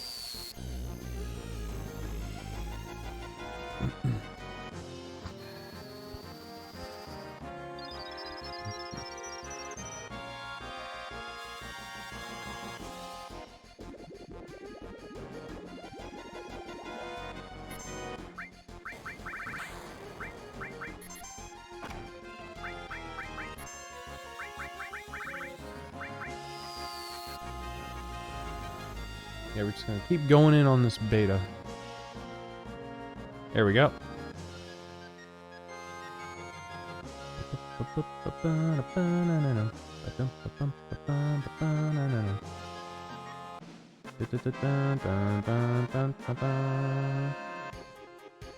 Alright. Moment of truth. There we go. We got both of the items, which means they both lost all of their HP, which is great.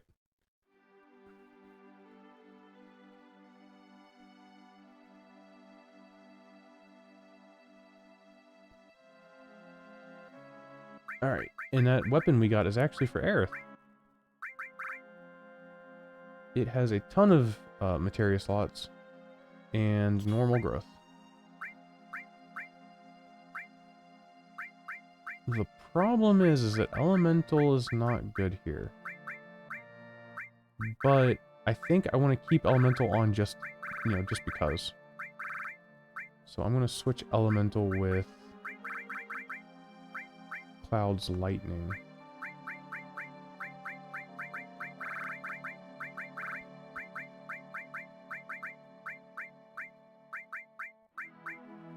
Now, we do have a bunch of extra space on Aerith now. So let's grab... We can do Transform and Poison and Seal.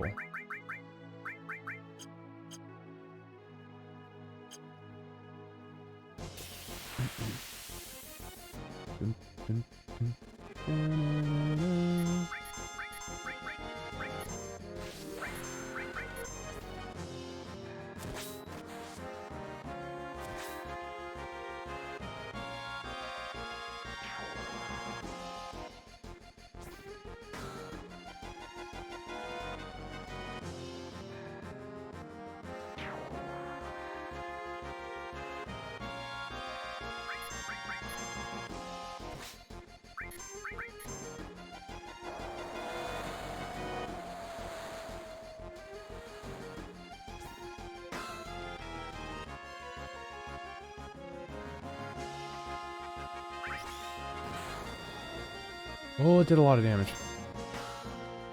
Why did I do so much damage? Yeah, I'm getting out of here. That did a lot of damage. Holy crap.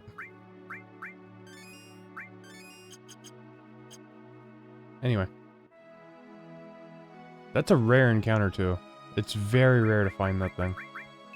So we're gonna drop Yuffie out for Tifa. And we're gonna save our game. That plant monster spooked me a little bit. So we're gonna go immediately north. Nope, no we're not. We're gonna go west. Yes, this is a normal encounter.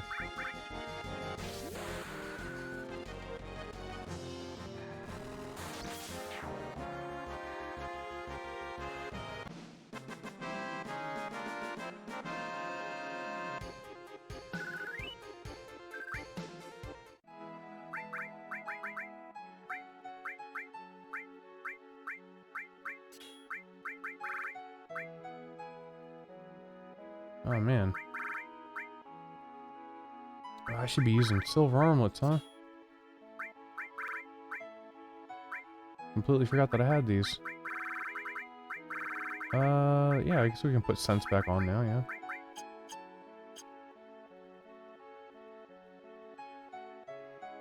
Okay, so here, we're gonna go north.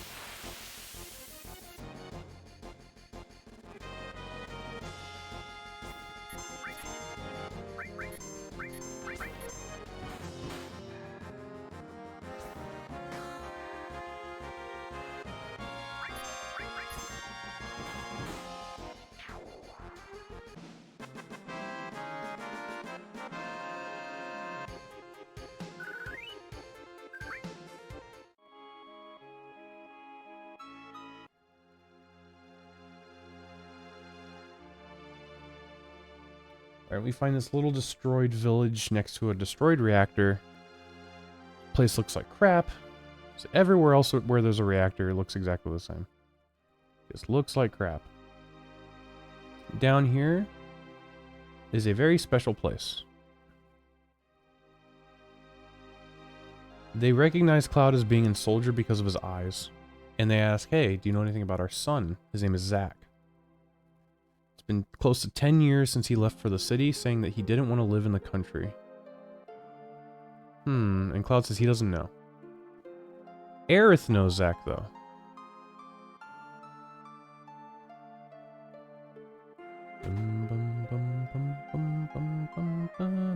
And apparently Tifa knows Zach as well.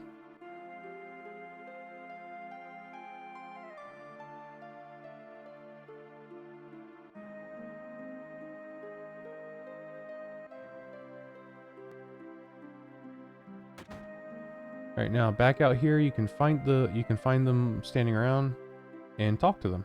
So let's talk to Aerith first. I didn't know Zach was from here. Yeah, he was her boyfriend. Remember back in Midgar when you're sitting in the playground on the slide, she's talking about her boyfriend being in Soldier, and she kind of broke it off and didn't say anything after that. Well, she's talking about Zach. Yeah. And Cloud's like, that's weird. There aren't that many first-class soldiers, so he should know him, but he doesn't.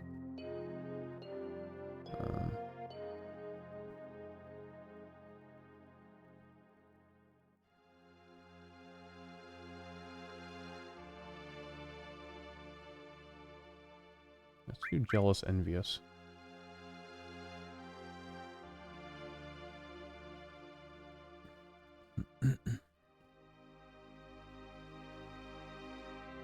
Yeah, Tifa's lying through her teeth.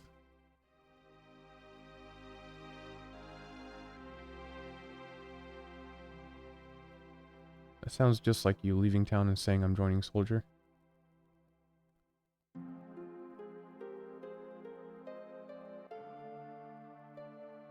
guess I just got lucky. Yeah, so this actually raises their affection. If you leave the town without talking to them, it lowers their affection. So we've got the inn is here, or maybe it's not. Maybe it's not the inn. Maybe it's something else. Oh, okay, it's an item shop. They got, you know, the typical stuff. Stock standard.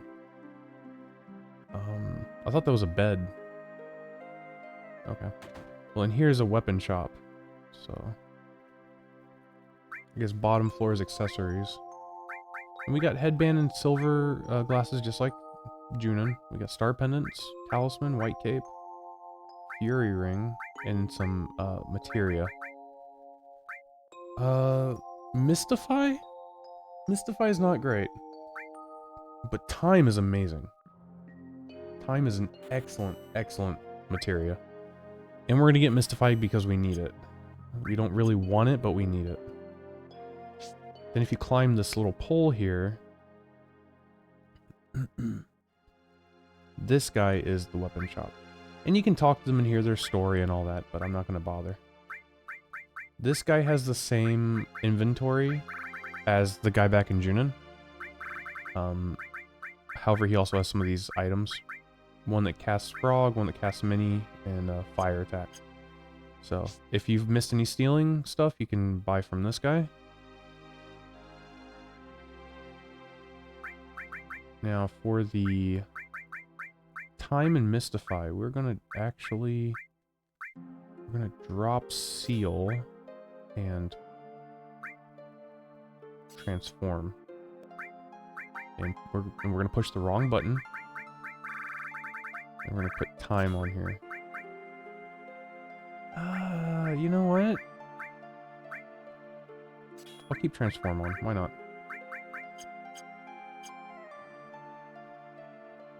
We definitely want time. Time is great. Here, this might be the inn. Yeah. And then we get an X potion? Yep. And this is the mayor's house. I don't know if there's an item in here or not. There is. White megaphone. Okay, that's pretty much it. Okay.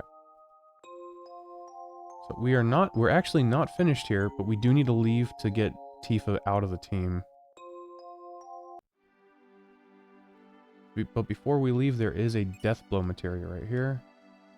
And we should put that on somebody.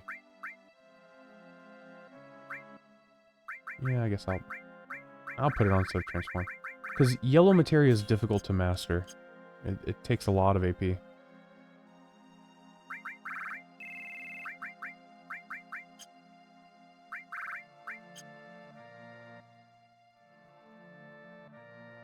Now we want to go straight up. Straight north. Yep. It's probably going to be a robot dinosaur. Yeah, there he is.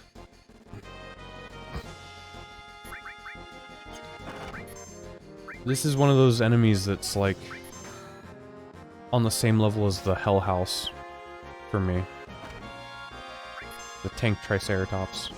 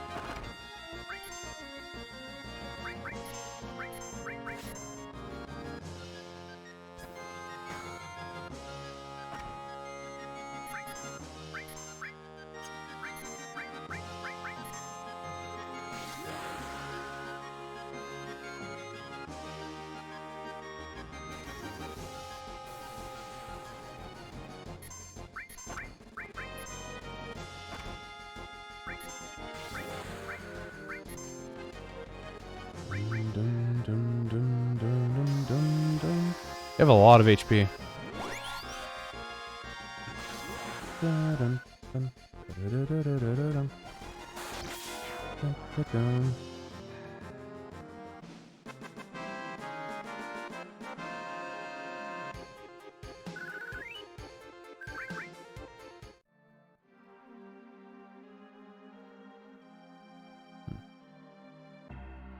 Okay. There's another one. I'm just gonna attack with Cloud too. Might as well, because it has so much HP.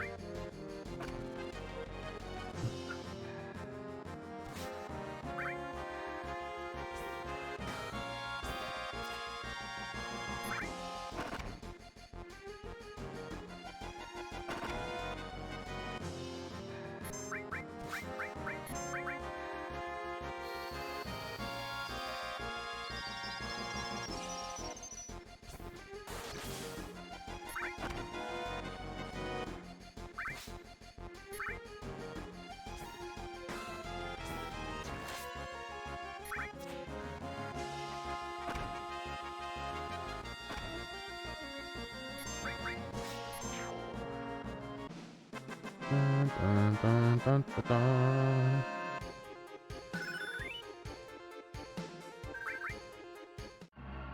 Just making sure I don't have some weird thing. Okay. So once you're in here, this used to be the reactor. And it's completely blown to smithereens.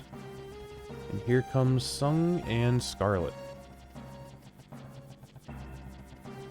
So what you want to do is you want to take a mental note of where they look inside this giant chunk of wreckage. Scarlet says it's junk materia.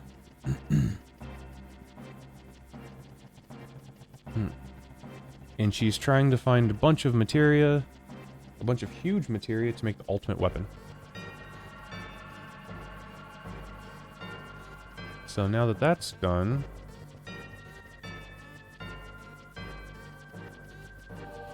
what you want to do is you want to check the exact same spot that she checked.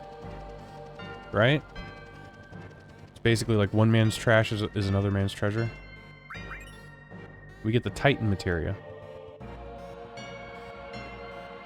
Titan's cool, and it does, like, you know, it's cool, but there are a lot of enemies that are either immune to it or absorb it. So we're probably not going to use it.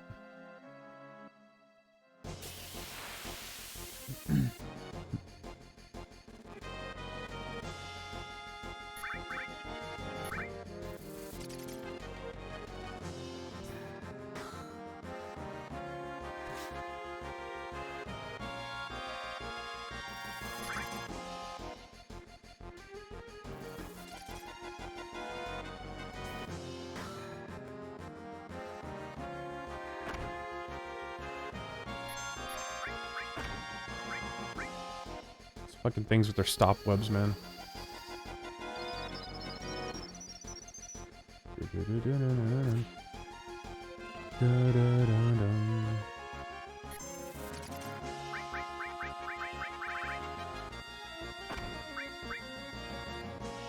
I'm just gonna beta this. Get it over with.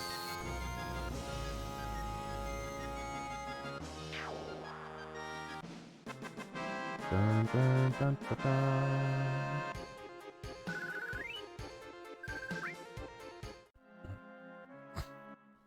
Alright. We are now officially done with Gongaga. Never have to go back here again. Oh, no. We have to come back here one more time, but that's a story thing. Let's go in tent because we need some... We can get our MP back.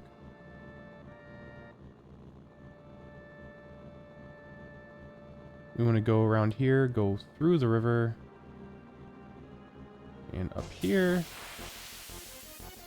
Dun, dun, dun, da, da, da, da.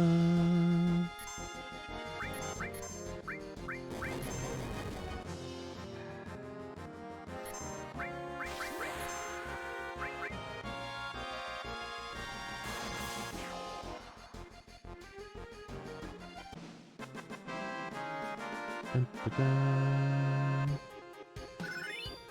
Hey, Clem Hazard. All right. We can now take Fury off of Cloud.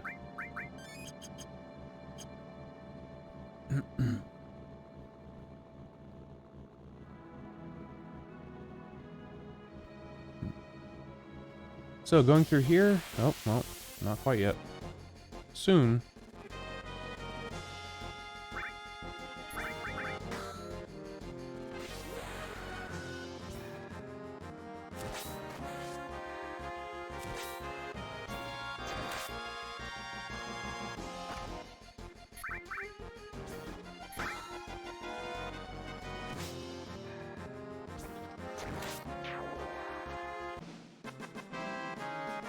Dun, dun, dun.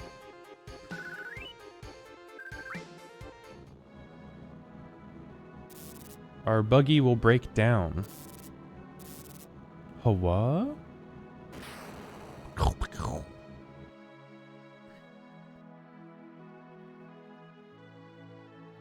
So we have no choice but to go into Cosmo Canyon.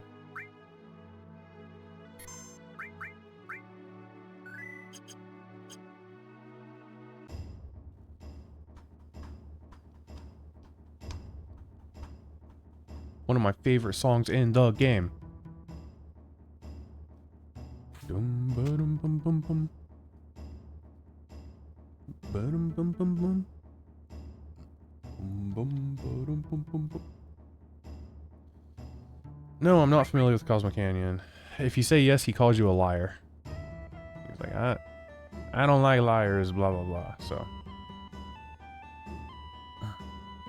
all right, here. We have a couple things to do now and some other things to do later. So first, let's go in here. And...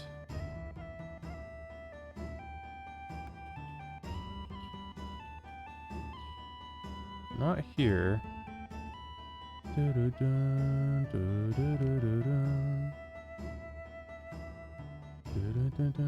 This is Turtles Paradise 5.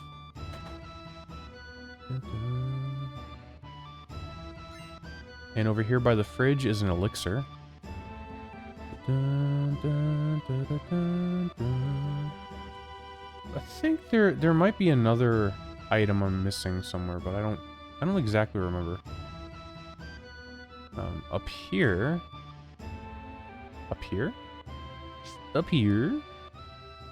there is a shop. Now, right now, you can talk to this guy and shop. And that's like all you can do. I have let's buy one more trank. There is a velvet rope that is blocking off this little exit. Later on, you can go through there and get in this back room to get some cool stuff. So don't forget about that.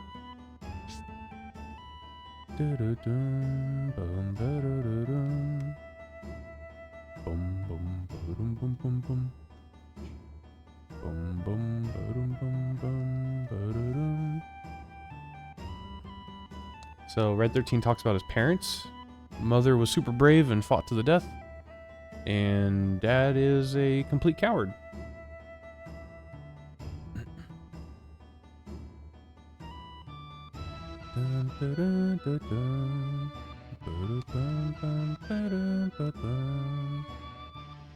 Here we have Turtles Paradise 4 and a weapon shop. And we finally have some upgrades to the weapons that we have. And boy howdy, there are they upgrades. We will be using red. So right now you want to figure out who your team's going to be. And my team, it's going to be Cloud and Red and one more character.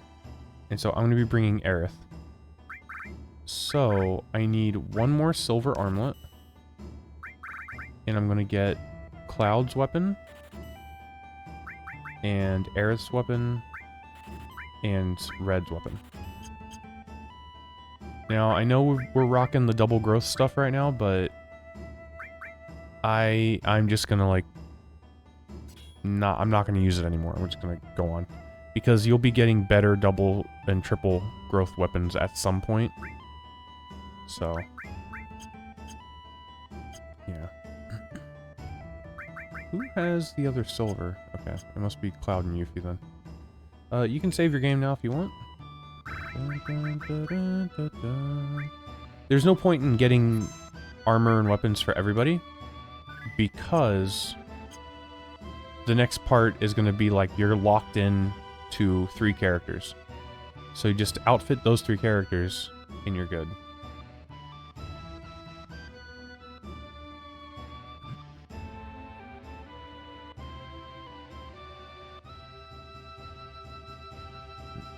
Now, this guy right here is another shop.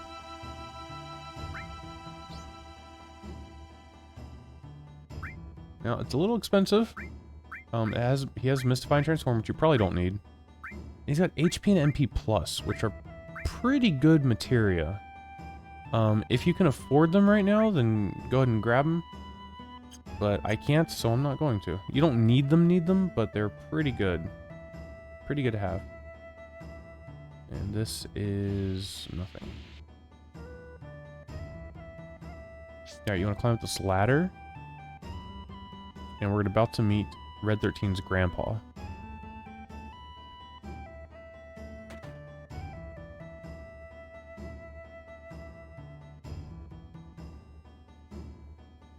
Okay. So we find out that Red 13 is a child. He's like 15 or 16. So he's a teenager. Really, he's 48 years old, but his, you know, though whatever he is lives for a long time. They live for like 500 years. So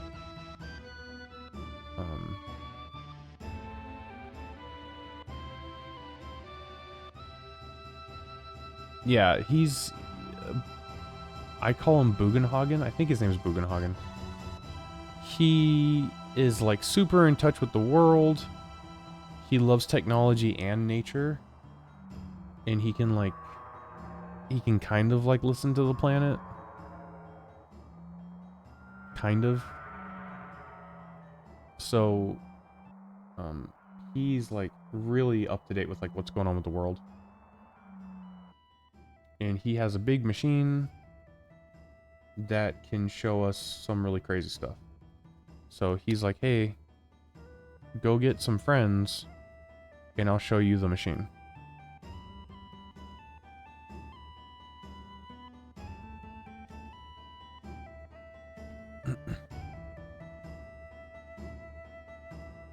It says only go get one of your friends, right? But really you need two. But really you only need to get one. Just find one of your teammates and you'll be good to go. And luckily for us, there are people right here. Here's Kate Sith. And I'm gonna bring Aerith and whoever you bring with you. I think it's Affection. I'm not positive, but I think they do. I'm gonna bring Aerith and Tifa.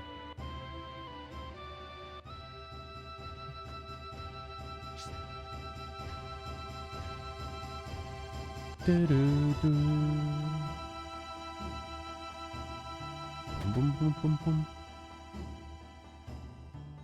Yep, and then you go in here and talk to Bugenhagen.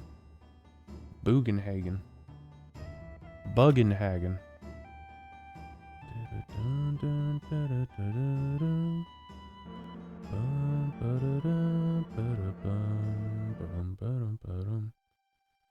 All right. So he's got like this setup here. It's like a 3D hologram of the universe. Pretty neat. Pretty cool.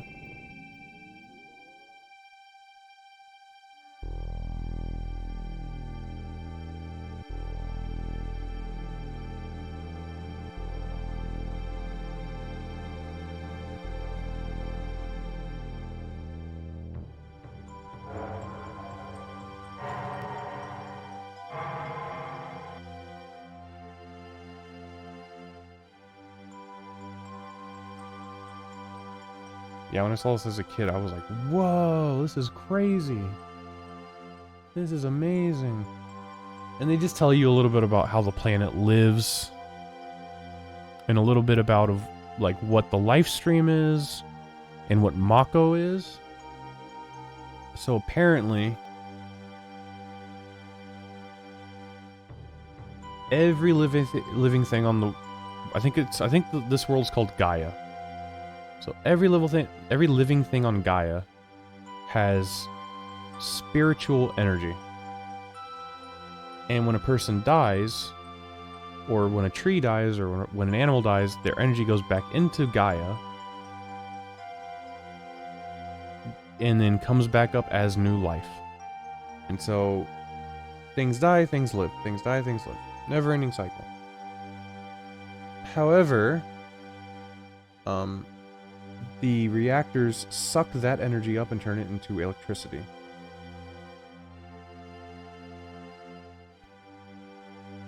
It's kind of like the planet's life force, or the lifeblood of the planet, I guess. So if the reactors use all of that power, all of that spirit energy up to turn it into electricity, and there's no more spirit energy, then what happens to the world? This. It crumbles to dust.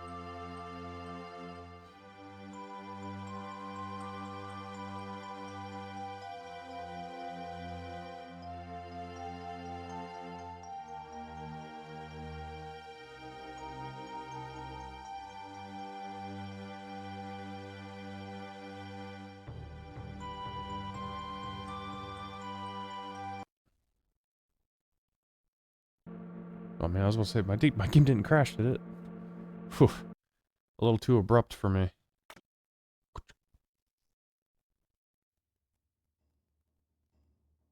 Okay. And that's that.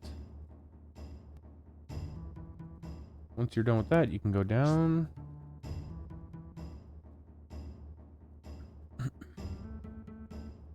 Bum, bum, bum, bum, bum, bum, bum, bum. I'm gonna go all the way down. All the way down.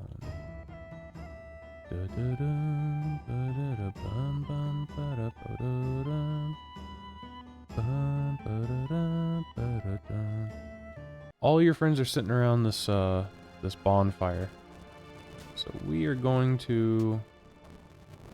go here too. Now, you want to talk to like everyone. So let's talk to Barret. And he says this is where he first met Biggs, Jesse, and Wedge. So he's, you know, our team is there now, and this is the start of the new Avalanche.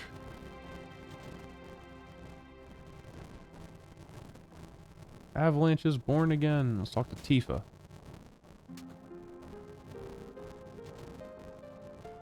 They make you remember things. You know, Cloud, 5 years ago... And then she changes the subject. It feels like you're going far away. You really, really are you, right? So every time you talk to, like, I'm getting goosebumps. Every time you talk to Tifa, there's like, she brings up the past and then just shuts down. And she always acts really strange. So there is something wrong with what happened 5 years ago. And if you, okay. 5 years ago was when you came back to Nibelheim with Sephiroth. Something happened there that is messing with Tifa. Let's talk to Aerith now.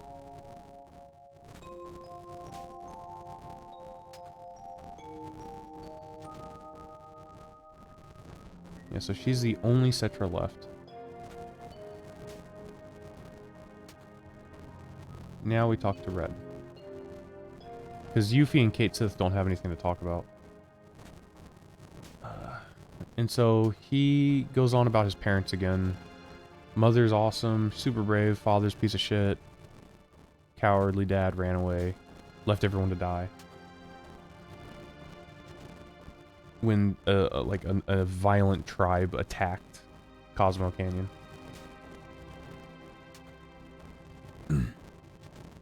So Bugenhagen says, like, hey, I have to show you something. Can you bring one other person? So, I'm bringing Aerith, but I need the stuff off of Yuffie.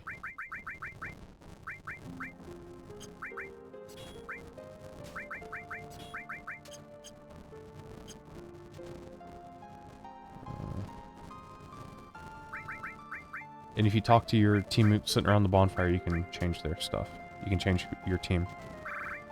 Alright, so we got Silver Armlet and the Butterfly Edge. We got Silver Armlet and the Silver Barrette.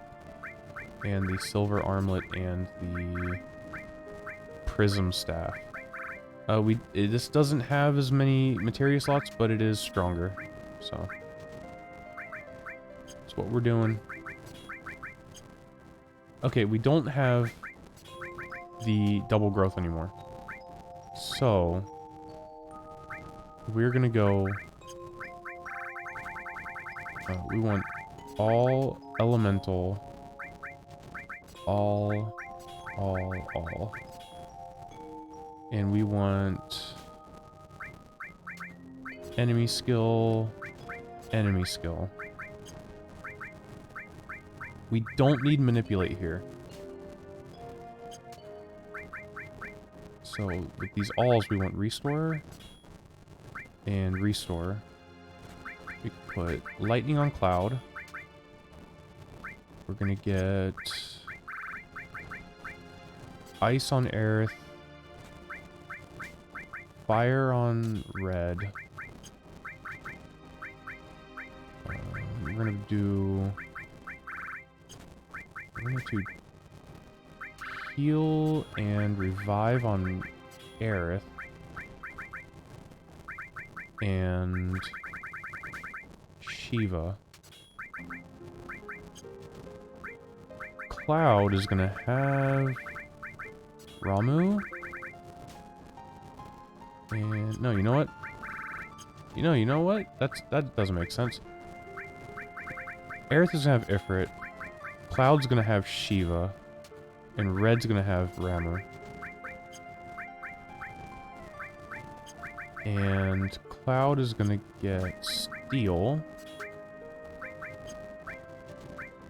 And Time. Let's get Sense, Throw, and Death Blow. And Cloud can have Manipulate. And then red can have earth. Okay. We're all geared up. I think red is still on his... Oh, he needs kills. Okay. So right now everyone needs kills. So no fury. Alright. There's not really any specific,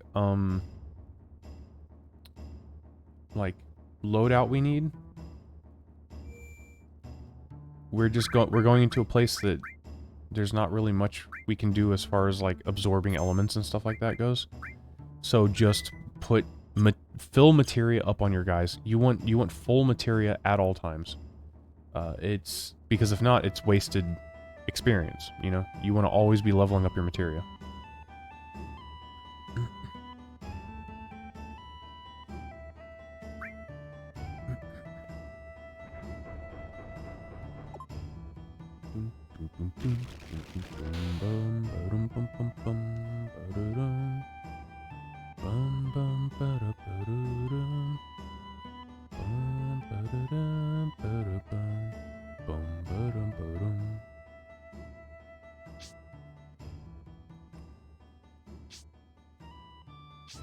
No.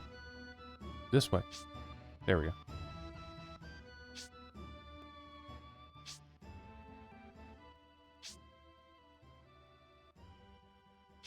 Going down into the spooky cave. Scary spoopy.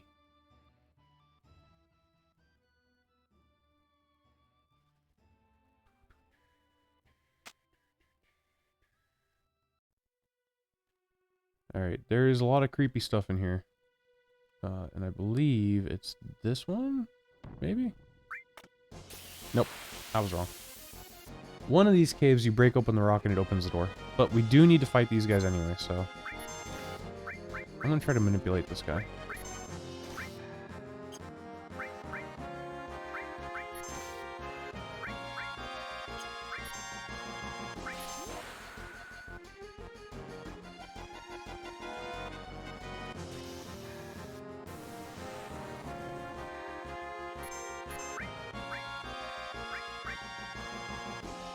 Okay, he can be manipulated.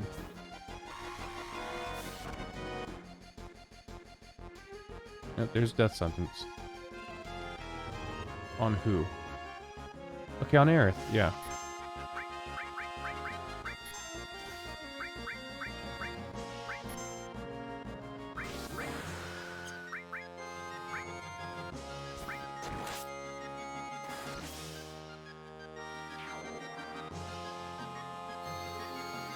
So death sentence will kill whoever has it when that timer reaches 0. So what I want is I need to manipulate this guy to use death sentence on Cloud.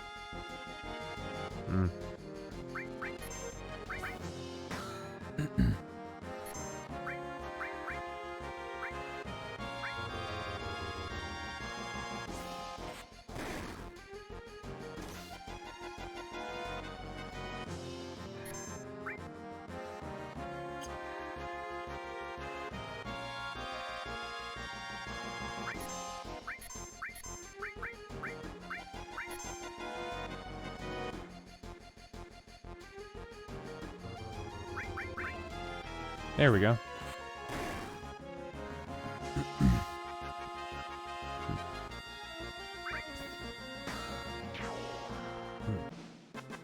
So now we have the death sentence enemy skill on both of our enemy skill materia. We just need to find the proper rock to break. It might be this one up here, actually. There we go.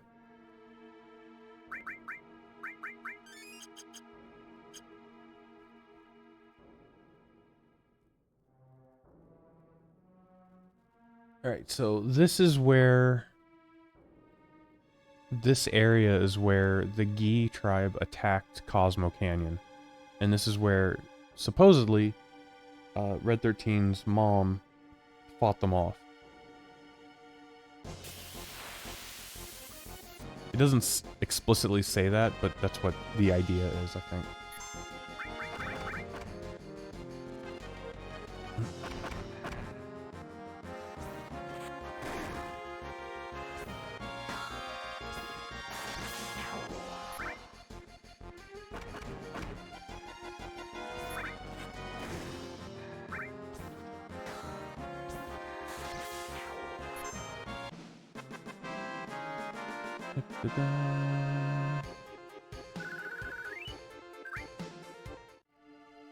Alright, now here, you don't want to run. If you run, you'll slide, and you'll go into like a wall of spikes or whatever.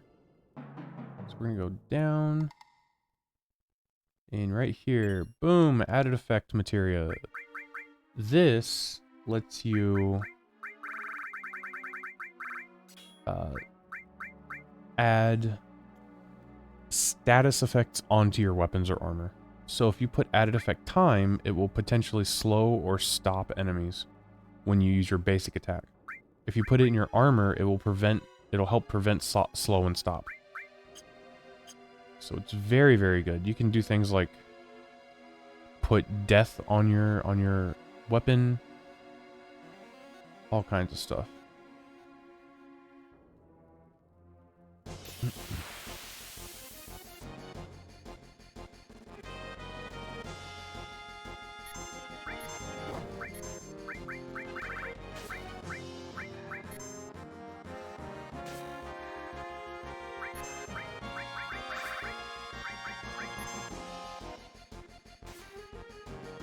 Okay.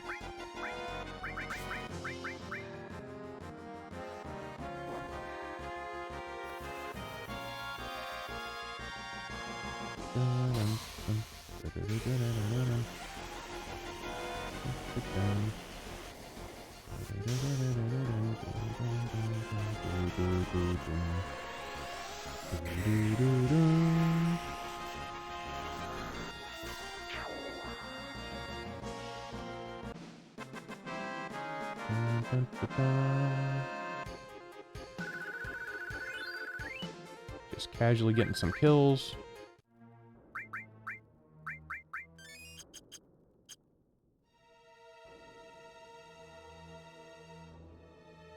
Up here, we're gonna go down, we're gonna go right, we're gonna go up.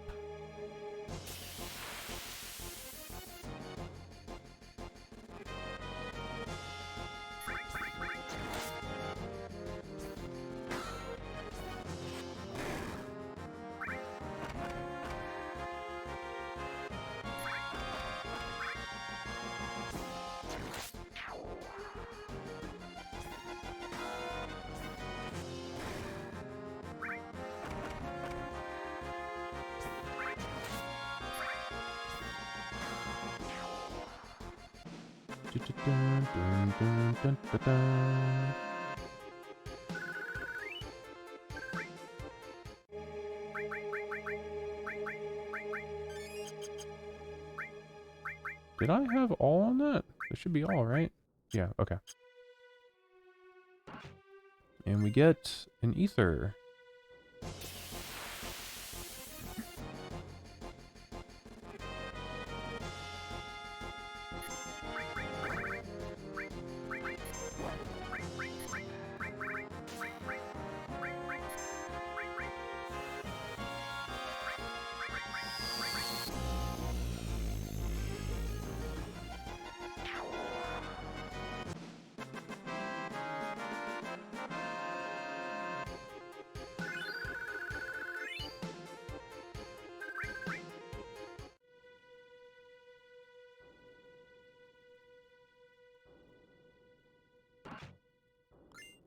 And a black megaphone.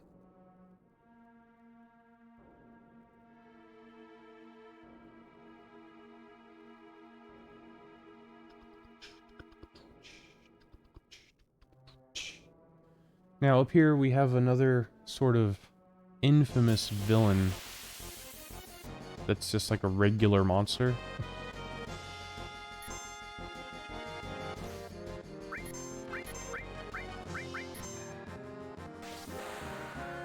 And they are these like giant spider things. But they only have 4 legs. They have a lot of HP, they do a lot of damage. So they're a little bit infamous for being difficult to fight. For just being like a regular monster. And you can't avoid them.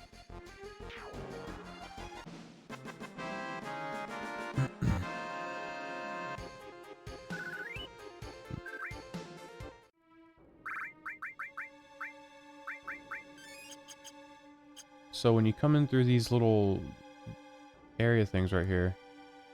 Except not number 1 and 5. If you touch these spider webs, you get into a fight. And these things can be gnarly. So what you want to do is you want a frog song.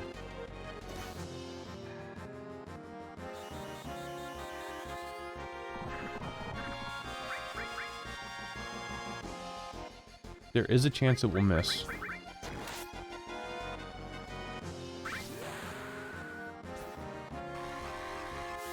But yeah, if you frog song it, it's like basically dead.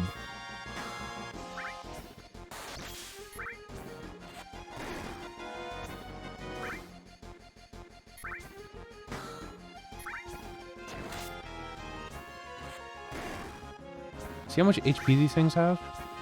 They take forever to kill. And they can do almost your entire life and damage. I think they do damage. One of their moves does like a percentile damage or something. So they are pretty dangerous.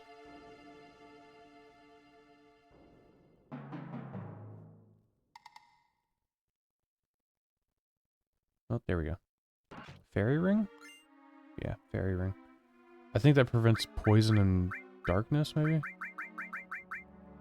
Yeah. Not super useful, but, you know, it's cool to have, I guess.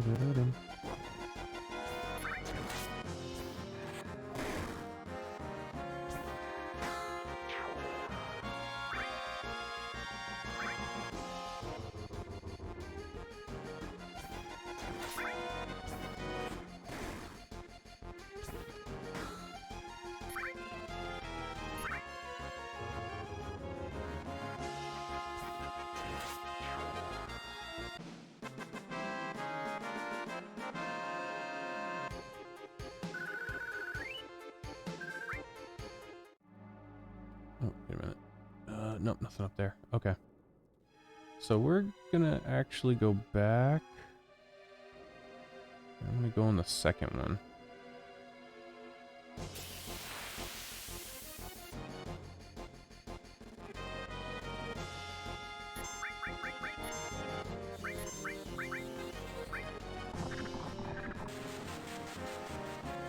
Nope, it hit. Okay.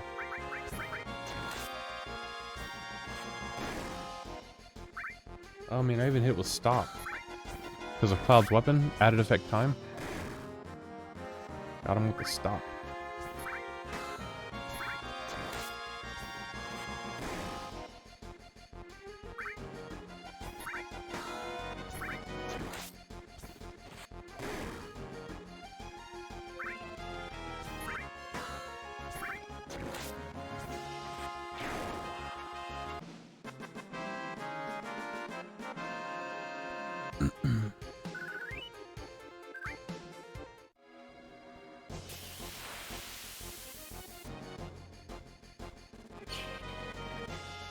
And so, I don't know if you've noticed, but I haven't been saving or conserving MP that much.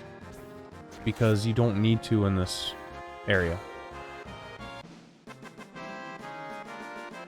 Usually you need MP for the boss or whatever, but you do not need MP for this boss.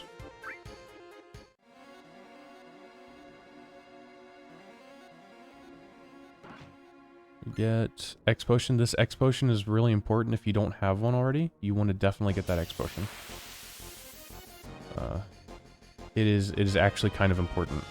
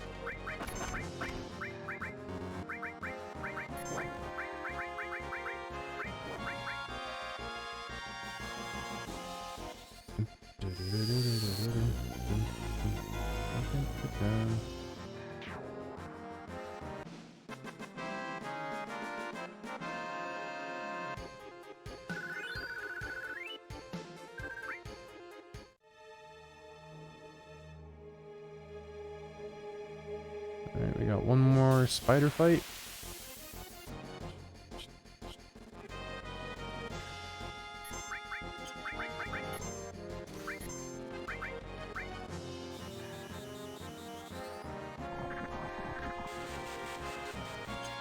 Okay.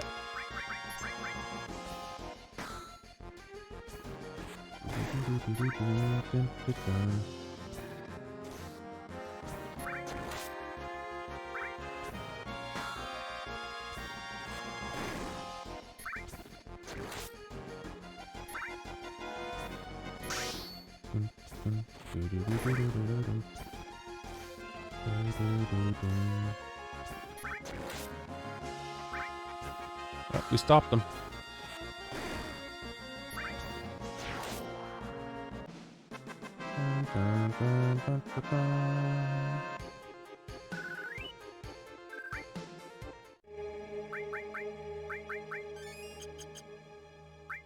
That's one more, yeah, that's fine. Okay, and then this is Turbo Ether. Now, before we come into here, you want to check your items. X Potion's what you want. Phoenix Downs will work, but they miss. So there is a chance if you throw a Phoenix Down, it's going to miss. You don't want to use a Mega Elixir. Those are important. You want to save those for the end of the game. Mega Elixirs are for you and you only. An Elixir will work, and you can use it if you want, but you don't need it. All you need is an X Potion. That's what you want. X Potions will, like, they just won't miss. So here, Bugenhagen is kind of hinting at there's like some third warrior who is unknown who he is that sacrificed himself to stop the Gi. In this cave, he like single-handedly stopped the entire attacking force. And this is like the embodiment of their hate in boss form. So we're gonna go to item, we're gonna go to X Potion, we're gonna use the X Potion on Ginatak. And because Ginatak is an undead, this X Potion is going to wreck his shit.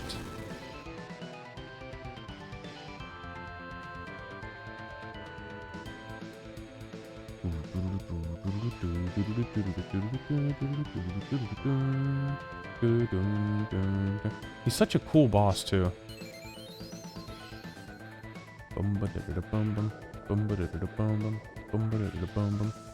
There you go. He did. He very, very did. Get a Wiser Staff. Or a Wizard Staff, whatever you want to call it. There's also, I think it's a Destruct Materia, or maybe Gravity. Gravity. Let's check out this Wizard Staff. Yeah, we had the Wizard Staff before, now there's the Wizard Staff. It's actually got 4 slots. I'm not going to put it on. Man, I should put it on. I really should.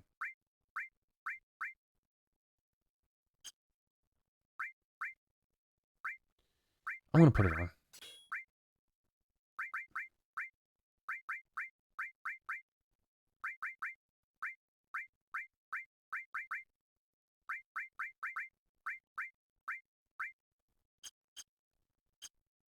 Yeah, it's fine. The elemental materia, you don't need to, like, it's not super useful early game, but man, it's one of the most useful materia late game. You want to have it on all the time, leveling up. And here we see Red 13's father.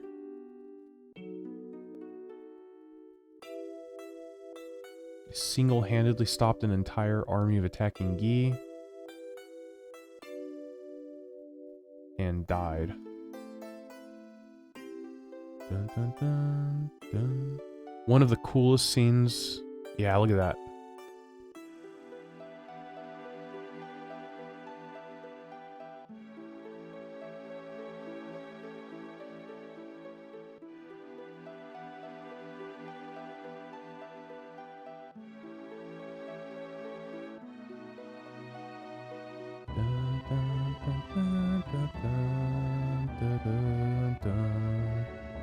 Love, love this song.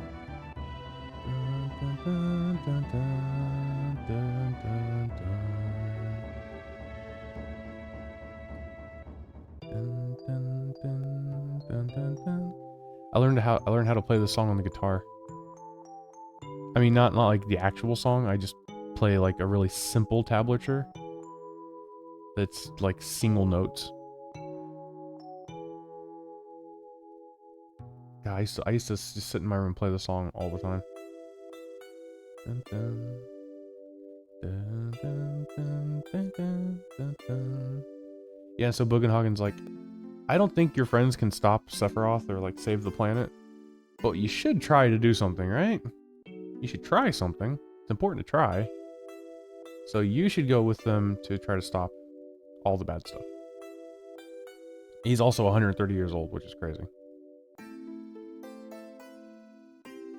Dun, dun, dun, dun.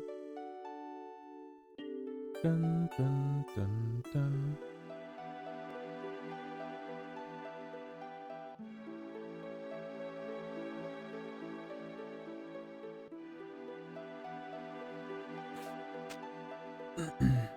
I am Nanuki of Cosmo Canyon, the son of the warrior Seto.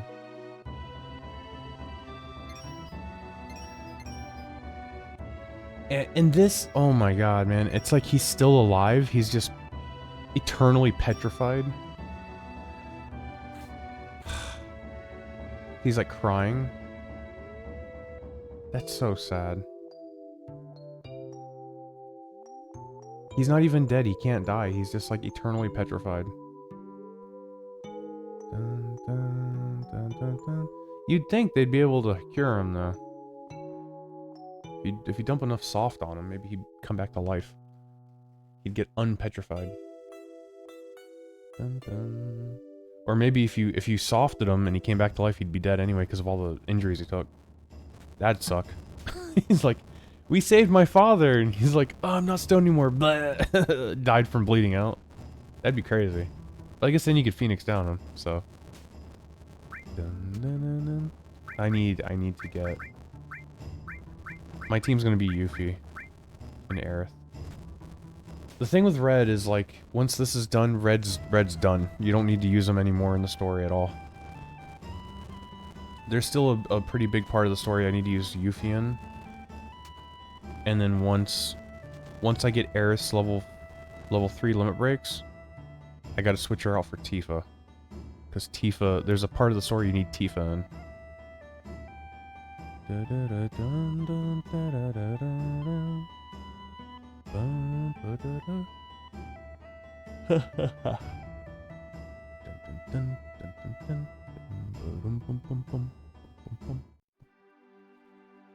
Okay.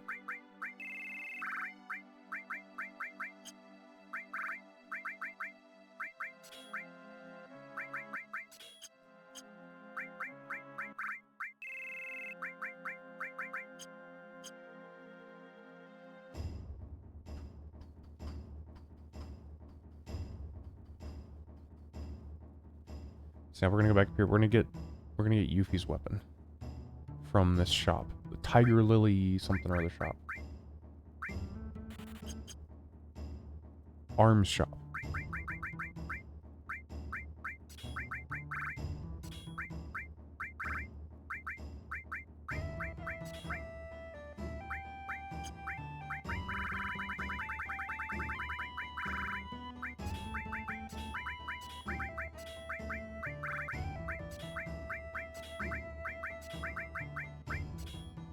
Okay. Yep, there we go. I think she needs kills too, right? Yeah, she's working on kills. So now we dip back out of here. And we get on our way out on the open road there. Actually, we got 9k gil. And the next place we go to doesn't have a weapon shop.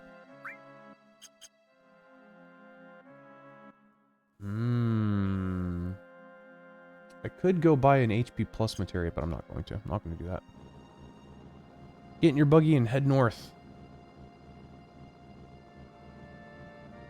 Let's go north. Bum, bum, bum. Bum, bum, bum, bum.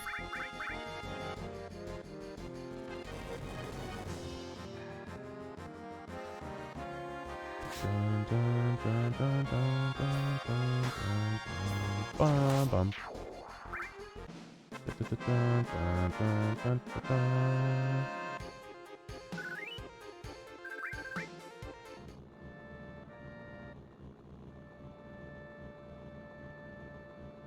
Once you get up here... Oh, you know what? Keep forgetting to take it off, take the map off. Yep. We're gonna save our game. And we are in... Nibelheim. I'm actually gonna put Tifa in the team. I don't think it matters. But it might. So, yeah. This was all burnt down, wasn't it? Yeah, it was thoroughly destroyed. But it's like everything's back the way it used to be before everything got burnt down. I mean, Tifa saw it too. We both saw it. So, we're gonna want to go into like every single house and look for people in black cloaks. Because they're going to give us items. So we got a luck source from this guy.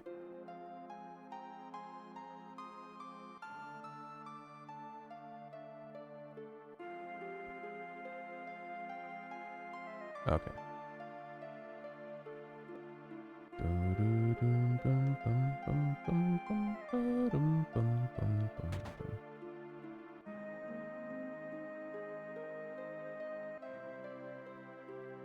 So also we find out that these guys have the tattoos on them. So all those guys we were hearing about, black cloaked guy with a tattoo, it was these guys. Sephiroth doesn't have tattoo numbers on him.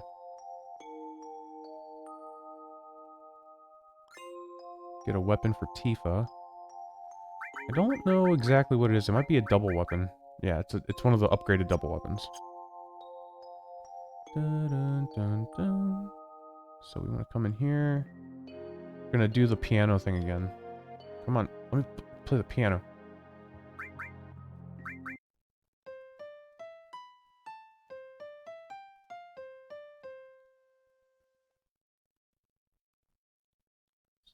Okay.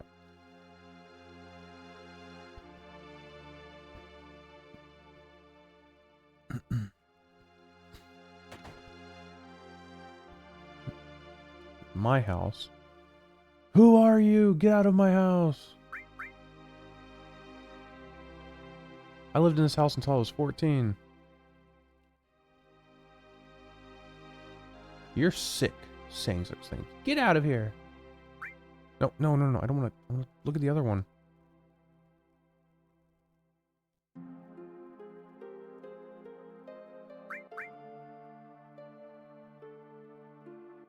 You fucker. Oh, actually, there is an important thing I forgot to look at here. I completely forgot about this until just now. If you look at Tifa's desk...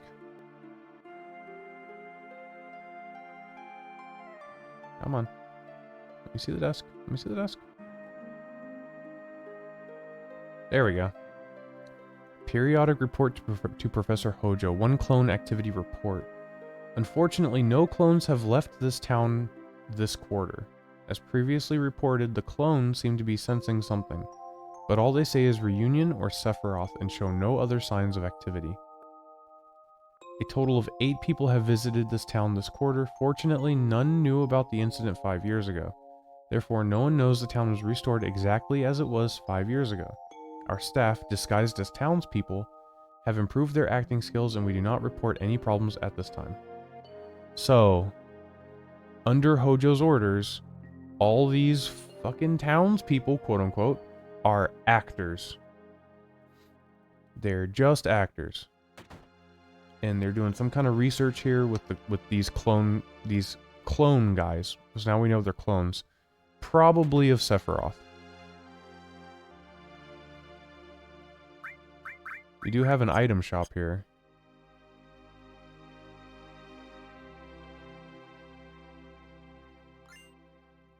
Gives us an elixir.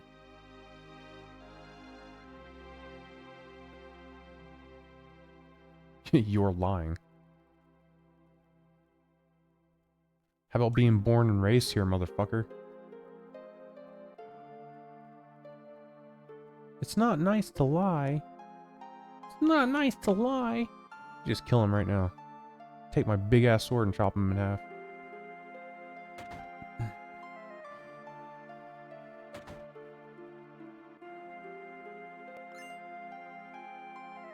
Got a luck source.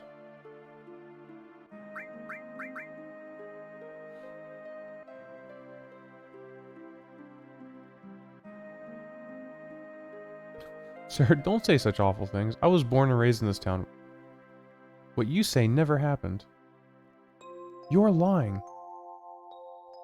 Excuse me, that's so rude. Man. Just wanna beat everyone up. For being D-bags. Telling me my hometown didn't burn away. My mom died in this town. Okay.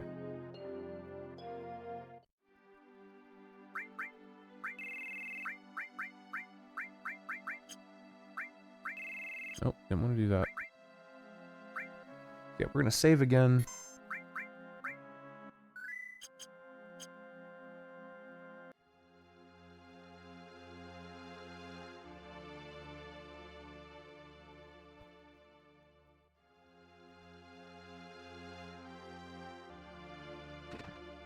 We're gonna go in here. So there is a really important thing to do here.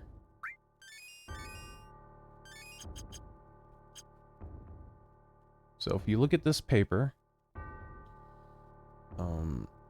it says that they scientifically altered a Turk and put him to sleep in the basement. This is the next optional character. You don't have to get him. You can miss him.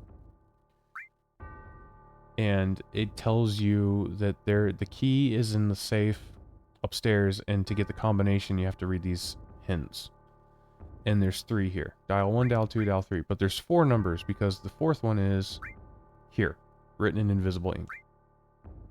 Right 97. The first hint is the lid of the box with the most oxygen. The second hint is behind the ivory short of T and Ray. And the third hint is the creak in the floor near the chair on the 2nd floor. Then to the left 5 steps, up 9 steps, left 2 steps, and up 6 steps. So, on top of these hints, there's also items everywhere. And there's an enemy skill you can get here. We're not going to worry about the enemy skill, it's pretty useless. And we can get it by coming back here later. And you could just get it all on the 4 enemy skills at the same time, once we have all of them. So we're not going to bother with it right now.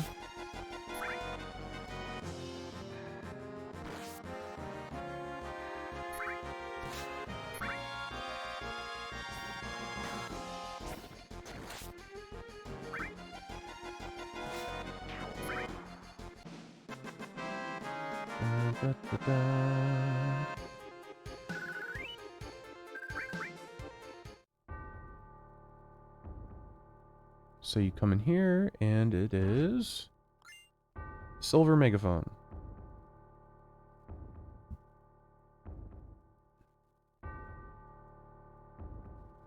And this is actually where the second hint is. It says short of, behind the ivory, short of T and Ray.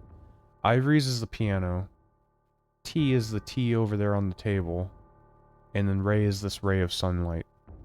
So, behind the ivories, 2 is left 10.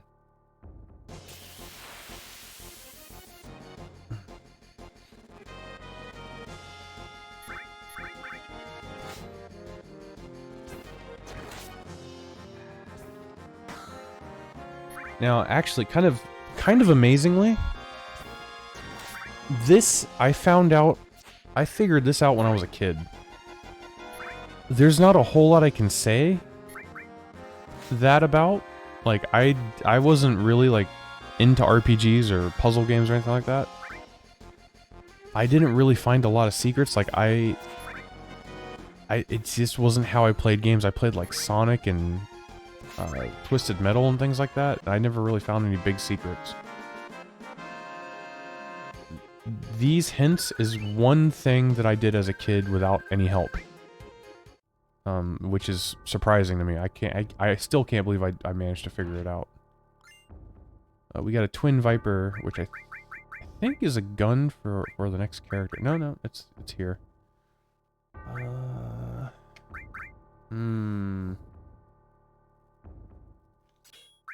of want to do that.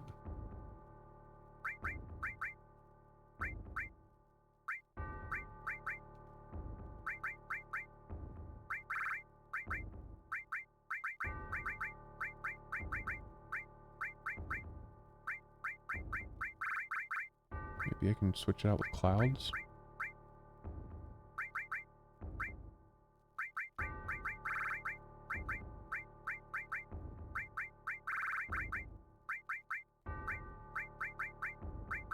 Yeah, that's fine. That's probably fine. Okay. Now, we're gonna go upstairs.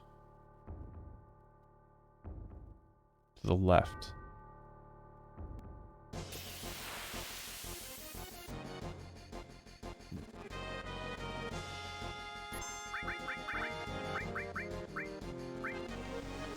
Yeah, maybe we should just run.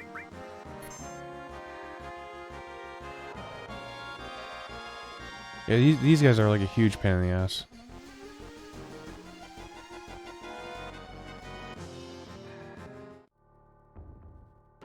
Okay, here we have an enemy launcher for Barret. Now it says the first hint was the back of the lid with the most oxygen. Lid of the treasure box. Oxygen is in referring to the greenhouse. So all these plants. Boom, right 36. And here is the safe. I already know the password. It's been ingrained into my brain. But I'll show you where the third hint is.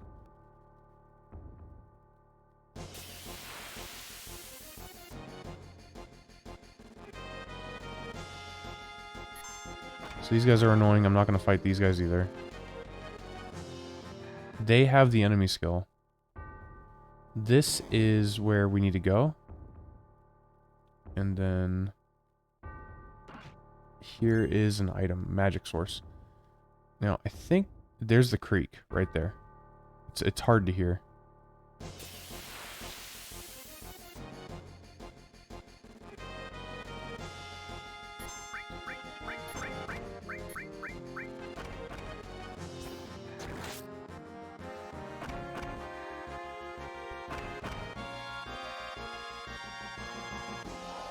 Okay, that's good. Curses is good.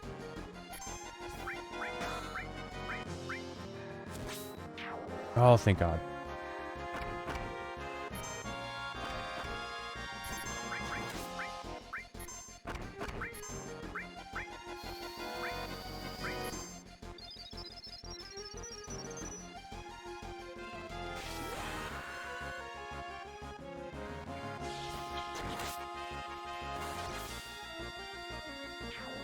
Hey, 1997.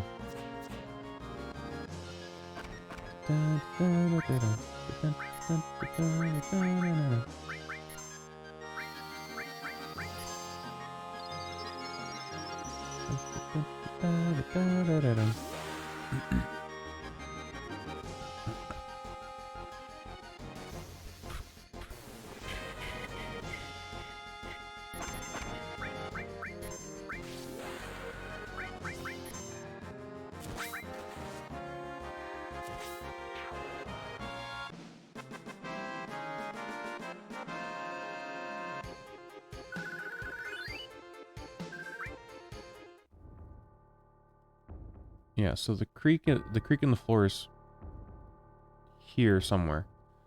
But there's just like you hug the wall and just go down and keep clicking X and boom, you'll find it.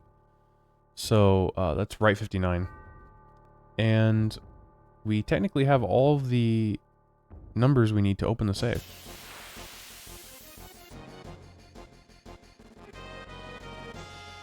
Just run away. Yeah, don't want to fight those guys. Okay, so this is really, really rough. The fight here can be really bad. Secret weapon. Sadness on everyone. We're gonna also want to put elemental protection on everyone. So Cloud's got the fire ring. Aerith, we'll give the bolt ring. And... who has... no one has elemental, so that's fine, that's okay. What we really want is we want to make sure every character has some way of doing constant magic damage. So we have Earth and enemy skill on Cloud. We have Ice and enemy skill on Aerith. And then we have Fire and Lightning on Yuffie, which is great. Okay. So. The boss fight that we're about to fight, he has two halves together as one enemy. He has a magical half and a physical half. The magical half hits you with really strong magic, but he's weak to physical attacks. The physical half hits you with really strong physical attacks, but he's weak to magic. From my experience, the physical half is freaking ridiculous. He'll punch you for like 1300 damage, and he's really fast.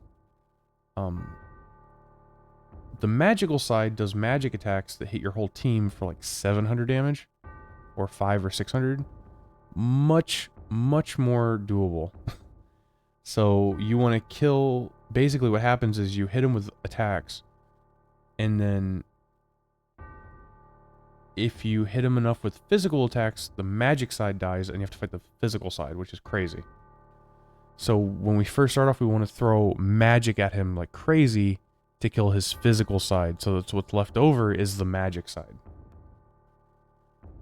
So let's open the safe. We got 36 right, 10 left, and that's it. And I forgot to push the button anyway, so 36 right, 10 left, 59 right, 97 right.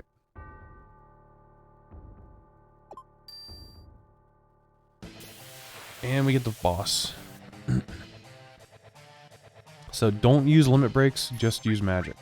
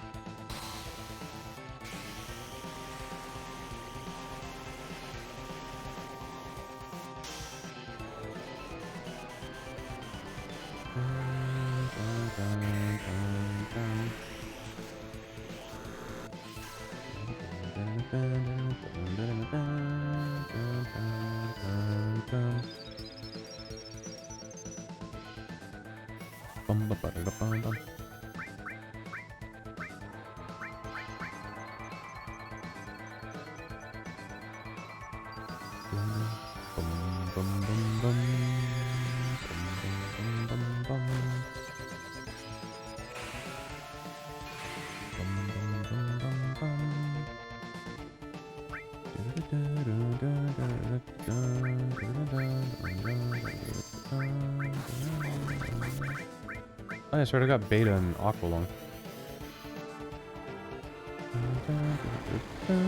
Yeah, we don't use limit breaks because I think most limit breaks count as physical attacks.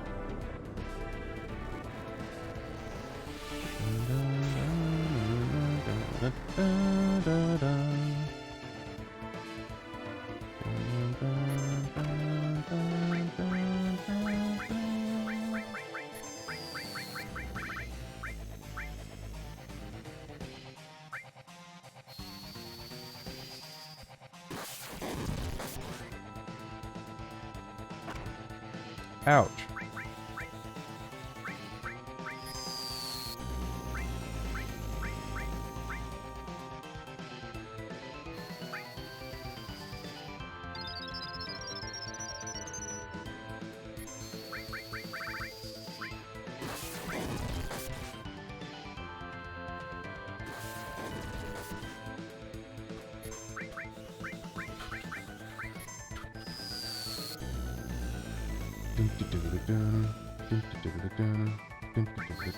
Oh, it's still not down. Dum dum dum dum. Dum bum bum bum bum.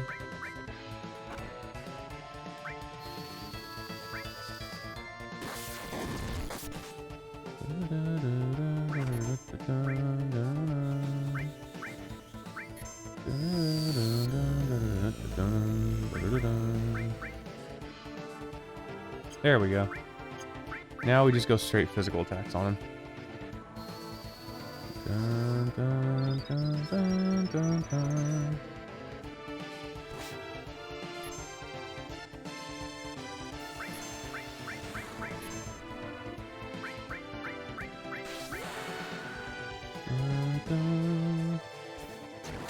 Dun, dun, dun, dun, dun, dun, dun, dun, dun, dun, dun.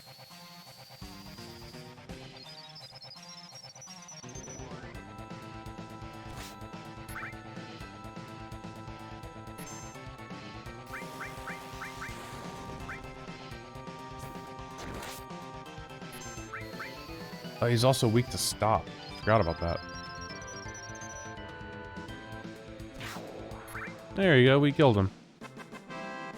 Yeah, as you can imagine, that fight is rough if you don't know what you're doing. That's one of the hardest fights in the game. So we get Cosmo Memory, which is Red 13's final limit break.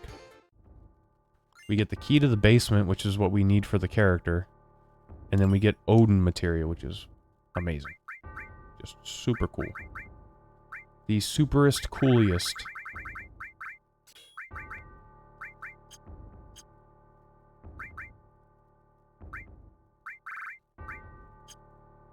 Yeah, we'll keep sadness on, why not?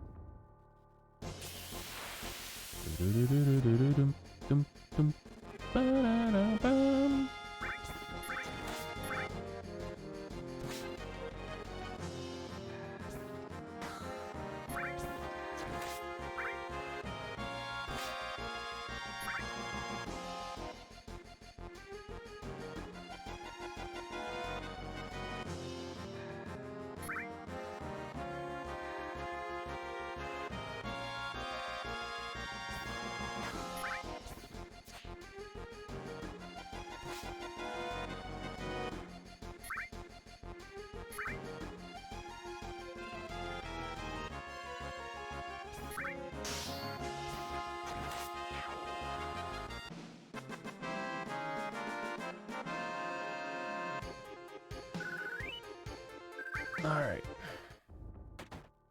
So now we want to go downstairs where we had found Sephiroth in the flashback going crazy reading all those books. Down to the library. The library.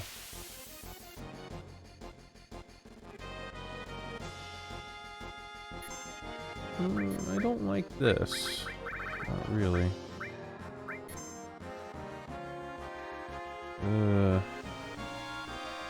Cloud gets... No.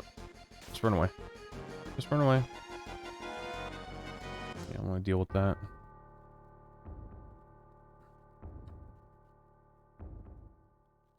Yeah, running away from those pumpkin guys is probably a good idea.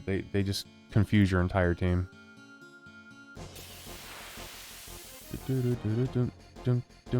Bats are okay. We can tolerate bats. They're a little annoying, but we can tolerate them.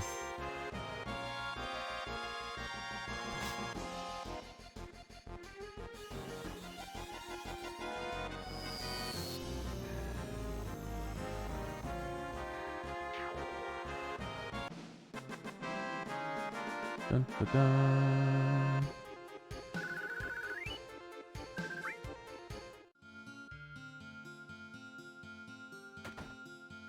This won't open if you don't have that basement key.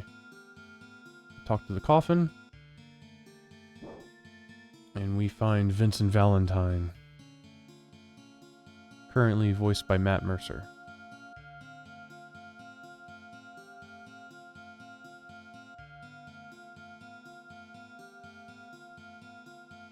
Talk about Sephiroth.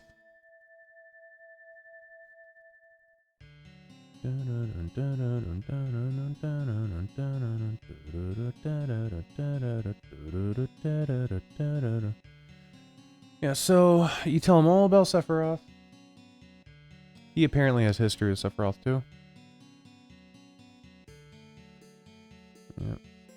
So Sephiroth knows he was created 5 years ago and about the Jenova project.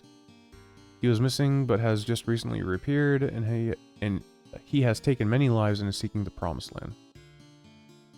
Sorry, I'm not talking. He's like, you're gonna give me more nightmares. I'm gonna go back to sleep. Goodbye. Talk to him again. Who are you? He used to be a Turk.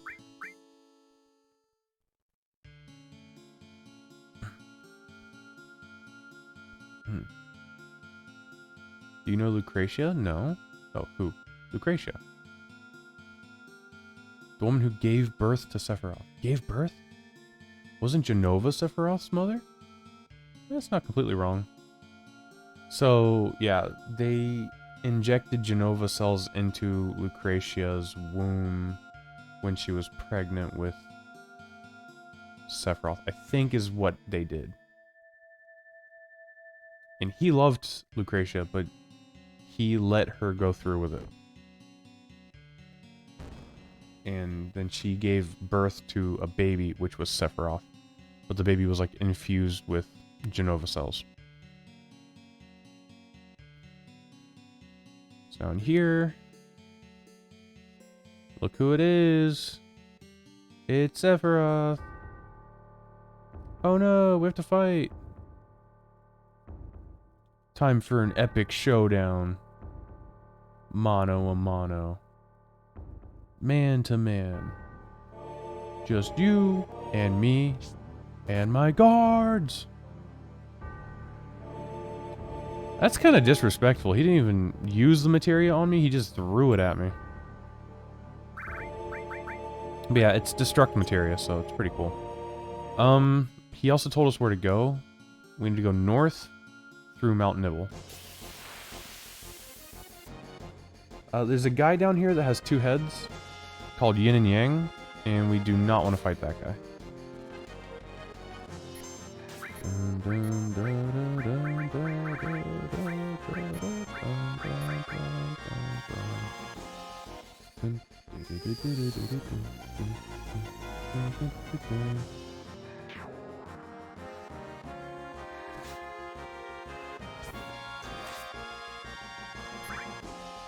Oh, we slowed it. It's kind of cool.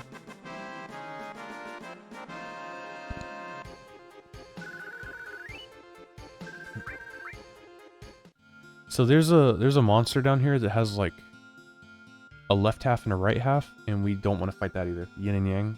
He is annoying. He's got a lot of HP. So we try to leave and Vincent follows us.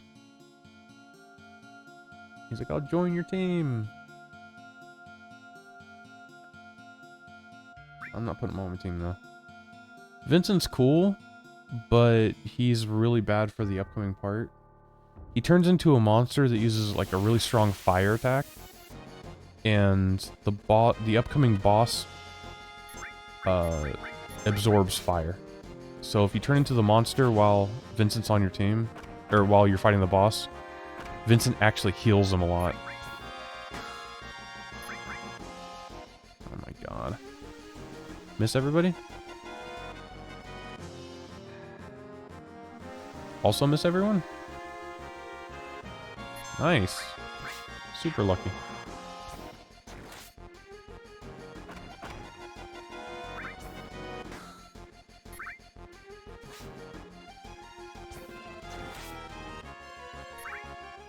Am I still in the back row?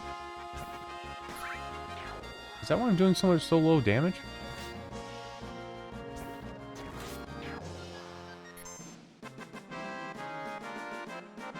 I don't think I'm in the back row, am I?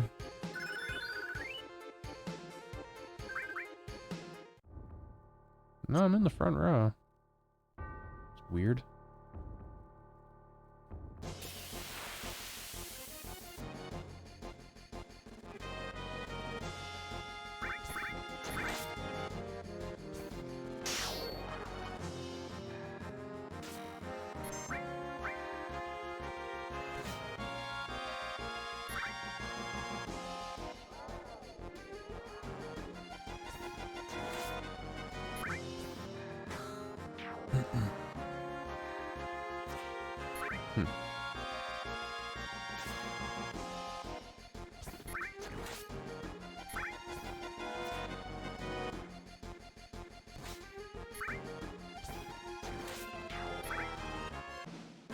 Dun, dun, dun, dun, dun, dun.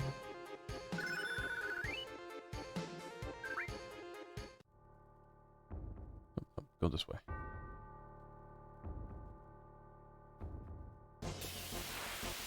Oh my god, come on.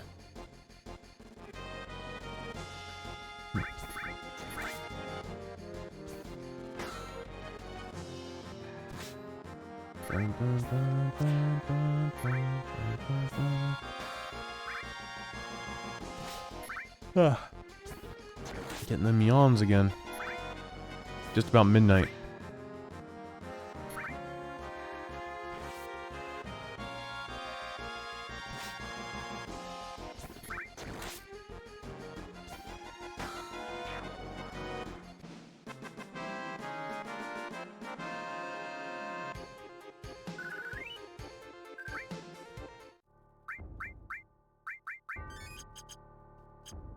Alright, let's get out of this mansion, yeah? Please let me out. Okay, we're home free. Maybe I can stay at the inn.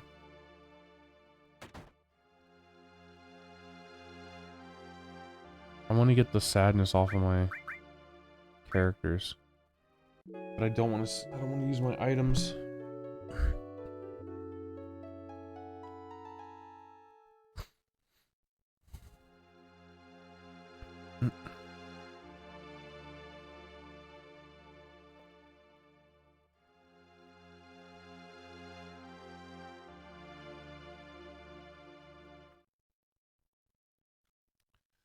No, no, no, no.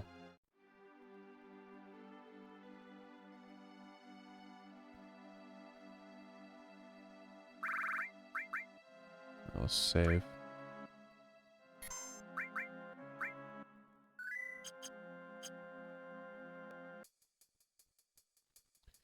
Alright, Mount Nibble. A lot of stuff here in Mount Nibble. Tons of stuff. Stuff to steal. Got items to get, materia to get. I don't think beta's a good idea here. I think we gotta use Aqua Lung, because I think stuff absorbs fire here.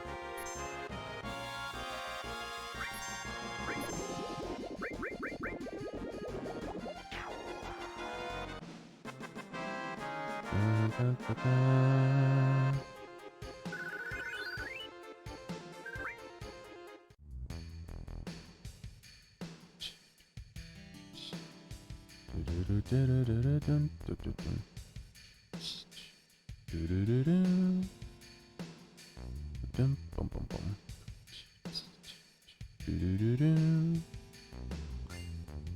Alright, get the Rune Blade, which is a River Cloud. It's got the extra double stuff on it. Don't think I want it though. It's gonna ruin the added effect in all restore. So I'm not gonna put it on Cloud.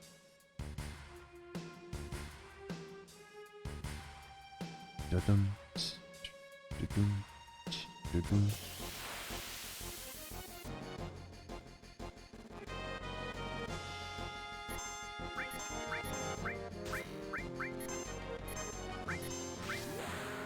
Well, there goes that.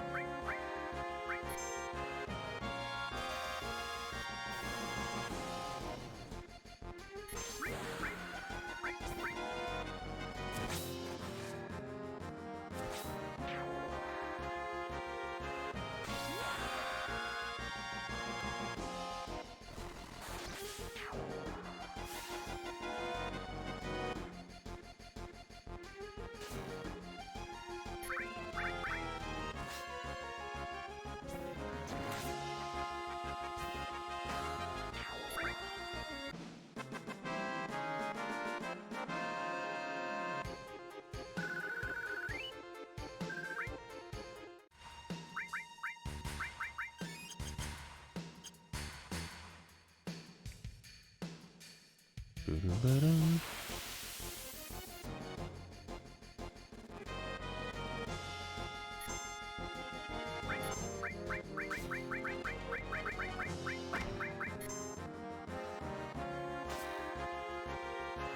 Dun, dun, dun, dun, dun, dun, dun. Dun, dun, dun. Ba-ba-ba.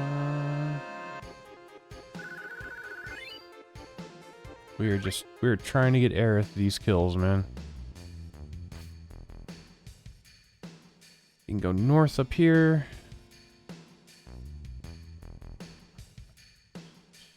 Doo-doo-doo. Dun, dun, dun, dun, da, da, da.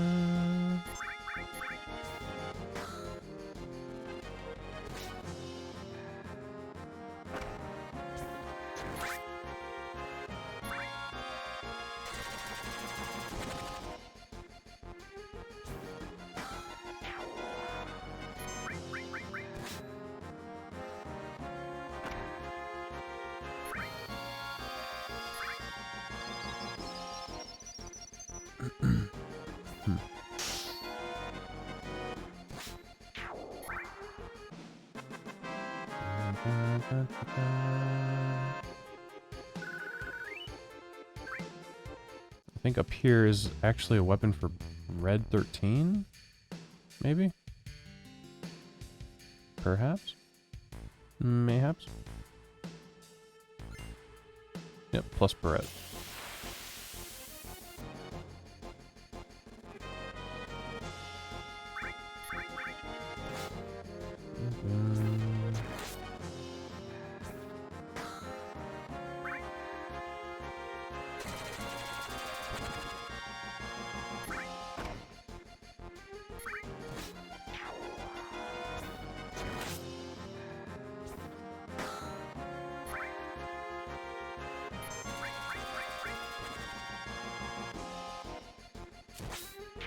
That was a crit.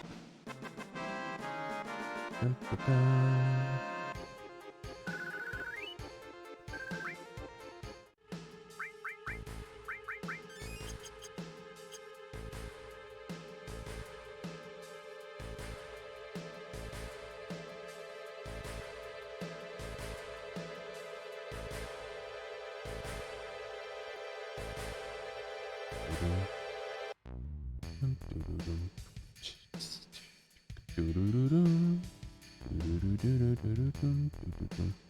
Cross the bridge. Bridge does not fall. Thank God. Now in this area, this looks crazy, and it is crazy, and it's a little difficult, and you can actually, even if you know what you're doing, you could go down the wrong hole real easy. So, first thing you want to do is you want to go down the stairs.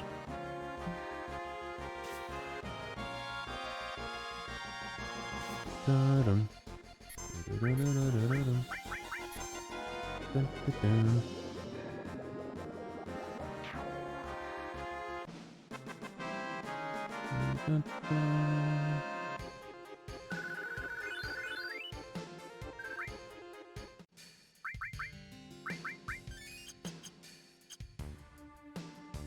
So yeah, you want to go down these stairs, climb down this ladder, and you want to drop this ladder down.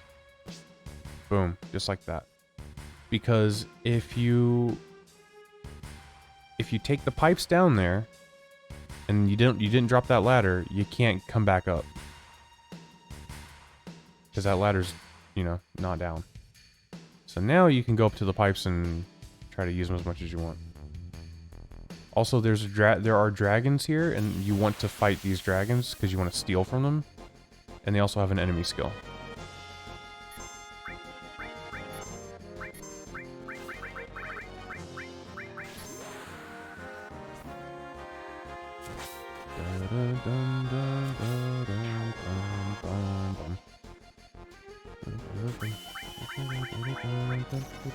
Yep. Okay.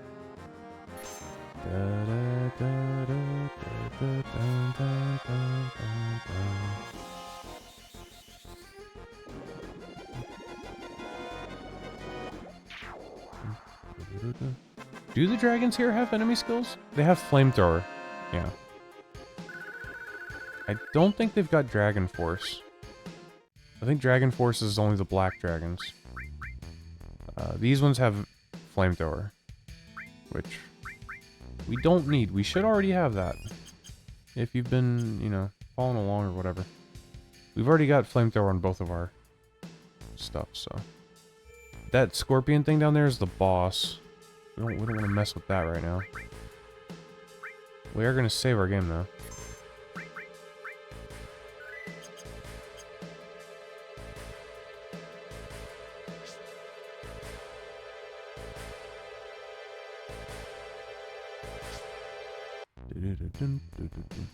So yeah, pipe 1 takes us to the bottom floor.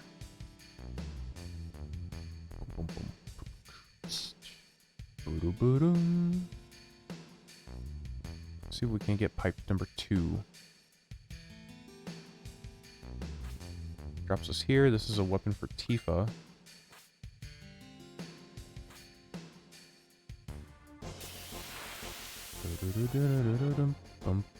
There's the dragon.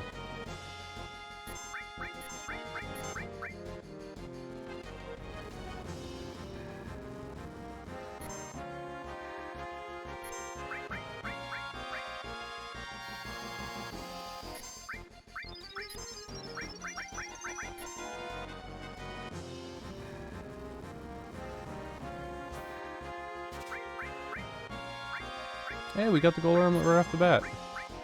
Look at that.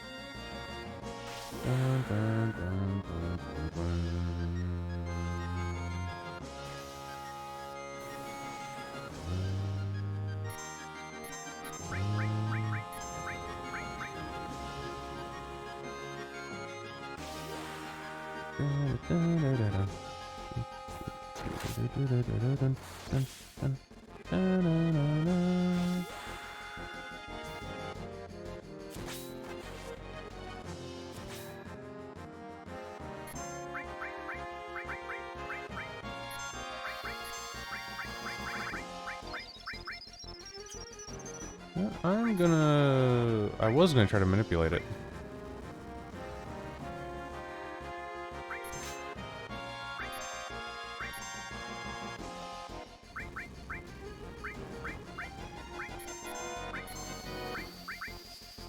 But I don't have manipulate. Probably should have manipulate on, but I don't have it.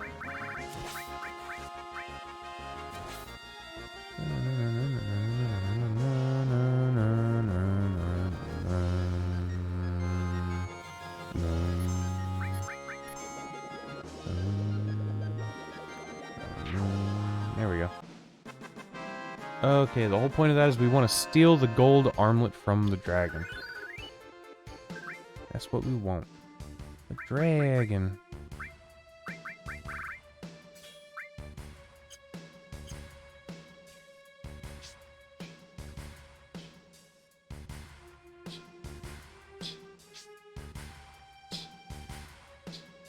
Doo-doo. Doo-doo. Doo-doo. Doo-doo.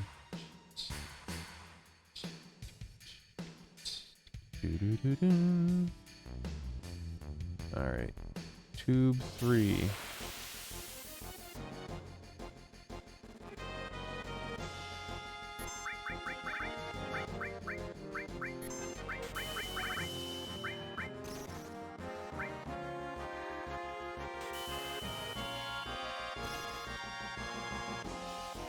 Okay.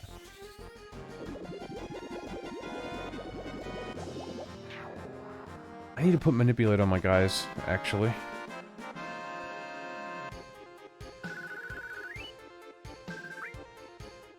think manipulate might actually help a lot.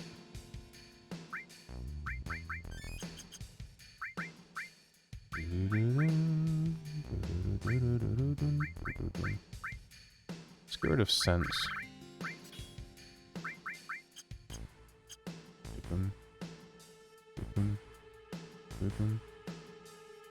Yep, 3's no good. So either 4 or 5 is going to get us to that chest.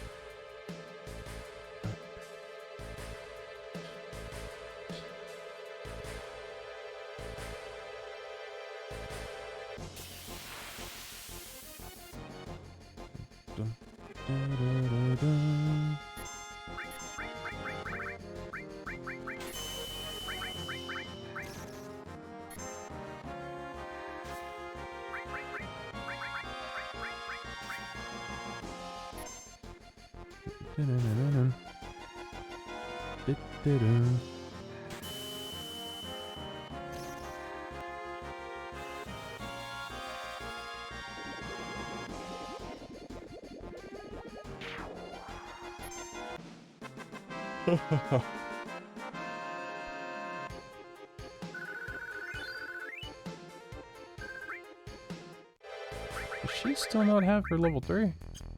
Yeah, I guess so.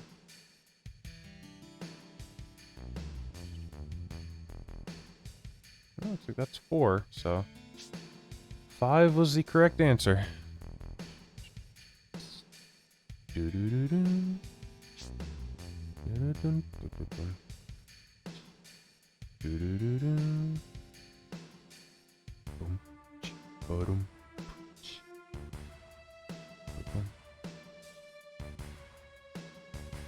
Oh, damn it.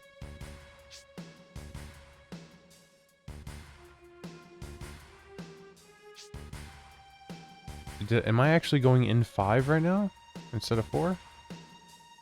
Is that what's happening?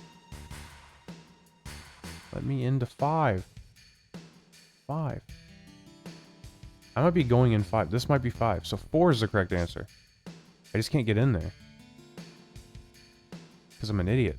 Because I'm a fucking idiot.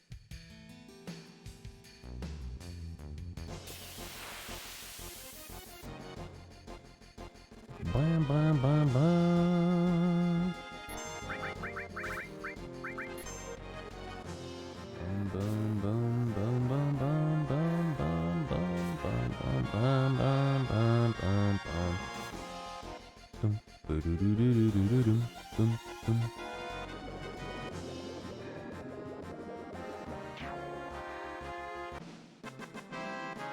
Yeah, a perfect amount of MP to do that.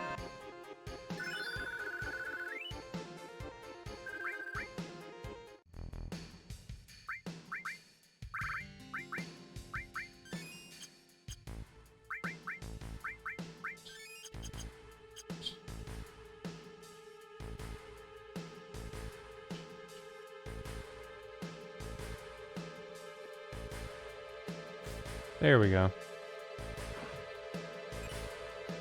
All material. That's nice.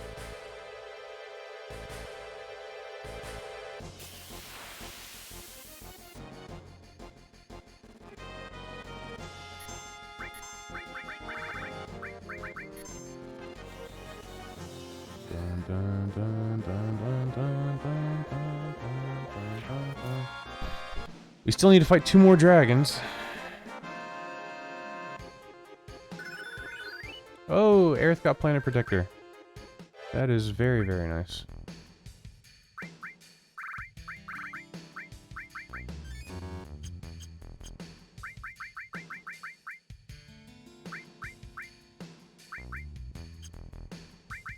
And we need to change up Yuffie and Aerith a little bit. No, not Steel.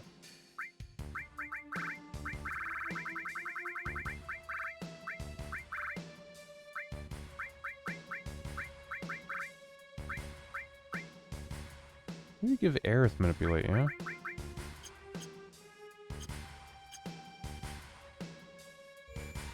Let's go and save our game. We've done quite a bit. So let's save.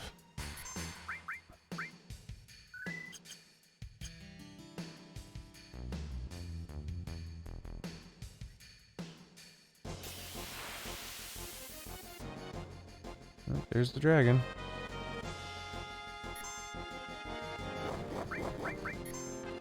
Steal, manipulate. Oh, bam, right off the bat. Dang, dude.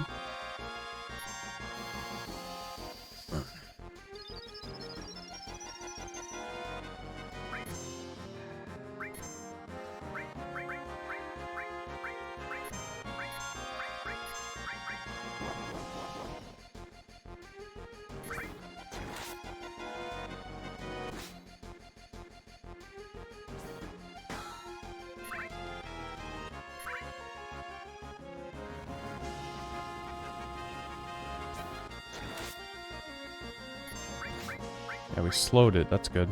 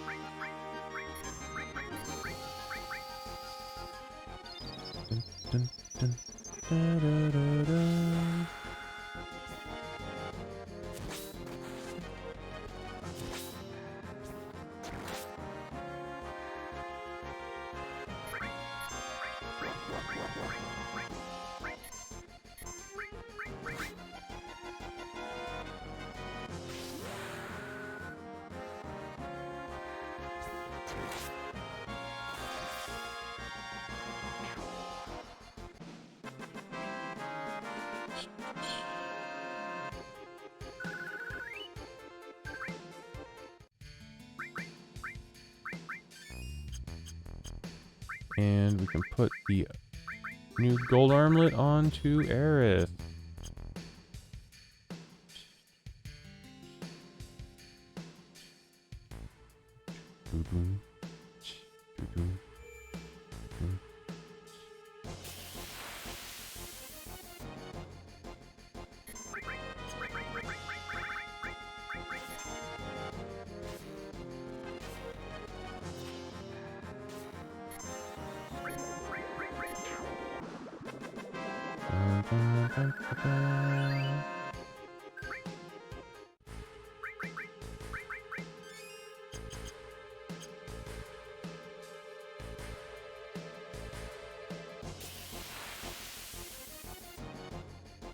Alright.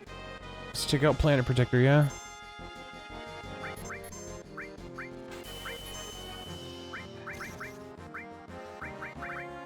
Yeah, let's not check out Planet Protector.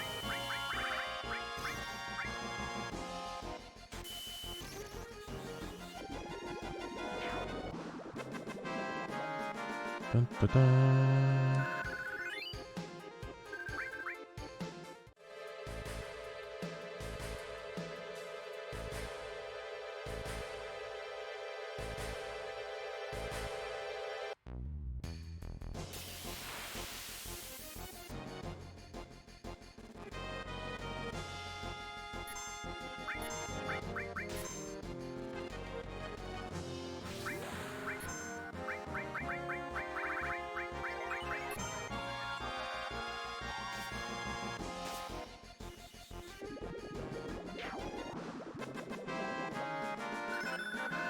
Nice. Landscaper.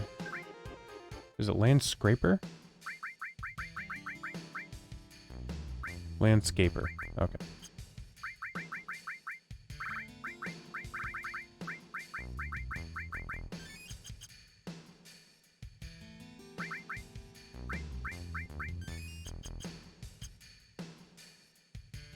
I still haven't fought the last dragon yet.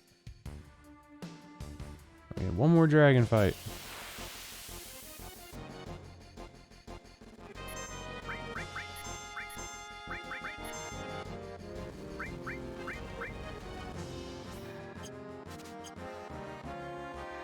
Oh, we fucking got it already.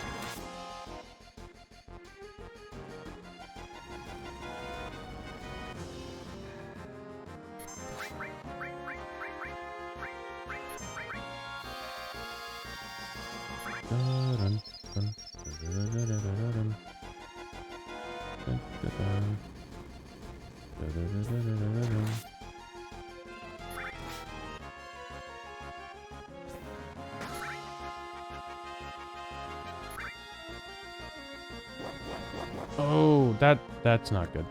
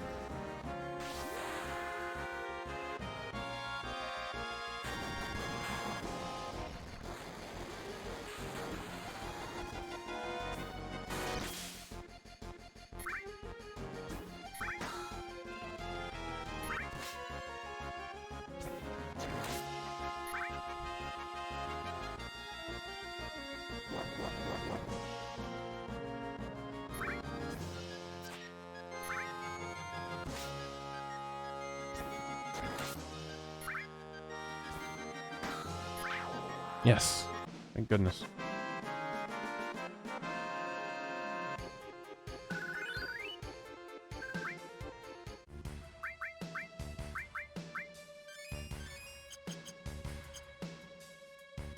Okay. We got the last gold armlet that we needed. Gonna put that snip on. Ba-ba-da-bum.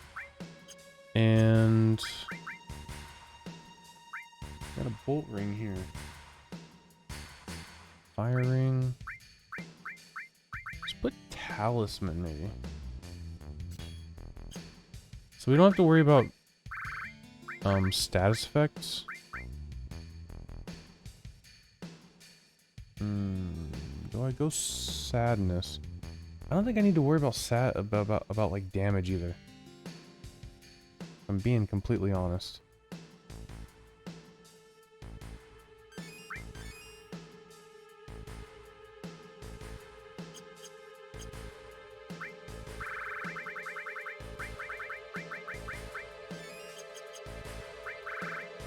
But missing my attacks is really annoying. I don't want to deal with that with a boss.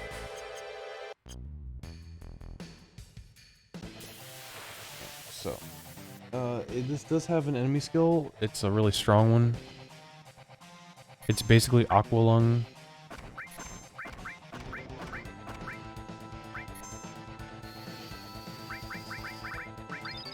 Oh, Ifrit's not good.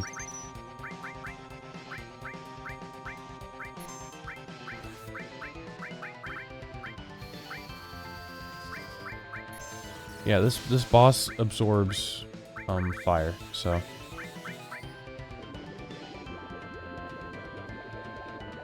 no fire here.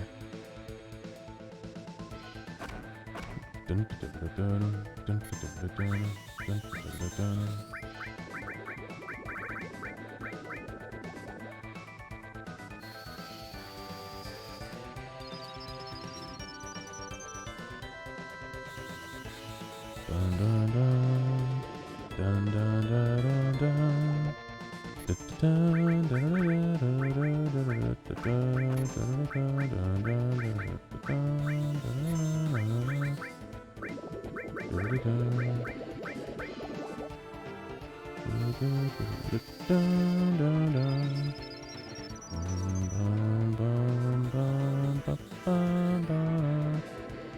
Actually, I want to use Odin on this.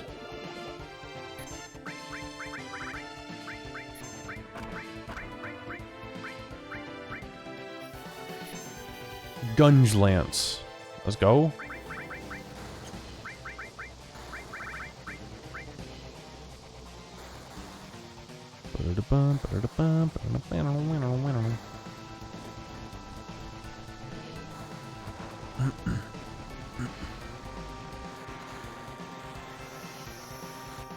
Vroom.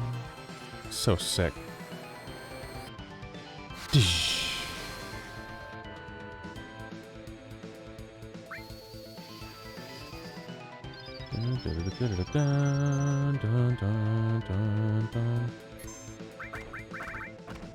Oh, it's a crit.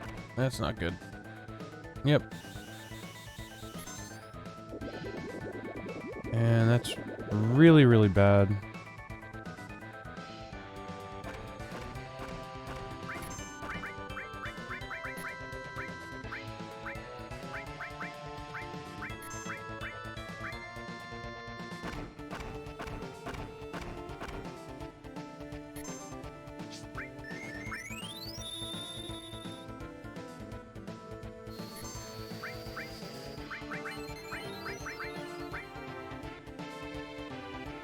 Well, there's Cure.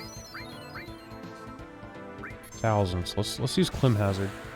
I wanted to use Trine. It hasn't used Trine yet.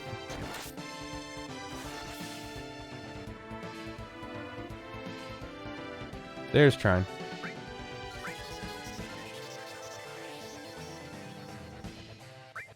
Okay.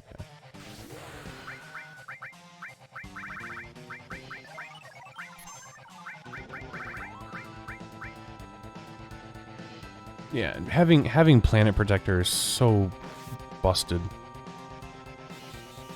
this early in the game.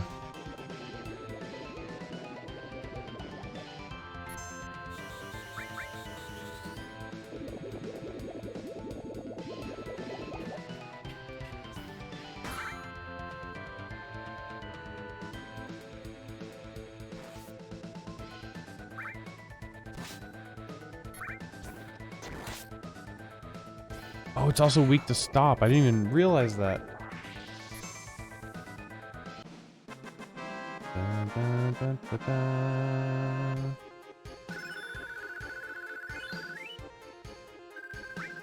Get a gem ring. We get a counter materia. Although the no, don't want to do that. Although the counter materia is not what you think it is.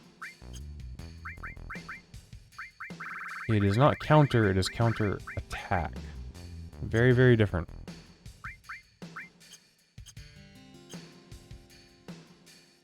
Boom. Boom. Boom. Boom.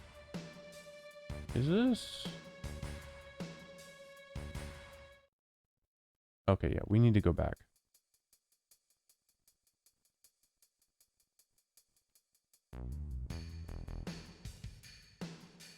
Well, actually, first let's tent and save.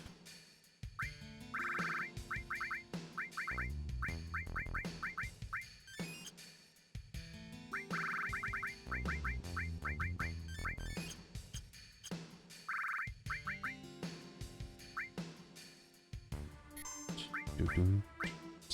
Doo-doom. Doo-doom. Doo-doom.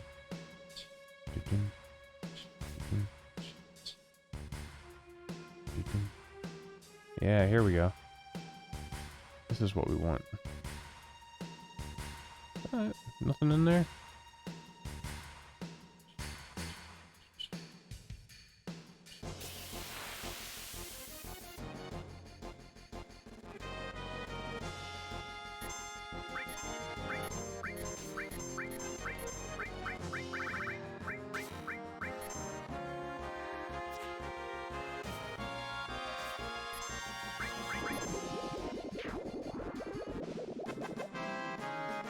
Da-da-da.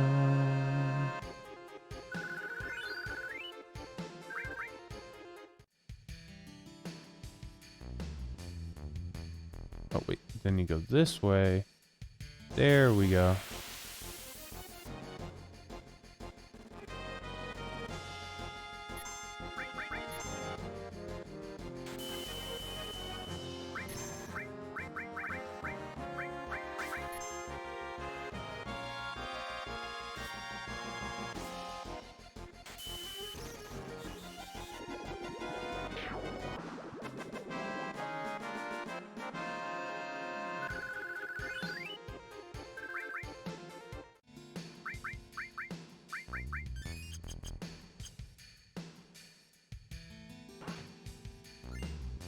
Yep, good elixir there.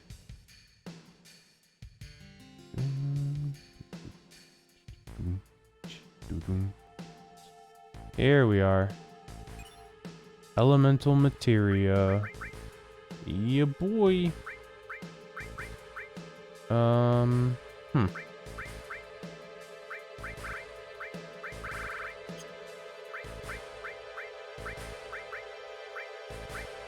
Let's get Throw off of here. You want all of your elemental materia leveled up as quickly as possible. Now we're done here. Now we can leave.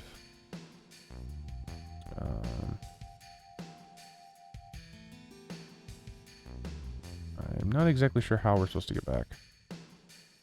Oh, actually, no, we're not. We still have stuff here. Forgot about this place. Dun, da, da, da, da.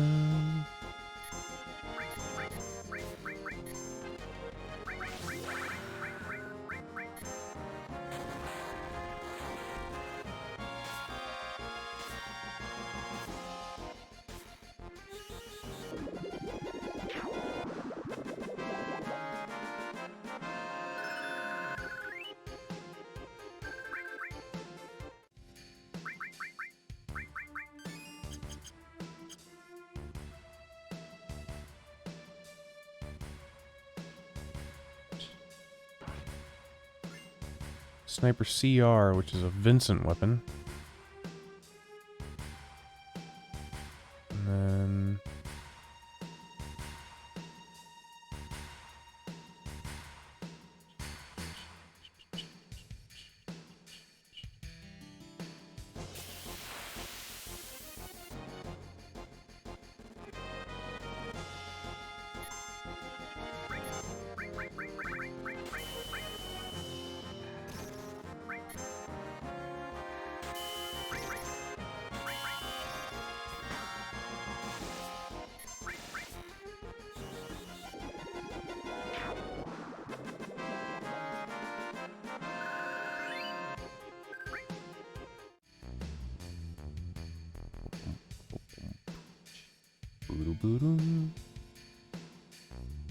Alright, there's nothing really important inside the reactor, so we're just gonna go this way.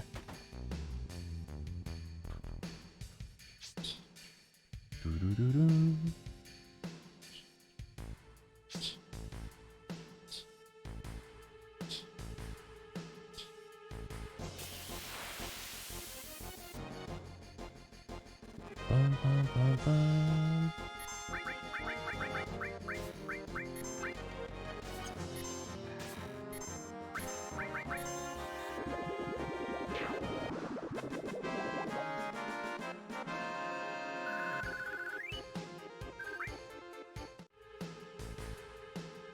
Alright, now we can get out of here.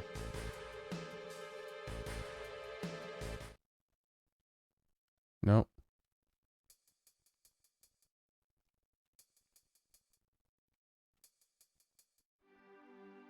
Okay. So if you look at the map, you want to go around to the left and then up and to the right.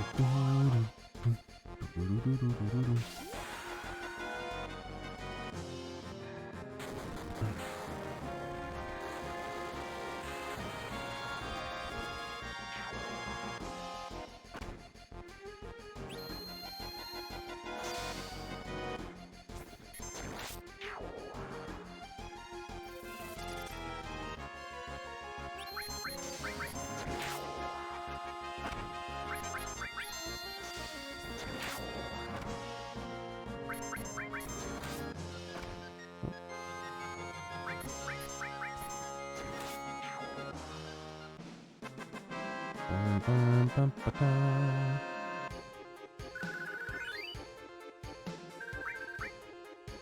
Okay.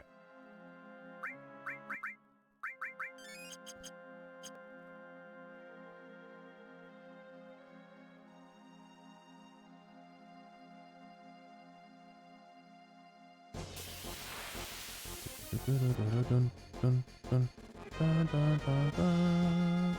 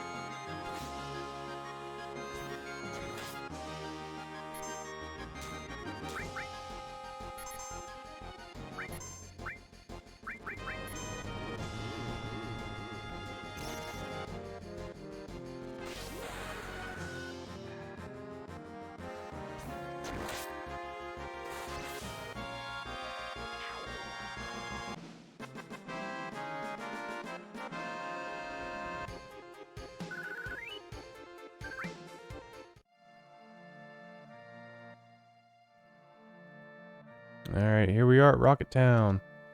Before we go into Rocket Town, I'm gonna save my game. I'm gonna turn it off because it is late. I'm ready to go to bed.